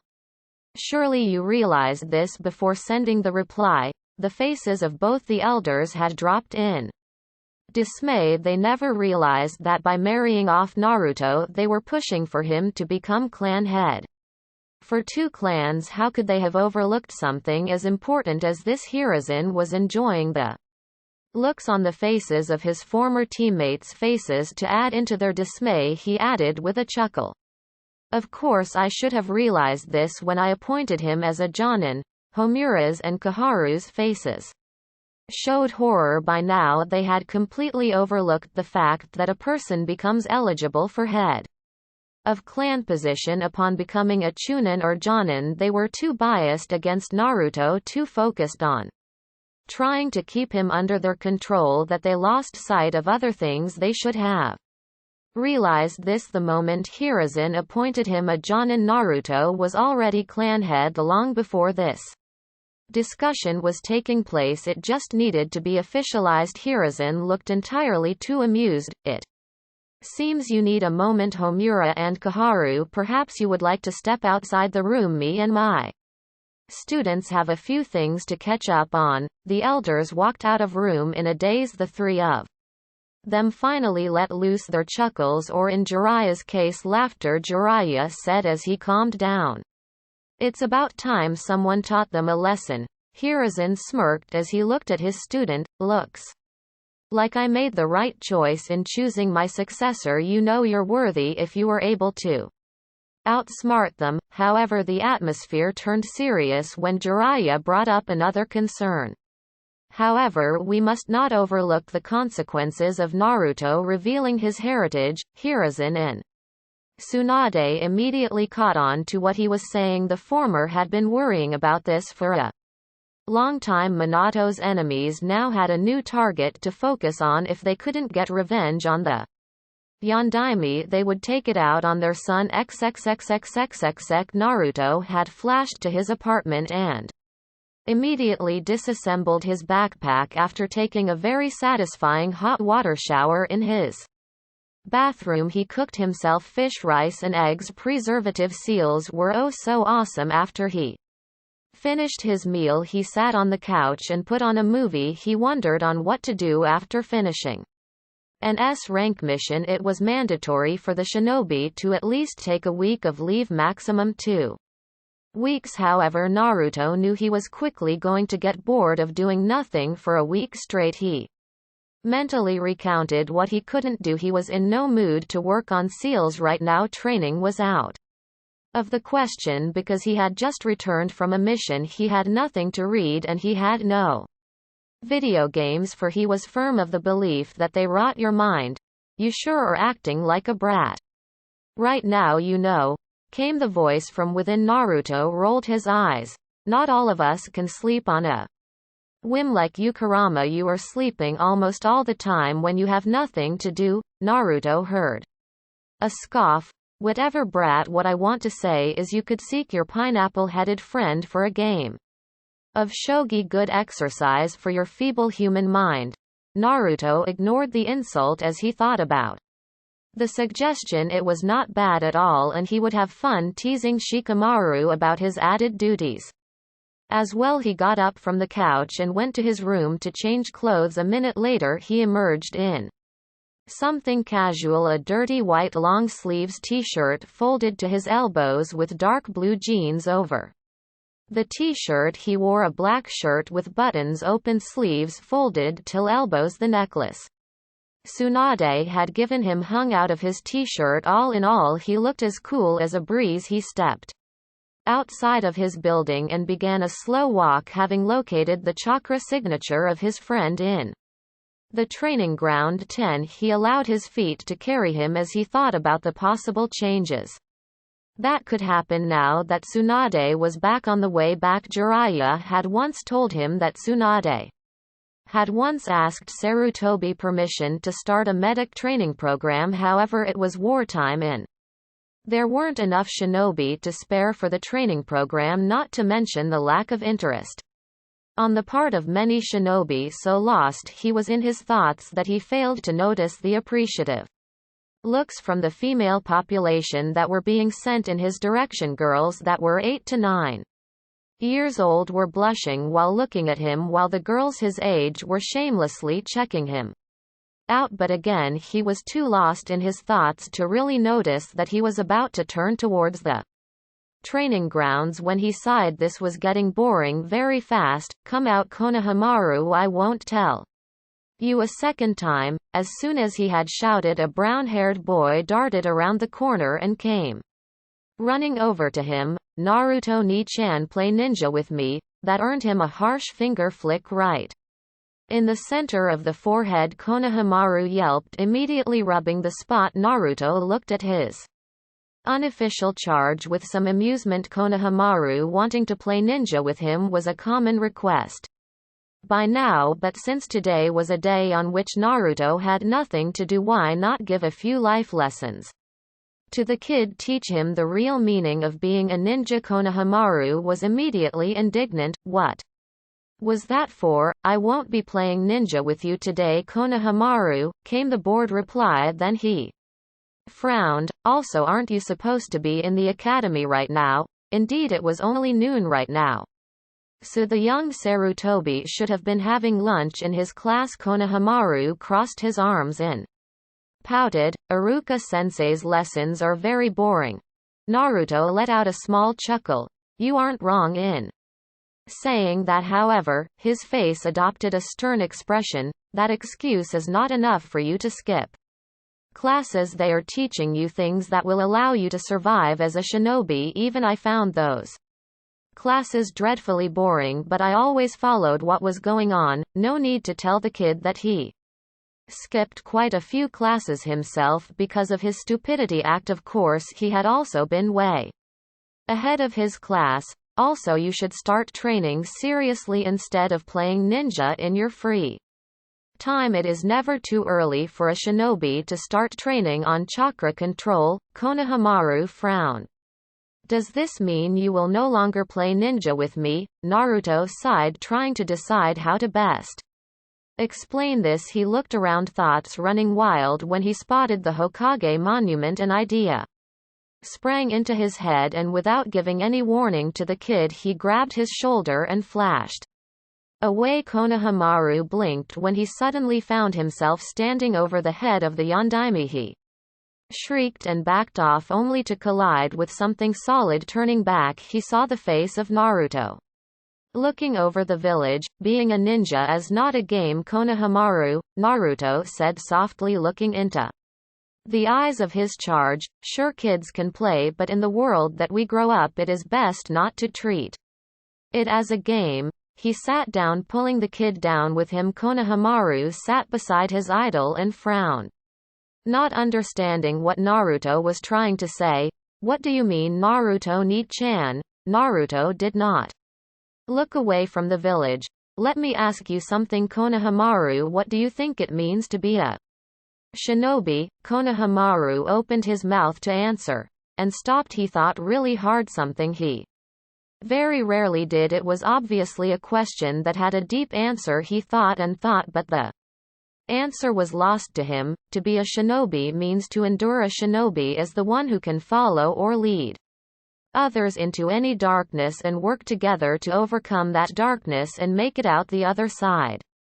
A shinobi walks towards danger when everyone else is running away. That is because it is the duty of a shinobi to look at any foe and say, "Bring it." That is because shinobi exist to protect those who can't protect themselves. Naruto recited the same answer that Gigi had given to him years ago. The answer had a deep and profound effect on him. It was one of the main reasons he pushed himself so hard every day to get strong so he could protect his loved ones. He hoped it would have the same effect on Konohamaru. The said boy was deeply thinking about Naruto's answer. He had never thought like that, always thinking it as a game, that being a shinobi meant to throw cool jutsu around. He had never imagined there would be such a deep reason behind what being a shinobi meant. Only one thing came to his mind right now.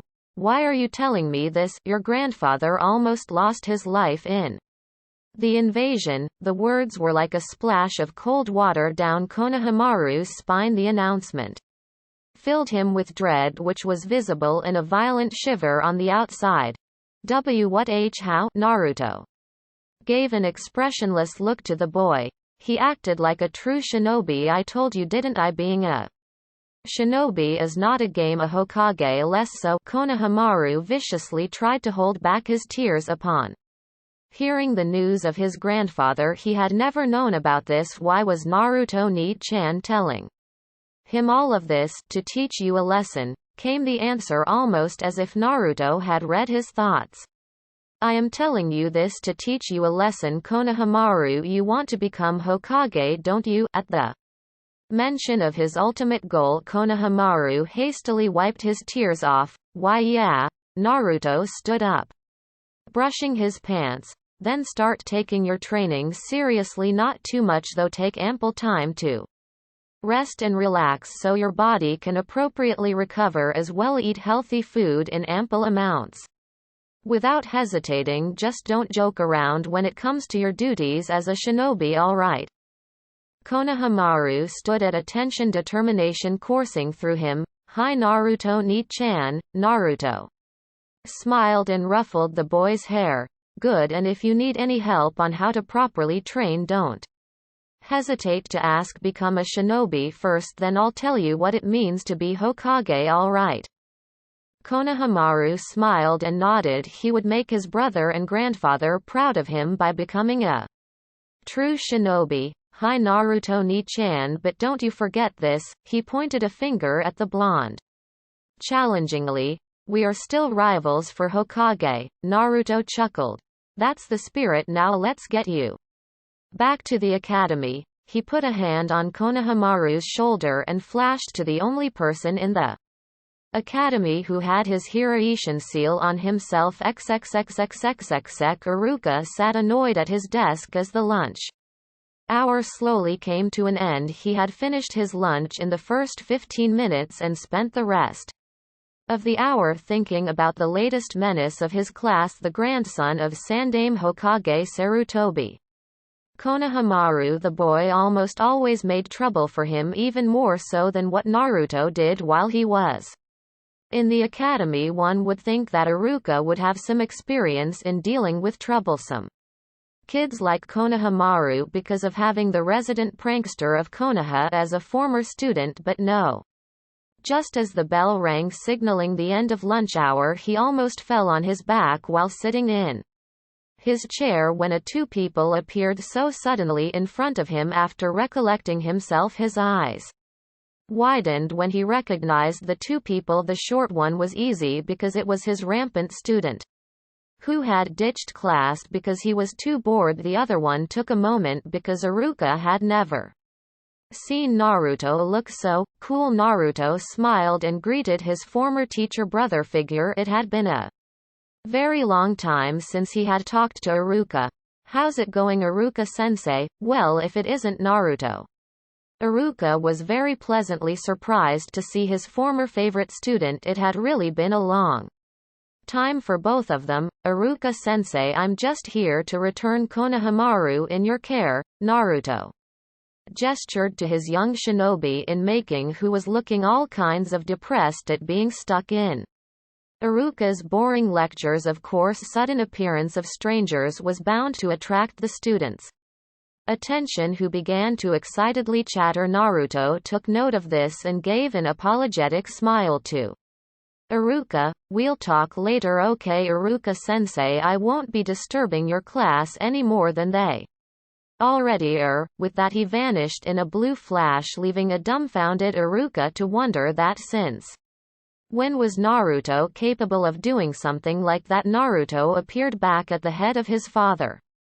Suddenly he didn't feel like doing anything at all, deciding to rest for a while. He laid down using his jacket to cover his face from the sunrays. Maybe he would just laze around today. As he drifted off, he absently wondered if this is what Shikamaru felt every day. XXXXXXX. Sakura was humming the tune of her favorite song as she walked into Sasuke's hospital room. She had been daily checking up on Kakashi and Sasuke. Of course, that is not to say that she was still a hardcore fangirl. She had ditched those ways long ago. Thanks to her blonde teammate, she still pined after him, hoping that he would someday accept her love. Over the course of the past few weeks, she had ample time to train and visit her sensei and teammate. Though she missed the presence of Naruto, Team 7 had almost become a second family to her, and that family was incomplete, which left her feeling incomplete. She had gone to the Sandaime many times during the blonde's absence to inquire when he would return. The old Hokage's answer had been the same every time, that Naruto was away on a very important mission for the village. Every time she had returned home unsatisfied with his answer, she continued her visits to Kakashi and Sasuke, hoping that at least one of them would wake up and talk back to her. On that note, she had noticed something strange between Naruto and Sasuke ever since the second phase of the Chunin exams. Naruto had become a little more cautious when he was around Sasuke. It was understandable given how Sasuke had viciously attacked him back in the forest, but Sasuke deserved the benefit of doubt given the strange energy that had been coursing through him. What Sakura hadn't realized that she had unintentionally used the cursed seal as an excuse for what went wrong for Sasuke. While the situation in the forest certainly put the blame on the curse mark correctly, she wouldn't realize until it would be too late that she would slowly but steadily start blaming every aspect of Sasuke's negative behavior on the curse mark. She opened the door to Sasuke's room. She frowned when she saw two people that she didn't recognize. One was a white-haired man, rather tall and looked to be around 50 years old, leaning against the far wall of the room with his arms crossed. Looking at the room's second strange occupant, she was a woman who looked to be in her late 20s. With her blonde hair in two pigtails over a green jacket with the kanji for gambler written on it. The woman was holding her hands near Sasuke's head, a green glow emanating from her hands which Sakura recognized to be medical chakra. Always mind your surroundings, Sakura, came a voice from her behind. She spun around, eyes widened on being startled like that. Naruto was leaning on the side of the door such that anyone opening the door would see him. The last, she put her hand on her chest, breathing heavily as she recovered from the shock. Earlier she would have just punched him in the head for scaring her like that, but Naruto had made it pretty clear how he felt about that before their bell test. Don't scare me like that, Naruto, she said, her heartbeat now back to normal. Naruto shrugged and started eating an apple that he pulled out from somewhere. You should not drop your guard when entering a room, he advised while happily munching on the juicy apple. Nevertheless, she smiled and said, "It is good to have you back, Naruto." Naruto smirked and merely nodded in reply, his mouth full of apple. She then turned to the woman but smiled wide when she saw that Sasuke was groggily waking up. She ran over to hug him, thoughts of other occupants in the room fleeing her mind. Naruto shook his head in mild disappointment as he finished his apple. He didn't understand why Sakura pined after the Uchiha so much when he didn't even reciprocate her feelings. He tossed the remains of the apple into the dustbin and walked over to the bed. Now that pretty boy here is awake, I'd like to introduce some people. Sasuke glared at Naruto for his choice of words. To his credit, the blonde ignored him entirely. Sakura thankfully released him from the constricting hug and turned to him, confusion swimming in her green eyes. Naruto waved towards Jiraiya. He is Jiraiya of the Sannin, the Toad Sage from Mount Myoboku, and don't you start it. The last part was said harshly to the white-haired man who was about to start another one of his kabuki dances. You ruined my introduction. Naruto, no, you do that quite spectacularly yourself, Naruto muttered to himself before coughing into his fist. Turning to Sakura, she had wide eyes as she looked upon one of the most powerful shinobi in the entire world. It is an honor to meet you, Jiraiya-sama. Jiraiya grinned at the respect he was given, not hearing Naruto's mutter, "Trust me, it's not." Naruto turned Sakura around with a hand on her shoulder, ignoring her protests of how she wanted to talk more to him. Naruto waved her protests away. Don't worry, you'll be seeing a lot more of him in the future, trust me on that. Sakura frowned disapprovingly at Naruto, but before she could voice it, Naruto introduced her to the woman in the room.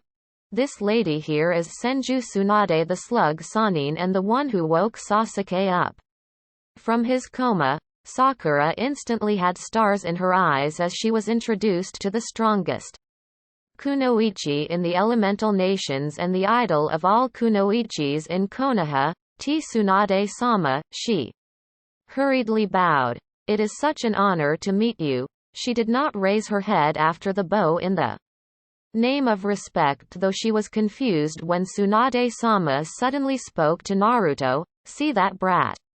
That is how you respect someone like me. Naruto snorted derisively. Whatever you say, Granny, only because she was in a hospital did she not punch the brat through the walls while this was going on.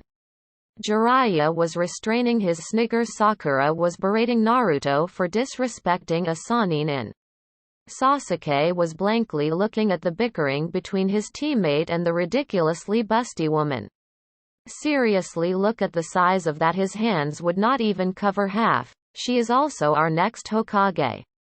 Naruto's voice broke Sasuke out of his rare once-in-a-while perverted thoughts. Thankfully no one had seen him gazing at the breasts of Senju Tsunade. Sakura frowned as she looked at the enormous bust of the blonde woman with slight jealousy. Then she self-consciously looked at her own chest. Her chest was nothing compared to that bust, and she doubted it ever would be. Then she backpedaled. Wait, what do you mean next Hokage? Naruto elaborated. Sandaime-sama had sent me an arrow Sennin. Here, he pointed to the indignant sage, to retrieve her. He pointed at the annoyed blonde, to become the next Hokage when he steps down. Also, I brought her back so she could heal Sasuke in. Kakashi. He turned to Sasuke. You're welcome, by the way. Sasuke glared at the slightly smirking blonde. He was acting way too cocky for his liking. He looked down at his hands, hating the weakness he was feeling right now. He clenched his fist as he thought about just how he ended up in this hospital. Tsunade sighed and turned to Naruto. I need to see you in the Hokage's office the first thing tomorrow morning. Naruto. Naruto raised an eyebrow. Is it a new mission for me? Tsunade mentally smirked. Oh, it's a mission all right. Outward, she said. You can think of it as a long-term mission. Naruto looked perplexed for a moment, then recovered, going back to his bored look. I just recently became a jonin, wouldn't a long-term mission be more suited for someone with a little more experience than me in the field? Tsunade waved his worries away as she walked to the door. You wouldn't know how to handle a long-term mission if you don't try it. Besides, this mission is especially for you, only you can do it. With those words, Tsunade left the room. Jiraiya coughed and walked towards the window. Perching on the windowsill, he turned and grinned at his apprentice, Yash. Naruto, I'll leave you with your team to catch up a bit. Got some sorry research to take care of. With that he was gone. Awkward silence reigned for a few moments as neither one of them could figure out what to say. Sakura was the first to break the silence with a nervous chuckle. So Naruto, can you tell us about your recent mission? Sasuke's head snapped up, remembering a piece of the conversation when Tsunade was in the room. You were gone with a Sannin, right? Naruto's bored expression betrayed nothing, but inside he was curious. Why would Sasuke bring up that piece of the conversation? Yeah, actually, though he is nothing like you can imagine, I assure you. In fact, both the Sannin are nothing like you are probably thinking. Naruto smirked in a lazy way. Sakura was confused. What do you mean? Naruto chuckled as he stood up to leave. It's definitely not my place to say. You know how it is. Whatever you learn on a S rank mission is confidential information reserved only for the Hokage. No need to tell them that he knew that Jiraiya was a pervert long before they went on the mission. Also, he had noticed that Sasuke was showing signs of irritation that Sakura hadn't managed to notice. Twitching of his left eye, clenching of fist as if a dam was waiting to burst. He figured it was best if he and Sakura left. He had a feeling that whatever was going on in Sasuke's head, it was not good.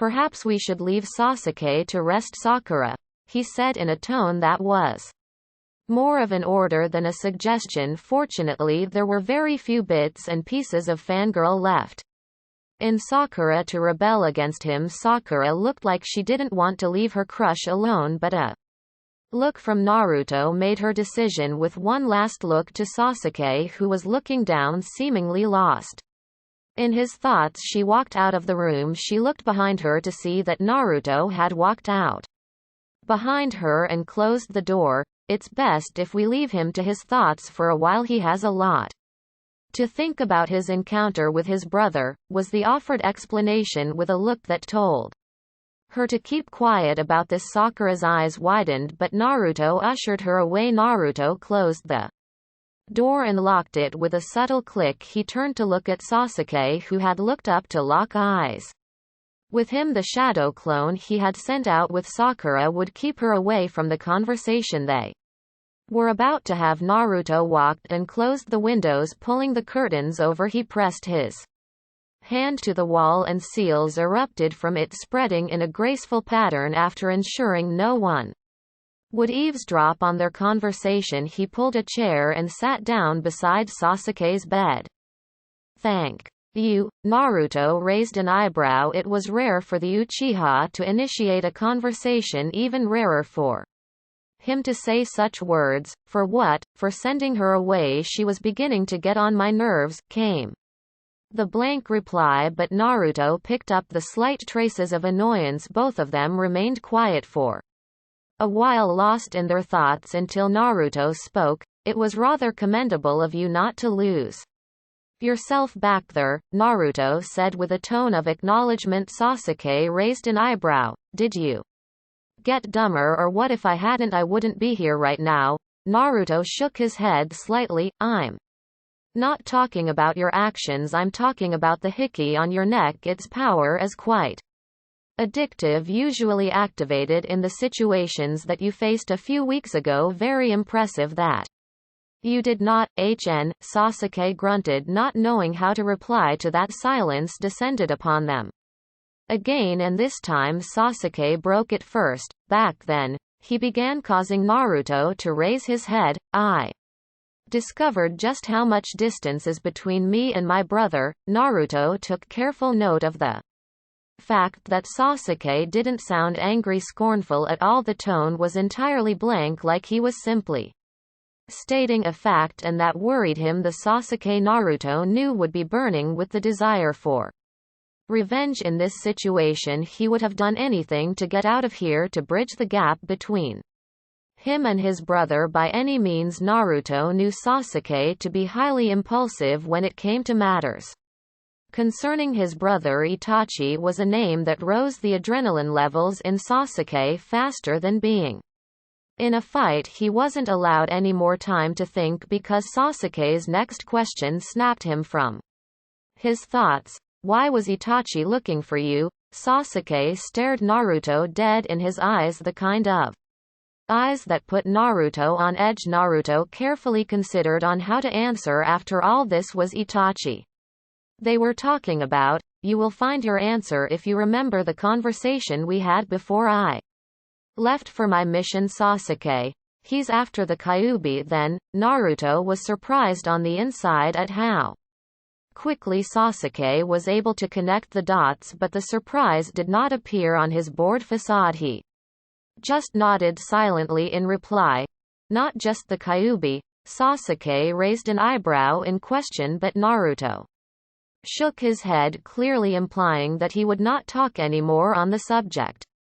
I'm starting to think this village can't help become as powerful as my brother. It was a mere mumble, something only meant for Sasuke's ears alone, but coupled with the silence of the room and Naruto's animalistic hearing, it was not discreet at all. For the first time in a long time, Naruto could honestly say he was truly shocked. He had just heard Sasuke contemplating on leaving the village just to get more powerful faster than what he was getting now. Sasuke was already a flight risk, but that was now nearing an edge that Naruto couldn't afford to tip. He had to stop this now. Everyone becomes powerful in their own pace. Sasuke, if you continue to forcefully push beyond the absolute limit, it will only result in a burnout. Naruto leant forward and Sasuke froze when he looked into Naruto's eyes. They were frigid, freezing him in place, for he could not tear away his own. They reminded him of his brother's eyes, the same cold, detached, ruthless eyes. You think that this village should only cater to you and your needs? The question was clearly rhetorical and was spoken barely above a whisper, but it was spoken with so much menace that Sasuke could not stop that shiver that violently passed through his body. Naruto to Sasuke had always been a laid-back guy who owned the word serious when the situation called for it, but this was a totally new side of the blonde that he was seeing right now. Make no mistake, Sasuke, the moment you put on the headband, the Hokage became the only person whose orders you have to ultimately follow. You now belong to the leaf before you belong to the clan. Every clan in Konoha obeys this rule. I don't see why you think you are an exception.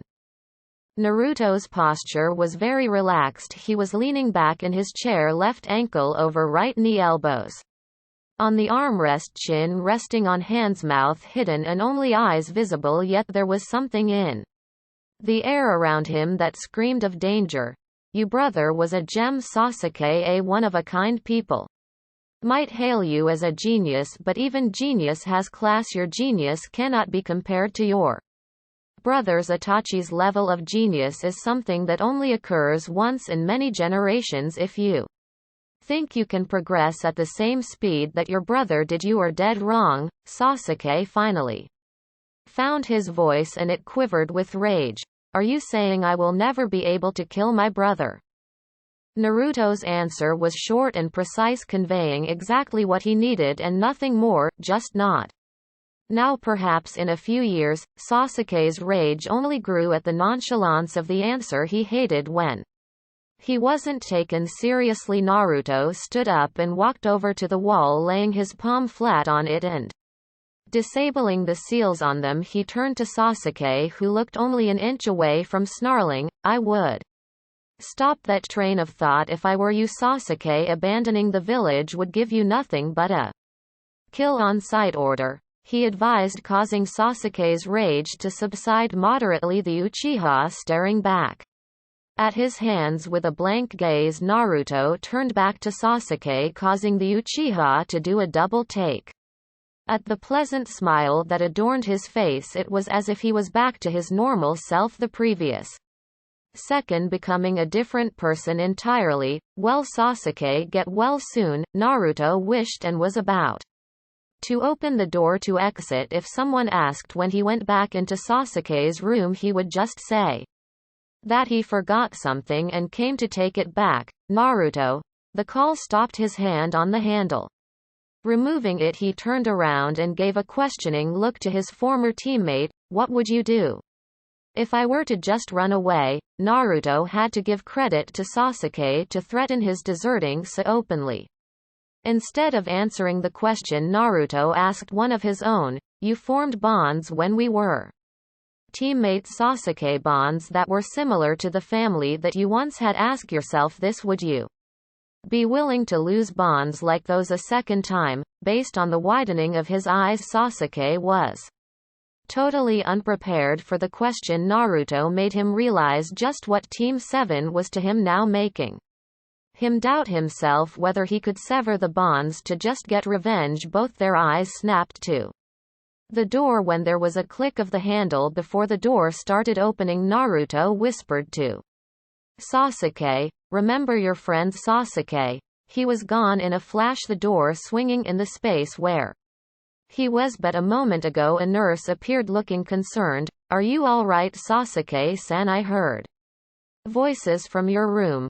"I was just talking to myself, nothing to worry about," he assured the nurse. The nurse nodded and left, keeping the door open. This time Sasuke was still thinking about how Naruto had just outright threatened him. Not just that, but he had made it very clear that he was a very dangerous person. Sasuke hadn't even imagined or even dreamed that Naruto of all people had it in him to do it. Naruto made it clear that he would kill Sasuke if he had to protect Konoha. Sasuke glanced down in thought. He thought back to the conversation he had with Naruto before the blonde left for his mission. Naruto had bonds in this village which he wanted to protect at all costs. Was that why he was so strong? Is that why he himself was not becoming as strong as he wanted to? Because he had nothing to protect.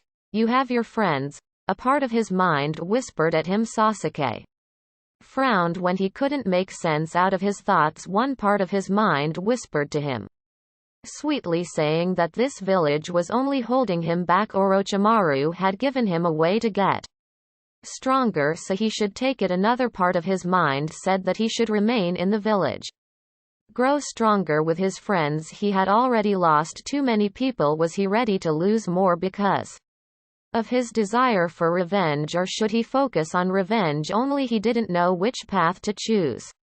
XXXXXXX. Naruto came back from his daily morning run and made 3 clones to cook breakfast while he got refreshed for his meeting with the Hokage. After he was fully ready, he flashed right onto the roof of the Hokage tower, walking down rest of the way he had been warned before not to directly flash into the Hokage's office lest the Anbu mistake him for an enemy and kill him. He knocked on the door of the office and waited for the permission to enter. Once he heard Tsunade's voice from inside, he opened the door to find Tsunade standing beside the old man who was seated in his chair. "Looks like she is on a trial period until her official coronation," he thought as he closed the door. Behind him, Hiruzen and Tsunade straightened up a bit once they saw Naruto enter. He came to stand in front of them, expression bored but posture not as relaxed as to go hand in hand with his expression. He stood relaxed but ready to act in an instant should any hostilities erupt. Tsunade felt quite bad for being one of the people to tell him that his love life was officially over before it even began. The kid didn't deserve it in her eyes. Hiruzen felt much worse than Tsunade, for he had been the one to make the decision to marry Naruto away without telling him. There were a few instances when he truly hated his position as the Hokage, for the decisions he had to make almost crushed his conscience with their weight. This was one of them. Naruto kicked off their conversation upon seeing the old folks weren't going to begin anytime soon. So what's the mission? Hiruzen raised an eyebrow before turning to Tsunade with a questioning look. You told him it's a mission. Tsunade shrugged. It can be considered a long-term mission, can't it not? Hiruzen contemplated before shrugging himself. Well, you're not wrong anyways. He turned to Naruto with a most serious look on his face, making Naruto straighten on reflex. Naruto, first of all, I cannot express just how sorry I am to force you into this. I know there is no way I can ever earn back your trust and forgiveness after this. Naruto frowned in concern as he heard those words. He had never saw the old man look older than he really was. Plus, those words rang alarm bells in his mind. Gigi had obviously done something that affected him in a very bad way and heavily blamed himself, so he did the only thing he could: steel himself and listen to whatever bad news the old man had landed him in. Perhaps he could still find a way out. What have you done? The words came out with more accusatory feeling than he intended, but they got the point across. Tsunade and Hiruzen flinched at the tone, and Tsunade very slowly took out a scroll from the desk drawer and held it out towards him. Naruto looked at the scroll with apprehension. Worst case scenario, they were kicking him out of the village for something he had apparently done. Then he would have to flee the village somehow and become a missing nin who would then be on run from the Konoha hunter nin and Akatsuki. No pressure. He took it with calmness. Without any show of fear, nervousness, or anxiety, he opened the scroll and read it swiftly, his brain picking out the important sentences and points quickly. His first reaction was blankness. His mind went completely blank when he discovered that the scroll was a document stating that he was getting married to Sabaku no Temari from Suna. He was getting married at 13 years of age. It was a surreal thought. Then his mind shifted to anger, deep unadulterated anger at the fact that the old man had just given him away like that without asking for permission. It was completely uncalled on his part, not to mention illegal. You can't just do that to clan head without asking for his permission. Clan business was serious business, so serious that even the Hokage only interfered when only absolutely necessary. Also, the old man had shot his chance at love with Temari like it was something he did every day. Was it not enough for him to have ruined his childhood? Then his mind caught up with his most recent thought. The old man had offered him in marriage to Sabaku no Temari, the same Temari who wielded a huge fan, impressive wind style, badass attitude, and the absolutely fabulous body, including those creamy, never-ending long legs. The same one after his brain finally caught up with the facts. The final reaction followed. Joy bubbled inside him like lava in a volcano, but he used all the mental strength that he had garnered over the years to cap that from showing on his face. Still, some memories escaped from his grasp, such as his first ever makeout session, causing a noticeable blush to spread over his cheeks. He was getting married to the person he genuinely had feelings that had only grown for not just any girl. Hiruzen and Tsunade frowned in concern at his silent reaction, but confusion replaced that when they saw a blush spread over his cheeks. Why was the boy blushing? Something the matter, Naruto? Tsunade's question made Naruto look up at them. Scroll suddenly forgotten in his hands. He had the perfect look of a kid with his hand caught in a cookie jar, eyes wide, cheeks reddening with a blush, and mouth open. Tsunade had her eyes slightly narrowed as she spoke to the younger blonde. Are you all right? Naruto, for the first time in a long time, was short of A response he couldn't think of what to say and felt extremely awkward. He coughed into his fist. Ahem, yes, I'm fine, it's just that I never expected this to happen. However, Tsunade's instincts to those sort of reactions were long honed over the years thanks to having a teammate such as Jiraiya. She immediately knew that Naruto was hiding something big. He looked like he had past interactions with the daughter of the Kazekage. How does she know, you ask? Let's call it a woman's intuition, with an authoritative tone that Hiruzen would honestly say sounded like a mother. Suspicious of her child, Tsunade asked. No, commanded. I know you're hiding something, you ball of trouble, so spill. Naruto sputtered indignantly. I'm not a ball of trouble. Trouble knocks my door. Not the other way around. Tsunade was now starting to get irritated. Don't change the topic, mister.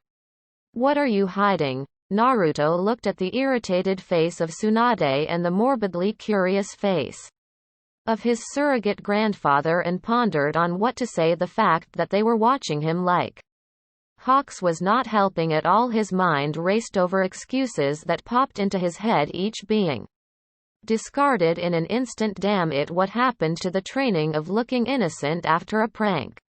Naruto mentally sighed and looked away, mumbling something too low for the other two to hear. Tsunade cupped her ear. What did you say? We've met. Instantly Tsunade knew that the answer was both true and false. True because his defeated expression at her prodding was crystal clear, and false because his blush said something else that he was not saying. Oh no, you are not getting away like that. I knew you did something more. What is it? Naruto looked very surprised that she somehow knew he was hiding something and wondered if all the women were like this, knowing that something was being consciously hidden from them. He absently wondered if he would ever be able to hide something from Temari when they would get married and start living together. We might have. The rest was said in an incomprehensible mumble. For all his age and years as a Hokage, Hiruzen was dumbfounded to see such a sudden change in one of his shinobi. Naruto just went from a completely confident ninja to a shy, embarrassed one. He wondered if Naruto really had something big to hide, or was he just embarrassed at being married away at such a young age? Tsunade's patience had just about reached its end. She walked up to Naruto and grabbed his collar, shaking him like a rag doll. Will you man up and just say it, or do you enjoy keeping people in the suspense? Tell us, or I'll really punch you into the next week. We have kissed, okay? The answer caught both of them off guard. Tsunade, for one, was not expecting this at all. This was something that was so entirely out of the blue that she was shell-shocked. Her grip on his collar loosened and she stepped back, mouth open and eyes wide, unable to form a word to hear that Naruto, the boy that she thought was as oblivious as his father used to be, had a short-term but romantic relationship with a girl, the same girl who her sensei had now given Naruto away to. Was too much. She simply couldn't make sense of anything right now. The coincidence was almost like an act of fate. Hiruzen, on the other hand, was no better off. He had never in his wildest thoughts imagined that Naruto apparently had been in a relationship with the Kazecage's daughter. He then realized that Naruto could only have met Temari when the Sand siblings came here for the Chunin exams. He had always thought that Naruto was a serious child dedicated to becoming stronger so that he could protect what was precious to him. He would have never thought Naruto might actually put time aside for some romance such as this. However, learning that Naruto already liked the selected bride, a great deal of weight was pulled off from his shoulders. He almost sank into his chair in relief, like a melting ice cream. Finally, Naruto looked suspiciously at the other two in the room. It was clear who was the one who actually came up with this idea, but was it really that hard to believe that he had been in a temporary, soon-to-be permanent romantic relationship? But then again, it was from the point of view of a third person. Maybe the reaction was To be expected right now, though he needed to get out of here. Can I leave? The question managed to snap the other two into attention before they could reply. Naruto had already flashed back to his apartment. There was silence for a few moments, broken then by Tsunade's chuckles. Hiruzen raised an eyebrow at her, silently asking her why. Tsunade replied, "Who would have thought that the brat actually had a relationship with a girl and you are marrying him off to the same girl?" Hiruzen nodded, too relaxed right to speak. He was just glad that Naruto already had a relationship with the girl, so this won't be too tough on him. XXXXXXX. Well, that was a surprise.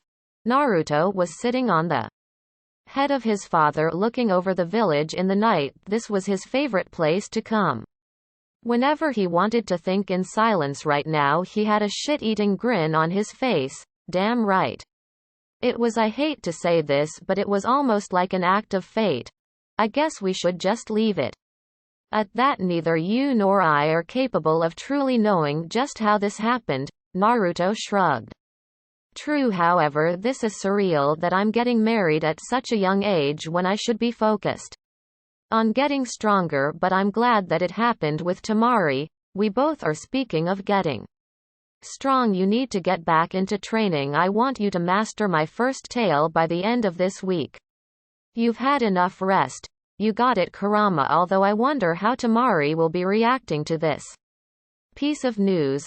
I'm sure she's just as overwhelmed as you are, Naruto, perhaps more so than you. I'm wondering how Gaara would react, though. Naruto raised his eyebrows, whistling. Damn, you're right.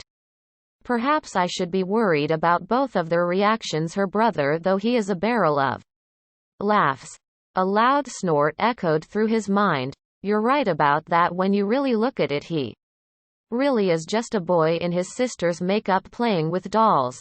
This time Naruto was the one who snorted. How do you know he wore Temari's makeup? Would any self-respecting male confess to having a makeup kit? Fair point. Naruto thought back to what he had read on the document and automatically a grin curled up on his lips. The thought of marrying Temari, tasting those lips again for the rest of his life. Hiruzen was just wrapping up his work in his office. Tsunade was to be announced as the Hokage tomorrow, so it had been a very busy day for him, not to mention giving Naruto the good news. He was about to shunshin to his clan compound when he heard it.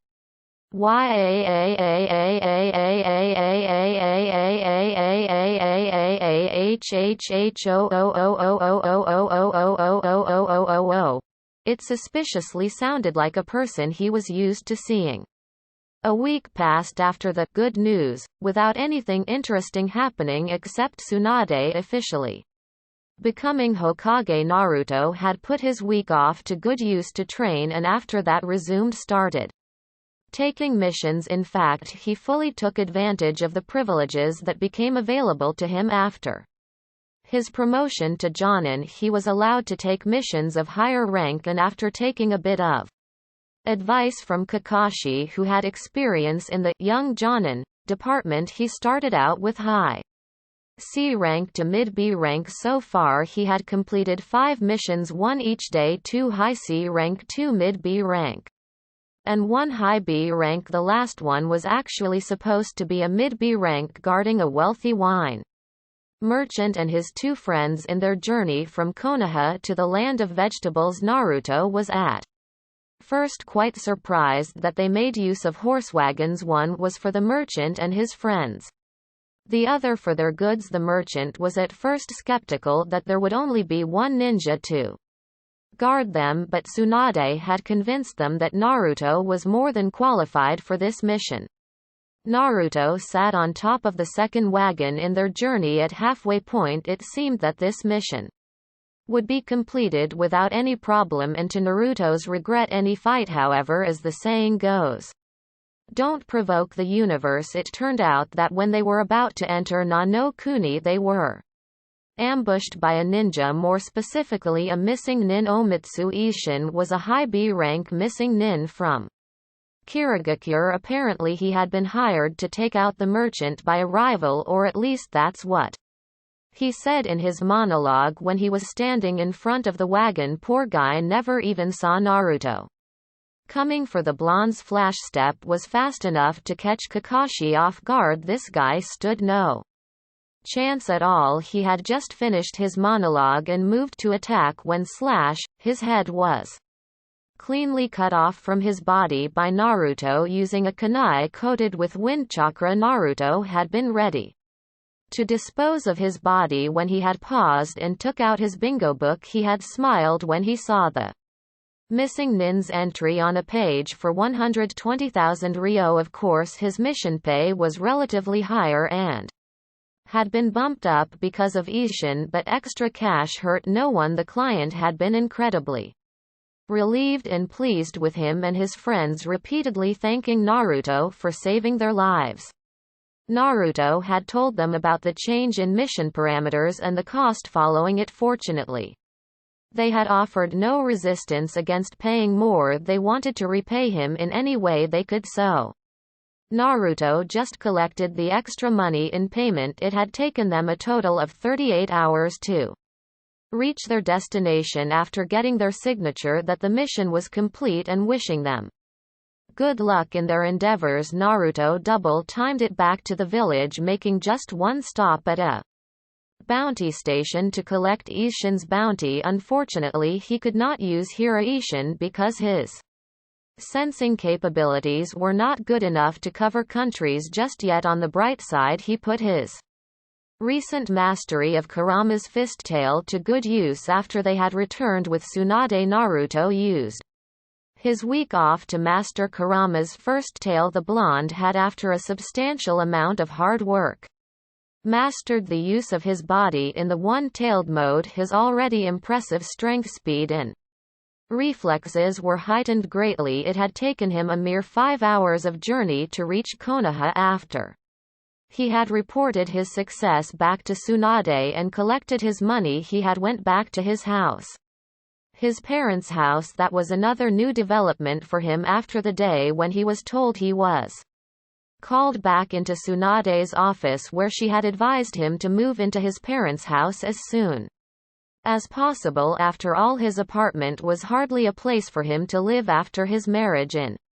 Knowing how Naruto tended to finish things rather quickly to avoid any backlog, she told him to move into the house the day after. At first Naruto was a little puzzled because he really couldn't understand the reason he had to move his things so quickly, but Tsunade explained it to him that he had to have the house ready and furnished by the time Temari arrived, and by ready she meant it was to be ready for Naruto and Temari to live in, not just him being the naive guy Naruto was. He didn't understand at what she was hinting. Naruto was a very simplistic guy who really only had what he needed and nothing more. Of course, then he was introduced to shopping, his nightmare for the next few days. Day of the moving. Turns out news like the kind of these had a way of spreading around the village very fast. Naruto had reluctantly agreed to Tsunade's suggestion of moving into his parents'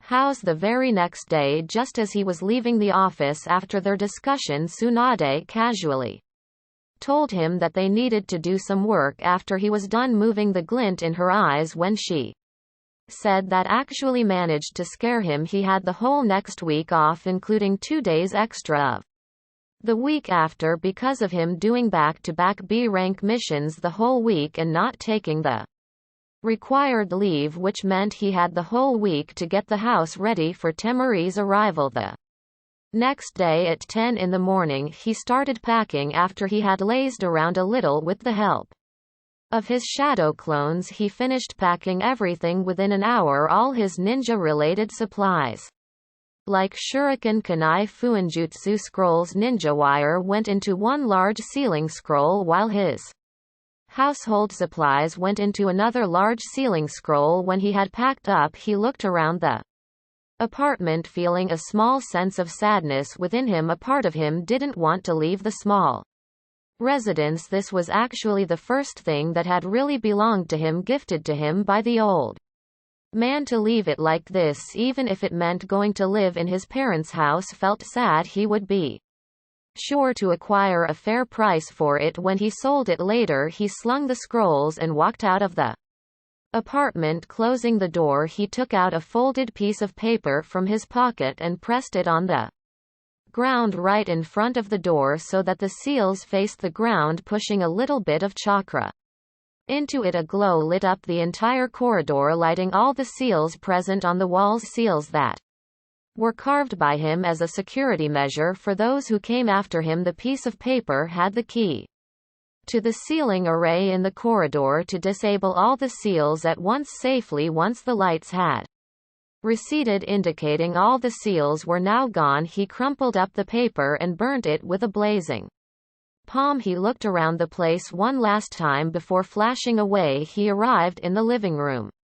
Instantly he put down the scrolls when one thing suddenly hit him. He had absolutely no idea what to do next. He was unsure if he should unpack or not because the house already was furnished and maintained for almost 15 years. He could unpack his shinobi supplies, but what of the household supplies? He went to the only person who was capable of helping him, but first a little insurance. Tsunade looked at Naruto with mild amusement as he narrated his problem. She honestly found it a little cute and adorable that Naruto, who seemed to have a solution for every problem, would be unsure in the face of matters of preparing the house for his bride. Then again, a man definitely can't do a woman's job. So will you help me? Naruto posed his question standing in front of Tsunade. He knew that Tsunade was the only woman who could help him. She was the only one he trusted as well. Aside from Shizune, Tsunade smirked as she leaned back in her chair, hands folded at her stomach. I could. But the Hokage's services come with a price, you know. Naruto internally groaned but was half expecting this. After all, Tsunade would be a fool to not take advantage of him asking for her help. He sighed and took out a storage scroll from his pouch and laid it on her table. Unsealing it, Tsunade's eyes widened as her eyes laid themselves on 3 very expensive exotic bottles of sake. Her eyes shot to him in question, to which he shrugged. Don't ask me, I found them in my basement. Interestingly, he learned that his mother was quite a fan of exotic sake. He had a whole stash of his mother's sake in the basement. These 3 were only a little part of the whole that was very delicately preserved. His mother had damn fine sealing skills if she was able to preserve the whole stash like she did. The seals on the stash were personally made by her for storage purpose. Tsunade picked up a bottle and turned it around, whistling at the label. Well, your mother had good taste, she commented, then paused. She narrowed her eyes at him. How do I know that these haven't gone bad?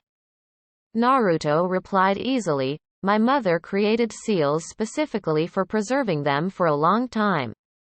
Tsunade knew just how good Kushina was with fuinjutsu. If she was the one who created seals to preserve these precious babies, then she had no doubt these hadn't gone bad. She then had a devious thought. Perhaps she could haggle for a bit more. Still, just 3 bottles for the service you are asking from me? Naruto narrowed his eyes. You very well know just how rare these are. In fact, I could have just said that I would owe you a favor, but that was too risky. I'm asking help for a bit of house decoration, mind you. Tsunade immediately raised her hands in surrender position. Just kidding, Naruto, I was just kidding. However, inside she was breathing a sigh of relief. Man, those eyes were unnerving. First things first, we need to get you access to your clan accounts, she said, standing up.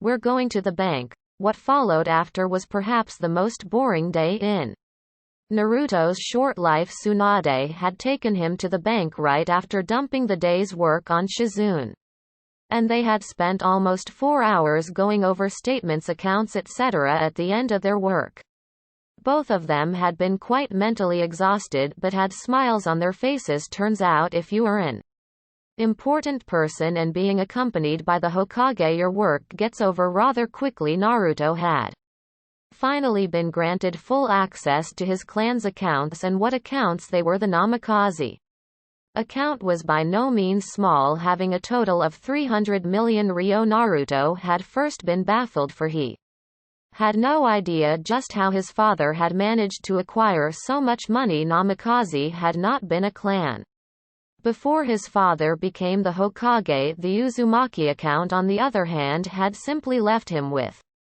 his mouth hanging open. The simply ridiculous amount of money had almost sent him into shock. The amount won't be mentioned, but it was enough that he could live another life without working. That too lavishly. Tsunade and Naruto were walking back to the Hokage Tower, the former with an exhausted smile on her face and the latter still gazing at the shiny new account cards in his hands with awe and wonder. Tsunade looked at her fellow blonde and smirked. "You still having trouble believing?" Naruto nodded as he pocketed the cards. "The Uzumaki clan I can believe, but I had and still don't have any idea just how was my father able to acquire so much money alone. Minato was an extremely clever and resourceful person." Naruto just leave it at that. The two walked in silence for a while, which was then broken by Naruto. He asked curiously, "So I thought that we were going to do something about redecorating my house. Why did we go to the bank?" To his surprise, Tsunade laughed heartily. "Oh, Naruto, I sometimes forget that you are still a child and can't see the bigger picture sometimes." That comment earned a scowl from him. Tsunade completely ignored the scowl and smirked. "The real fun begins tomorrow. We'll start at 9 in the morning." The feeling of doom Naruto had been feeling earlier returned with a vengeance. Next day of the moving, Naruto had been sparring with 5 of his clones, completely on the defensive in the massive ground behind his house. You might think that why would Naruto need to be on defensive against his own clones, but you would be wrong. Naruto was trying to avoid all their attacks blindfolded, and he was only partially succeeding. He was trying to use everything but his eyesight to avoid the attacks. He was trying to hone his instincts to the highest level, trying to increase the precision of his danger sense. He avoided a roundhouse kick from a clone by ducking underneath, moving his left hand in a smooth motion to redirect the punch to his chin.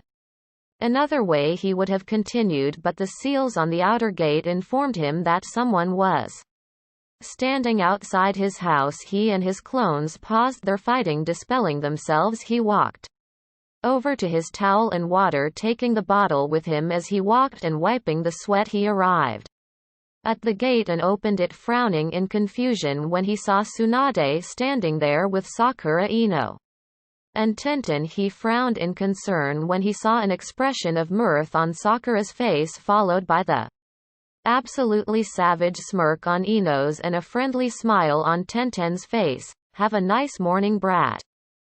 Naruto immediately turned an annoyed face towards the busty cage.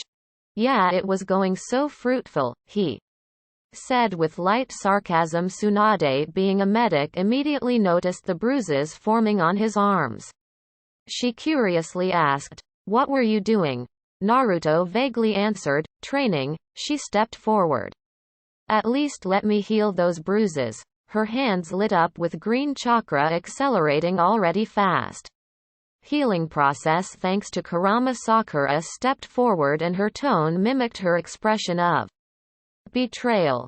"So Naruto, I heard something very interesting from Tsunade-sama." Naruto's sarcastic mutter of "Did you now?" went unheard by the pink-haired girl. Ino was the next to pitch in.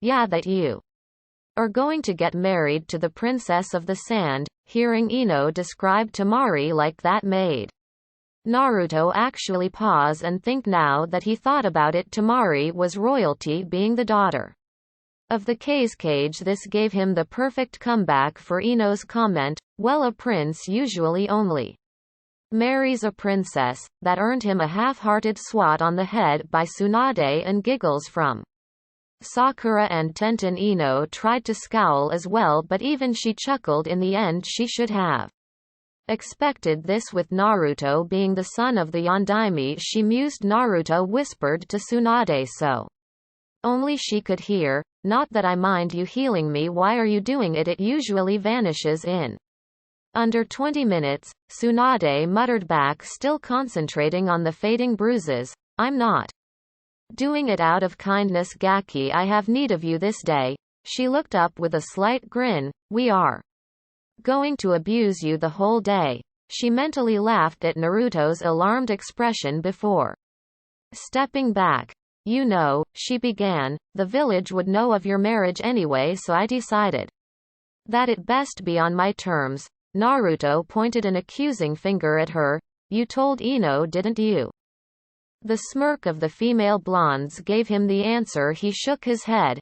"Anyway, why have you called them here? I thought you were the one going to help me." Tsunade put an arm around his shoulders and started leading him back into the house with the genin following behind her. "I did say that, but the work we are going to do today cannot be done by me alone, which is why I brought some help." Naruto deadpanned at her. "Any particular reason your help consists of only girls?" Tsunade nodded, seriously, causing Naruto to double-take. This seemed like a serious matter. "We are going to completely refurbish this house of yours, don't worry," she assured the mildly panicking blonde. "We won't change the house completely, just put some new things here and there, add a woman's touch. That's very important among other things. Oh, and leave something for Temari to add if she wants to." Naruto opened the door to the house, allowing the others to walk inside. He and Tsunade walked ahead of others who were marveling at the inside of the house. Ino's eyes fell on the portrait of Naruto's parents and she gasped in awe. "Naruto, is that your mother?" Naruto turned around and saw the three genin looking at the portrait of his parents. He smiled slightly in pride. "Yeah, isn't she beautiful?" Sakura was the one who replied this time, gushing over, "She's gorgeous." Tsunade lightly shoved Naruto upstairs. "Get dressed fast, we have work to do today." As Naruto made his way upstairs, Tsunade walked and took a seat at the sofa. The three genin followed her example and sat down as well, with Tenten leaning forward in interest. "You, Tsunade-sama, did you know about Naruto's parents?" To the genin's surprise, the medic nin snorted. "It surprises me how anyone didn't figure it out. I mean, he literally looks just like his father." She waved her hand gesturing to the portrait, and it was true. As they had found out on the day of the finals, Naruto and his father could be clones if Naruto was a little more grown up in height. Before they could think more on this, Naruto came downstairs in his Jonin uniform. "Let's get this over with, shall we?" However, his confidence dimmed after looking at the glint in their eyes. Oh, what torture it was. 7 hours later, Naruto was looking around the inside of his house with a tiredness he had never felt before. He didn't have any energy left to do anything as he tiredly collapsed on the sofa to get some of his energy to head to the bedroom and fall onto his bed. He recounted what he went through the day. Tsunade and the girls had taken full advantage of his ability to mass-produce shadow clones. Tsunade had taken him to get the latest kitchen accessories, while his clones had went with Ino, Sakura and Tenten to get new interior designs for the house. Tsunade also sent a clone of her own with them just to make sure that whatever the girls selected didn't make the house too girly for Naruto's tastes. Naruto had protested that his house already had kitchen accessories, but Tsunade insisted he take it if only as a wedding present from her. He was reluctant to buy it, but he did, to his enormous shock and surprise. His account, the Uzumaki account, barely had a dent in it after the purchases they had made, and not just for the kitchen. Tsunade had only laughed and said that Kushina didn't do anything in small amounts. They had returned home to find the three girls with a group of men working extensively on the interior design of the house. After seeing Naruto, he was bewildered to see his own clones giving him looks of pain. followed by pity, and then to the extreme annoyance of Naruto dispelling present boy. That day was a rollercoaster for Naruto, with merciless teasing from Kurama. The extensive work that had been going on in his house had also been charged to his Uzumaki account, seeing the ridiculous amount of money it contained. Naruto had little to no problem in using it to give his house a new look. He had been quite worried that Tsunade had given Ino and Sakura free rein over the designing of the house. However, Tsunade had assured him that she had picked Tenten just for the purpose so that Ino wouldn't completely make it look like that only a woman lived there, and judging from the arguments from Tenten and Ino he had heard with Sakura acting as mediator, Naruto knew that Tsunade had hit the nail on the head. When it came to Ino, he had a freak out when he saw what plans Ino had for the house, and almost exploded when Tsunade clammed him down and told him that she would take over it from Ino. Much to the girl's complaints, which were silenced by a stern look from the Hokage, Naruto watched as over the course of the next week Tsunade completely transformed the house into something that was lavish and modern, but not too much that it lost the homely feeling that had been there before. Tsunade also made sure that Naruto added his own touches to the house and left space for Temari if she wanted to add something of her own. All in all, the house was ready well in time. All that was left was for Temari to come. Naruto finally snapped from the flashback and saw that he had arrived at his home. He flashed directly into his house, eager to do something to relax. He quickly took a shower and freshened up. Wearing a t-shirt and a lower, he entered his father's study and sat down in the chair behind the beautiful ornate desk. He traced his hand almost in remembrance, as if he could almost picture his father sitting on this desk going over the ideas for Fuinjutsu. He leaned back, folding his hands behind his head and looking up and the ceiling, trying to decide on what to do. His father's study, which was his study now, had remained mostly untouched. Only the door that led into the room had been repainted. Otherwise, Naruto had strictly kept everyone from entering the room. He had redesigned the ceiling array completely before a war named Ino was dropped on his home. The password was only one, consisting of 3 kanji characters, but he had chosen 6 that looked almost alike with minor differences in strokes. One time he had caught Ino attempting to open the study discreetly. She had thought she was alone, but apparently not. He had stopped her before she killed herself painfully and very sternly reminded her to respect others' privacy and keep away from the room. She had looked appropriately guilty and promised not to investigate the door anymore. He absently grabbed a paper and a brush, dipping it in an ink pot and doodling some ideas on it. He had been told by Tsunade that Temari would be arriving tomorrow, so he was understandably tense. A few weeks ago they were on the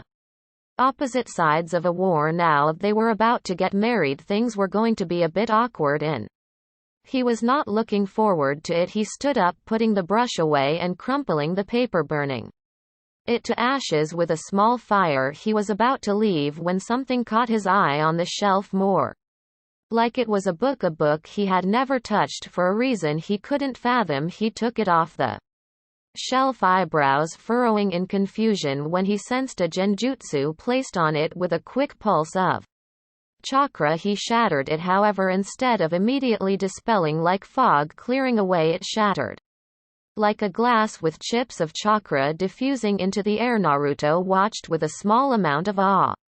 Genjutsu weren't meant to shatter like this, and why did this chakra feel so warm, so much like his own? He shook his head, making a quick note to investigate that later. He opened the book, reading the title, Enhancements with Sealing. Naruto muttered before flipping the pages and raising eyebrows with incredulousness at seeing countless mathematical calculations, scientific diagrams of the body with numerous sealing equations. He whispered to himself, "What the hell is this? XXXXXXX." The next Day found Naruto and Tsunade standing at the west gates of the village. Hiruzen was standing next to them as well. Naruto had to hand it to him. He was the oldest living Kage alive who was now enjoying retirement. Hiruzen said that he was now more of a call-on advisor to Tsunade if she ever needed help dealing with more difficult matters.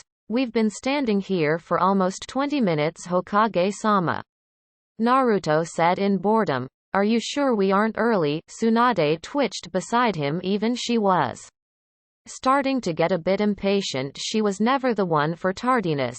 Maybe they ran into an obstacle on the way. Hiruzen laughed at seeing the interaction between both the blondes. It was quite entertaining. Anyways, I have something I need to talk to you and Ero Sennin about. Ba-chan. The serious tone in his voice caused Tsunade to raise an eyebrow in surprise. What could be so serious that he needed her and Jiraiya's opinion on? Even Hiruzen was curious, but Naruto gave him an apologetic look. Sorry Gigi, but I can't tell you because I need their professional opinions as a medical specialist and seal master. Hiruzen nodded in realization that would explain him being left out. The three stood standing for 10 more minutes when Naruto announced, they're coming, although for some reason they are moving painfully slow.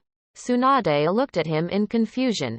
How the hell do you know? Naruto just gave her a look as if it was painfully obvious. I'm a censor. Didn't Ero Sennin tell you? Tsunade grit her teeth. I'm really gonna drill that pervert on the things he left out when telling me about you. Anyway, be very careful on how you speak with the Suna shinobi. You need to make a good first impression. Naruto smirked as he stared at the road ahead. I think I already made a first impression, not sure if good or not. On the other end, the entourage from Sand was relieved as a whole when the gates of Konoha came into their view. As tradition said, the bride had to be escorted in a palanquin. Temari was grumbling about her legs being cramped up from sitting for too long. She was not a delicate princess who needed to be pampered. She was a goddamn chunin of her village. Her thoughts took a melancholic turn as she looked at her reflection in one of the inside mirrors. From tomorrow she was no longer going to be a shinobi of Suna, but rather of Konoha. She had been proud of wearing her village's headband, but no more. She would have to wear another village's shinobi proud. That's yet to be seen. Temari. The call startled her out of her thoughts. She turned her head to see Gaara poking his head inside, an unusual frown on his face. She sadly smiled at that. She was still getting used to Gaara showing concern for her. What is it, Gaara? Are you all right? The question was so out coming from him, and yet Temari found it adorably cute. She smiled slightly as she held her brother's hand. He did not flinch. I will be, Gaara, don't worry. Gaara looked extremely unsure of what to say next. For someone who had minimum social contact, that was to be expected. However, his next words were so sure that it caught Temari off guard. Naruto will take good care of you, Temari. He is the only one I trust to protect you. It still astounded Temari and Kankuro just how high Gaara held Naruto. Then again, Naruto had single-handedly turned Gaara's life around, so it was understandable, but putting so much trust in one person was simply mind-blowing. Thank you, Gaara. Wow. The quiet exclamation from Kankuro caught Temari's attention as she frowned. What is it, Kankuro? Both the former and current Hokage are here to greet us along with your fiancé. The entourage reached the gates. Finally, Temari got out of the palanquin and came face to face with a very busty blonde woman alongside the god of shinobi and her fiancé. Her heart skipped a beat on seeing him give a small smile in her direction, but she steeled herself. Time for talking with him would come later. She bowed to the woman. Hokage-sama, it is an honor to meet you, as well as Sandaime-sama. Tsunade was formal in her reply as well. It is a pleasure to formally meet you. I am Senju Tsunade Godem Hokage of Konohagakure no Sato. Naruto eyed Temari appreciatively. She had changed her outfit to a long-sleeved purple blouse under a gray top, a dark blue skirt that reached her mid-thigh, showing off her legs, and a longer slash than the previous one. She carried her fan the same way as before, as well, tucking it into her bow before Naruto could greet Temari. All talking stopped suddenly when Gaara stepped forward, walking so was standing directly in front of Naruto. Naruto faced the redhead with a genuine smile, waiting for him to say whatever he wanted to say. However, it became clear to Naruto when the silence stretched into awkwardness that Gaara was still learning on how to interpret social cues, so Naruto initiated the conversation. "How have you been?"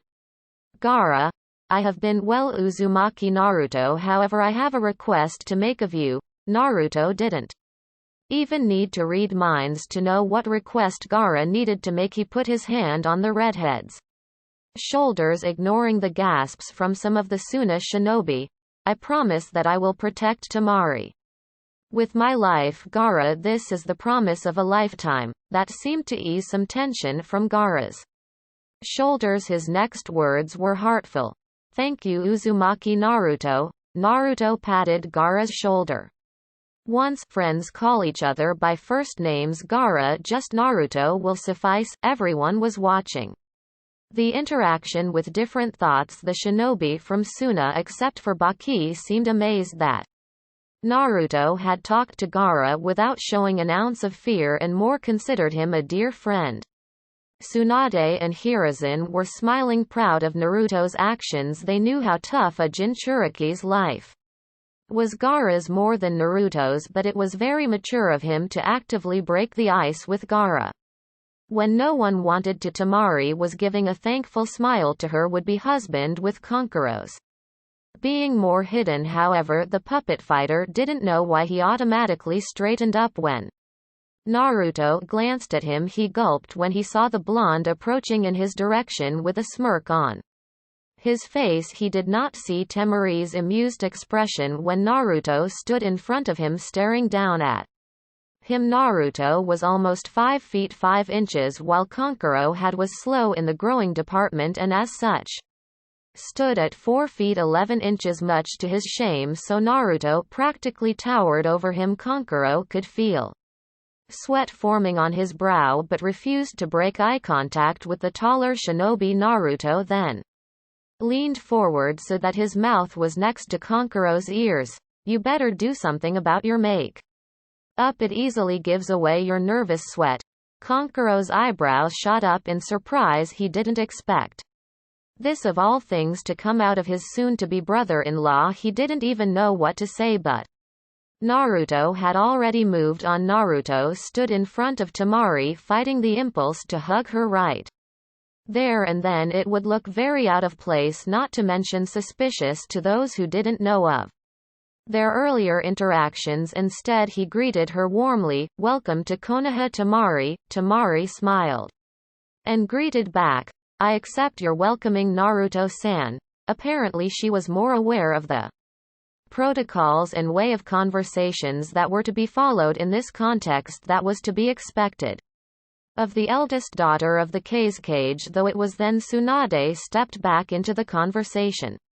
"Now that the greetings are over, please follow me. I will make your arrangements of staying in our village." However, Naruto interjected, "Hokage-sama, if it's not too much trouble, I can take Temari and her siblings with me to my home. They can stay with me. I have more than enough room." Tsunade gave it a moment of thought and then agreed it would give Naruto and Temari time to talk out whatever issues they have, as well as catch up. Also, it would prove a good bonding time between Naruto and Temari's brothers. "All right, you can take them with you, but report to me early tomorrow for Temari's initiation." Naruto beamed in her direction and put each of his hands around Gaara and Temari, pulling them into his sides. He turned to face her and gave a charming smile. "By your leave, Hokage-sama." He then flashed out of there, leaving a blinking and confused Kankuro in front of an equally confused Tsunade. A few moments later Naruto flashed back, grabbed Kankuro by his shoulder and flashed away again. All the people left there blinked at the unusual happenings, not knowing what sense to make out of it. Tsunade snapped out of her confusion when Hiruzen chuckled beside her at Naruto's antics. She turned to the rest of Suna shinobi. "The rest of you follow me, I will show you your staying arrangements."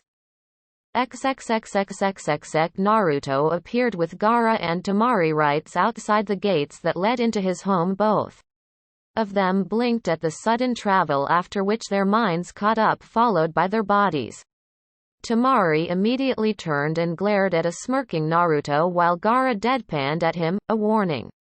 "Would have been nice, you know," she almost growled at him. Naruto sheepishly rubbed the back of his head and chuckled. It was the first time someone ever complained about instantaneous travel. "Don't ever do that again," Gaara said in his deadpan. Naruto rose an eyebrow in return. "You mean to say you don't like traveling from one place to another in an instant?" The narrowing of eyes was the only answer that Gaara gave, but Naruto refrained from smirking in his silent victory at the argument. It was then Temari spoke up.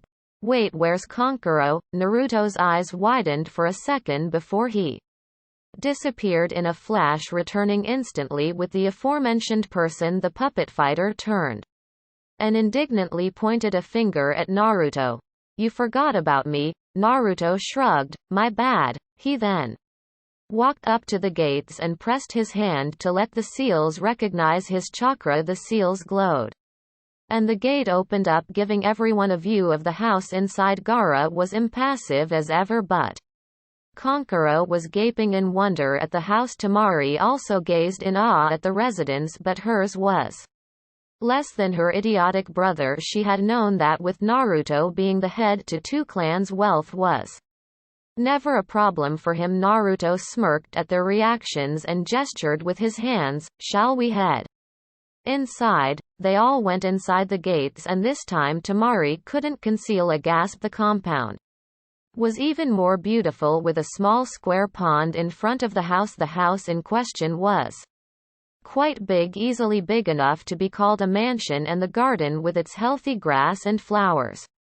seemed to be well cared for. Naruto led them all inside, further surprising Temari and Kankuro. Gaara maintained his impassive look, but even he admitted to be impressed. On the inside, the living room was very spacious, and while looked very lavish, it still gave off a homey feeling. The kitchen also looked newly furbished and was connected to the living room. Naruto walked into the center of the living room right in front of the sofas and living room and clapped twice for attention. "All right, listen up." The three siblings turned to him, frowning in confusion. "First order of business, I'm telling you where you're gonna sleep." He turned to Temari, who looked a bit anxious. His look softened and he said, "Temari, while we may know each other," he ignored Gaara's raised eyebrow and Kankuro's sputters. "I doubt you want us to sleep together, so we are going to be sleeping in separate rooms." Kankuro interrupted him. "Wait, what about you and my sister?" "So here are the facts," Naruto continued as if the guy hadn't even spoken. "There are a total of 3 bedrooms upstairs. The master bedroom, which is mine, is at the end of the corridor. There are 2 guest bedrooms, one of which will be Temari's." He turned to Gaara. "You two either could bunk together or Kankuro can have it." "I don't sleep," Gaara stated. Naruto frowned but shrugged. "Have it your way then. Guess you are lucky, dollboy. You get to sleep in a bed instead of the couch." Kankuro sputtered again as Naruto kept on talking. He turned to Gaara and said, "Remind me to fix your seal one of these days." After everyone had been introduced to their rooms, Naruto called them down again and said, "All right, now that the accommodations have been set, here's the thing. Either you can train in the grounds behind the house, or you can roam around Konoha with my clone as a guide to show you the hot spots." Kankuro asked accusingly, "Why a clone?" Naruto turned his face towards him with a raised eyebrow. I hope you don't mind, but I'd like to spend the day with my fiancée. That is if she is willing, he asked her, to which she gave a small nod and walked up to him, poking his chest. We need to have a talk. We don't mind, Naruto, we will take your clone as a guide, Gaara said before Kankuro really started to grill Naruto. The talk his sister wanted to have sounded important. Just as he finished speaking, a clone popped up beside Naruto. Have fun, you two. With that, Naruto grabbed Temari and disappeared. XXXXXXX. Naruto and Temari spent the rest of the day just roaming around, talking about just general things, getting to know each other better. Or they went to a restaurant and had lunch or trained. The day passed very quickly for both of them, and soon they found themselves sitting on the head of Naruto's father overlooking the village. Naruto was leaning against a spike of hair, with Temari leaning into his right side, head rested on shoulder with Naruto's arm wrapped around her shoulder. She had her fan rested against another spike nearby. Both of them were enjoying the peace and quiet. I could get used to this, Temari murmured, shifting so she was closer than before. Naruto was more than happy to let her, yeah, me too. Silence reigned for a short while again, which was then broken by Naruto. Temari, do you think this could work?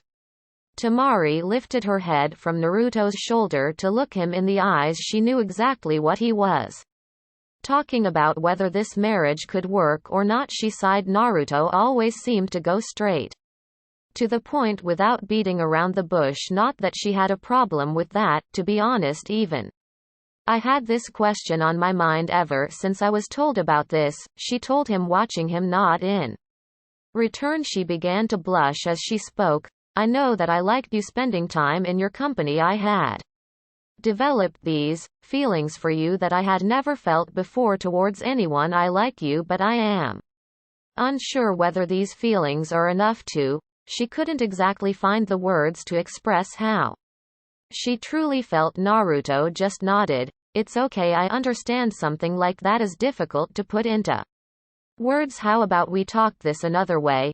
Temari turned to him with a quizzical look. What do you mean? Naruto tilted his head to he was directly facing Temari. She was very close to him. The physical contact they had at the moment would have made him blush anytime, but the conversation was serious. You know, when I found out that we were supposed to be enemies, I just couldn't come to terms with that fact. My feelings were so strong for you that I almost couldn't make my mind up on what would I do if I were to face you in the war.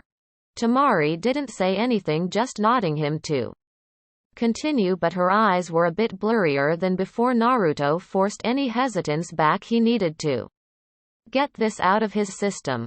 My feelings for you and duty to the village were in conflict. If I chose you, then my village would kill me. The village that was entrusted to me by my parents, abandoning it meant spitting on what they did to protect me. A single tear flowed from Temari's right eye. What do you mean, entrusted to you? Naruto's reply was monotonous. I'm the Jinchuriki of the Kyuubi. That reply almost made Temari choke on her own spit. Naruto was the Jinchuriki of the Kyuubi. How and when the hell did that happen? Then she remembered the conversations between her and Naruto before the invasion. Naruto had told her that the village had very few people that actually cared about him. No wonder Gaara held Naruto in such high regard. They could almost be brothers in suffering. Then she remembered something. The Yondaime had seemingly killed the Kyuubi years ago, but masses of chakra can't be killed, and Naruto just revealed that the Kyuubi was living inside him, which meant, oh Kami. She breathed out. This was too much news to be dealt with at one time. To think the Yondaime sealed the Kyuubi inside his own son to protect the village he sacrificed. His own family. Tears were freely flowing out by now. Naruto was sugarcoating it when he said that he had been entrusted with the village. The Yondaime Hokage had sealed the fate of his own son by making him the Kyuubi's jailer. It was frightening how many similarities were popping up between Gaara and Naruto. Their father had sealed Shukaku into Gaara, trying to make him into a weapon. Naruto's father had done the same, except he had done so with a hope that Naruto would use the power to protect the village. Why? The word was whispered because Temari was openly crying by now. A look full of concern came across Naruto's face as he pulled Temari into his lap. He gently grabbed her face with his hands and brushed off her tears with his thumb, speaking in a slightly pleading tone. Please don't cry, Haim, I don't like it when you cry. Temari held Naruto's hands with her own. What kind of father would condemn his own son to a life such as that? Naruto smiled slightly and put his forehead against hers, the kind that loved his village with all his heart, the kind whose morals refused to let him use someone else's child if he couldn't use his own. He gave a soft kiss to Temari on her lips, feeling the unique taste that was so her, the kind that trusted his son above everyone else. Temari gave a watery smile and shook her head. You are something else, Naruto. Naruto chuckled and continued, anyways, we got off topic. As I was saying, if I chose you, then the village would kill me. If I chose you, I would never have been able to live with myself with the knowledge that Konoha could, or worse, did kill you. And there was something I could have done something about it, and I didn't. Temari's face was unreadable, and just as Naruto was starting to fear that he had spoken something wrong, she asked, but you still chose me over the village, why? Naruto frowned as he tried to find a way to phase his answer. I felt this sort of connection, for the lack of a better word, between us. We just seemed to sort of click. I felt like I won't ever be able to act like when I was with you with anyone else. Temari looked at him, trying to find something he didn't know, and then slowly hugged him. It was a warm hug, and she was sitting sideways in his lap, so not exactly perfect, but it still made him smile. Perhaps love does not need words to express itself, Temari murmured. She pulled back from the hug and stared into Naruto's confused eyes. Because love is a language in itself, it was at this moment that both of them knew that they cared for each other on a level that went deeper than what they thought it was love, but neither of them were sure enough to admit it. Naruto nodded with a smile. We can make this work. Temari agreed wholeheartedly with a smile. We can make this work. Naruto had a thought and asked her, so what do we do now? Dinner time is still half an hour away. Temari thought for a moment and asked, will we be eating out? Naruto shook his head. I was thinking I would treat you all to some homemade food. Actually, that gives me an idea. He formed a half ram seal and 5 clones popped up. He turned towards one clone. Go to Gaara and Konkuro, tell them to meet me at the house in exactly 1 hour. The clone nodded and vanished in a blue flash, turning to the other 4. He gave his orders, you 4 start preparing the dinner at home. The 4 clones nodded and vanished in a similar manner as the one before. Temari hummed, impressed. Those shadow clones seem to be damn useful. Naruto smirked. Trust me, they make for great company as well. Both of them chuckled at the thought of talking to yourself when getting bored. As their chuckles faded, Naruto asked, so what do we do now? Temari thought and smirked as she thought of the perfect way to spend. She smiled coyly as she leaned forward and planted kisses on Naruto's neck, causing his breath to hitch. I can think of something. Naruto was all too happy to indulge her, warning small lime scene. Naruto turned to Temari so he could kiss her lips. Unlike last time, the two immediately engaged in a battle of their tongues without wasting any time. Temari wrapped her arms around his neck to pull herself closer while he wrapped his arms around her waist to feel her against his body. Kami, I have missed this, was the sole thought running through both of their minds. The two continued to tongue wrestle for some time, after which Naruto broke off the lip lock only to start kissing her neck, all the while running his hands on Temari's sides and back. Temari released a gasp of pleasure and tilted her head to give him more access. She released a quiet moan when he began to suck on her pulse. "You've gotten better at this." She managed to breath out. "I aim to please," he returned. Easily she felt Naruto smile at her compliment as he switched sides. Not only that, since Temari was sitting so she was facing Naruto's left side, his left hand made its way down from her waist past her hips and onto her legs. Temari's breath hitched again as Naruto began running his hand across the exposed skin of her legs. "You know, I just love your new wardrobe change," he said in a husky voice.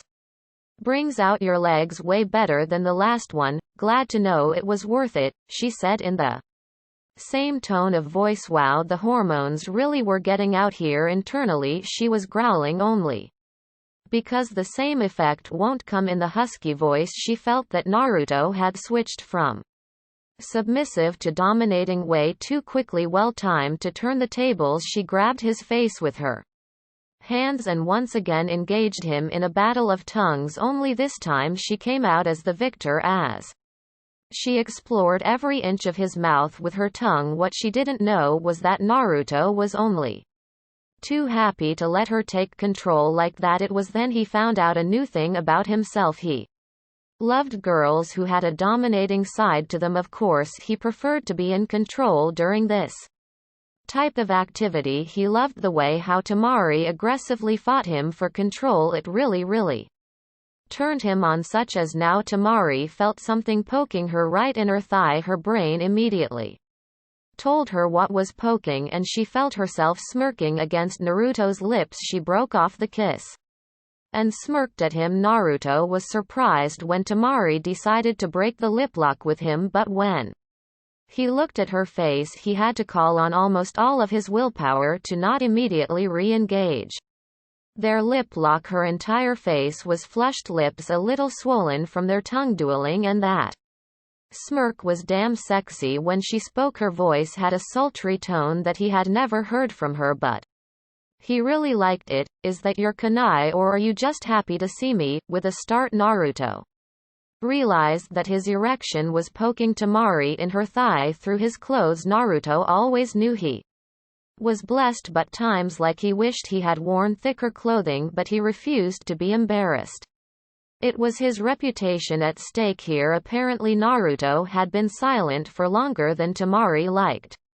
But she didn't get annoyed, quite the opposite really. She made a rather bold move, adjusting herself on his lap, her leg moving against his kunai. In the process she felt her ego swell a little at the groan that Naruto released.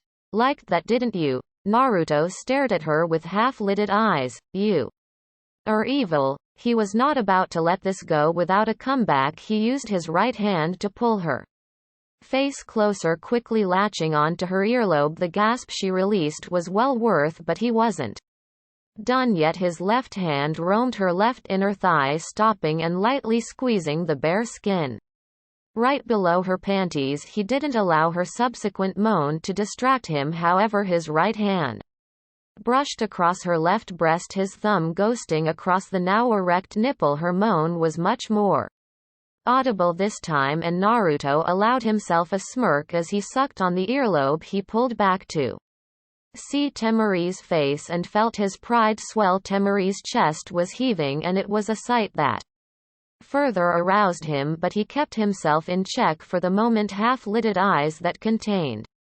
frustration mixed with pleasure and pleading. "Guess I did something right," he said as smiled satisfactorily. Temari was heaving as she glared at him. What Naruto did to her in the past few seconds was almost unbelievable and felt really good. She never knew a foreign touch was capable of causing such pleasure. She had never been aroused on such a level as before. "Lime scene over, you are a tease," she said as she leant against him. Naruto just chuckled and wrapped his arms around her. Though they had been a bit more daring than the last time, both decided that this was a good boundary. for now, learned from the master. He sassed back. Both were completely aroused right now, but before they could decided on a further course of action, Naruto's clone flashed before them, causing Temari to yelp and clutch Naruto tighter. Naruto only snorted and said, "If you are going to live with me, you better get used to that." But Temari recovered quickly and poked him in the chest. "Oh, no way. Namikaze, trust me, we are going to lay some ground rules concerning your flashing." Naruto stared at her for a moment, then relented. "Fair enough." Turning to the clone, he asked, "Is dinner ready?" The clone smirked and nodded, causing Naruto to whistle. "Damn, time sure does pass fast when you're having fun." Temari got up so Naruto could get up.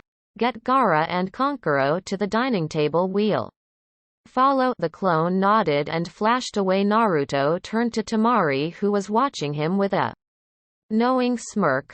"What, that's a very impressive size for someone your age," she commented while gesturing below. Naruto quirked an eyebrow before looking down, instantly flushing in embarrassment.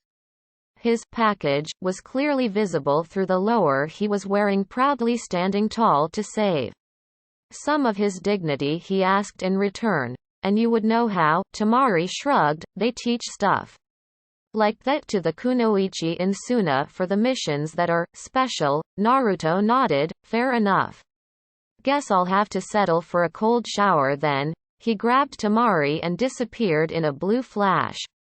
XXXXXXX Kumogakure no Sato was a village that lived up to its name. The village hidden in clouds was at such high altitude that it literally was hidden among the clouds. This village was the shinobi village of Kaminari no Kuni, the land of lightning. Its leader was called the Raikage, literally meaning the lightning shadow. The current Raikage was simply known as A, and right now he was staring at the destroyed furniture in his office, thinking about the latest news his spy had delivered. Uzumaki Naruto was the one and only son of Namikaze Minato. At first, A's interest was aroused by the fact alone that an Uzumaki had survived and was living in Konoha right now. Uzushiogakure no Sato had been completely destroyed in the Second Great War with the combined efforts of Kumo and Iwa. Of course, a few scant survivors might have managed to escape, but it's not as if they can do anything. Then came the Third War, in which Kumo had lost badly, but not as badly as Iwa did. Konoha no Kiroi Senko Namikaze Minato had single-handedly secured Konoha's victory in the war. The man had earned the entire shinobi world's fear and grudging respect of a few. In fact, Minato came to be so feared that while the man's short reign as the Yondaime Hokage, no village even dared to so much as look at Konoha with the intent of fighting it. The world was aware of what happened to Iwa's forces, and no one wanted the wrath of the Yellow Flash to be directed at them. But 13 years ago, the legendary Flash had died fighting to save his village from the Kyuubi. Contrary to what many people in his village felt, held great respect for Minato. He was the only one to completely outspeed and blindside him in their single fight against each other in the war. A respected strength in Minato had proven himself stronger and way faster than him. Considered Minato his rival and was understandable upset when the only person who could give him a run for his speed left the world. But looking at the situation from a political angle, it meant that Konoha no longer had the might of the Yellow Flash in their hands, and Iwa had rejoiced at the death of that man. But now he was hearing this, a blonde boy no older than 13 with azure blue eyes named Uzumaki Naruto, a genin of Konoha, who had been participating in the Chunin exams as a student of Hitaki Kakashi, the copy ninja. He was a non-entity to his spy until the moment it was announced that Uzumaki Naruto was the son of the Yondaime Hokage, and he was powerful more than most of the Jonin. His spy was saying this Naruto had trumped a Hyuga in taijutsu like it was nothing, and had used Fuinjutsu and Hiraishin in great conjunction to take out Suna's Jinchuriki. All in all, Uzumaki Naruto spelled trouble for the nations.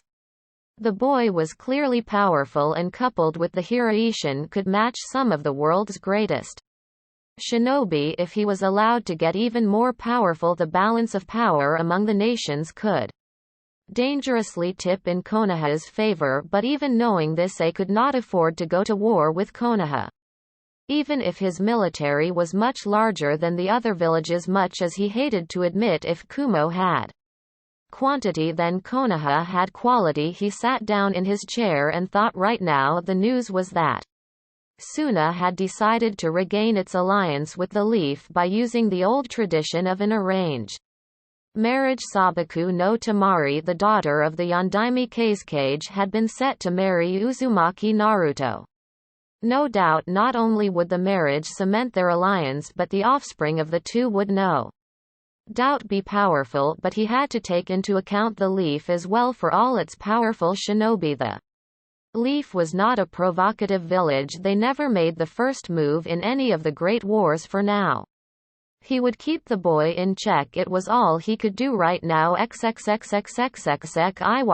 was a village that harbored feelings of great hate towards the hidden Leaf ever since the Third Great War ended. The Tsuchikage Onoki resented the Leaf. Onoki was an old but powerful shinobi, the only one in the world with Jinten the Dust Release. Onoki relied on the Dust Release far more than he cared to admit. He was a shinobi who had seen all the three great wars and had lived through them, but of the three, the Third War was the one he hated the most because of the crushing, humiliating defeat they suffered at the hands of just one man from Konoha, Namikaze Minato. The blow to Iwa's pride along with its forces was so large that Iwa had yet to fully recover from it. Onoki hated the man with all his being at first, but after 2 years of heavy dwelling he found that Namikaze Minato had done what anyone would have done in his place. Namikaze Minato had protected his home. It was war and losses were dealt to